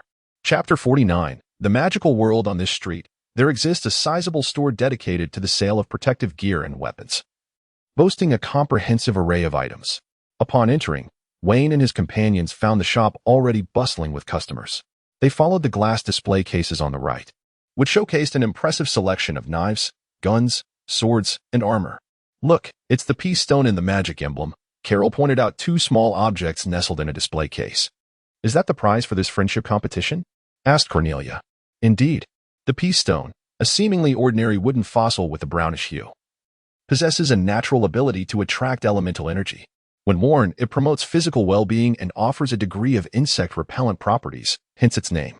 While it can be artificially manufactured, it is not considered particularly rare.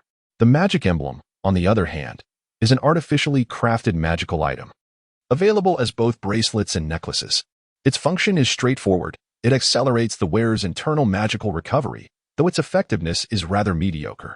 In this era of flourishing magic, such items are ubiquitous and not deemed precious. They primarily serve commemorative purposes in the academy. Wayne showed little interest in these trinkets. Instead, he noticed a display case in the corner showcasing a set of armor. "Look, it's the Mythic 99 Imperial Standard Armor." The plaque hanging on the display had already clarified the item's name and indicated that it was for sale. Carol remarked, "Everything in the capital is so inexpensive." "Inexpensive? Is that so?" Wayne appeared oblivious to the pricing. He noticed that the standard longsword in the display was priced at 715 gold coins, which he considered exorbitant. Cornelia, a young lady of considerable wealth, also lacked understanding of weapon prices. Carol produced a chain from under her clothing, which she wore at her waist, saying, "Though it looks somewhat different, this is also a magic emblem. I bought this for 180 gold coins. And I just saw that emblem in the display priced at only 120 gold coins. It even seems to be of better quality than mine." "Really?" Wayne scratched his head, still lacking comprehension. Carol continued, "In the peace stone, which usually sells for around 250 gold coins elsewhere, is only 150 coins here. Do you know what that implies?" "It means your parents could save a month's salary?" Wayne replied. Carol rolled her eyes. "Isn't it commonly said that things are expensive in big cities? This seems entirely contrary." "How peculiar." Bing Jixie interjected, "With more people in the capital, there is an abundance of goods, including quality items. Increased supply leads to heightened competition, which in turn lowers prices. Conversely, many rural towns rely on supplies from larger cities. With transportation costs and scarcity, items naturally become more expensive. There is nothing strange about it." Carol blinked in realization. "So that's how it is." Inside the store, ordinary short swords ranged from 20 to 30 silver coins, while better quality longswords were priced at 3 to 5 gold coins, with the finest reaching around 10 gold coins. However, these did not seem to capture Wayne's interest. Although he could not discern the quality of the armor, he believed that generally, higher prices equate to better quality and aesthetic appeal. A shop attendant was enthusiastically promoting the store's wares, holding a long silver sword in his hands. "This is known as the Blade of Melon. It was crafted by the renowned artisan Melon 5 centuries ago. Over 400,000 of these swords were produced and widely supplied to the military, becoming the standard equipment of the Gelasius Empire. After Melon's passing, the method of crafting the Blade of Melon was lost, and no one has been able to replicate such exquisite weaponry since, though more than 400,000 were made. The loss and were over the centuries have left very few in existence today.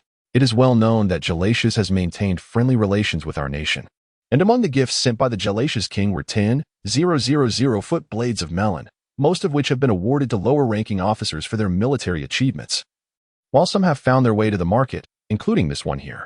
As the attendant spoke animatedly, many students listened with rapt attention, and Wayne curiously whispered, "Is this sword really that impressive?" Cornelia replied, "I've heard of the Blade of Melon, but I'm not well acquainted with the specifics." The attendant continued, "Students, Do not underestimate the Blade of Melon just because it is standard equipment. Its quality is exceptional. In fact, it even surpasses the latest Mystveil 99 Officer's Longsword of the Magic Moon Empire in terms of performance. Wayne felt a surge of desire and called out, "How much is this sword?" The attendant beamed, cradling the sword. "Not too much. It's priced at 300 gold coins." At this, the previously lively crowd fell silent. For most students, 300 gold coins was an astronomical sum. However, in the capital, the children of the wealthy were plentiful, so the sword was unlikely to remain unsold. Wayne gasped. Yet he was still drawn to the sword. 300 gold coins. That's too expensive. Do you really want it? Doesn't seem worth it, Carol queried skeptically. It sounds quite appealing, Wayne mused, turning to Cornelia for her opinion. Cornelia nodded slightly, indicating that he should go ahead if he desired it. Wayne exhaled in relief. Knowing that their long-standing friendship meant she would not refuse him, especially given her kind nature. However, despite her acquiescence, he began to doubt. 300 gold coins was no trivial amount. His father earned far less than that in a year at the farm. It was only because of Cornelia's wealth that such thoughts even crossed his mind. Yet, he did not want to squander money unnecessarily. Suddenly, he asked Bing Jixia, "Do you think this sword is worth it?" Considering Wayne held Bing Jixia in high regard, he sought his opinion on the sword to help solidify his decision. "I know a bit about the Blade of Melon. I've heard it mentioned as one of the finest weapons in its class. As for the price, it shouldn't be considered exorbitant." Bing Jixia replied. Wayne's face brightened. "So that means I can buy it?" Bing Jixia clarified, "I did not say that. In my view, the Blade of Melon is on par with the Mystveil 99 longsword in terms of class. While the former is slightly superior, the latter is not significantly inferior.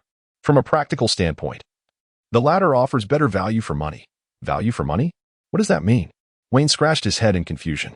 Carol sighed. "It refers to the ratio of performance to price." "Can you please read more?" "In terms of appearance, anyone could see that the Blade of Melon was far more exquisite, while the Mystveil 99 longsword resembled a more rudimentary product. However, military equipment prioritizes practicality, aiming to ensure performance while reducing costs. The Mystveil 99 longsword became the standard equipment of the Magic Moon Empire due to its excellent performance, albeit lacking in fine craftsmanship." Bing Jixia understood this, though it was difficult for others to grasp. Wayne pointed at the display case. "Are you suggesting that I should buy that one instead?" "In your current circumstances, yes," Bing Jixia affirmed. "Very well then."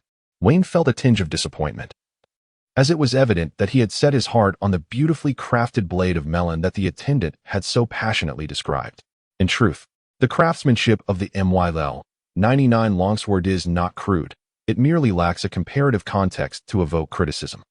After expounding on the melon blade, the shop assistant began to extol the virtues of the melon shield, weaving a dazzling tale of a hero and a maiden. Naturally, the conclusion of the narrative served to glorify the melon shield and its exceptional qualities. After perusing the selection, Wayne ultimately purchased the Mystveil 99 longsword, which seemed to be one of several in the establishment. Nevertheless, this particular sword proved to be more practical for Wayne, particularly in terms of ease of maintenance. Carol, having spent 400 gold, acquired an item known as a mana amplifier, a magical device that appeared as a golden metal cube. Upon opening it, one would find a sophisticated array of magical mechanisms, encircled by a magic circle, with a levitating mana stone at its center. This contraption is not an extraordinary novelty. Similar devices can be found across the continent. Ultimately, the appeal lies in the fact that the Magical Moon is a renowned nation of sorcery, offering superior craftsmanship and more competitive pricing for such items. As for its purpose, it is aptly named. Many novice spellcasters, due to their insufficient control over mana, struggle to exert effective magical pressure while casting spells, leading to incomplete manifestations or diminished potency. The amplifier serves as an apparatus designed to assist spellcasters in augmenting the intensity of their mana, making it exceedingly beneficial for apprentices or novice mages, with remarkably effective results. Chapter 50. Homicide in the office of the Academy. Eason Daffink, a gaunt figure, leaned against his chair, staring vacantly at the beige wallpaper. Two individuals entered, the old-fashioned Abigail Darn, clad in black, and Dewey Hubble. "Ugh, I'm utterly exhausted. The recent reception of the exchange delegation has worn me out," Hubble exclaimed, plopping himself down, causing the chair to creak ominously under his weight. "Do be gentle," Darn chided, removing her reading glasses and straightening her lesson plans on the desk. "Your chair cannot withstand your bulk." "I've been contemplating the incident you mentioned that day," Hubble continued. You mean the day Piggle Law and Henry Hyber had their altercation? Daffink turned to face Hubble. It now appears that the student named Sylvester Bingshigh is highly suspicious, given the various clues. He seems to be deeply involved in the Blue Crystal Tower incident. You needn't hesitate. I suspect him as well. What other coincidences could there be? Hubble affirmed. Our task now is to validate his abilities and uncover his motives. The former is straightforward. The latter, however. Daffink inquired. Are you so certain it is he? Absolutely, Hubble enumerated. A boy aged 14 or 15, slender in build. According to the old headmaster's description, although the assailant wore a hat and masked his face, obscuring details such as hair color, he was confirmed to have black eyes and was proficient in ice magic, specifically dry ice magic. This fits the profile of the current suspect. Additionally, when I blocked the spiked dragon, I distinctly sensed the potent magic of dry ice dissipating before me. Under those circumstances, it is improbable that another individual could wield such power. Could it not be the one from the Christian family? Daffink countered. Do not forget that eye color can be altered in numerous ways. Moreover, Bimoye is also adept in ice magic and possesses considerable strength. Hubble shook his head. I later consulted him and confirmed that he cast a different ice wall, and it was not dry ice. If there is any doubt, we must compel Sylvester to reveal his true capabilities, and everything will become clear. The challenge lies in discerning his intentions and whether he has accomplices. If it is a personal vendetta, that is one matter. If it pertains to the south or northwest, the implications are entirely different. I have heard that Vasilev's granddaughter has been quite close to that white-haired boy, Darn interjected suddenly. Indeed, Hubble replied. Safina seeks to uncover the boy's identity and motives. But if that boy is indeed the intruder at the Blue Crystal Tower, he would likely possess a high level of vigilance and would not easily divulge his intentions. Darn cautioned. That is of little concern. Even if he remains tight-lipped, it only serves to further substantiate my belief that he is the individual we seek. In such a case, we can adopt alternative methods to deal with him. As they discussed the case, hurried footsteps echoed outside, and a guidance counselor burst through the door, exclaiming, There has been an incident. A student has been murdered. In the Xinghu dormitory area, one of the accommodations provided by Kelanting for foreign exchange delegations. It was now 10:20 p.m., far past the hour when students should have been resting. Yet, the area was ablaze with lights. Within the bathroom of a male dormitory, 2 foreign students lay lifeless in a pool of blood. By the time Hubble and the others arrived, law enforcement officers and a doctor were already on the scene. 2 security personnel were interviewing fellow dorm residents and the supervising teacher regarding the circumstances. The doctor's assessment soon revealed the grim details. Both victims had died within the last hour, each bearing 2 wounds. The first victim, lying on his back, had his throat slashed by a sword before being pierced through the heart, succumbing to excessive blood loss. The second victim had been stabbed from behind, the blade penetrating his heart, and upon falling, the assailant had crushed his cervical vertebrae, leading to his demise. All 3 wounds were inflicted by the same weapon, a sword approximately 3 centimeters wide and about 1 centimeter thick. The neck of the trampled victim bore the imprint of a boot, likely a thick-soled, non-slip leather shoe, suggesting the perpetrator was a man, though it could also have been a robust woman wearing men's shoes. The shoe prints would be recorded shortly. This indicates that there was only one assailant. Has anyone observed any suspicious individuals within the dormitory area? Daffink inquired. Investigations are underway, but so far, there have been no leads, one officer responded. A guard added, Given that this is the dormitory of an exchange delegation, we have heightened security measures. Personnel are stationed at all entrances and exits. However, the dormitory frequently receives food deliveries, allowing several outsiders access. Nonetheless, all individuals entering and exiting have been logged. Before long, high-ranking officials from the academy, including Dean Edith Chiram, along with diplomats dispatched from the palace, arrived, the gravity of the situation evident. By the time all was said and done, it was already 4 a.m. A thick cloud of smoke hung in the office. The other teachers had departed for the night, including Darn, while Hubble and his colleagues remained.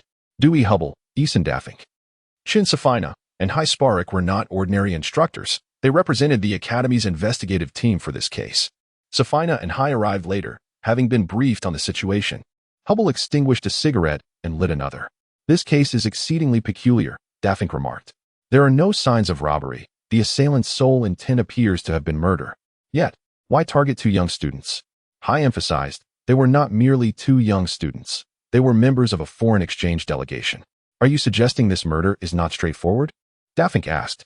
Given that the delegation has just arrived, the likelihood of enmity is low, and internal conflicts within the delegation that might lead to murder are also improbable. The flow of people in and out of the dormitory is significant. We should await further investigation, High replied. Hubble nodded.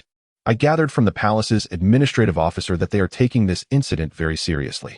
We were once esteemed intelligence operatives of the Empire. Since the case has been entrusted to us, it suggests that they are bracing for the worst, regardless of the outcome. The murder of foreign exchange students in the imperial capital would be a severe blow to the bilateral relations. Safina, you have remained silent throughout. What are your thoughts on this matter? Hubble inquired. It's merely trivialities, she replied. Trivialities? Do you truly consider such matters insignificant? Hubble expressed skepticism. Safina continued. I have been observing Sylvester Bingshai's behavior in secret over the past few days. He presents numerous points of suspicion, yet he has remained inactive lately. This indicates a level of patience. Do you genuinely believe that the intruder at the Blue Crystal Tower is he? Hubble asked. Isn't it obvious? He pressed, looking at her. This is not like you. Your judgments have always been astute and decisive. I simply find it hard to believe that such a child could be malevolent. In any case, he is difficult to read, Safina replied, nodding to affirm her own assessment.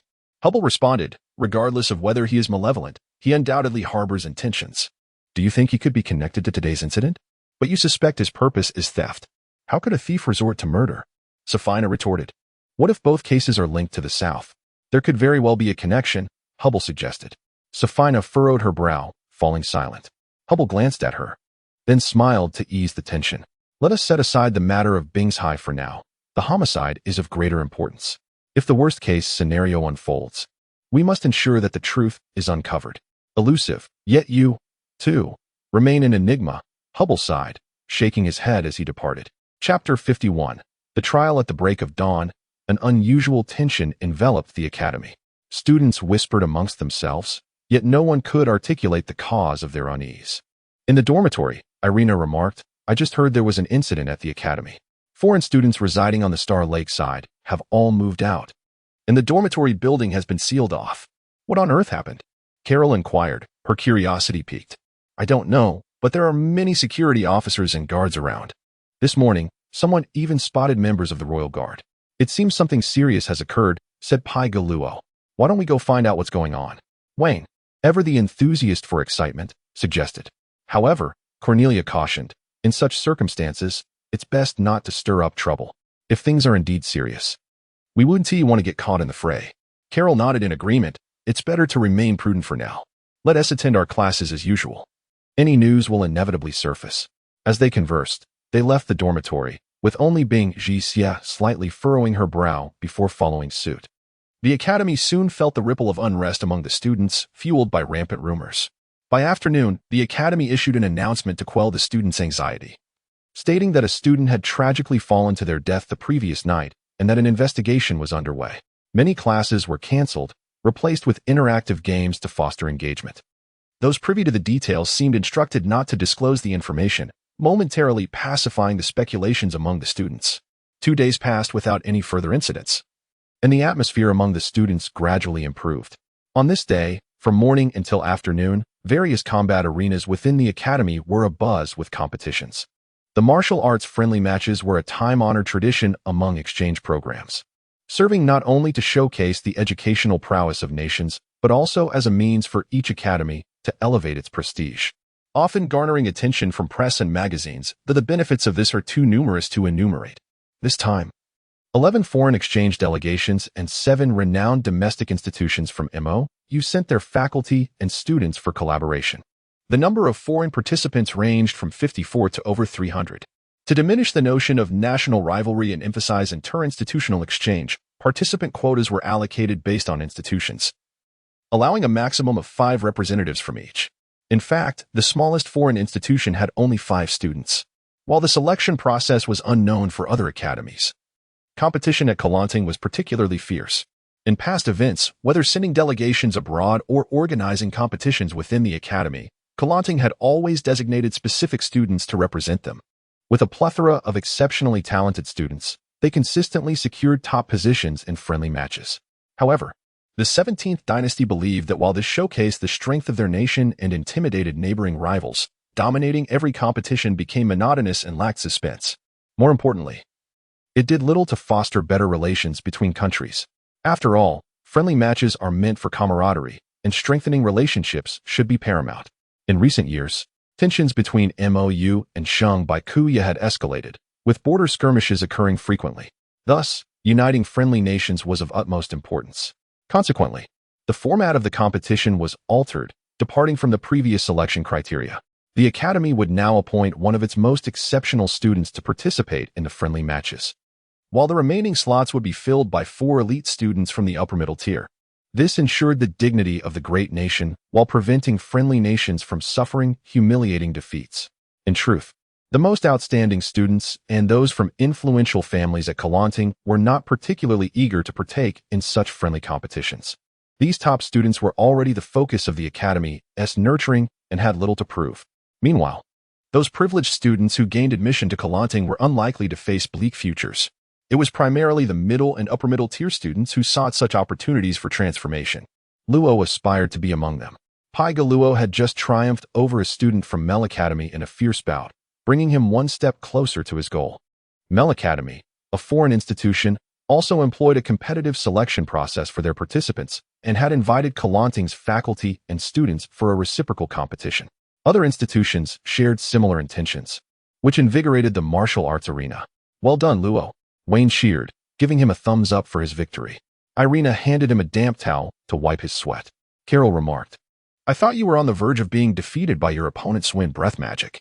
I can't believe you turned the tables. What a thrilling match. Who was up next?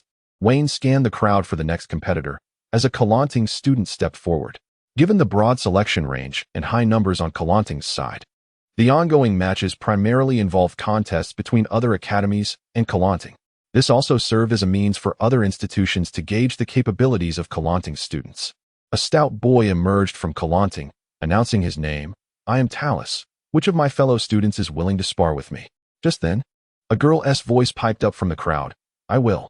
A petite girl pushed her way through the throng, boldly stepping into the arena, brandishing a wooden horsehead staff towards Talus. Hey, chubby boy, I'm here to challenge you. Wayne whispered. It's that girl, the one from Water Nation. In the crowd, Bing Jixia observed closely. This girl was the same one who had recently bested an older male student in the pedestrian street.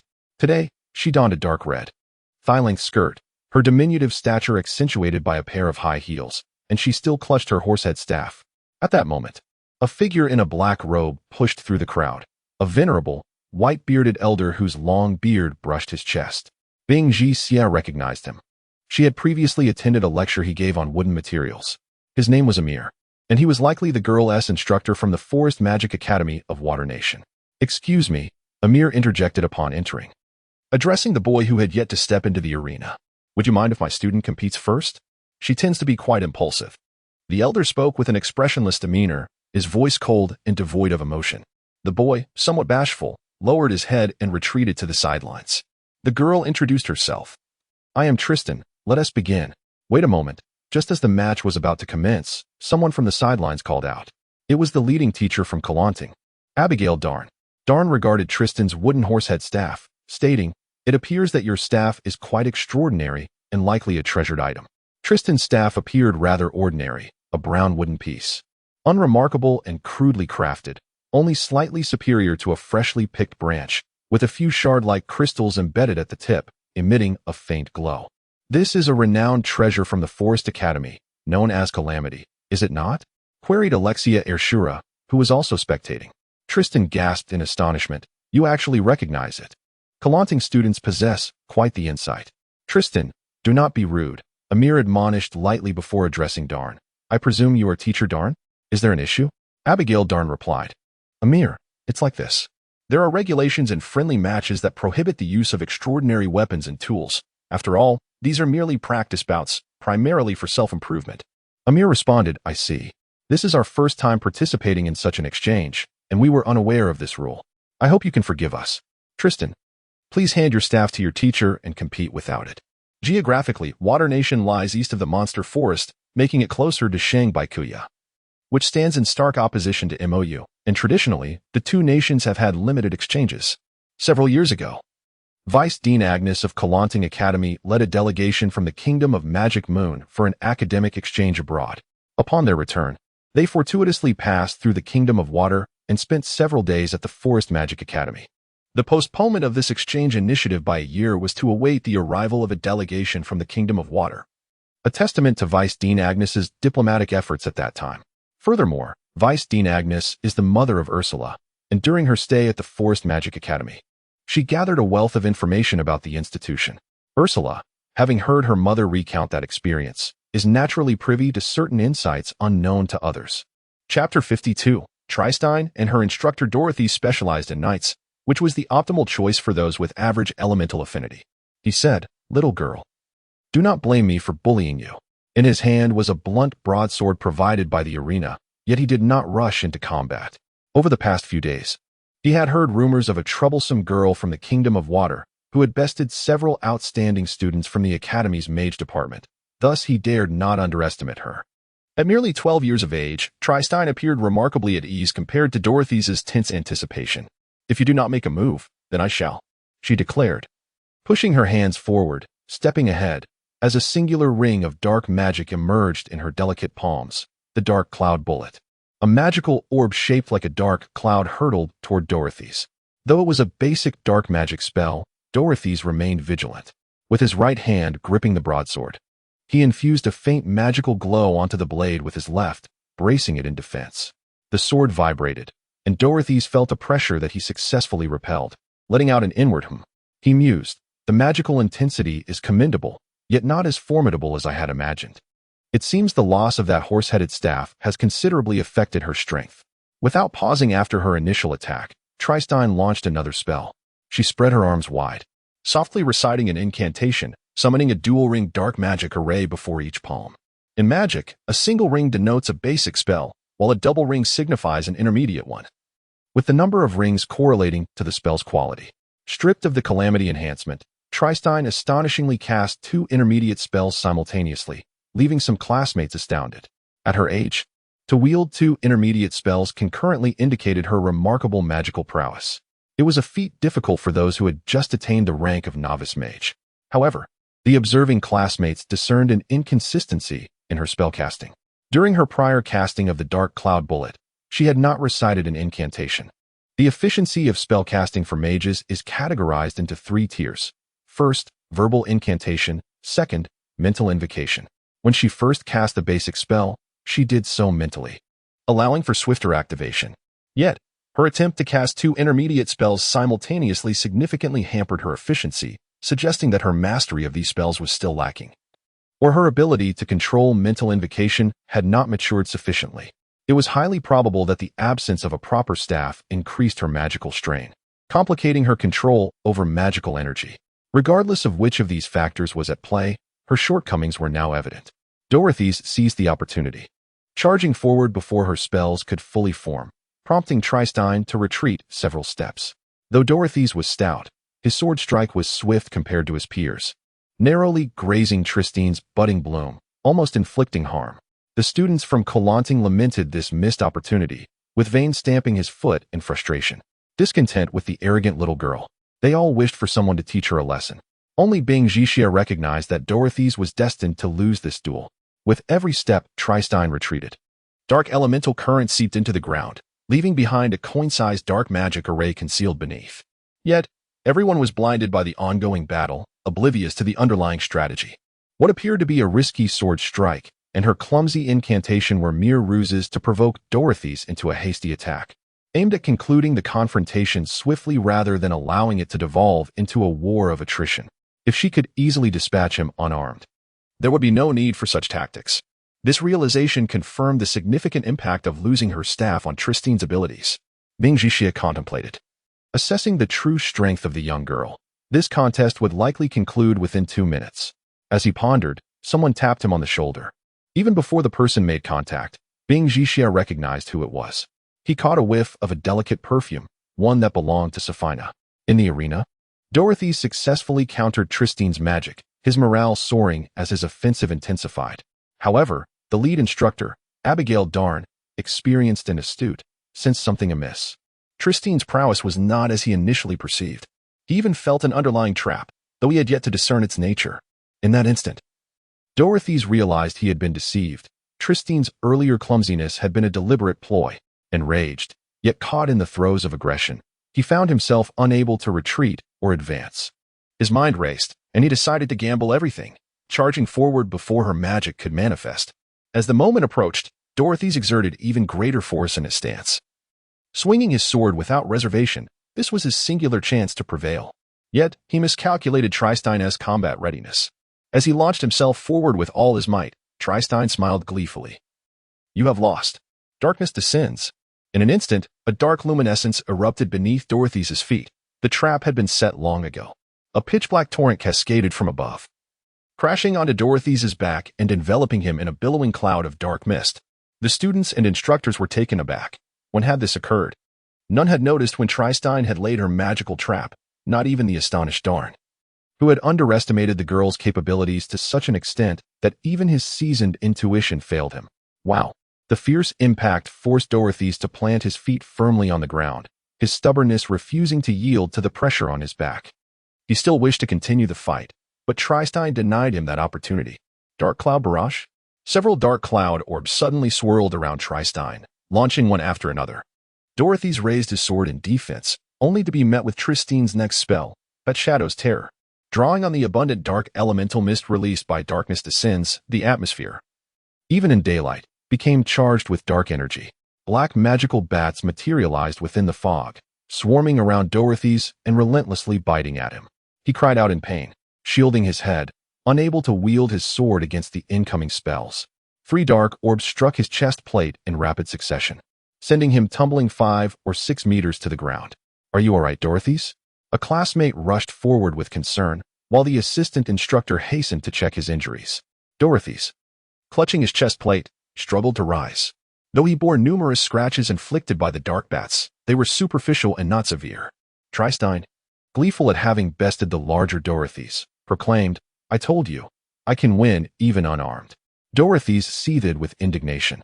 Being defeated by a girl several years his junior was infuriating. Yet, he could not deny that her skills, cunning, and battle experience far surpassed his own. His anger was futile. Onlookers from both academies exchanged glances.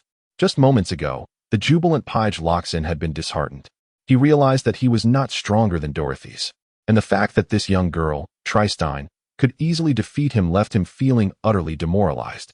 Conalith wished to encourage him, but the words eluded her, as they did for everyone present. "Where's Celeste?" Vane suddenly noticed Bing Jixia was missing. A classmate remarked, "I saw him just now." Teacher Safina called him away. Vane, feeling a pang of jealousy, muttered, "Why did she call him and not me? Aren't we in the same dorm?"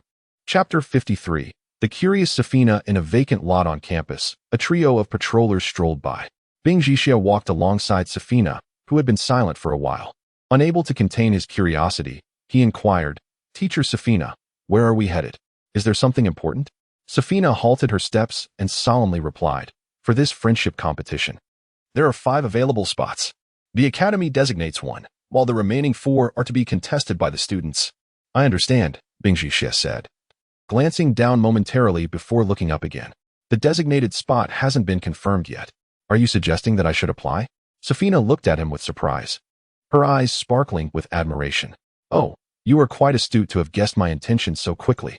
"Ah, no, I was just making a wild guess," Bing Jixia said, averting his gaze. "Why did you choose me?" A fleeting, imperceptible glimmer crossed Safina's eyes before she continued, "This designated spot is not easily attained.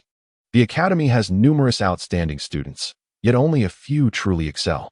While they may not decline the opportunity to participate, many of them come from privileged backgrounds or have already been earmarked for future development by the principal. The Academy wishes to provide opportunities for others, particularly those with undeniable talent who have yet to showcase their abilities. I believe you fit that description." Bing Jixia hesitated. "I don't think I'm as exceptional as you imagine. After witnessing such formidable duels earlier, I fear I may not be up to the task." "Is that so?" Safina replied, her tone laced with curiosity. "Indeed," he responded, feigning difficulty. With a gentle sigh, Safina remarked, "This is a rare opportunity. I believed you had a chance to secure first place. Achieving that would grant you entry into the great blue crystal tower, where you could select a treasure from within. Bing Jixia's heart raced, contemplating, is she testing me? Or perhaps, hinting at something? He quickly replied, I'm afraid I cannot do it. Safina shrugged in resignation. If you are unwilling to participate, I will not force you. Let us be on our way. Where to? He asked. Safina winked playfully and smiled. You'll find out if you come with me. With a heavy heart, Bing Jixia followed Safina as they departed. As they neared the arena, the crowd thickened, drawn by the emergence of more formidable challengers. A silver-haired man, stationed a mere dozen meters away, had already defeated 3 students from Kelanting Academy and 2 from other institutions. He was now poised to confront his 6th challenger, another warrior from Kelanting. After a brief but intense battle, the 6th challenger was vanquished. The silver-haired man, brimming with confidence, proclaimed, I ask again, who dares to challenge me? Cheers and applause erupted from his fellow students. Amidst the excitement, someone inquired about the silver-haired man. Does anyone know who that boastful fellow is? He seems quite powerful. From Kandozi, I believe. I haven't heard of it before. Isn't that a region to the west or north? I think it's a novel location. They say Baal is a star from there. Referred to as the tomorrow star of Kandozi, frequently appearing in school publications and newspapers. Some optimistically remarked, no worries. Kelanting Academy has always taken first place and often swept the top 5. Others expressed concern. Maintaining first place is unsustainable. The foreign competitors are quite strong this year. I fear it may be a challenge. Upon exiting the academy, the capital's vibrancy was as lively as ever, bustling with energy. Bing Jixia followed Safina through several districts until they arrived at a modest area. Uncertain of her intentions, he watched as she entered a quaint magical shop. Hello, Blanky. She greeted cheerfully. Inside, the shopkeeper was none other than Blanky, whom Bing Jixia had encountered twice before. What a pleasant surprise to see you here today. Blanky exclaimed with delight. I came to collect a set of clothing I ordered, Safina replied. More clothes? Your apartment isn't that spacious. Where will you store them? Blanky noticed Bing Jixia beside her. Ah, the charming young man has come along too. Hello. She greeted him warmly. Hello, Bing Jixia replied shyly. Oh my, how adorable. This little boy is simply delightful. Blanky cooed, playfully pinching Bing Jixia's cheek and planting a kiss on his face. Startled by the sudden affection and the scent of perfume, Bing Jixia instinctively stepped back, rubbing his cheek and casting his gaze elsewhere in the shop. Blanky laughed. Oh dear, the little boy is shy. Look at how red his face has turned. Safina, where did you find such a cute young companion? This is too amusing. At her words, Bing Jixia felt even more flustered, too bashful to lift his head. Stop teasing him, Safina admonished gently. He is quite nervous in this unfamiliar city. So I brought him out for a stroll to help him relax. There's nothing much to it. I just wanted to say hello. The shop was modest, specializing in various magical items for daily life, such as enchanted hairdryers and refrigerators embedded with ice crystals, as well as offering services for simple magical arrangements and selling inferior magical crystals. Safina continued, the Academy has been busy with the exchange program lately. After this hectic period, I'll have a few days off to explore some interesting places, and I thought I'd also help him acclimate to the capital. Blanky's expression turned curious. Oh, Safina. You seem quite fond of this white-haired young man. I've seen you dining with students but never out for leisure. Enough of that. Safina shot her a playful glare. I'm serious.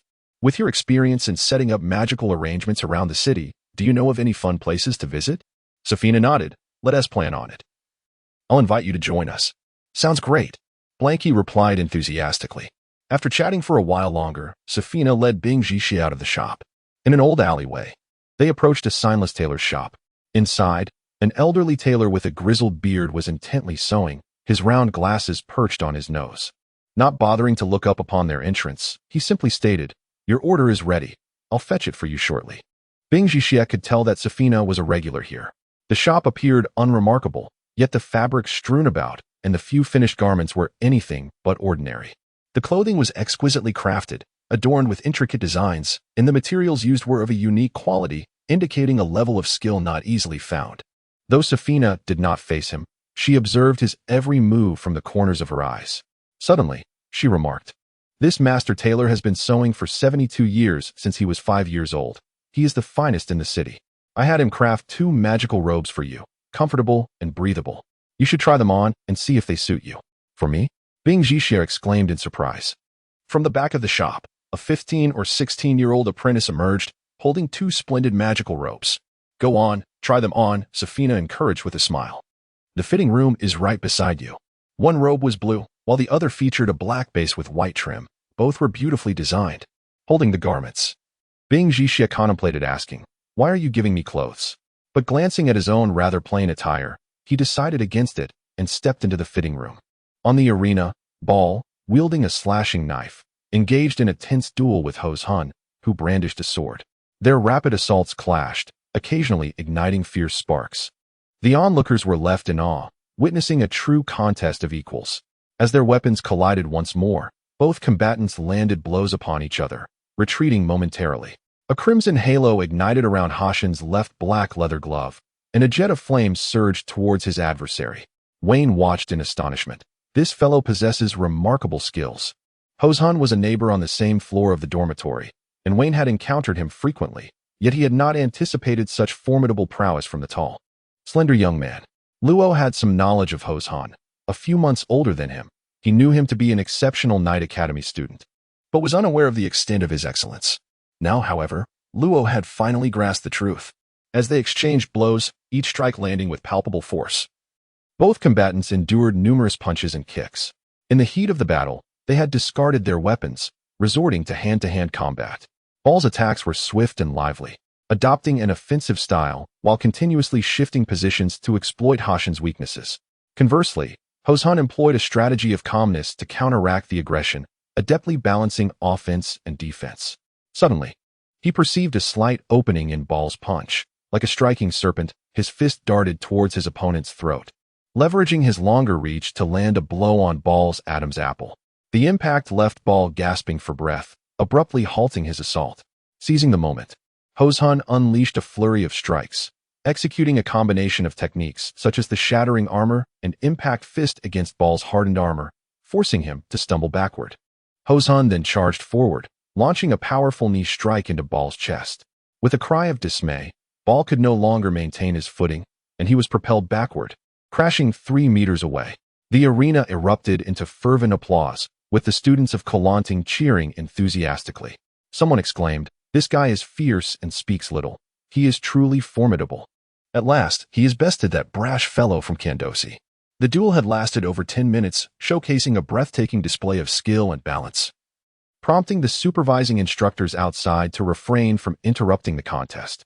Hozhan had fought valiantly for the honor of the academy, and the crowd regarded him as a hero. The selection battles continued, with new challengers preparing to take the stage. Chapter 54. The gift from Safina in the fitting room of the tailor shop. Bing Jixia was changing into new clothes. He was perplexed by Safina's inexplicable behavior today, trying to decipher if there was any ulterior motive behind it. Yet he could not come up with any conclusions after pondering for quite some time. The garments were indeed exquisite, showcasing the craftsmanship of a tailor with over 70 years of experience, and the materials were of high quality. The black and white piece was a magical robe, long-sleeved and flowing, complete with a hood, adorned with black and white trim and golden tassels, along with a grand, high-standing collar that exuded an air of elegance and sophistication. The other was a shorter robe, with a sky-blue base and silver-gray edges, intricately designed. The overlapping, petal-like skirt reached the knees, each petal embellished with a silver cross. The upper section featured both inner and outer layers, complemented by a decorative brown belt with a gold-edged disc at the center, housing a piece of white jade set with a blue sapphire. The neckline was further embellished with a golden cross inlaid with aquamarines. Upon seeing these two magical robes, Bing Jixia could only commend Safina for her refined taste, truly befitting of a woman from the upper echelons of the imperial capital. Compared to the drab, monochromatic robe he wore, these garments were in a league of their own. However, wearing such attire outside would undoubtedly draw attention, even in the capital of the Magic Moon Empire, especially the blue robe, which was far too eye-catching and starkly contrasted with his usual demeanor of blending into the crowd. He preferred inconspicuous clothing, allowing him to observe others rather than being the center of attention. After hesitating for a moment, he ultimately decided against changing and stepped out as he was. Safina, waiting patiently, inquired, "Did you not try on the clothes? Are you dissatisfied?" "I cannot wear these clothes," Bing Jixia replied, feeling awkward. "And in such hot weather, I cannot go out in this." "Do not worry," Safina reassured him with a smile. "This outfit is designed with an inner layer that allows for the embedding of magical crystals. In summer, you can insert ice crystals, and in winter, fire crystals. It will not be too hot for you. Moreover, the materials are exceptionally breathable, so you need not fear discomfort. But, no buts. Quickly change into the blue set. If you refuse this thoughtful gift from your teacher, she will be upset. Safina half-threatened, half-urged him back into the fitting room. Bing Jixia remained baffled by Safina's intentions. However, being in the academy, it was wiser not to oppose a teacher, so he reluctantly complied and changed. After a while, he emerged wearing the blue magical short robe. Safina's eyes lit up, utterly captivated by the transformation. The tailor's apprentice displayed a look of astonishment, while even the typically indifferent old tailor raised his gaze, revealing a satisfied smile. Bing Jixia felt a wave of unease as they scrutinized him, prompting him to retreat, saying, "I think I should change back." "Please don't," Safina interjected. "You look splendid, truly stunning." She guided him to a mirror, urging him to take a look. Presentation matters. And one attire speaks volumes. Just look at yourself. You are a completely different person now. Even Safina felt her heart race as she regarded the figure in the mirror, pondering who Celeste Bing Jixia truly was and what kind of parents he had. Bing Jixia felt like a doll on display, uncomfortable under the piercing gazes of others. An impulsive urge to hide in a secluded corner surged within him, but he suppressed it. He had worn lavish clothing before and had been the subject of attention, yet he had never felt such discomfort in this moment. Safina nodded at the mirror. "It would be perfect with a pair of boots and a hat. The fit is quite good. I had the tailor make it slightly larger. Knowing you are at an age where you are still growing. This way, it will last you longer." The garments indeed fit well, tailored to his measurements. "Teacher, how did you know my size?" Bing Jixia inquired with curiosity. Safina smiled mysteriously. "That is something you need not concern yourself with." The more she said this, the more unsettled Bing Jixia felt, though he did not let it show on his face. Exiting the tailor shop, he asked, "Safina, why have you gifted me these clothes? They must be quite expensive." Safina replied, "The price is unimportant. You arrived at the academy alone and are unfamiliar with taking care of yourself. I merely wish to assist you." "Assist me?" Bing Jixia thought skeptically. Looking at the magical robe he wore, he could only assume it was not inexpensive. A teacher, no matter how well-meaning, could not possibly purchase such costly attire to help a new student. Was there such generosity? Safina then removed a pendant from around her neck, presenting it to Bing Jixia. It was an amber pendant, with a dark object at its center, resembling some sort of specimen. "This," he began. Safina explained, "This amber pendant holds significant importance to me. It is an item I have carried since childhood. I now gift it to you, hoping you will wear it and never take it off." Given its importance, Bing Jixia felt overwhelmed and wanted to decline. However, Safina would not allow him to refuse, encircling his neck with her arms and fastening the pendant around him. Suddenly, Bing Jixia felt a surge of anxiety, an inexplicable discomfort that made him want to escape. He couldn't pinpoint the source of his unease, yet it was undeniable and unsettling. Safina glanced into the mirror and nodded in satisfaction. "It suits you well. The colors complement each other beautifully." She tucked the pendant beneath his clothing, maintaining a charming smile throughout. After their shopping, feeling somewhat fatigued, Safina decided to dine. They found a high-end restaurant, where the waiter led them to the second floor and presented the menu. As Safina contemplated her meal, the waiter suggested, "Our restaurant has introduced a new family set meal that is quite delightful. Would you two like to try it?" "Family set meal?" Safina replied, her expression turning serious. "Do I look like a matron?" The waiter, realizing his faux pas, quickly apologized. "I'm so sorry. That wasn't my intention." Safina then laughed. "I'm just joking. This is my younger brother. Please bring us your finest dishes." "Ah, yes, of course." The waiter hurried away. Bing Jixia was puzzled by Safina's sudden kindness towards him. She had treated him decently before, but not quite like this. Safina's eyes sparkled as she playfully asked, "If I wanted you to be my brother, would you accept?" Bing Jixia was momentarily taken aback, struggling to process her words. Brother? He had heard tales of wealthy young ladies engaging in scandalous affairs under the guise of sibling relationships, particularly in big cities. A shiver ran down his spine as he contemplated whether her kindness today was for such a purpose. Noticing Bing Jixia's strange expression, Safina grew perplexed. Seeing him silent, she dropped her smile, saying, "If you do not wish for it, then it's fine." After a brief silence, she added, "You are too guarded. Trust is essential in relationships." I would never wish to harm you." At that moment, the food arrived, and Bing Jixia lowered his head, quietly savoring the delicious dishes before him. Chapter 55. The assassin. Upon returning to the academy dormitory, Wayne, Lo, and Irina gazed at him as if he were a monster. You are Celeste. Bing Jixia? Wayne stammered. Bing Jixia removed his gloves and placed his staff beside the bed, saying, "There's no need to look at me as if you've seen a ghost." The trio scrutinized Bing Jixia's new attire, remarking, "You've changed your outfit so suddenly. We hardly recognize you." Bing Jixia placed his bag in the cupboard and inquired, "Stop staring at me. How did the afternoon competition go?" At this point, Lo's expression darkened, and he shook his head in resignation. "I lost 3 matches and was eliminated." Irina attempted to console him, saying, "Don't say that. You did your best." Lo responded, his frustration growing, "It's precisely because I tried my utmost that I feel this way." Realizing her words were misplaced, Irina decided to remain silent. Not wanting them to focus on him, Bing Jixia diverted their attention by asking, "Where are Cornelia and Carol?" "Cornelia is in the bathroom, and Carol went to order food," Irina replied. "Since we failed to secure a competition spot, everyone decided to indulge in a feast to lift our spirits." "Are you joining us?" "No, I've already eaten." Wayne then asked, "Did Professor Safina treat you?" Irina interjected, "I knew Professor Safina always favors Bing Jixia." Bing Jixia suddenly felt a bit embarrassed.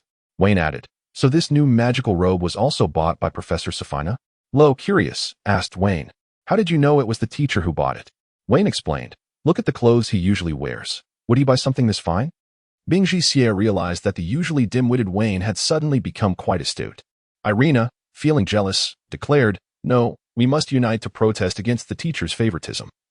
This cannot continue." Lo, feeling awkward, replied, "Irina, we don't need to go that far. Professor Safina treats us well and looks after me." When Carol saw the man before her, she initially did not recognize him. It took her a few seconds to confirm that it was indeed Bing Jixia. She suddenly noticed that his change of clothes made him seem like an entirely different person. Although he stood still, there was an indescribable aura about him, a unique quality that set him apart. Irina, noticing Carol's prolonged silence, turned to see that her face was flushed, resembling a ripe shrimp. "Carol, what's wrong? Why is your face as red as a monkey's backside?" Wayne asked, puzzled. It's nothing. I'm just not doing anything." Carol stammered, flustered and unable to articulate her thoughts clearly. Observing Carol's demeanor, Bing Jixia felt an ominous premonition and quickly unfastened his robe, saying, "It seems I should not wear this outfit. I cannot endure being stared at like this every day." When Cornelia emerged from the bathroom, unlike the others, she merely praised the attire, commending its beauty and the good taste of its buyer. After a lively exchange, the group set out for their meal. Left alone in the room, Bing Jixia gazed at the discarded clothes on the bed, still perplexed by Professor Safina's actions earlier that day. The moon hung low, casting a silvery light, while the night remained still and cool. Beneath the cloak of darkness at Kalanting Academy, tranquility reigned.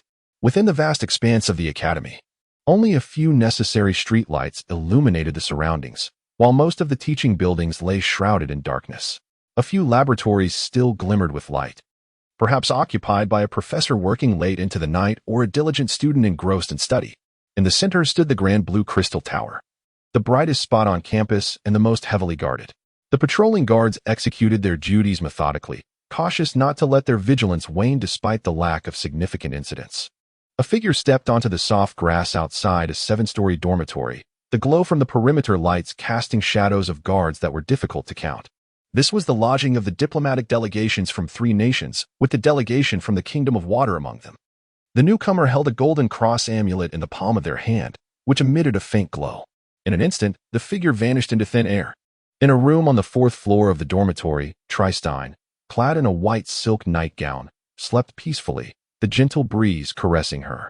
The room was well furnished, solely occupied by Tristan, who enjoyed the luxury of a magical crystal fan to keep her cool on this sweltering summer night. The door creaked slightly, a soft sound as it opened a crack, hindered further by a chain lock. Though no one was visible from the gap, something appeared to slip through and swiftly sever the locking chain with a faint noise. Stirring in her sleep, Tristan perhaps sensed the disturbance, but soon returned to slumber. The door swung fully open, then quietly closed again. The hidden assassin glided toward the bed, intent on confirming whether the occupant was indeed the target. Just as he approached, a magical sigil flickered at his feet, and an object suddenly expanded from the ground. The assassin jumped back in alarm, narrowly avoiding a collision with the object, which emitted a bizarre cackle and the word fool. It was a frightening, inflatable magical puppet. The commotion startled the sleeping Tristan awake. The moonlight streaming in revealed no one, but she sensed an intruder nearby. The puppet, intended for pranks, also served as her protective mechanism. Grabbing her trusted horse-headed staff, she immediately cast a spell and shouted, "Who goes there? Show yourself. Help. Someone." The hidden assassin, enraged, swung his sword violently.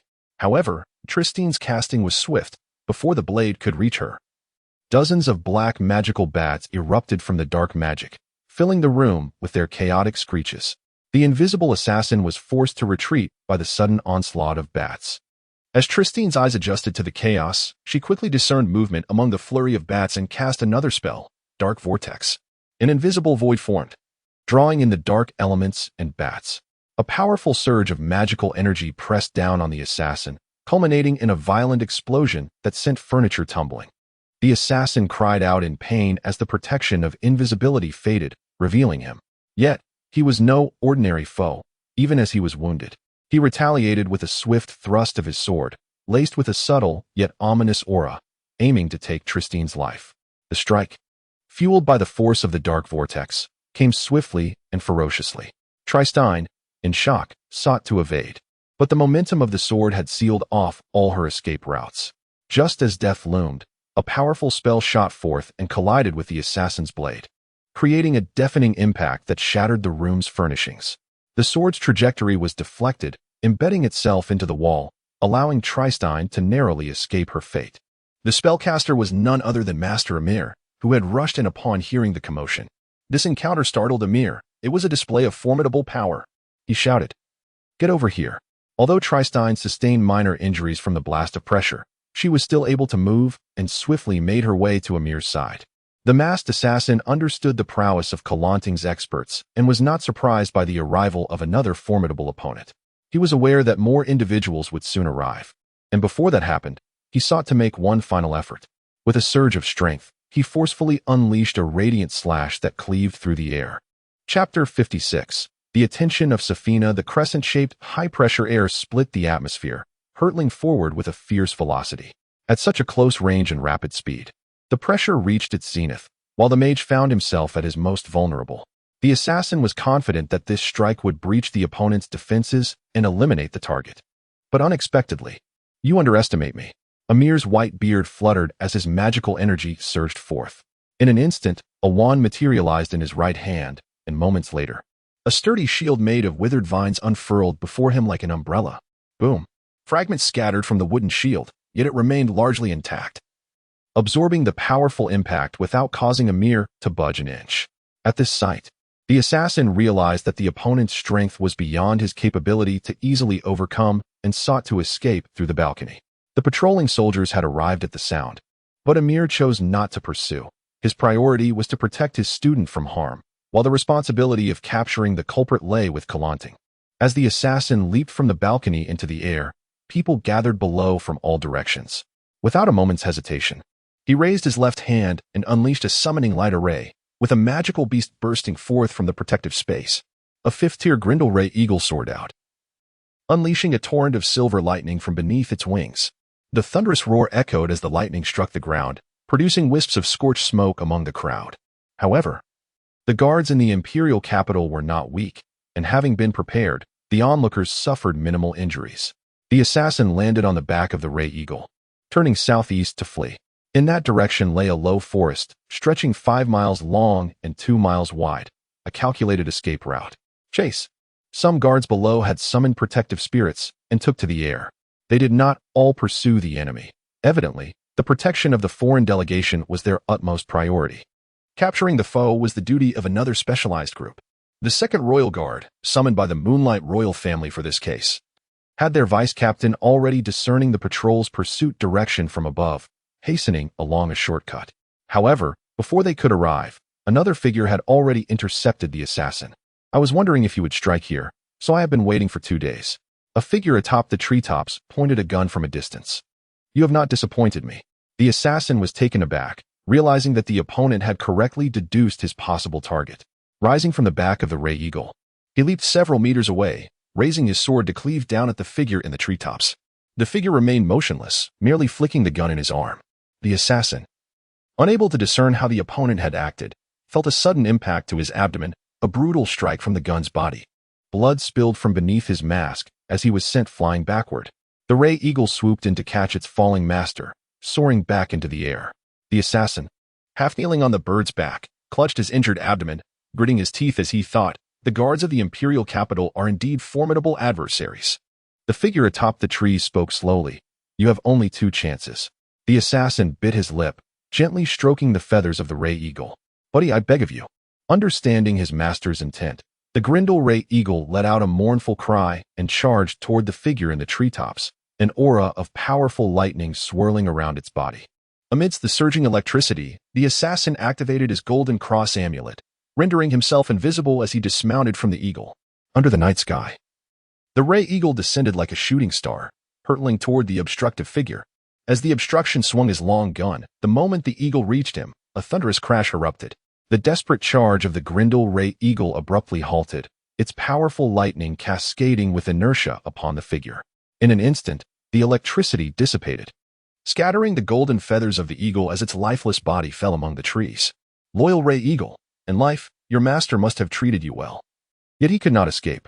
The obstruction leaped down from the treetops. As a competent assassin, he certainly had contingency plans for failure, and he was now awaiting the emergence of that backup. What are you searching for? The calm voice resonated from behind him, running through the woods while invisible. It is difficult not to be noticed. Suddenly, a rustling in the woods ahead indicated something was rapidly approaching. The assassin's heart raced. He recognized his opportunity had arrived.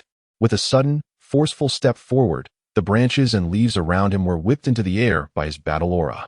Then, with a single palm pushed back, the wall of branches and leaves surged toward his pursuers. The figures behind were momentarily obscured by the oncoming foliage. Once they broke through, 2 silhouettes stepped onto the branches, brandishing long staffs as they charged at him.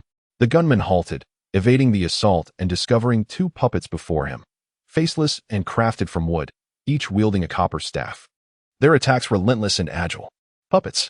The gunman hesitated, and in an instant, 2 dog-like puppets lunged forward, blocking his path. The actions of the soldiers in the academy had drawn the attention of the students, many of whom were awakened by the commotion outside.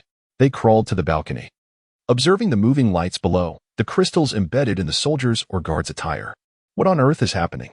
ICCM used. Feeling an unsettling atmosphere over the past few days. Could it be related to the recent accidental death? It must be related, Carol affirmed. Lowe expressed his unease. It seems something serious has occurred. The academy has never been under such strict vigilance before. Could there be an assailant infiltrating the academy? Wayne suggested. The group fell silent, clearly hesitant to make any judgments. They continued watching from the balcony until Wayne's stomach growled, prompting him to rub his belly. I'm so hungry. Is there anything left in the fridge? Half an apple and a piece of cake.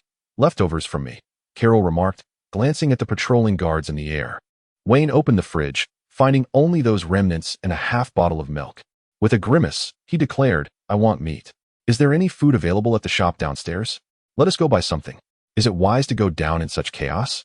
Lowe fretted. It seems the guards below have heightened their vigilance. I'll give it a try, Aishie suddenly interjected, without awaiting the agreement of the others. He turned and exited the dormitory.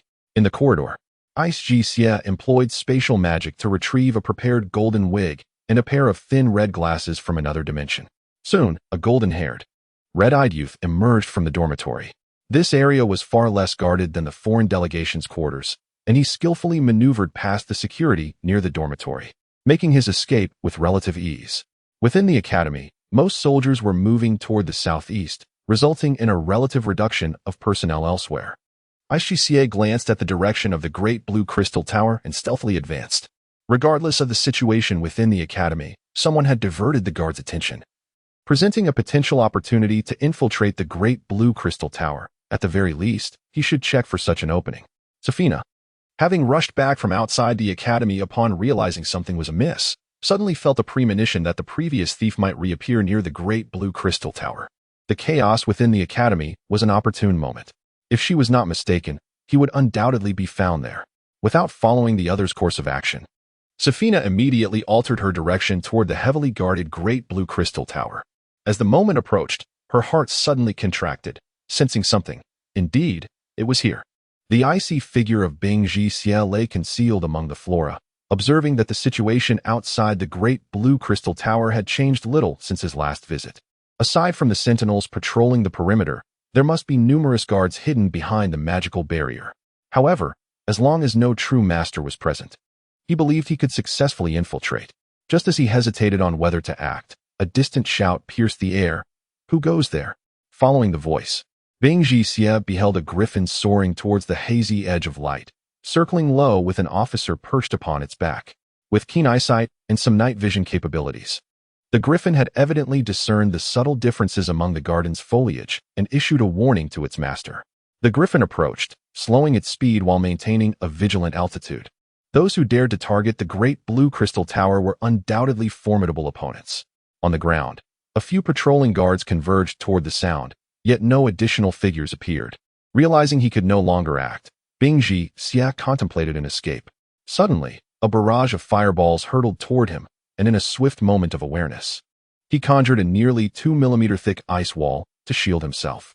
Boom, boom, boom, boom, boom.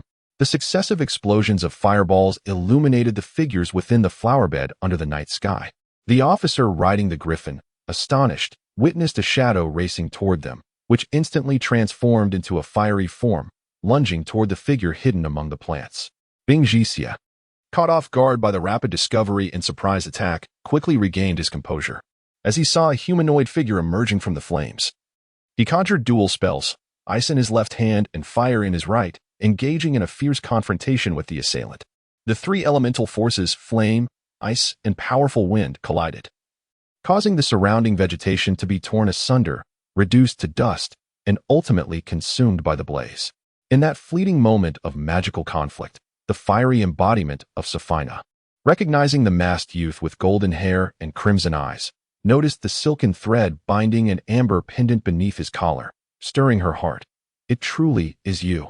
Bing Jixia successfully parried Safina's assault with his dual spells, leveraging the momentum to retreat and escape.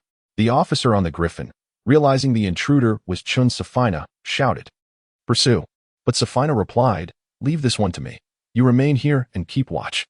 Be cautious, for he may have accomplices." The griffin officer, tasked with safeguarding the great blue crystal tower, refrained from pursuit, kindly warning, "Safina, do take care. The one who fled is no ordinary foe." As the griffin officer descended from the sky, he inquired, "What happened? Did you not catch him?" Safina, having reverted to her human form and adjusting her attire, replied, "The opponent was quite cunning. He managed to escape." The griffin officer lamented, "To evade your grasp, Safina, this thief is indeed remarkable. However, he does not quite resemble the youth described by the principal. Perhaps he has altered his appearance," Safina speculated. "You keep a close watch here while I summon aid from the academy to conduct a search." Understood. Chapter 57. Speculations and clues having successfully eluded Safina's pursuit, Bing Jixia let out a sigh of relief. He had not anticipated her sudden appearance. Under normal circumstances, following such a significant upheaval at the academy, she should have been reinforcing security around the dormitories or searching elsewhere, yet here she was. The academy's security measures surrounding the great blue crystal tower remained uncompromised in light of recent events. Fortunately, his disguise had been effective enough to prevent recognition. Although it was certain that the academy's suspicion of dubious students would intensify, Wine, feeling disheartened, buried his head under the covers. "Perhaps I should just sleep. Hunger will fade in slumber." Hundreds of security personnel and patrols fanned out in search of the assassin, with Safina and some of her colleagues joining the effort. In the woods, leaning against a long gun, Zoya, sporting a thin mustache, was conversing with the chief of security of the imperial capital about the recent occurrences. The academy's vice principal, Agnes, also arrived at the scene. "Zoya, I did not expect to see you here," she remarked. As Zoya prepared to light a cigarette, he paused upon noticing the approach of a lady, ultimately refraining from doing so. He scrutinized the woman before him, who had her hair tied in a short ponytail, donned black-framed spectacles, and wore a fitted black office outfit paired with a pencil skirt. After a moment of contemplation, he tentatively inquired, "Agnes Hank?" Removing her glasses, Agnes retorted, "What kind of eyesight do you possess that you could not recognize me?" "Oh, your appearance has changed so significantly. I genuinely did not recognize you," he replied. Taking a second glance, You have become a teacher at the academy? Agnes confirmed. I serve as the vice principal here. Ah, my apologies, Zoya said, hastily adjusting his attire. Agnes observed his old red light armor and the graying brown hair, noting, you have changed quite a bit as well. You are not yet of the age for gray hair. What has happened to you? The spirited youth I once knew is hardly recognizable now. Zoya chuckled, running his fingers through his hair and beard. I merely lack grooming. Life in the mountains is austere, and I have grown accustomed to it. His Majesty truly does not show concern for others. After all these years, you arrive and immediately set to work. Zoya laughed again, then inquired, but enough about me. What of you? I have heard you are married? Yes, my child is nearly 16 years old, Agnes responded. Ah, how swiftly time passes, Zoya mused. I remember when we were 15 or 16, you, I, and you mentioning him nearly made me forget, Agnes said, glancing at the silhouettes searching in the distant woods. You would not forget that individual, Zoya replied, his tone calm, yet resolute. As dawn approached, the search operations were reaching their conclusion. A patrol reported the discovery of signs indicating that an alarm mechanism had been tampered with along the academy's outer wall. In an effort to prevent undesirable outsiders from infiltrating and to thwart students from stealthily exiting the academy, Kublin Academy had established magical arrays and traps along the hills and walls that bordered the institution. While these defenses posed no significant harm, they served as effective warning systems. In the conference room of the main faculty building, Agnes, Amir from the Kingdom of Water, and various officials discussed the events of the previous night. Some expressed doubts. Why do we say the assassin's intentions are politically motivated? Zoya interjected, prior to my arrival, I gathered some understanding of the case. Following the last incident, His Majesty feared that the assassin aimed to sabotage the relationship between Magic Month and our friendly neighboring nations through assassination.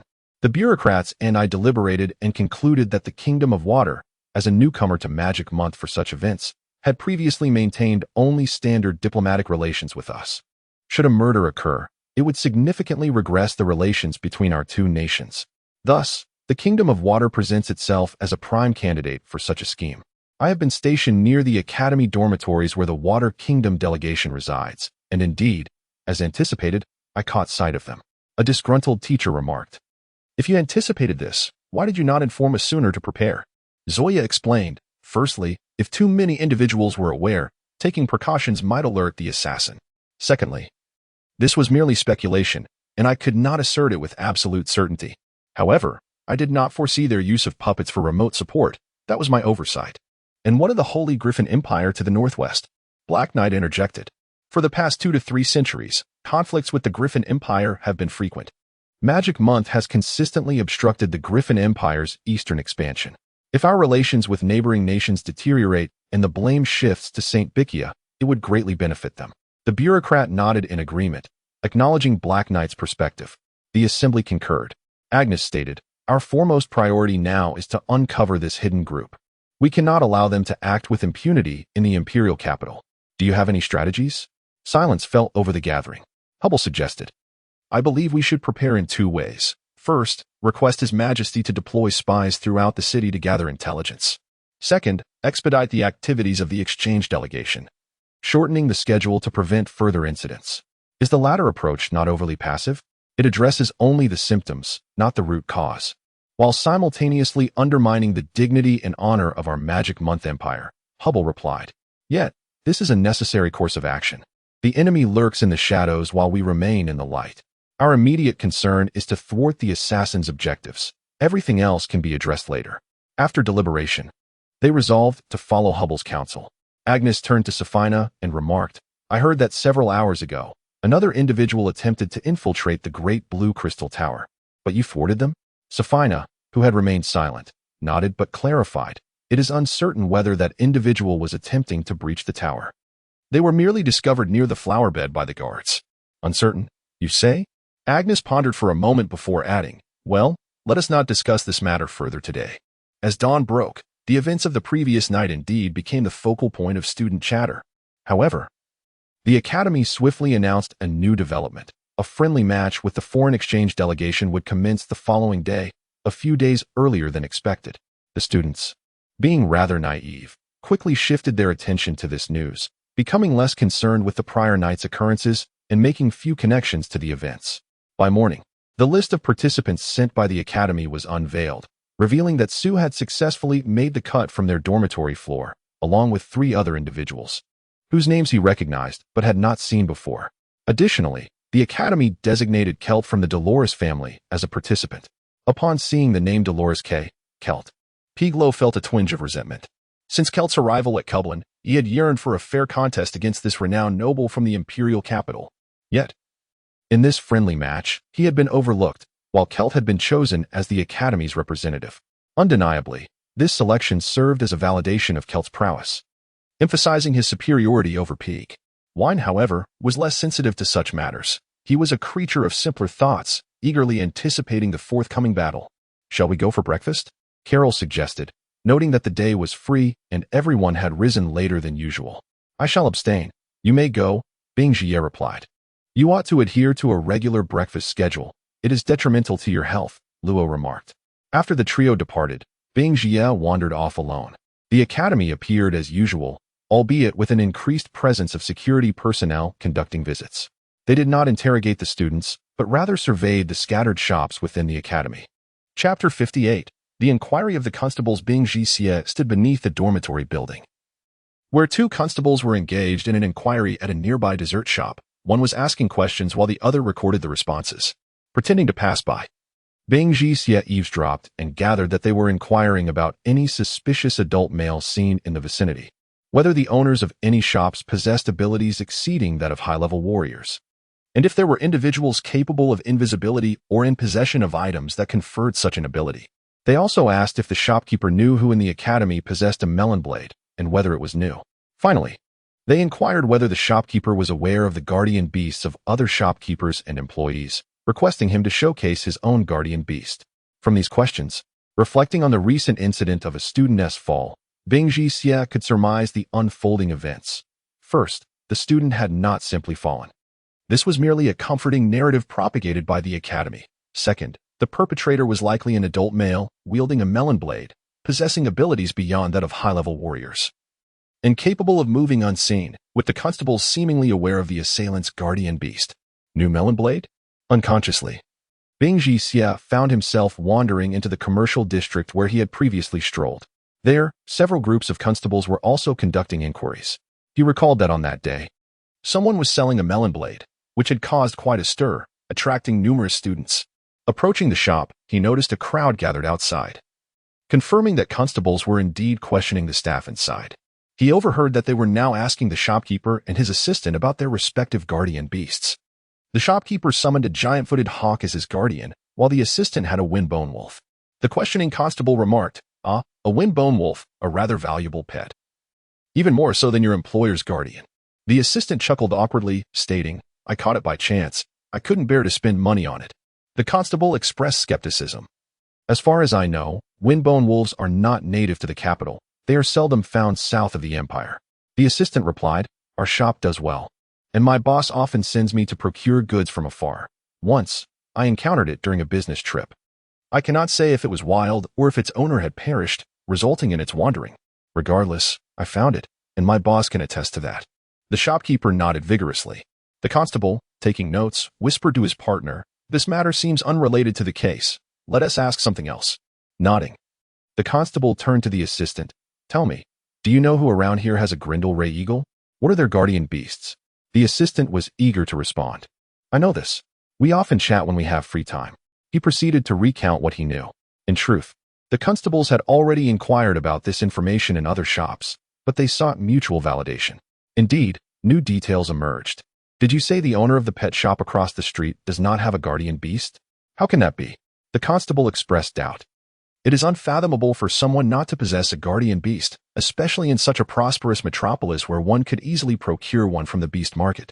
Not to mention, having a guardian beast for safety during travels or errands is far more advantageous. A larger, faster beast could even serve as a mount, providing multiple benefits. Even farmers, who rarely venture far, would typically have a locally sourced giant-footed hawk to ward off foraging sparrows and mice, or in small eateries, employ a goblin or dirt squirrel to carry trays and clean dishes. Most individuals without a guardian beast fall into 2 categories. Either their guardian recently perished and they have yet to acquire a new one, or they are particularly discerning and have high expectations for their guardian. The latter group comprises either affluent families or exceptionally skilled individuals. The assistant continued. That's what he claimed. He is a familiar face in the area, and I've asked him several times. He insists he has none. The constable found this suspicious. They had learned that the assassin had lost his guardian Thunder Eagle the previous night, yet a pet shop owner claiming to have no guardian was rather implausible. The constable reviewed his notes and inquired, "Is that person named Quincy?" The assistant nodded. "Yes, he is. He is just outside." Quincy, the pet shop owner, stood merely a couple of steps from Bing Jixia. He entered the shop and addressed the constables. "I am Quincy, the owner of the pet shop nearby." The constables noted his robust physique, weathered skin, and bronzed complexion, resembling the description of the assassin. Yet such figures were common in the capital and could not be taken as definitive evidence. The constable questioned, "As a pet shop owner, how is it you lack a guardian beast? Surely, having a decent guardian would be more convenient for you." Quincy replied, "I do have one." "Oh?" The constable inquired, intrigued. "Was he had said you did not?" Quincy smiled awkwardly. "Well, my guardian is rather difficult to discuss. I feared being ridiculed, so I told them I had none. But now that the constabulary is inquiring, I dare not conceal the truth.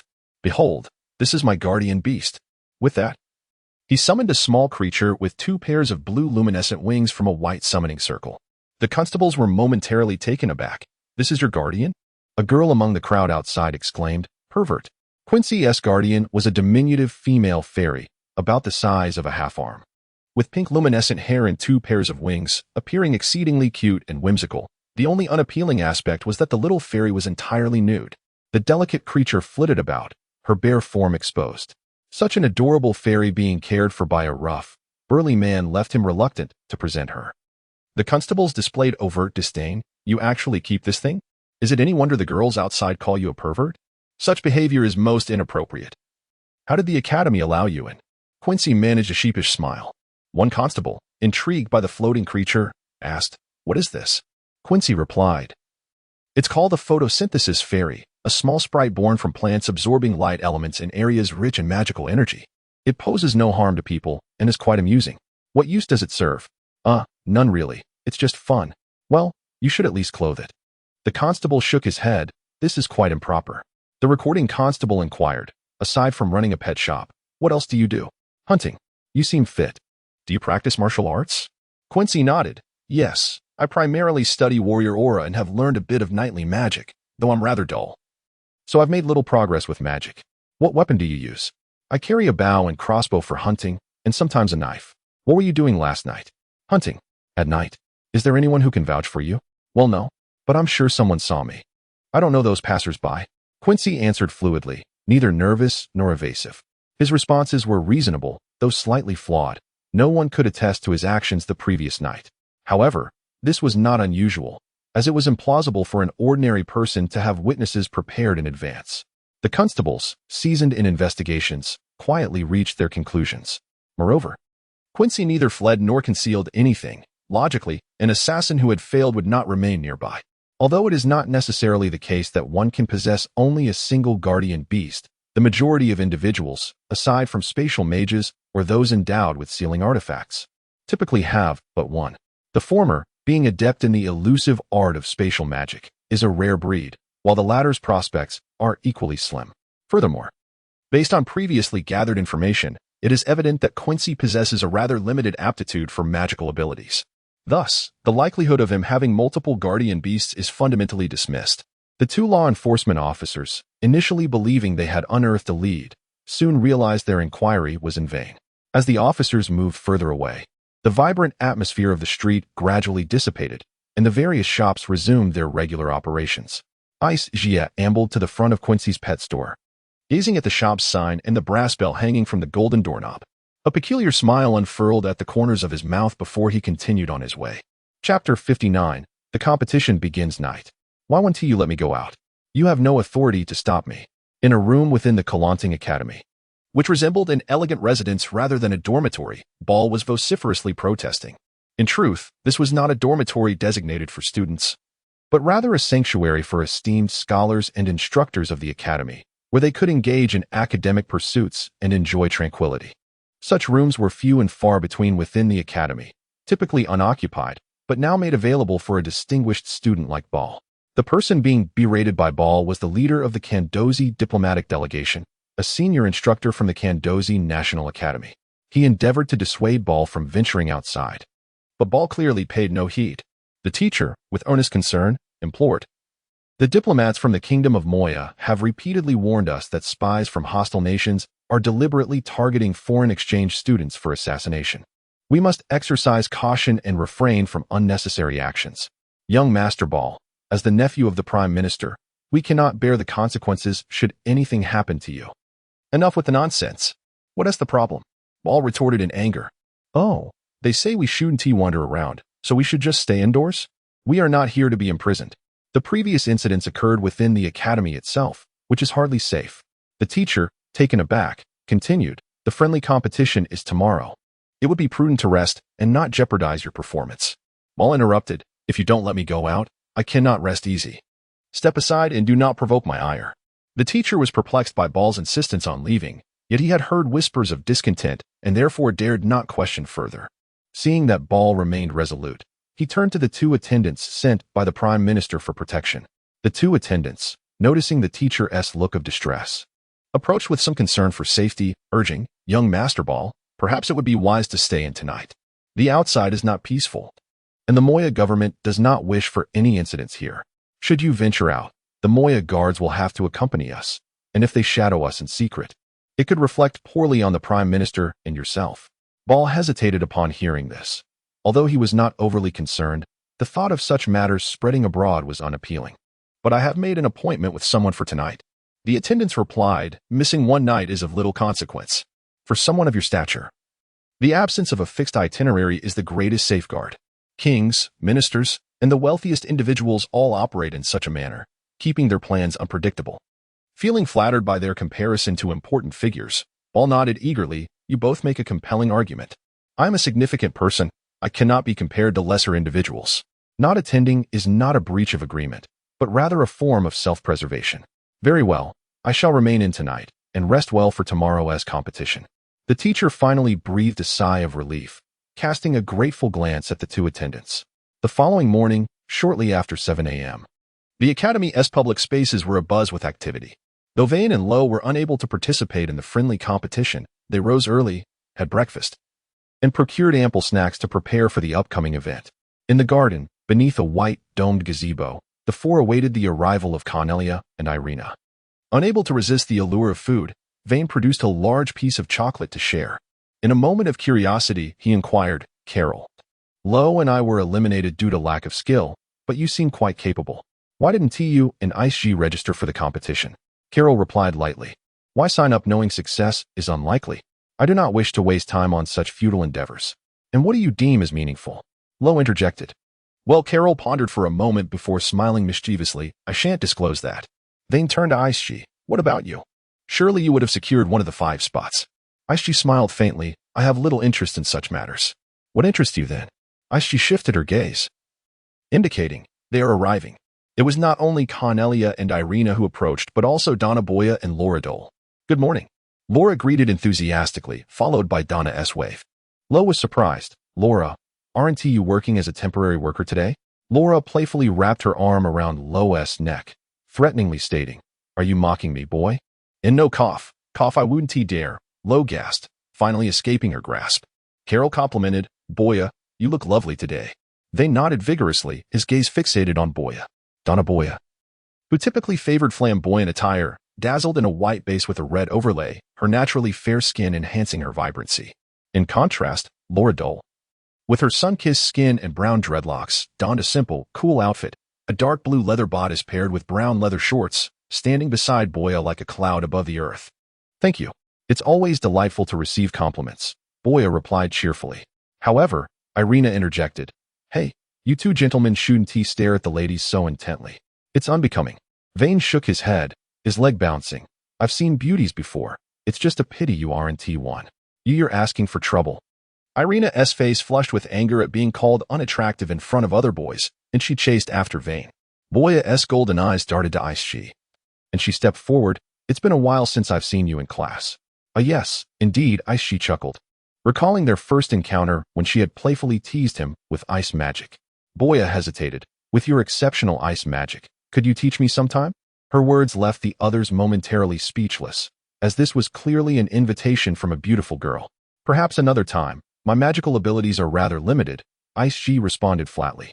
Her refusal, though polite, was unmistakable, and Boya's expression shifted to one of embarrassment and anger, turning away from Ice G in silence. Perhaps any beautiful girl would feel slighted in such a manner. Let us proceed to the arena. The competition will commence shortly, Cornelia suggested, sensing the awkward tension and stepping in to ease the discomfort. As they made their way towards the arena, Vayne lingered behind, nudging Ice G and whispering, "She is indeed a beauty. Your earlier remarks embarrassed her." "Indeed," Irina concurred. "You made Boya blush to the point of shame. A little pretense would have sufficed. You could refuse her later when it was just the two of you." "That was quite rude." Irina shot Ice G an annoyed glare. "What a bothersome individual you are."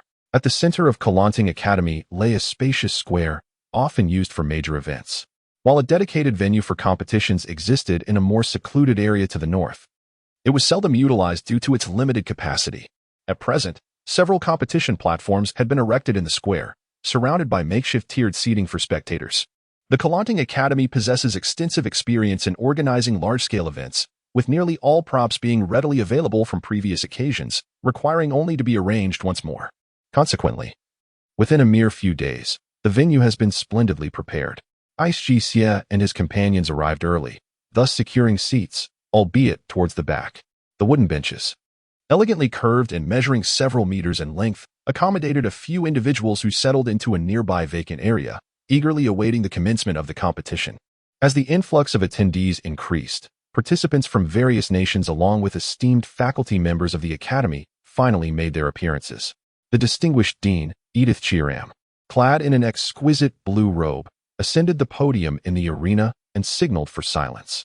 Ice G Xie, disinterested in the mundane opening remarks, observed from his elevated position that soldiers were arrayed in formations around the square, clad in chainmail adorned with blue capes, their steel boots resonating on the ground. They wielded deep blue shields emblazoned with a crimson blood moon at their center, while a black-sheathed azure sword hung at their waists. These infantrymen patrolled the perimeter, ever vigilant. Each soldier was accompanied by various magical beasts of comparable size, ready to subdue any potential disturbances with swift coordination. Among them, a select group donned chainmail complemented by platinum-hued capes, clearly representing the elite among the ranks. Their sword hilts, shoulder guards, and knee protectors gleamed in gold, and they wore tubular golden crests upon their heads. These formidable sentinels stood in groups of 5 at the various entrances of the arena, scrutinizing each entrant with their piercing gazes concealed beneath their helmets. Furthermore, in the skies above, officers mounted on griffins circled, clad in red capes and adorned with horned crowns. Though fewer in number, their armaments were of superior quality, with their crimson shields bristling with sharp spikes. API call failed with status code 429. Doc type HTML. If LT-IE7, HTML class Node.js IE6 oldie lang ENUS. Indiff. If IE7, HTML class Node.js IE7 oldie lang ENUS. Indiff. If IE8, HTML class Node.js IE8 oldie lang ENUS. Indiff. If GT IE8, HTML class Node.js lang ENUS. Indiff. Head title: This website has been temporarily rate limited. Morning. Snow. E90D. YouTube 717594021. Workers. Dev Cloud Layer title meta char set UTF 8 meta HTTP equiv content type content text HTML. Char set UTF 8 meta HTTP equiv XUA compatible content, i.e. edge meta name robots content noindex. No follow meta name viewport content with device width. Initial scale 1 link rel style sheet ID CF style CSS ref Cadence GEI style CF errors. CSS. If LTIE9, link rel style sheet ID CF styles IE CSS ref Cadence GEI style CF errors. ICSS. Indiff style body margin 0 padding 0 style. If GTE IE10, scriptif, navigator, cookie enabled, window, add event listener, DOM content loaded, function, var cookie L document. Get element by ID, cookie alert, cookie L. Style. Display block. Script. Indiff, style type text CSS body margin, 0, padding, 0, CF wrapper font family. Apple system, Blink Mac system font, Seago UI, Roboto, Helvetica, Arial, sans serif, Apple color emoji. Seago UI emoji, Seago UI symbol. Important. CF error description max width, 600 px. Style head body div ID CF wrapper div ID cookie alert class CF alert error CF cookie error data translate. Enable cookies, please enable cookies. div ID CF error details class CF error details wrapper div class CF wrapper CF header CF error overview H1 span class CF error type data translate. Please check back later span H1 H2 class CF subheadline error 1027 H2 div class CF section CF wrapper P span style width 16 px. Display inline block vertical align text top SVG fill B03340 XMLNS HTTP www.w3 org 2000 SVG viewbox 001616 path DM15 672 14 28 31 443A 352 352 000 6090L 328 14 2A 352 352 000 3 527H15 368A 352 352 000 15 672 14 2ZM8 743 12 9A 221 221 0 1 221 221 H7 478A 221 221 0 1 221 221 V11 86A 221 221 0 1 221 221 H8 522A 221 221 0 1 221 221 ZM 025 2 for 22H7 282L7 257 6 005H8 743Z SVG span strong. This website has been temporarily rate limited strong PP class CF error description. You cannot access this site because the owner has reached their plan limits. Check back later once traffic has gone down. PP class CF error description if you are owner of this website.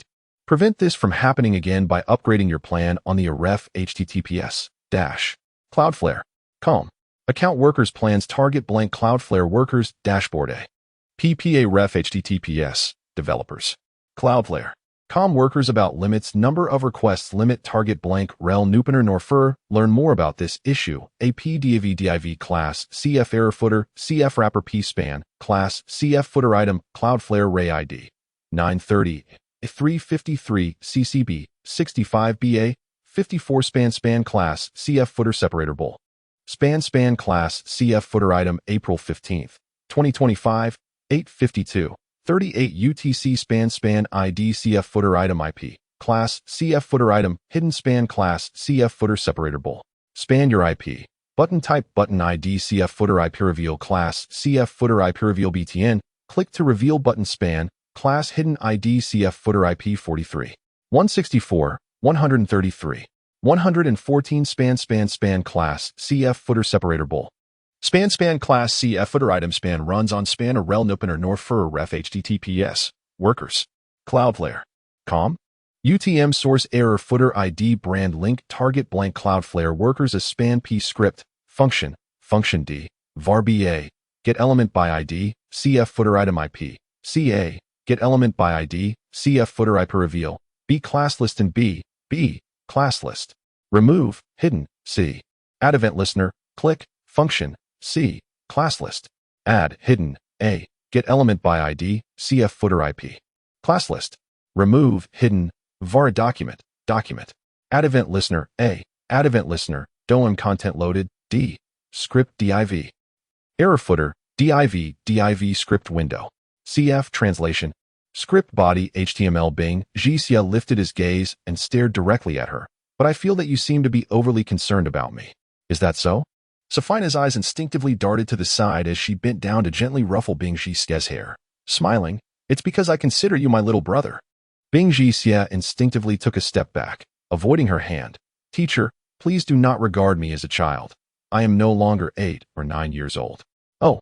Safina chuckled softly. I apologize. I forgot you were a young man. A 14-year-old boy no longer appreciates having his head patted by a teacher.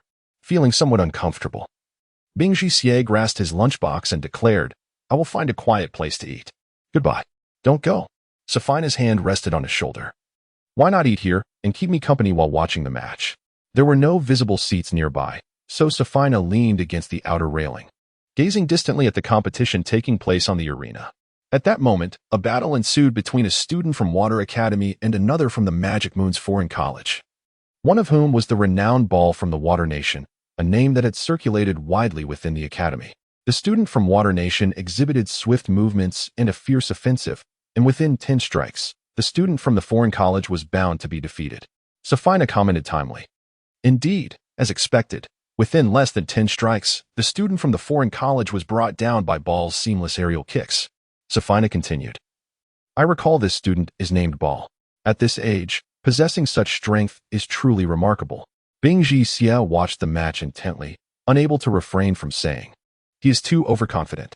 If Ball were to encounter someone of comparable strength and experience, he would easily be defeated. Safina glanced at Bing Jixie from the corner of her eye, smiling lightly. You are quite right. Most students fail to see this, yet you have pinpointed it accurately. Your practical experience is quite extensive. Realizing he had spoken too much, Bing Jixie fell silent. As he turned his head, he noticed Quincy, the pet shop owner, among the crowd watching the match, though he left shortly thereafter. Bing Jixie furrowed his brow, looking down at the arena where a new pair of competitors had taken the stage. He murmured thoughtfully, Ball? Chapter 61. Bait for fishing. The friendly matches had proceeded smoothly for 2 consecutive days. That evening, after watching the games, Wayne and his companions remarked that they hadn't enjoyed themselves outside the academy in quite some time. They invited Bing Jixie to join them for dinner, hoping to savor some delectable food. Accompanying them were Donna Poya and Xiao Qi Lu Di, who had been spending the last couple of days with Cornelia. The group strolled through the beast market, merely browsing without purchasing anything. Wayne proudly announced that in a few days, Cornelia would acquire a unicorn, and tonight, she would treat them all. Poya exclaimed with envy, Oh, is that true? Unicorns are quite rare. Please bring it along for us to see. Cornelia responded lightly. It was sent from home. I'm not sure if I can tame it. Ludi nodded and said, I've heard that taming a unicorn is quite challenging. It requires not only strength, but also compatibility and character. I hope you succeed. Thank you, Cornelia replied. The streets were bustling with people, some eagerly heading to the beast market with coin purses in hand, while others emerged from the market leading their magical beasts. This place attracted merchants from all directions, and various foreign and exotic individuals were not uncommon. Given that Wayne and his friends were merely teenagers, they were captivated by the diverse array of characters and attire around them. Even locals like Luo seldom ventured to such a lively locale. Look, the person ahead has a large rat following him, dressed in clothes and even holding a pipe. How amusing, Irina exclaimed excitedly. The rodent indeed appeared unusually large, nearly the size of an adult human, crawling behind its owner while clad in a leather outfit and a cap. This was not surprising, as many individuals would adorn their guardian beasts or pets in suitable attire, and some even wore armor. However, the sight of a rat with a pipe was quite extraordinary. Carol remarked, that is a brown rat, typically found in the southern wastelands of the continent, and rare in the north. They are incredibly intelligent and can mimic human behavior. With some training, they can even wield weapons like swords. Look, doesn't it have a sheath hanging from its leather outfit? Poya admired. You're impressive, Carol. You recognized it just by a glance. Bing Jixie silently observed Carol. Wayne continued, but the person in front looks peculiar, with 2 horns on his head. Is he from the Horn clan? Cornelia explained. Yes, that's correct. The books say the Horned clan is divided into the Uni-Horn and Multi-Horn factions. Anyone with more than 1 horn belongs to the Multi-Horn. In a grand metropolis like the Imperial City, exotic races were commonplace, particularly dwarves, who could often be found in taverns. Irina, concerned, asked, Luo, what's wrong? You've been rather quiet and uninterested during our stroll today. It's nothing, Luo said, lowering his head. I'm just feeling a bit down. Let us have a drink to lift my spirits. Cornelia inquired with concern, what's the matter? Are you unwell? Seeing the worry etched on everyone's faces, Wayne waved his hand dismissively, saying, Oh, it's nothing. Don't worry about him. He has just been feeling the pressure from watching the matches these past few days. Is that so? What is so pressing about it? Irina murmured in confusion. Luo sighed. The students participating in the matches have already reached such levels of skill, and it's disheartening. Lu Di rolled her eyes and remarked. What is there to feel discouraged about? It's quite normal to become a junior student around the age of 17. Some poor performers might not even pass the junior trial until they're 18 or 19. And there are even those who fail to pass it by the age of 20. Only the exceptional students can reach the junior level at our age. Irina nodded in agreement. Exactly. Those who participate in the matches are the top candidates selected from their respective academies. It's only natural that we can't compete with them. The fact that even she said this made Luo feel even more dejected. Wayne rolled his eyes at Irina, saying, Can't you be more tactful? He is upset precisely because of that. Irina shrank her neck and stuck out her tongue apologetically, noticing Luo's lack of enthusiasm. Carol thought quickly and remarked, From what I know, the average age of students participating in this friendly match is 17. For years, which is 2 or 3 years older than us. So those individuals may not be as exceptional as they seem. Perhaps by the time you reach 17, you'll surpass them. Really? That is wonderful. The carefree Wayne immediately perked up, stroking his chin. My teacher always says I'm a fool. But it seems I'm not so bad after all. Hearing this, Luo felt much better, so that is how it is. I suppose I must strive harder to pass the junior trials before I turn 16 and become a true junior knight. The atmosphere lightened considerably, transforming what was once intended as a night of drinking away sorrows into a celebration of motivation and encouragement. Poya, noticing everyone toasting joyfully, seized a moment to quietly ask Carol, that average age of 17. For you mentioned, did you just make that up? Carol couldn't help but chuckle and nodded. As long as everyone is happy. Poya then discreetly glanced at Bing Jixia and asked Carol, Is he usually this quiet? Don't you know? He is a bit of a closed book, Carol replied. As night fell, within the academy office, the dimly lit desk and chairs, adorned with antiquated decor, featured an old pearwood table atop a dark red carpet embroidered with golden threads. Vice Principal Agnes sat in her high-backed brown-red chair, engrossed in reviewing documents for the academy. The tall bookshelf behind her was crammed with thick tomes and framed portraits of family members. An old wooden clock indicated that it was already 8 o'clock. Knock, knock, knock. Who is it? Agnes did not cease her meticulous review of the documents but asked calmly, It's Davink. Come in. Agnes tightened the 2 buttons on her chest. When alone in her office, she appeared more relaxed, but she reverted to her usual rigor in the presence of others. As the door opened, Davink entered the vice principal's office. Agnes reclined in her chair, her legs clad in black stockings crossed elegantly. She adjusted her glasses and inquired, What brings you here? Davink reported, The campus guards informed me that a student named Ball from the Kandosi nation has been persistently insisting on leaving the academy to play outside. But the guard stopped him. Agnes replied, That was the right decision. It's best not to cause any more trouble at this time. Then she added, But that won't do either. Regardless of whose nephew he is, he must adhere to our rules here. Wait a moment. Agnes narrowed her eyes. Did you say he is the nephew of the Prime Minister of Kandosi? Yes, Davink confirmed. I have an idea. With heightened security within the academy, it would be challenging for any assassins to strike. Perhaps we should allow this student to leave and discreetly follow him. If there is indeed another assassination attempt, we can catch the perpetrator in the act. Agnes nodded. After 2 incidents, we must catch the perpetrator to explain the situation to the higher-ups. I share your concerns. This idea has merit, but we must ensure the student's safety.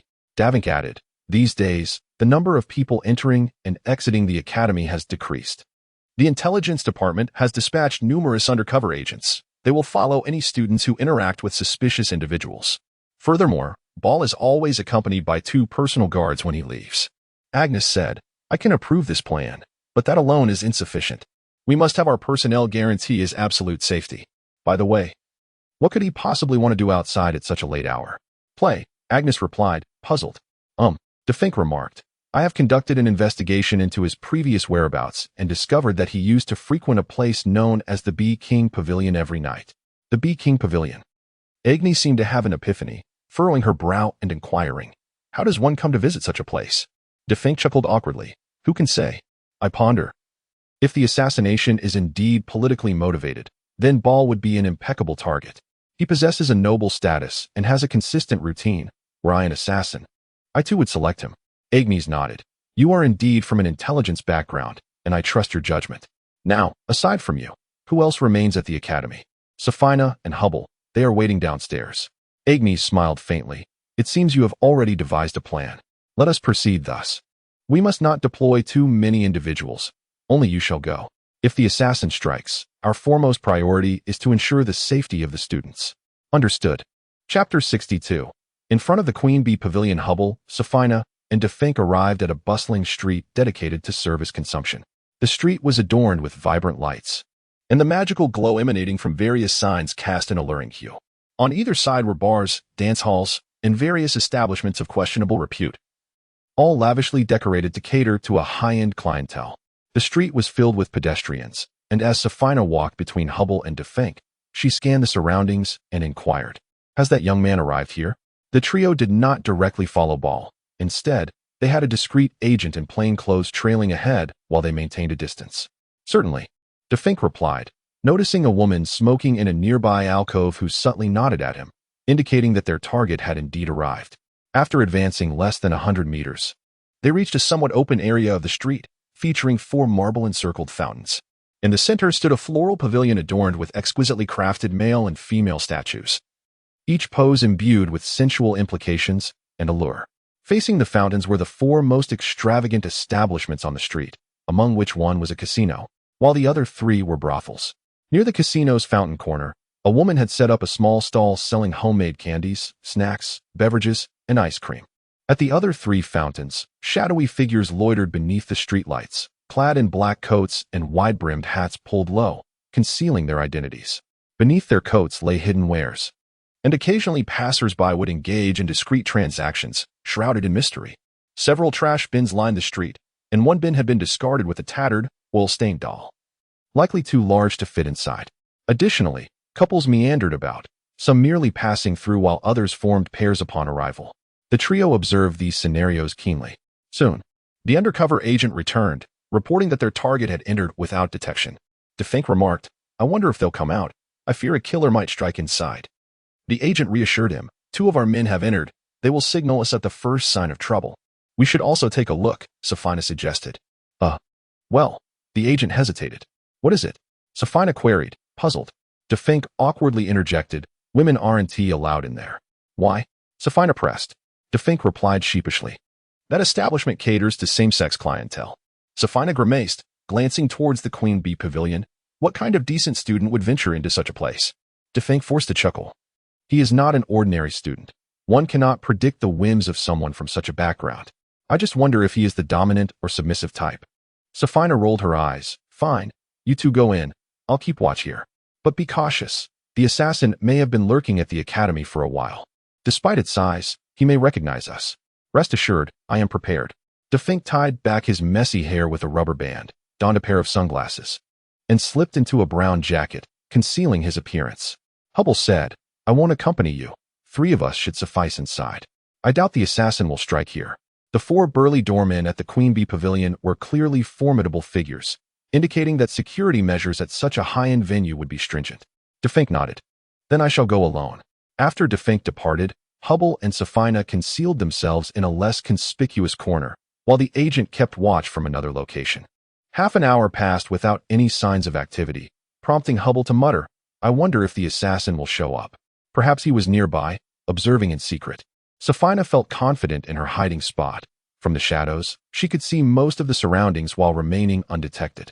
However, there were several blind spots in the vicinity. Standing close together, the faint scent of Safina's perfume wafted into Hubble's nostrils. He cleared his throat and awkwardly initiated conversation. Safina. "Yes? Once this is all over, perhaps we could take a short break." There's a new opera troupe in town. I've heard good things. Would you like to join me?" An uncomfortable silence lingered for a moment. After a pause, Safina replied, "Opera is hardly appealing. I have no desire to attend." Hubble continued, "What if we invite Knight and Defink? We Haven Tea gathered together outside the academy in ages. How about a camping trip nearby?" In the darkness, Safina retorted, "During our studies, we explored all the entertaining spots around the capital. I find it tedious now. Moreover, Knight is busy with his research, and Defink is preoccupied with his romantic pursuits. They would surely lack interest in such trivialities." The atmosphere turned awkward, and as Hubble contemplated saying more, Safina interrupted, I just remembered I have something to attend to. You stay here. I'll take my leave." Wait, Safina, my matters may be connected to this mission. Safina stepped out of the shadows and quickly vanished into another dark corner, away from the lamplight. Almost an hour later, Ball and his two attendants exited, engaged in conversation with a flamboyant man who bore a striking resemblance to a woman. Ball wore a broad smile, seemingly enjoying himself, while the effeminate man occasionally grasped Ball's hand, unwilling to let him depart. Hubble observed from a distance, chills running down his spine as he fought to suppress his discomfort. He noticed that none of the onlookers nearby appeared to be watching Ball, raising doubts in his mind. Had the assassin not arrived? Or was he unaware of Ball's habitual visits to the Queen Bee Pavilion? Hubble dared not entertain a sense of false security. This string of assassinations could not merely be random acts of violence. If orchestrated by a rival faction, there was no reason for the assassin to overlook Ball's movements. Perhaps the assassin had yet to recognize this pattern, or they were already aware, biding their time. As Hubble pondered, Ball emerged from the pavilion, looking satisfied, followed discreetly by the nearby undercover agents. Shortly after, Defink and two other agents also exited. Defink approached Hubble, stating, "Everything inside seemed normal. I didn't notice anyone suspicious."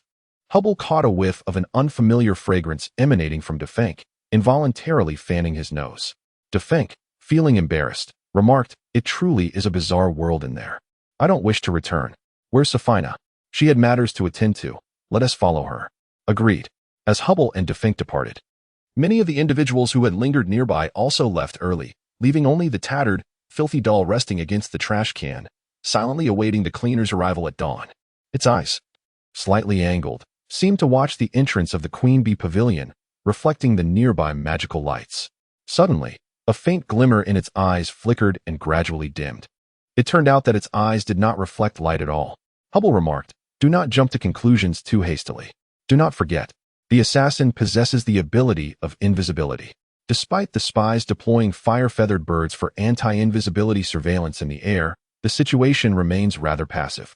Perhaps during our covert protection at the Bee King Hall, he was quietly observing both the target and us. Defink remarked, "If he has discovered us, he would not dare to act. Ultimately, it is all in vain. Capturing the Academy's assassin will surely not satisfy those above." The attendant on Ball's right tilted his head slightly, casting a glance backward. It seemed someone was following us. In such a sparsely populated street, trailing a capable attendant without being noticed is quite a challenge. Moreover, Hubble and the spies were not deliberately keeping their distance. "It must be a bodyguard sent by the moon of magic," Ball commented nonchalantly. The attendant on the left scoffed, "What a futile endeavor.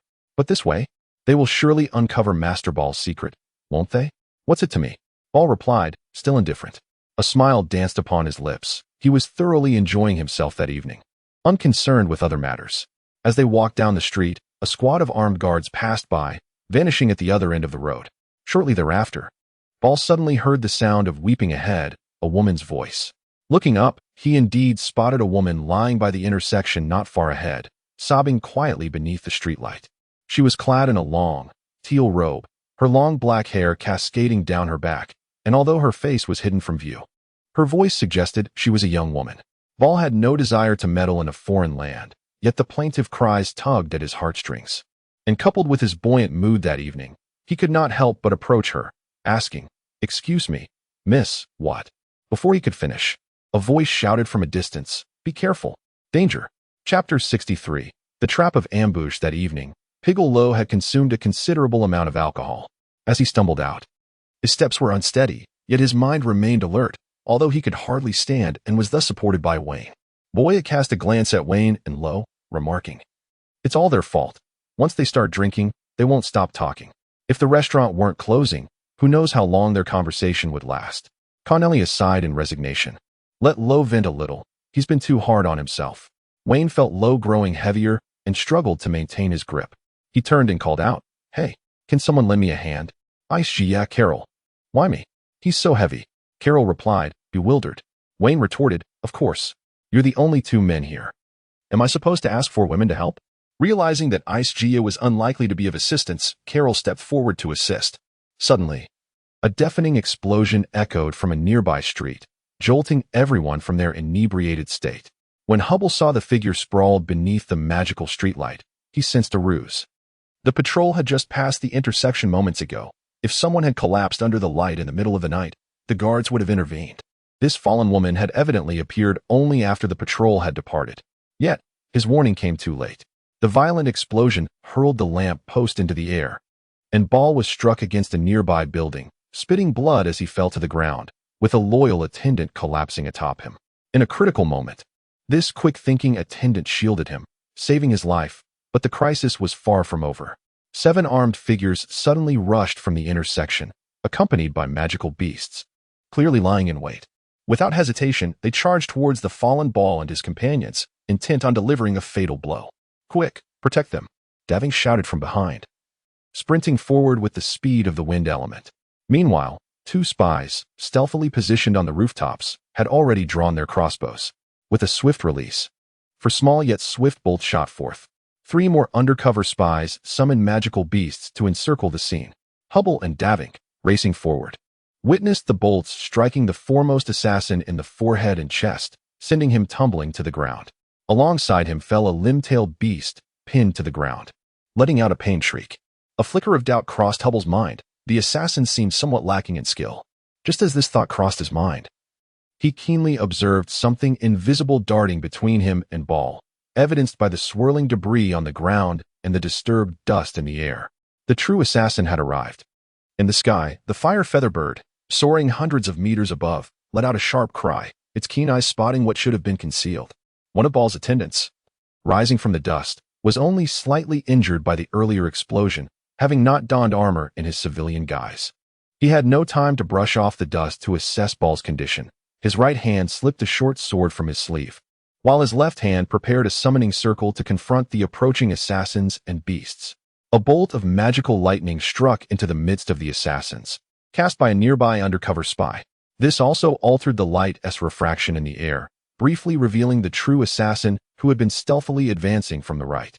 Though it was but a fleeting moment of exposure, the figure clad in golden armor was unmistakable. As an attendant dispatched by the Prime Minister, he instantly recognized the true threat lurking there. His magical beast was not ready to be summoned, but in a swift motion, he drew his short sword to face the incoming enemy. All of this transpired in mere seconds, from the explosion to the current moment. No more than 6 seconds had elapsed. The attendant's selfless act had disrupted the assassin's plan for a quick kill and escape, buying them at least 2 more seconds, time enough for Hubble to arrive. The invisible assassin, sword raised to strike the still struggling Ball, heard the rapid approach behind him. It was the sound of power slicing through the air. The assassin dared not strike Ball while exposing himself to the imminent threat. With a swift pivot, he positioned his sword defensively against the incoming attack. Boom. The 2 forces clashed, a tremendous shockwave ravaging the surroundings, with Hubble gaining the upper hand. The assassin's invisibility dissipated, revealing his golden armor as he was hurled backward, landing several meters away, his golden boots skidding across the ground, leaving a trail of sparks before finally coming to a halt. The assassin found himself at the northern street corner, while Hubble stood dozens of meters away across the southern street, adorned in golden helm and armor, wielding the slender silver blade known as the melon blade. Hubble's heart raced. He realized the gravity of the situation. The assassin's plan was indeed meticulous. Aware that the assassin possessed the ability to become invisible, everyone maintained their vigilance. Even without such awareness, a mere reliance on stealth would have been detected by the alert attendants. Understanding this, the assassin had used a puppet as bait to trigger the explosion, diverting attention with 7 visible assassins to create chaos, thus ensuring the true assassin could execute his lethal strike while concealed. Had it not been for that bolt of lightning altering the light's refraction and exposing him, the assassination would have succeeded. Hubble's gaze fixed on the foe, and he suddenly froze. The golden lion armor. His expression betrayed a hint of surprise. This rare armor, crafted specifically for warriors, was known to him, a berserker of the 6th tier. Indeed, Dewey Hubble was astute enough to recognize such a suit. The voice beneath the mask was indistinct. The assassin examined his sword, noting the newly formed crack on its mirror-like surface from Hubble's earlier strike. He swiftly drew his shield from his back, the melon shield. It appeared he was not yet prepared to flee, intent on completing his mission. Meanwhile, the situation on the ground was shifting. The remaining 6 visible assassins, terrified, abandoned their murderous intent and fled. The spies pursued them, and suddenly, numerous puppets emerged from the shadows, constituting a third wave of attack, aiming to claim Ball's life. First, protect the target, Davink shouted as he and Hubble rushed towards Ball. only to be entangled by a puppet that burst forth from a side alley. Fortunately, Hubble remained close to Ball. Despite the ensuing chaos, danger had yet to befall them. Far off in an uninhabited narrow alley, Blanche stood clad in a ceremonial robe, her magic swirling around her. A fist-sized purple crystal orb hovered in front of her, vibrating with energy as a circular purple magic array, several meters in diameter, rotated slowly beneath her. Blanche's eyes, slightly opened, reflected the purple star array, observing the chaotic scene of the assassination attempt on the street. Her gaze shifted multiple times, focusing on the perspective of the puppet battling against Davink, capturing the unfolding conflict. Chapter 64, Chaotic Battle. Unlike other wooden puppets, the adversary confronting Davink was a humanoid metallic puppet, clad in black and red armor, wielding a pickaxe. Despite its metallic form, the puppet moved with remarkable agility, circling around Davink and launching intermittent attacks. It was indeed an irritating foe. To facilitate his entry into the Queen Bee's chamber, Davink had only brought a short dagger, which he swung in a graceful arc towards the puppet, only for it to nimbly evade his strike. Davink grounded himself, declaring, "A commendable puppet. Let me witness the prowess of your operator." He summoned his guardian to protect Ball, remaining behind to confront this peculiar automaton. Simultaneously, 8 wooden puppets, either in pairs or acting solo, surged towards Ball, who was situated not far from Hab. 2 of you pursue. 3 of the nearby undercover agents immediately abandoned the pursuit of the 6 fleeing assassins, summoning their guardians to intercept the puppets and safeguard their target. Meanwhile, 2 agents leaped from the rooftops, swiftly closing in on the escaping 6. 2 Type 12 canine puppets each unleashed a fireball from their maws, while their wooden claws glinted like blades, lunging towards an agent attempting to block their path. "TCH," scoffed the agent, who leaped into the air, shattering the 2 incoming fireballs with a kick, as a crimson Cerberus sprang forth beneath him, colliding with the 2 canine puppets. In a battle of beasts, could wooden dogs rival my 3-headed hound? Following closely behind the canine puppet was a humanoid Type 04 execution puppet armed with a blade, which it wielded with a whirring motion, slicing through the air towards the agent's waist and thigh. The agent deftly transformed mid-air, landing a kick upon the puppet's barrel-like head. The agents assigned to protect Ball were all proficient fighters. 3 puppets engaged in a fierce battle with the agent, while 2 additional Type 04 execution puppets and Type 48 reproduction puppets clashed with 2 other agents. The fighting style of the Type 04 execution puppet was characterized by its ferocity and swiftness, delivering a flurry of powerful strikes.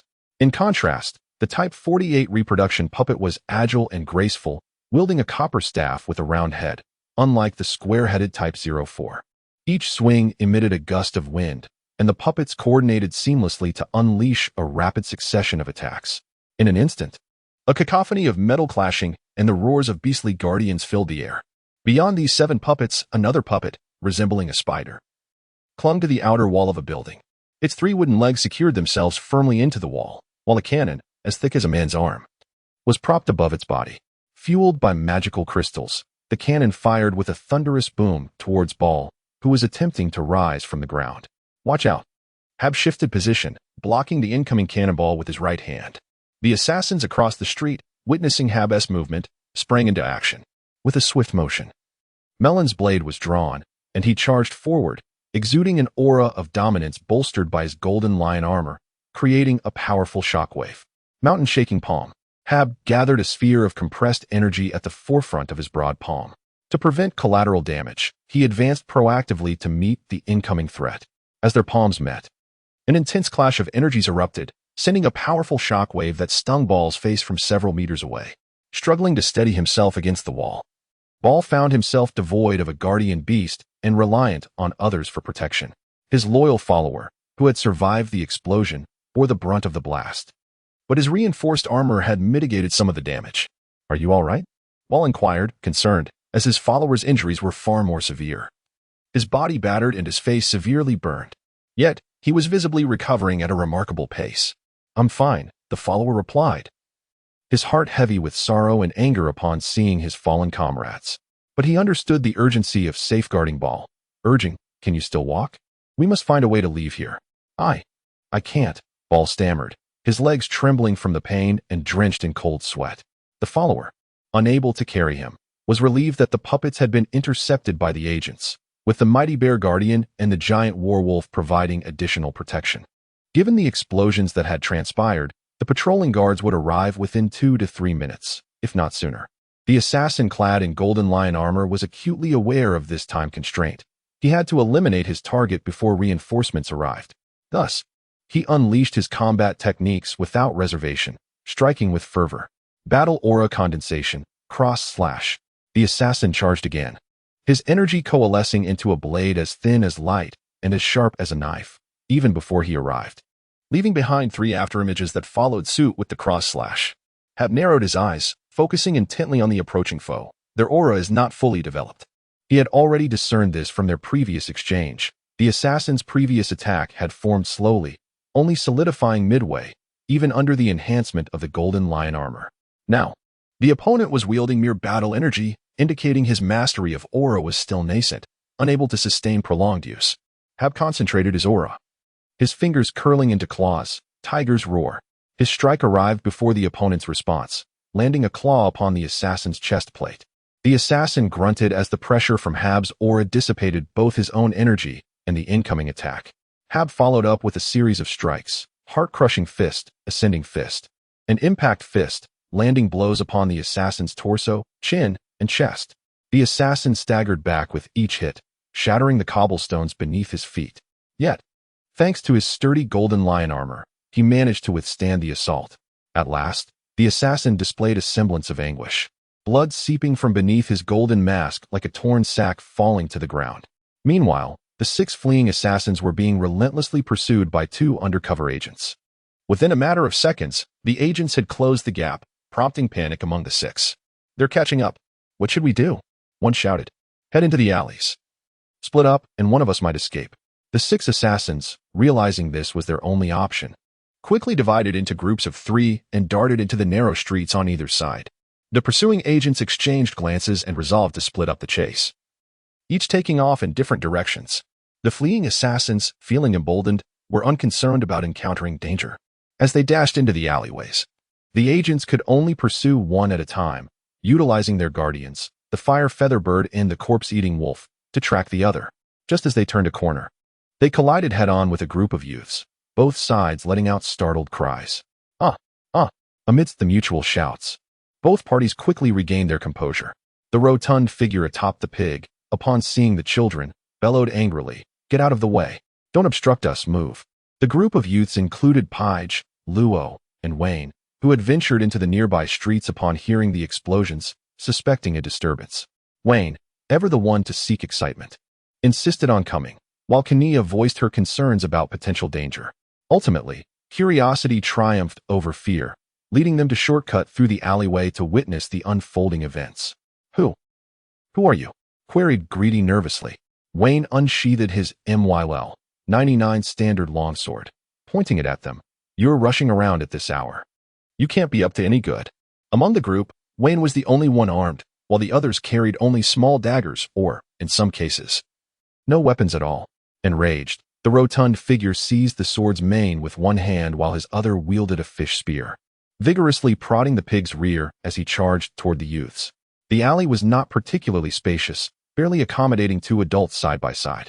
The stout figure of the boar, with its formidable bristles, nearly filled the narrow passage, and charging forward, it would surely knock anyone down and trample them.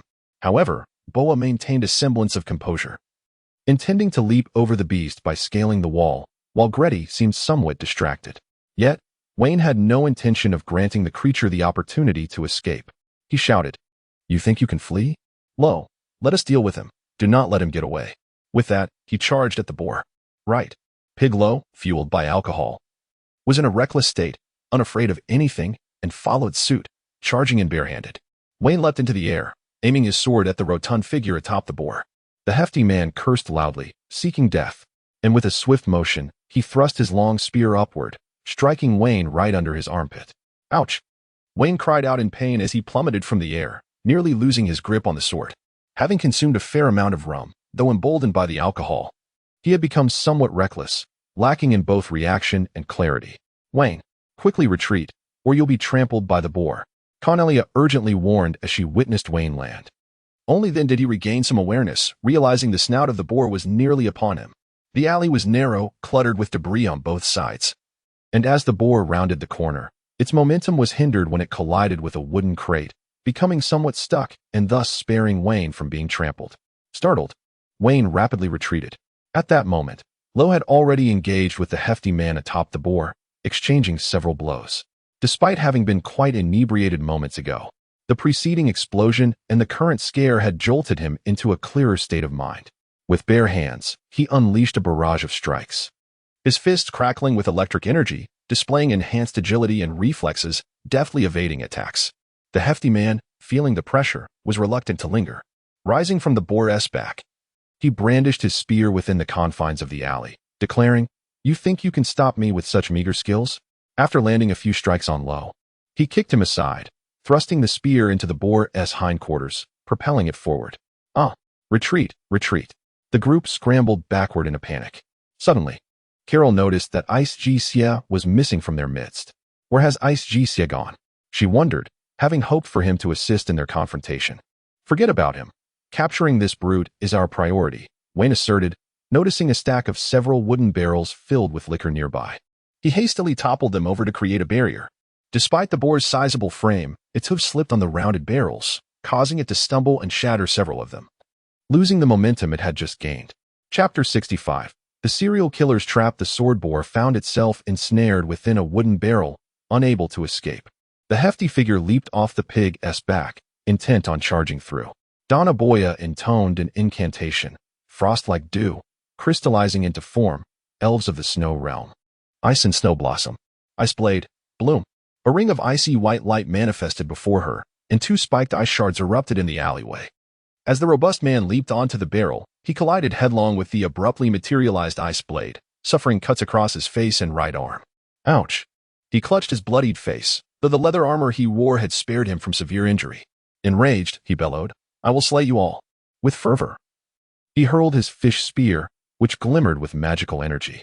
Traveling merely a few meters, the spear grazed Wayne's cheek and swiftly found its mark before Irina. In a panic, Irina opened her mouth to react, but instinctively closed her eyes and raised her hands to shield her face. Yet, the spear did not strike her. Wayne watched in astonishment as Lo deftly caught the spear mid-flight, though the force of the throw caused him to lose his grip, and the remaining energy lodged into his right shoulder, bringing him to a halt. "Wow, Lo, you're incredible," exclaimed Greedy from behind. Both Cornelia and Irina, who had just opened her eyes, were equally astonished. At that moment, another killer scrambled from the alley's rear, pausing abruptly at the sight before him. "Come help," the hefty man called out, and after a brief hesitation, the newcomer rushed over. Meanwhile, Wayne and his companions found themselves trapped between two foes in the narrow alleyway.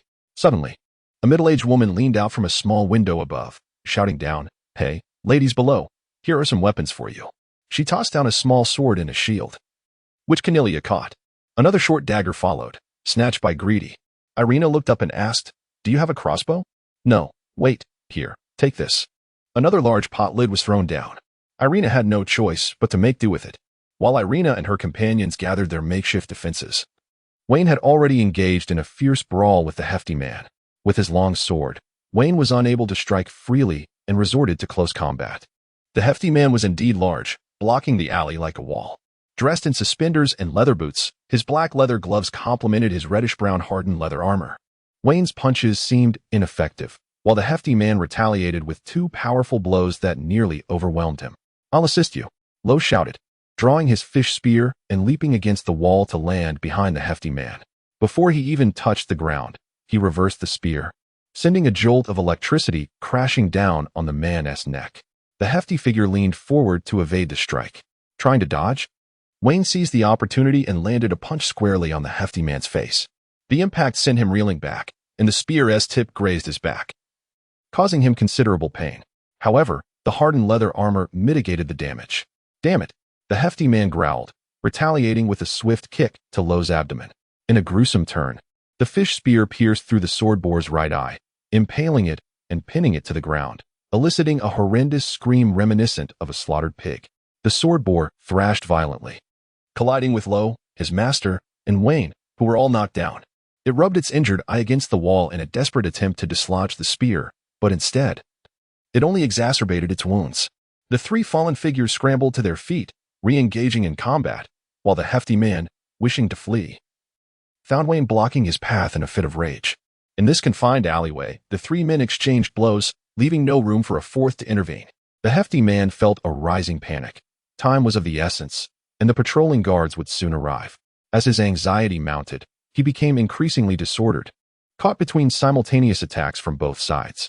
A careless moment led to a series of punishing blows against his rotund belly and 2 kicks to his waist from behind, leaving him dazed and defenseless. In the back, Carol, Cornelia, and Boya were engaged with another foe. Cornelia, specializing in spatial magic, had yet to master it, but found her light shield and small sword more effective in this instance. With her left hand holding the shield and the right wielding the sword, she blocked the enemy's hammer strikes with the shield while countering with thrusts from behind it. Though her left arm ached from the impact, her opponent seemed less ferocious than anticipated. Boya supported with ice magic, while Carol, possessing some magical skills and martial prowess, improvised a weapon from a battered mop, swinging it aggressively at their adversary. Realizing the situation was dire, the enemy, initially attempting to assist his hefty companion, turned and fled, shouting, "Don't pursue me. This has nothing to do with me. I don't know this person." He vanished down the alleyway, leaving the hefty man to his fate. Despairing at his companion's abandonment, the hefty man shouted hoarsely, "Don't leave. Help me, come back." His voice dripped with frustration. Wayne landed a punch squarely in the hefty man's mouth, knocking out several teeth, while Lo leaped up to strike him on the temple. The hefty man's head collided with the wall, rendering him unconscious. Meanwhile, the chaos of battle unfolded elsewhere. The true assassin, clad in golden lion armor, had been felled by Hab, while Daving struggled against the unpredictable metal puppets. 3 spies were embroiled in a fierce struggle with wooden constructs, and the frenzied Cerberus shattered several canine puppets with ease. Meanwhile, a cannon puppet, stationed against the wall, slowly charged its energy to bombard its target, while a massive wolf warrior defended Ball from incoming magical cannon fire. All these events transpired concurrently, and suddenly, an unforeseen occurrence unfolded. The spies and their guardians gained the upper hand against the wooden puppets, and after tearing apart the canine constructs, Cerberus lunged at a cannon puppet rising 6 meters high. Suddenly, a colossal red magical array appeared in the air above, comprising 4 concentric layers and measuring over 10 meters in diameter, ablaze with crimson flames. Layer upon layer of magical runes flickered around the array, heralding the emergence of formidable magic. As the magical array manifested, 2 modified puppets simultaneously self-destructed. Though their explosive power was lesser than previous detonations, it was still significant enough to catch the spies off guard, who were immediately engulfed in the blast. "It's the flame dragon blood fire," Davink exclaimed in astonishment. In an instant, a thick pillar of red flame erupted from the array, flooding the streets and nearby alleys with intense fire. The overwhelming heat scorched the ground, incinerating the massive bear-like creature in moments. The enormous wolf warrior, wielding a 3-meter-tall square shield, was unable to withstand the onslaught, as the shield quickly turned red-hot and began to melt. "This is disastrous." Hab had not anticipated the assassin's hidden ploy. Frightened, he turned to protect Ball, but beneath his feet, a white magical array suddenly materialized, ensnaring him with thick tendrils of light that immobilized him. The flames surged like waves along the streets, spreading through every crevice. Davink shielded his eyes with one hand, bracing against the heat, while the 3 spies suffered from the scorching flames. The eruption of the flame dragon blood fire was brief, yet its power was sufficient. The assassin, clad in gold armor, rose from the ground, a cruel smirk etched across his face. "This is where I claim victory." How infuriating!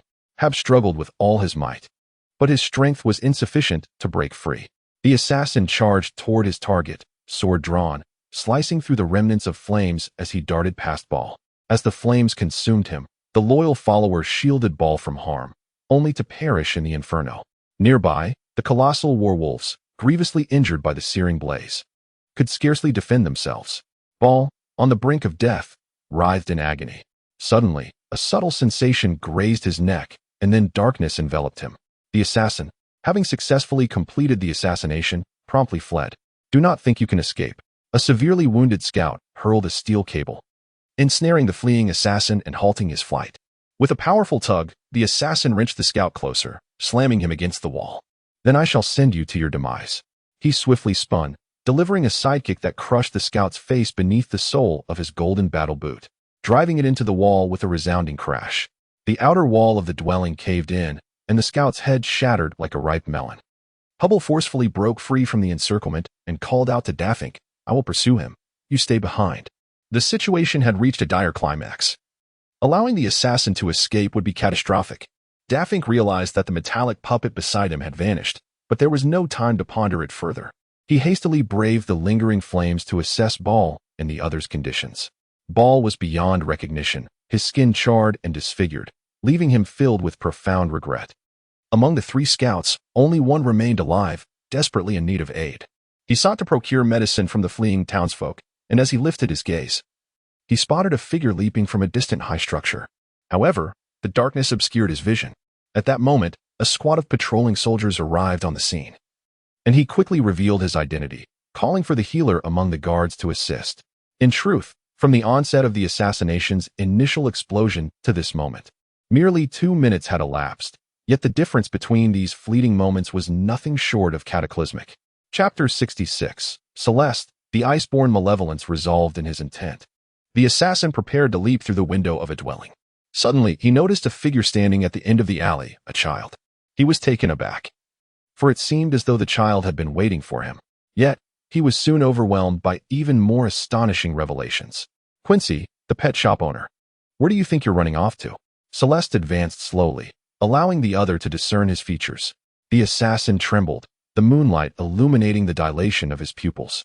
You. The assassin stammered, recognizing the youth before him as a familiar face, a student of Kalantine, whom he had undoubtedly encountered at the academy. A faint smile graced Celeste's lips. "You must be surprised at how I know your identity. However, I fear there is little time for explanations." The assassin, realizing that Hubble was closing in, hardened his gaze, deadly intent flaring in his eyes. "Then I shall send you to your doom." With a swift movement, he struck, the air crackling with his battle aura. In mere moments, he was within 3 meters of the boy, certain that the youth was destined to perish. Yet, the blade missed its mark, and he felt an unexpected grip on the armor at the nape of his neck. In a state of sheer terror, the assassin realized that he was not facing a mere human, but rather a monstrous entity. The boy's voice resonated from behind him. "Go." Before the word had fully escaped his lips, the very space around them twisted violently. When Hubble arrived at the alley, he found no signs of a hurried escape. Bewildered, he noticed remnants of spatial distortion lingering in the air, the residual magic still palpable. Cursed be it. He has slipped away. Hubble's fist struck the wall in frustration. He climbed to the rooftop of a nearby building, scanning the surroundings with a heavy heart before reluctantly departing. The assassin, in the blink of an eye, found himself in a different location. He turned, astonished to behold the white-haired youth who had rescued him. Did you just teleport?" Celeste took a few steps back, maintaining eye contact. "With your abilities, you cannot possibly be oblivious to the concept of teleportation, can you? How is this possible?" The assassin examined the boy, who appeared to be no older than 13 or 14. How could someone of such tender years possess such profound mastery of spatial magic? Yet the reality before him was undeniable. Celeste casually touched his nose. "Quincy, now that we are here, will you not reveal your true identity?"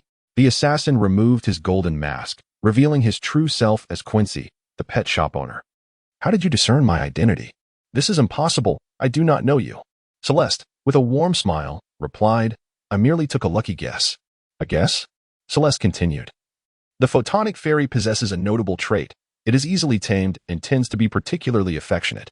On that day, when you summoned the photonic fairy and claimed to the inquiring officer that you had cared for it for a long time, the creature's demeanor towards you was anything but intimate, resembling that of a stranger instead.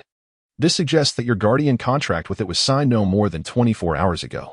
Why would a pet shop owner lie to a law enforcement officer? Connecting the dots is not difficult. So that was it. Quincy had not anticipated that such a minor oversight would unveil his identity. Yet he was astonished that the rare photonic fairy had gone unnoticed by the seasoned officers, only to be recognized by this young boy. Celeste declared, "Enough of this idle chatter. I must take my leave." "Wait." Quincy called after him. "Who are you? Why do you wish to assist me?" With a slight smirk, Celeste turned away. The streets were in chaos, with law enforcement and guards arriving, while mages gathered water elements to extinguish the flames. 2 buildings had collapsed significantly, and several nearby shops had suffered damage. A dozen residents were injured, but fortunately, as night had fallen, the streets were sparsely populated, and no fatalities were reported. Residents who had fled their homes now gathered, while officials coordinated the response. The injured had been attended to, and Hubble, surveying the charred remains of the deceased ball, gestured for them to be removed. Daffink, having sustained only minor injuries, approached Hubble. "Did you fail to apprehend the suspect?" "Yes," someone intervened and whisked him away. Who? Who possesses such power?" Hubble shook his head. "I do not know. It was an expert, and they teleported away." Teleportation? A mage? Could it be the one who cast the burning dragon's blood flame? Hubble pondered momentarily before shaking his head again. "I cannot say for certain, but it is a possibility." "By the way," Daffink said, "when you were in pursuit, I noticed a shadowy figure on the tower, someone suspicious. I have instructed the officers to inquire if anyone has seen that individual." The guards, accompanied by Wayne and other spies, approached, bringing with them 3 captured assassins clad in russet leather armor. "What are you doing here?" Daffink inquired, somewhat surprised to see students from the academy. "We were out for some fun, but lost track of time," Boya explained succinctly. "Do not be so fierce. We even helped you catch the fleeing criminal," Wayne boasted, his bruised face beaming with pride. "Indeed, indeed," chirped Greedy and Irina, excitedly recounting their battle with the villains in the alley. The spies and officers marched over, leading a stout man in brown-red armor. "These students apprehended this fellow," they reported. Daffink, though surprised, maintained his stern demeanor. "That is not acceptable. You are students. Should anything go awry, we, as your teachers, would bear the responsibility." The students bowed their heads under the reprimand. Lo called out, "Wait, one of our group is missing. Can you assist us in locating him?" "Who?" Hubble asked. "Celeste, the Iceborn Malevolence. He was with us, but he suddenly vanished just moments ago," Cornelia said anxiously. Lo nodded vigorously. Yes. "Oh, it is him," Daffink queried. "When did he go missing?" "Just now. When the first explosion occurred, we entered the alley together. But as we stepped inside, he simply disappeared," Lo explained. After seeing the students off, Daffink leaned closer to Hubble and whispered, "Celeste, the Iceborn Malevolence, is the very child we have long suspected of attempting to steal the great blue crystal tower. Might this incident be related to him?" As he pondered, a figure approached, prompting Safina to quickly hide. Before long, a robust man arrived outside Blanky's residence, glancing around before concealing himself behind a few old wooden crates, seemingly awaiting someone. Celeste, having saved Quincy, did not venture far but instead remained concealed, observing intently. Upon seeing Quincy shed his golden armor and approach the lowly, chaotic dwellings of Red Bean Street, he took refuge. Shortly thereafter, he noticed a familiar figure arriving. It was Blanky. The concealed Quincy emerged from behind the crates. "All clear. Shall we enter?" Indeed. The two opened the door and stepped inside. Celeste crouched atop the roof, watching from a distance, muttering to himself, "So they are in league with one another. But what of Carol? Who is she?" Just as he intended to sneak closer to overhear their conversation, his eye caught a movement on the roof of a nearby dwelling across from Blanky's. Soon, he discerned the figure. It was Safina. What was she doing here? Celeste was taken aback, but quickly deduced. She had been secretly observing the woman known as Blanky. Wait. He recalled the last time Safina unexpectedly took him to Blanky's little workshop, a gentle smile gracing his lips. "So that's it. She wishes to observe Blanky's reaction upon encountering me, to discern any connection between the two of us. Teacher Safina, you truly harbor doubts about me." "Humph. Your patience is remarkable. It's quite astonishing that you have yet to take action against me after all this time." Chapter 67. The Infiltrator York. Quincy exclaimed unexpectedly. "Your superior?" "He is also my superior. All the missions we undertake are assigned by him," Blanche stated. "Oh, I assumed you would be cautious in concealing your identity," Blanche remarked. Quincy, visibly frustrated, replied, "He is a young boy. He discovered my identity and assisted me in evading my pursuers." He recounted the recent events. Blanche was taken aback. "You mean a silver-haired boy?" Instantly, the image of Ice Gigi sprang to her mind. Indeed, that boy can actually teleport. It is truly hard to believe. Quincy clenched his fists, feeling inexplicably irked. Blanche paced the room. "The ability to teleport suggests he is likely at the level of a yellow-robe mage. A child in his teens, that is astonishing," Quincy asserted. "Not just that. That boy is undoubtedly beyond the level of a high mage. Do not forget, my strength is not insignificant." He recalled the moment he attempted to strike the silver-haired boy. Realizing he had no notion of how the boy had moved, he was already behind him, grasping the armor on his back. Had that boy been an enemy, Quincy would have perished in that instant. "You mean he is a grand mage? How is that possible?" Blanche gasped in disbelief. Outside, Sophina circled the house, unable to discern the conversation within. In frustration, she removed her garments piece by piece until she was completely bare, transforming into a fiery elemental and slipping beneath the door.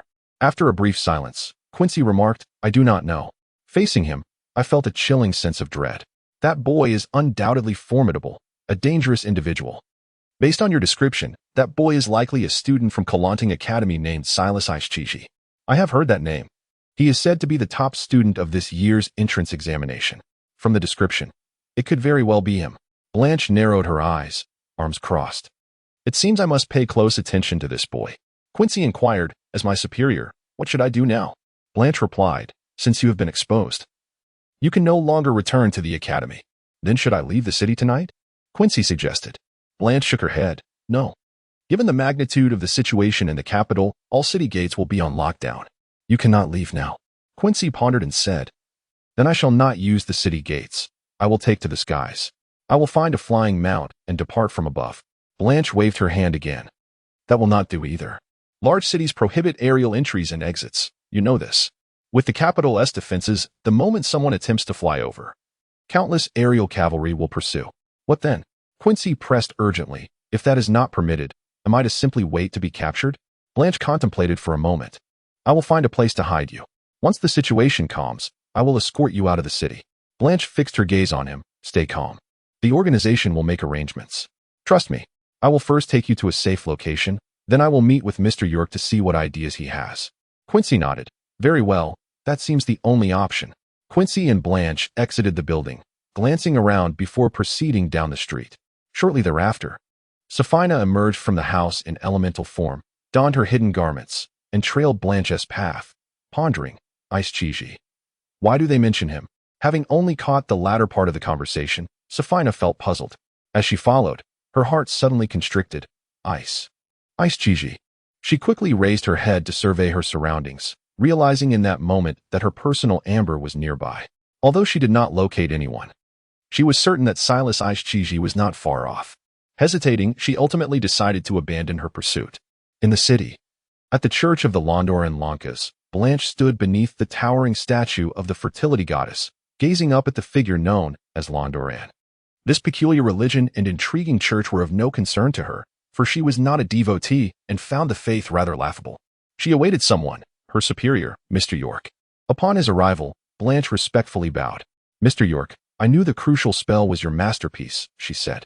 Were it not for you, this mission would have failed, and Quincy might have suffered a dire fate. The response from the people of the moon was indeed swift. A mere assassination attempt revealed our intentions, she continued. Is your subordinate well? York inquired. He has been exposed, but I have made arrangements. He is currently sheltered in a secure location. York nodded. The entire city is under lockdown. Do not act recklessly in attempting to leave. With over 10 million residents and a large transient population, there are always places to hide. Staying within the city is, in fact, safer. I share that sentiment, Blanche contemplated, hesitating as if to speak further. Speak your mind, York urged.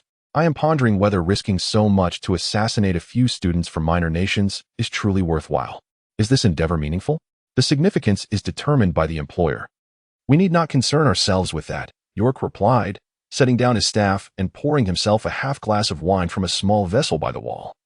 Taking a sip. However, the people of the moon are not fools. Could they genuinely disrupt diplomatic relations? Does Saint Bikia truly fear provoking the moon and igniting another war? York poured himself another half-glass, extending the cup toward Blanche with a mysterious smile. How did you come to know that the employer of this mission is Saint Bikia? If you can think of it, surely others can too.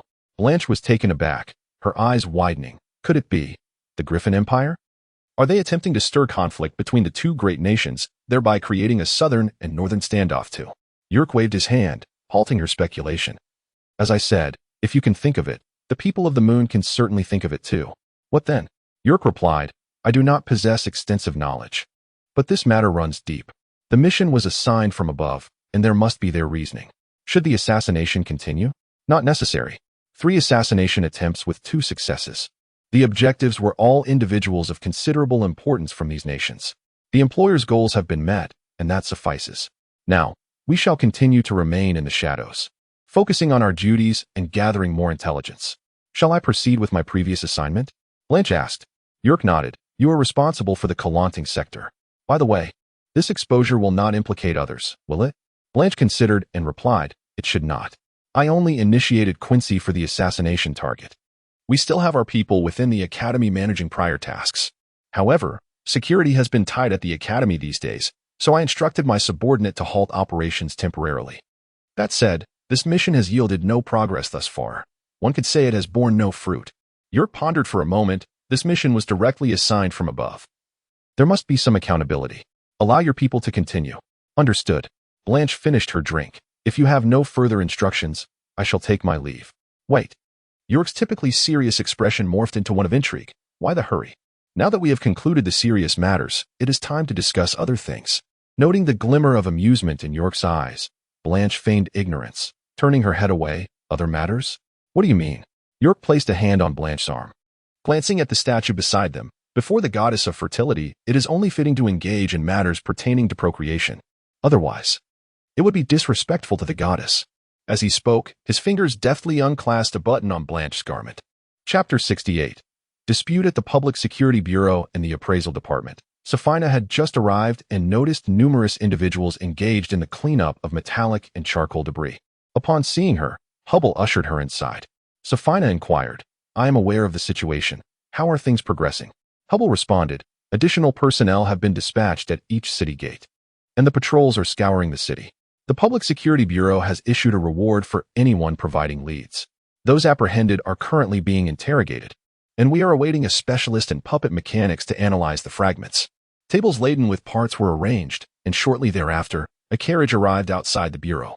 The highest official from the Imperial Capital's Public Security Bureau, Hale Best, promptly approached, exclaiming, Mr. Jishi. Two individuals alighted from the carriage, a woman clad in a black nightgown that exposed her thighs and a remarkably robust man. Hale Best firmly grasped the strong man's hand, stating, I am Hale Best, the person in charge here. It is truly a pleasure that you could make it here at such a late hour. The woman, appearing weary, stifled a yawn, glanced at Best, and replied in a flat tone, I am Mr. Jishi. Caught off guard, Best awkwardly extended his hand, saying, Greetings, Mr. Jishi. The public security officials and others present observed Mr. Jishi's entrance into the bureau, engaging in hushed discussions. Daffink whispered to a companion, This expert is quite extraordinary. A woman insisting on being called Mr. and arriving in her nightwear. Indeed, someone expressed skepticism, muttering, Is this woman truly competent? Does she even qualify as an expert? Mr. Jishi appeared youthful, perhaps in her 30s, donned in a high-quality black nightgown. She wore no bra, treating the nightgown as a coat, unbuttoned and secured only with a belt, exposing her thighs beneath a narrow pair of triangular panties. Upon reaching the appraisal area, Best curiously inquired, Mr. Jishi, may I ask who accompanies you? This is my puppet, which I have named Big Dog, Mr. Jishi replied, showing little interest in pleasantries, and began examining the components on the table. Those who had initially doubted Mr.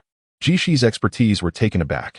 No one had realized that the bald giant manipulating the parts was, in fact, an artificial puppet.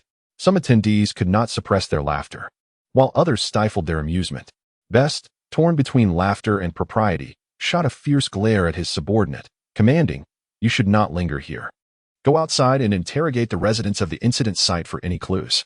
Before long, Mr. Jishi concluded her examination and indicated the table, stating, 2 Type 12 canine puppets, 2 Type 48 re-engineered puppets, 3 Type 04 execution puppets, and 1 Type 09 self-detonating puppet.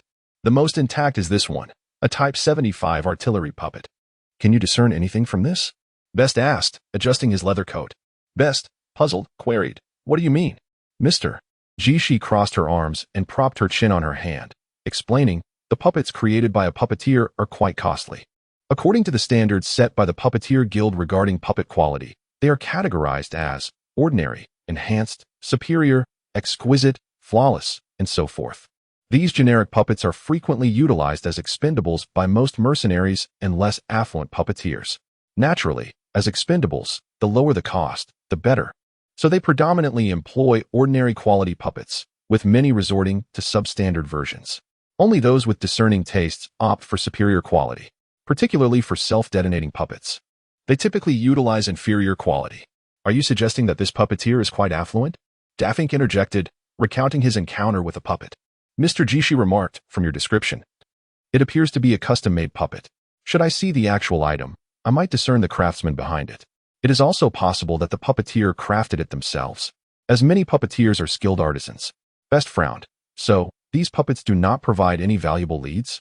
Not entirely. There is one significant point, Mr. Jishi clarified. This puppeteer's skill level is approximately advanced, perhaps even slightly higher. Furthermore, she is a woman, likely between the ages of 24 and 30, and unmarried. The crowd expressed astonishment. You can deduce that? Mr. Jishi revealed a rare smile of confidence. This is my profession. Please do not doubt it. Puppeteers primarily specialize in mind manipulation magic, and although they do not focus solely on mental control, magicians studying this field inevitably delve into psychology to some extent. With this understanding, the crowd felt reassured. I have accomplished all that I can. The remaining tasks are yours, Mr. Jishi stated, yawning once more. Supported by Big Dog. She climbed into the carriage, complaining, sigh, I must catch up on my beauty sleep by tomorrow noon. After Mr. Jishi departed, subsequent leads began to surface. Eyewitnesses reported seeing a man in a blue robe leap from the tower at the time of the incident. The interrogation of the captured individuals yielded results. The interrogators reported. The 4 apprehended individuals admitted they were militia organized from a village outside the city. 2 days prior, they were hired for 1,000 gold coins to await a second contact. After the second contact, they were instructed to ambush on the street, using the sound of an explosion as a signal to execute the operation. In remote towns and countryside villages, where government soldiers are unable to maintain order, each village often forms its militia to fend off marauding beasts and bandits. Fuming, Best exclaimed, these scoundrels would kill for a mere 1,000 gold coins. And in the imperial capital no less. I cannot fathom the lack of sense in these individuals. By the way, who was their contact? What did he look like? The interrogator set down the report, stating, we do not know. Their contact was a puppet. Another puppet. These individuals are exceedingly cautious. Agnes interjected. The incident occurred during your operation, but the plan was approved by me. I will report this to the higher-ups. You all should cooperate with the Public Security Bureau and the Royal Guards to ensure everything runs smoothly. Tomorrow, I will personally explain this operation to the palace. After the briefing concluded, the 3 gathered together. Hubble sat smoking beneath a tree, while Daffink, perched on a stone bench, sipped beer and could not resist asking, Captain, I do not mean to blame you, but where did you go during such a crucial operation tonight? Safina remained silent. Hubble remarked, in fact, there is one suspicious lead we have yet to discuss. Oh, Safina looked at him. Taking a deep drag from his cigarette, Hubble continued, tonight. Silas Iceborne was also in the vicinity of the incident site. Daffink and I suspect he may be connected to this case. Safina lowered her head. You seem unfazed. Hubble observed. Safina lifted her gaze and replied, I know who the perpetrator of the student assassination case is. Oh, Daffink leaped from the stone bench, while Hubble discarded his cigarette, but, eagerly awaiting her to elaborate. Safina shared her observations with them. Daffink exclaimed, why didn't you mention this sooner? Let us go apprehend them. Wait. Safina halted him. What is it? Safina hesitated, saying, allow me to handle this matter.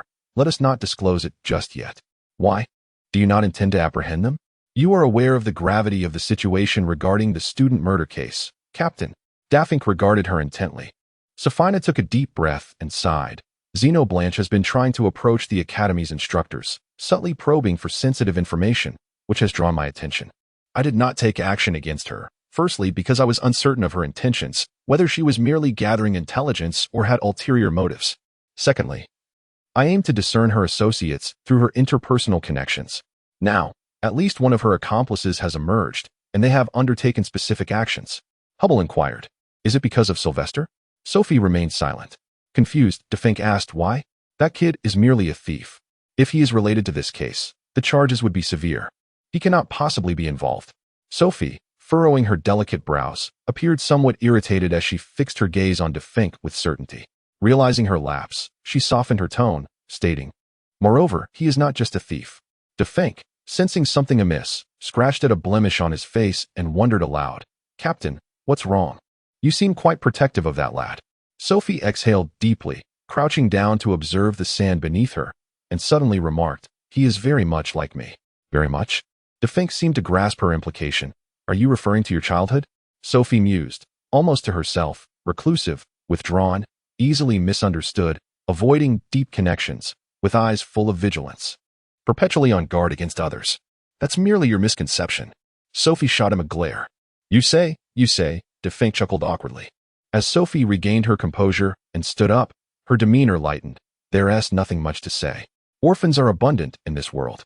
However, his stalking behavior tonight indicates that he is not in league with Blanche. So what?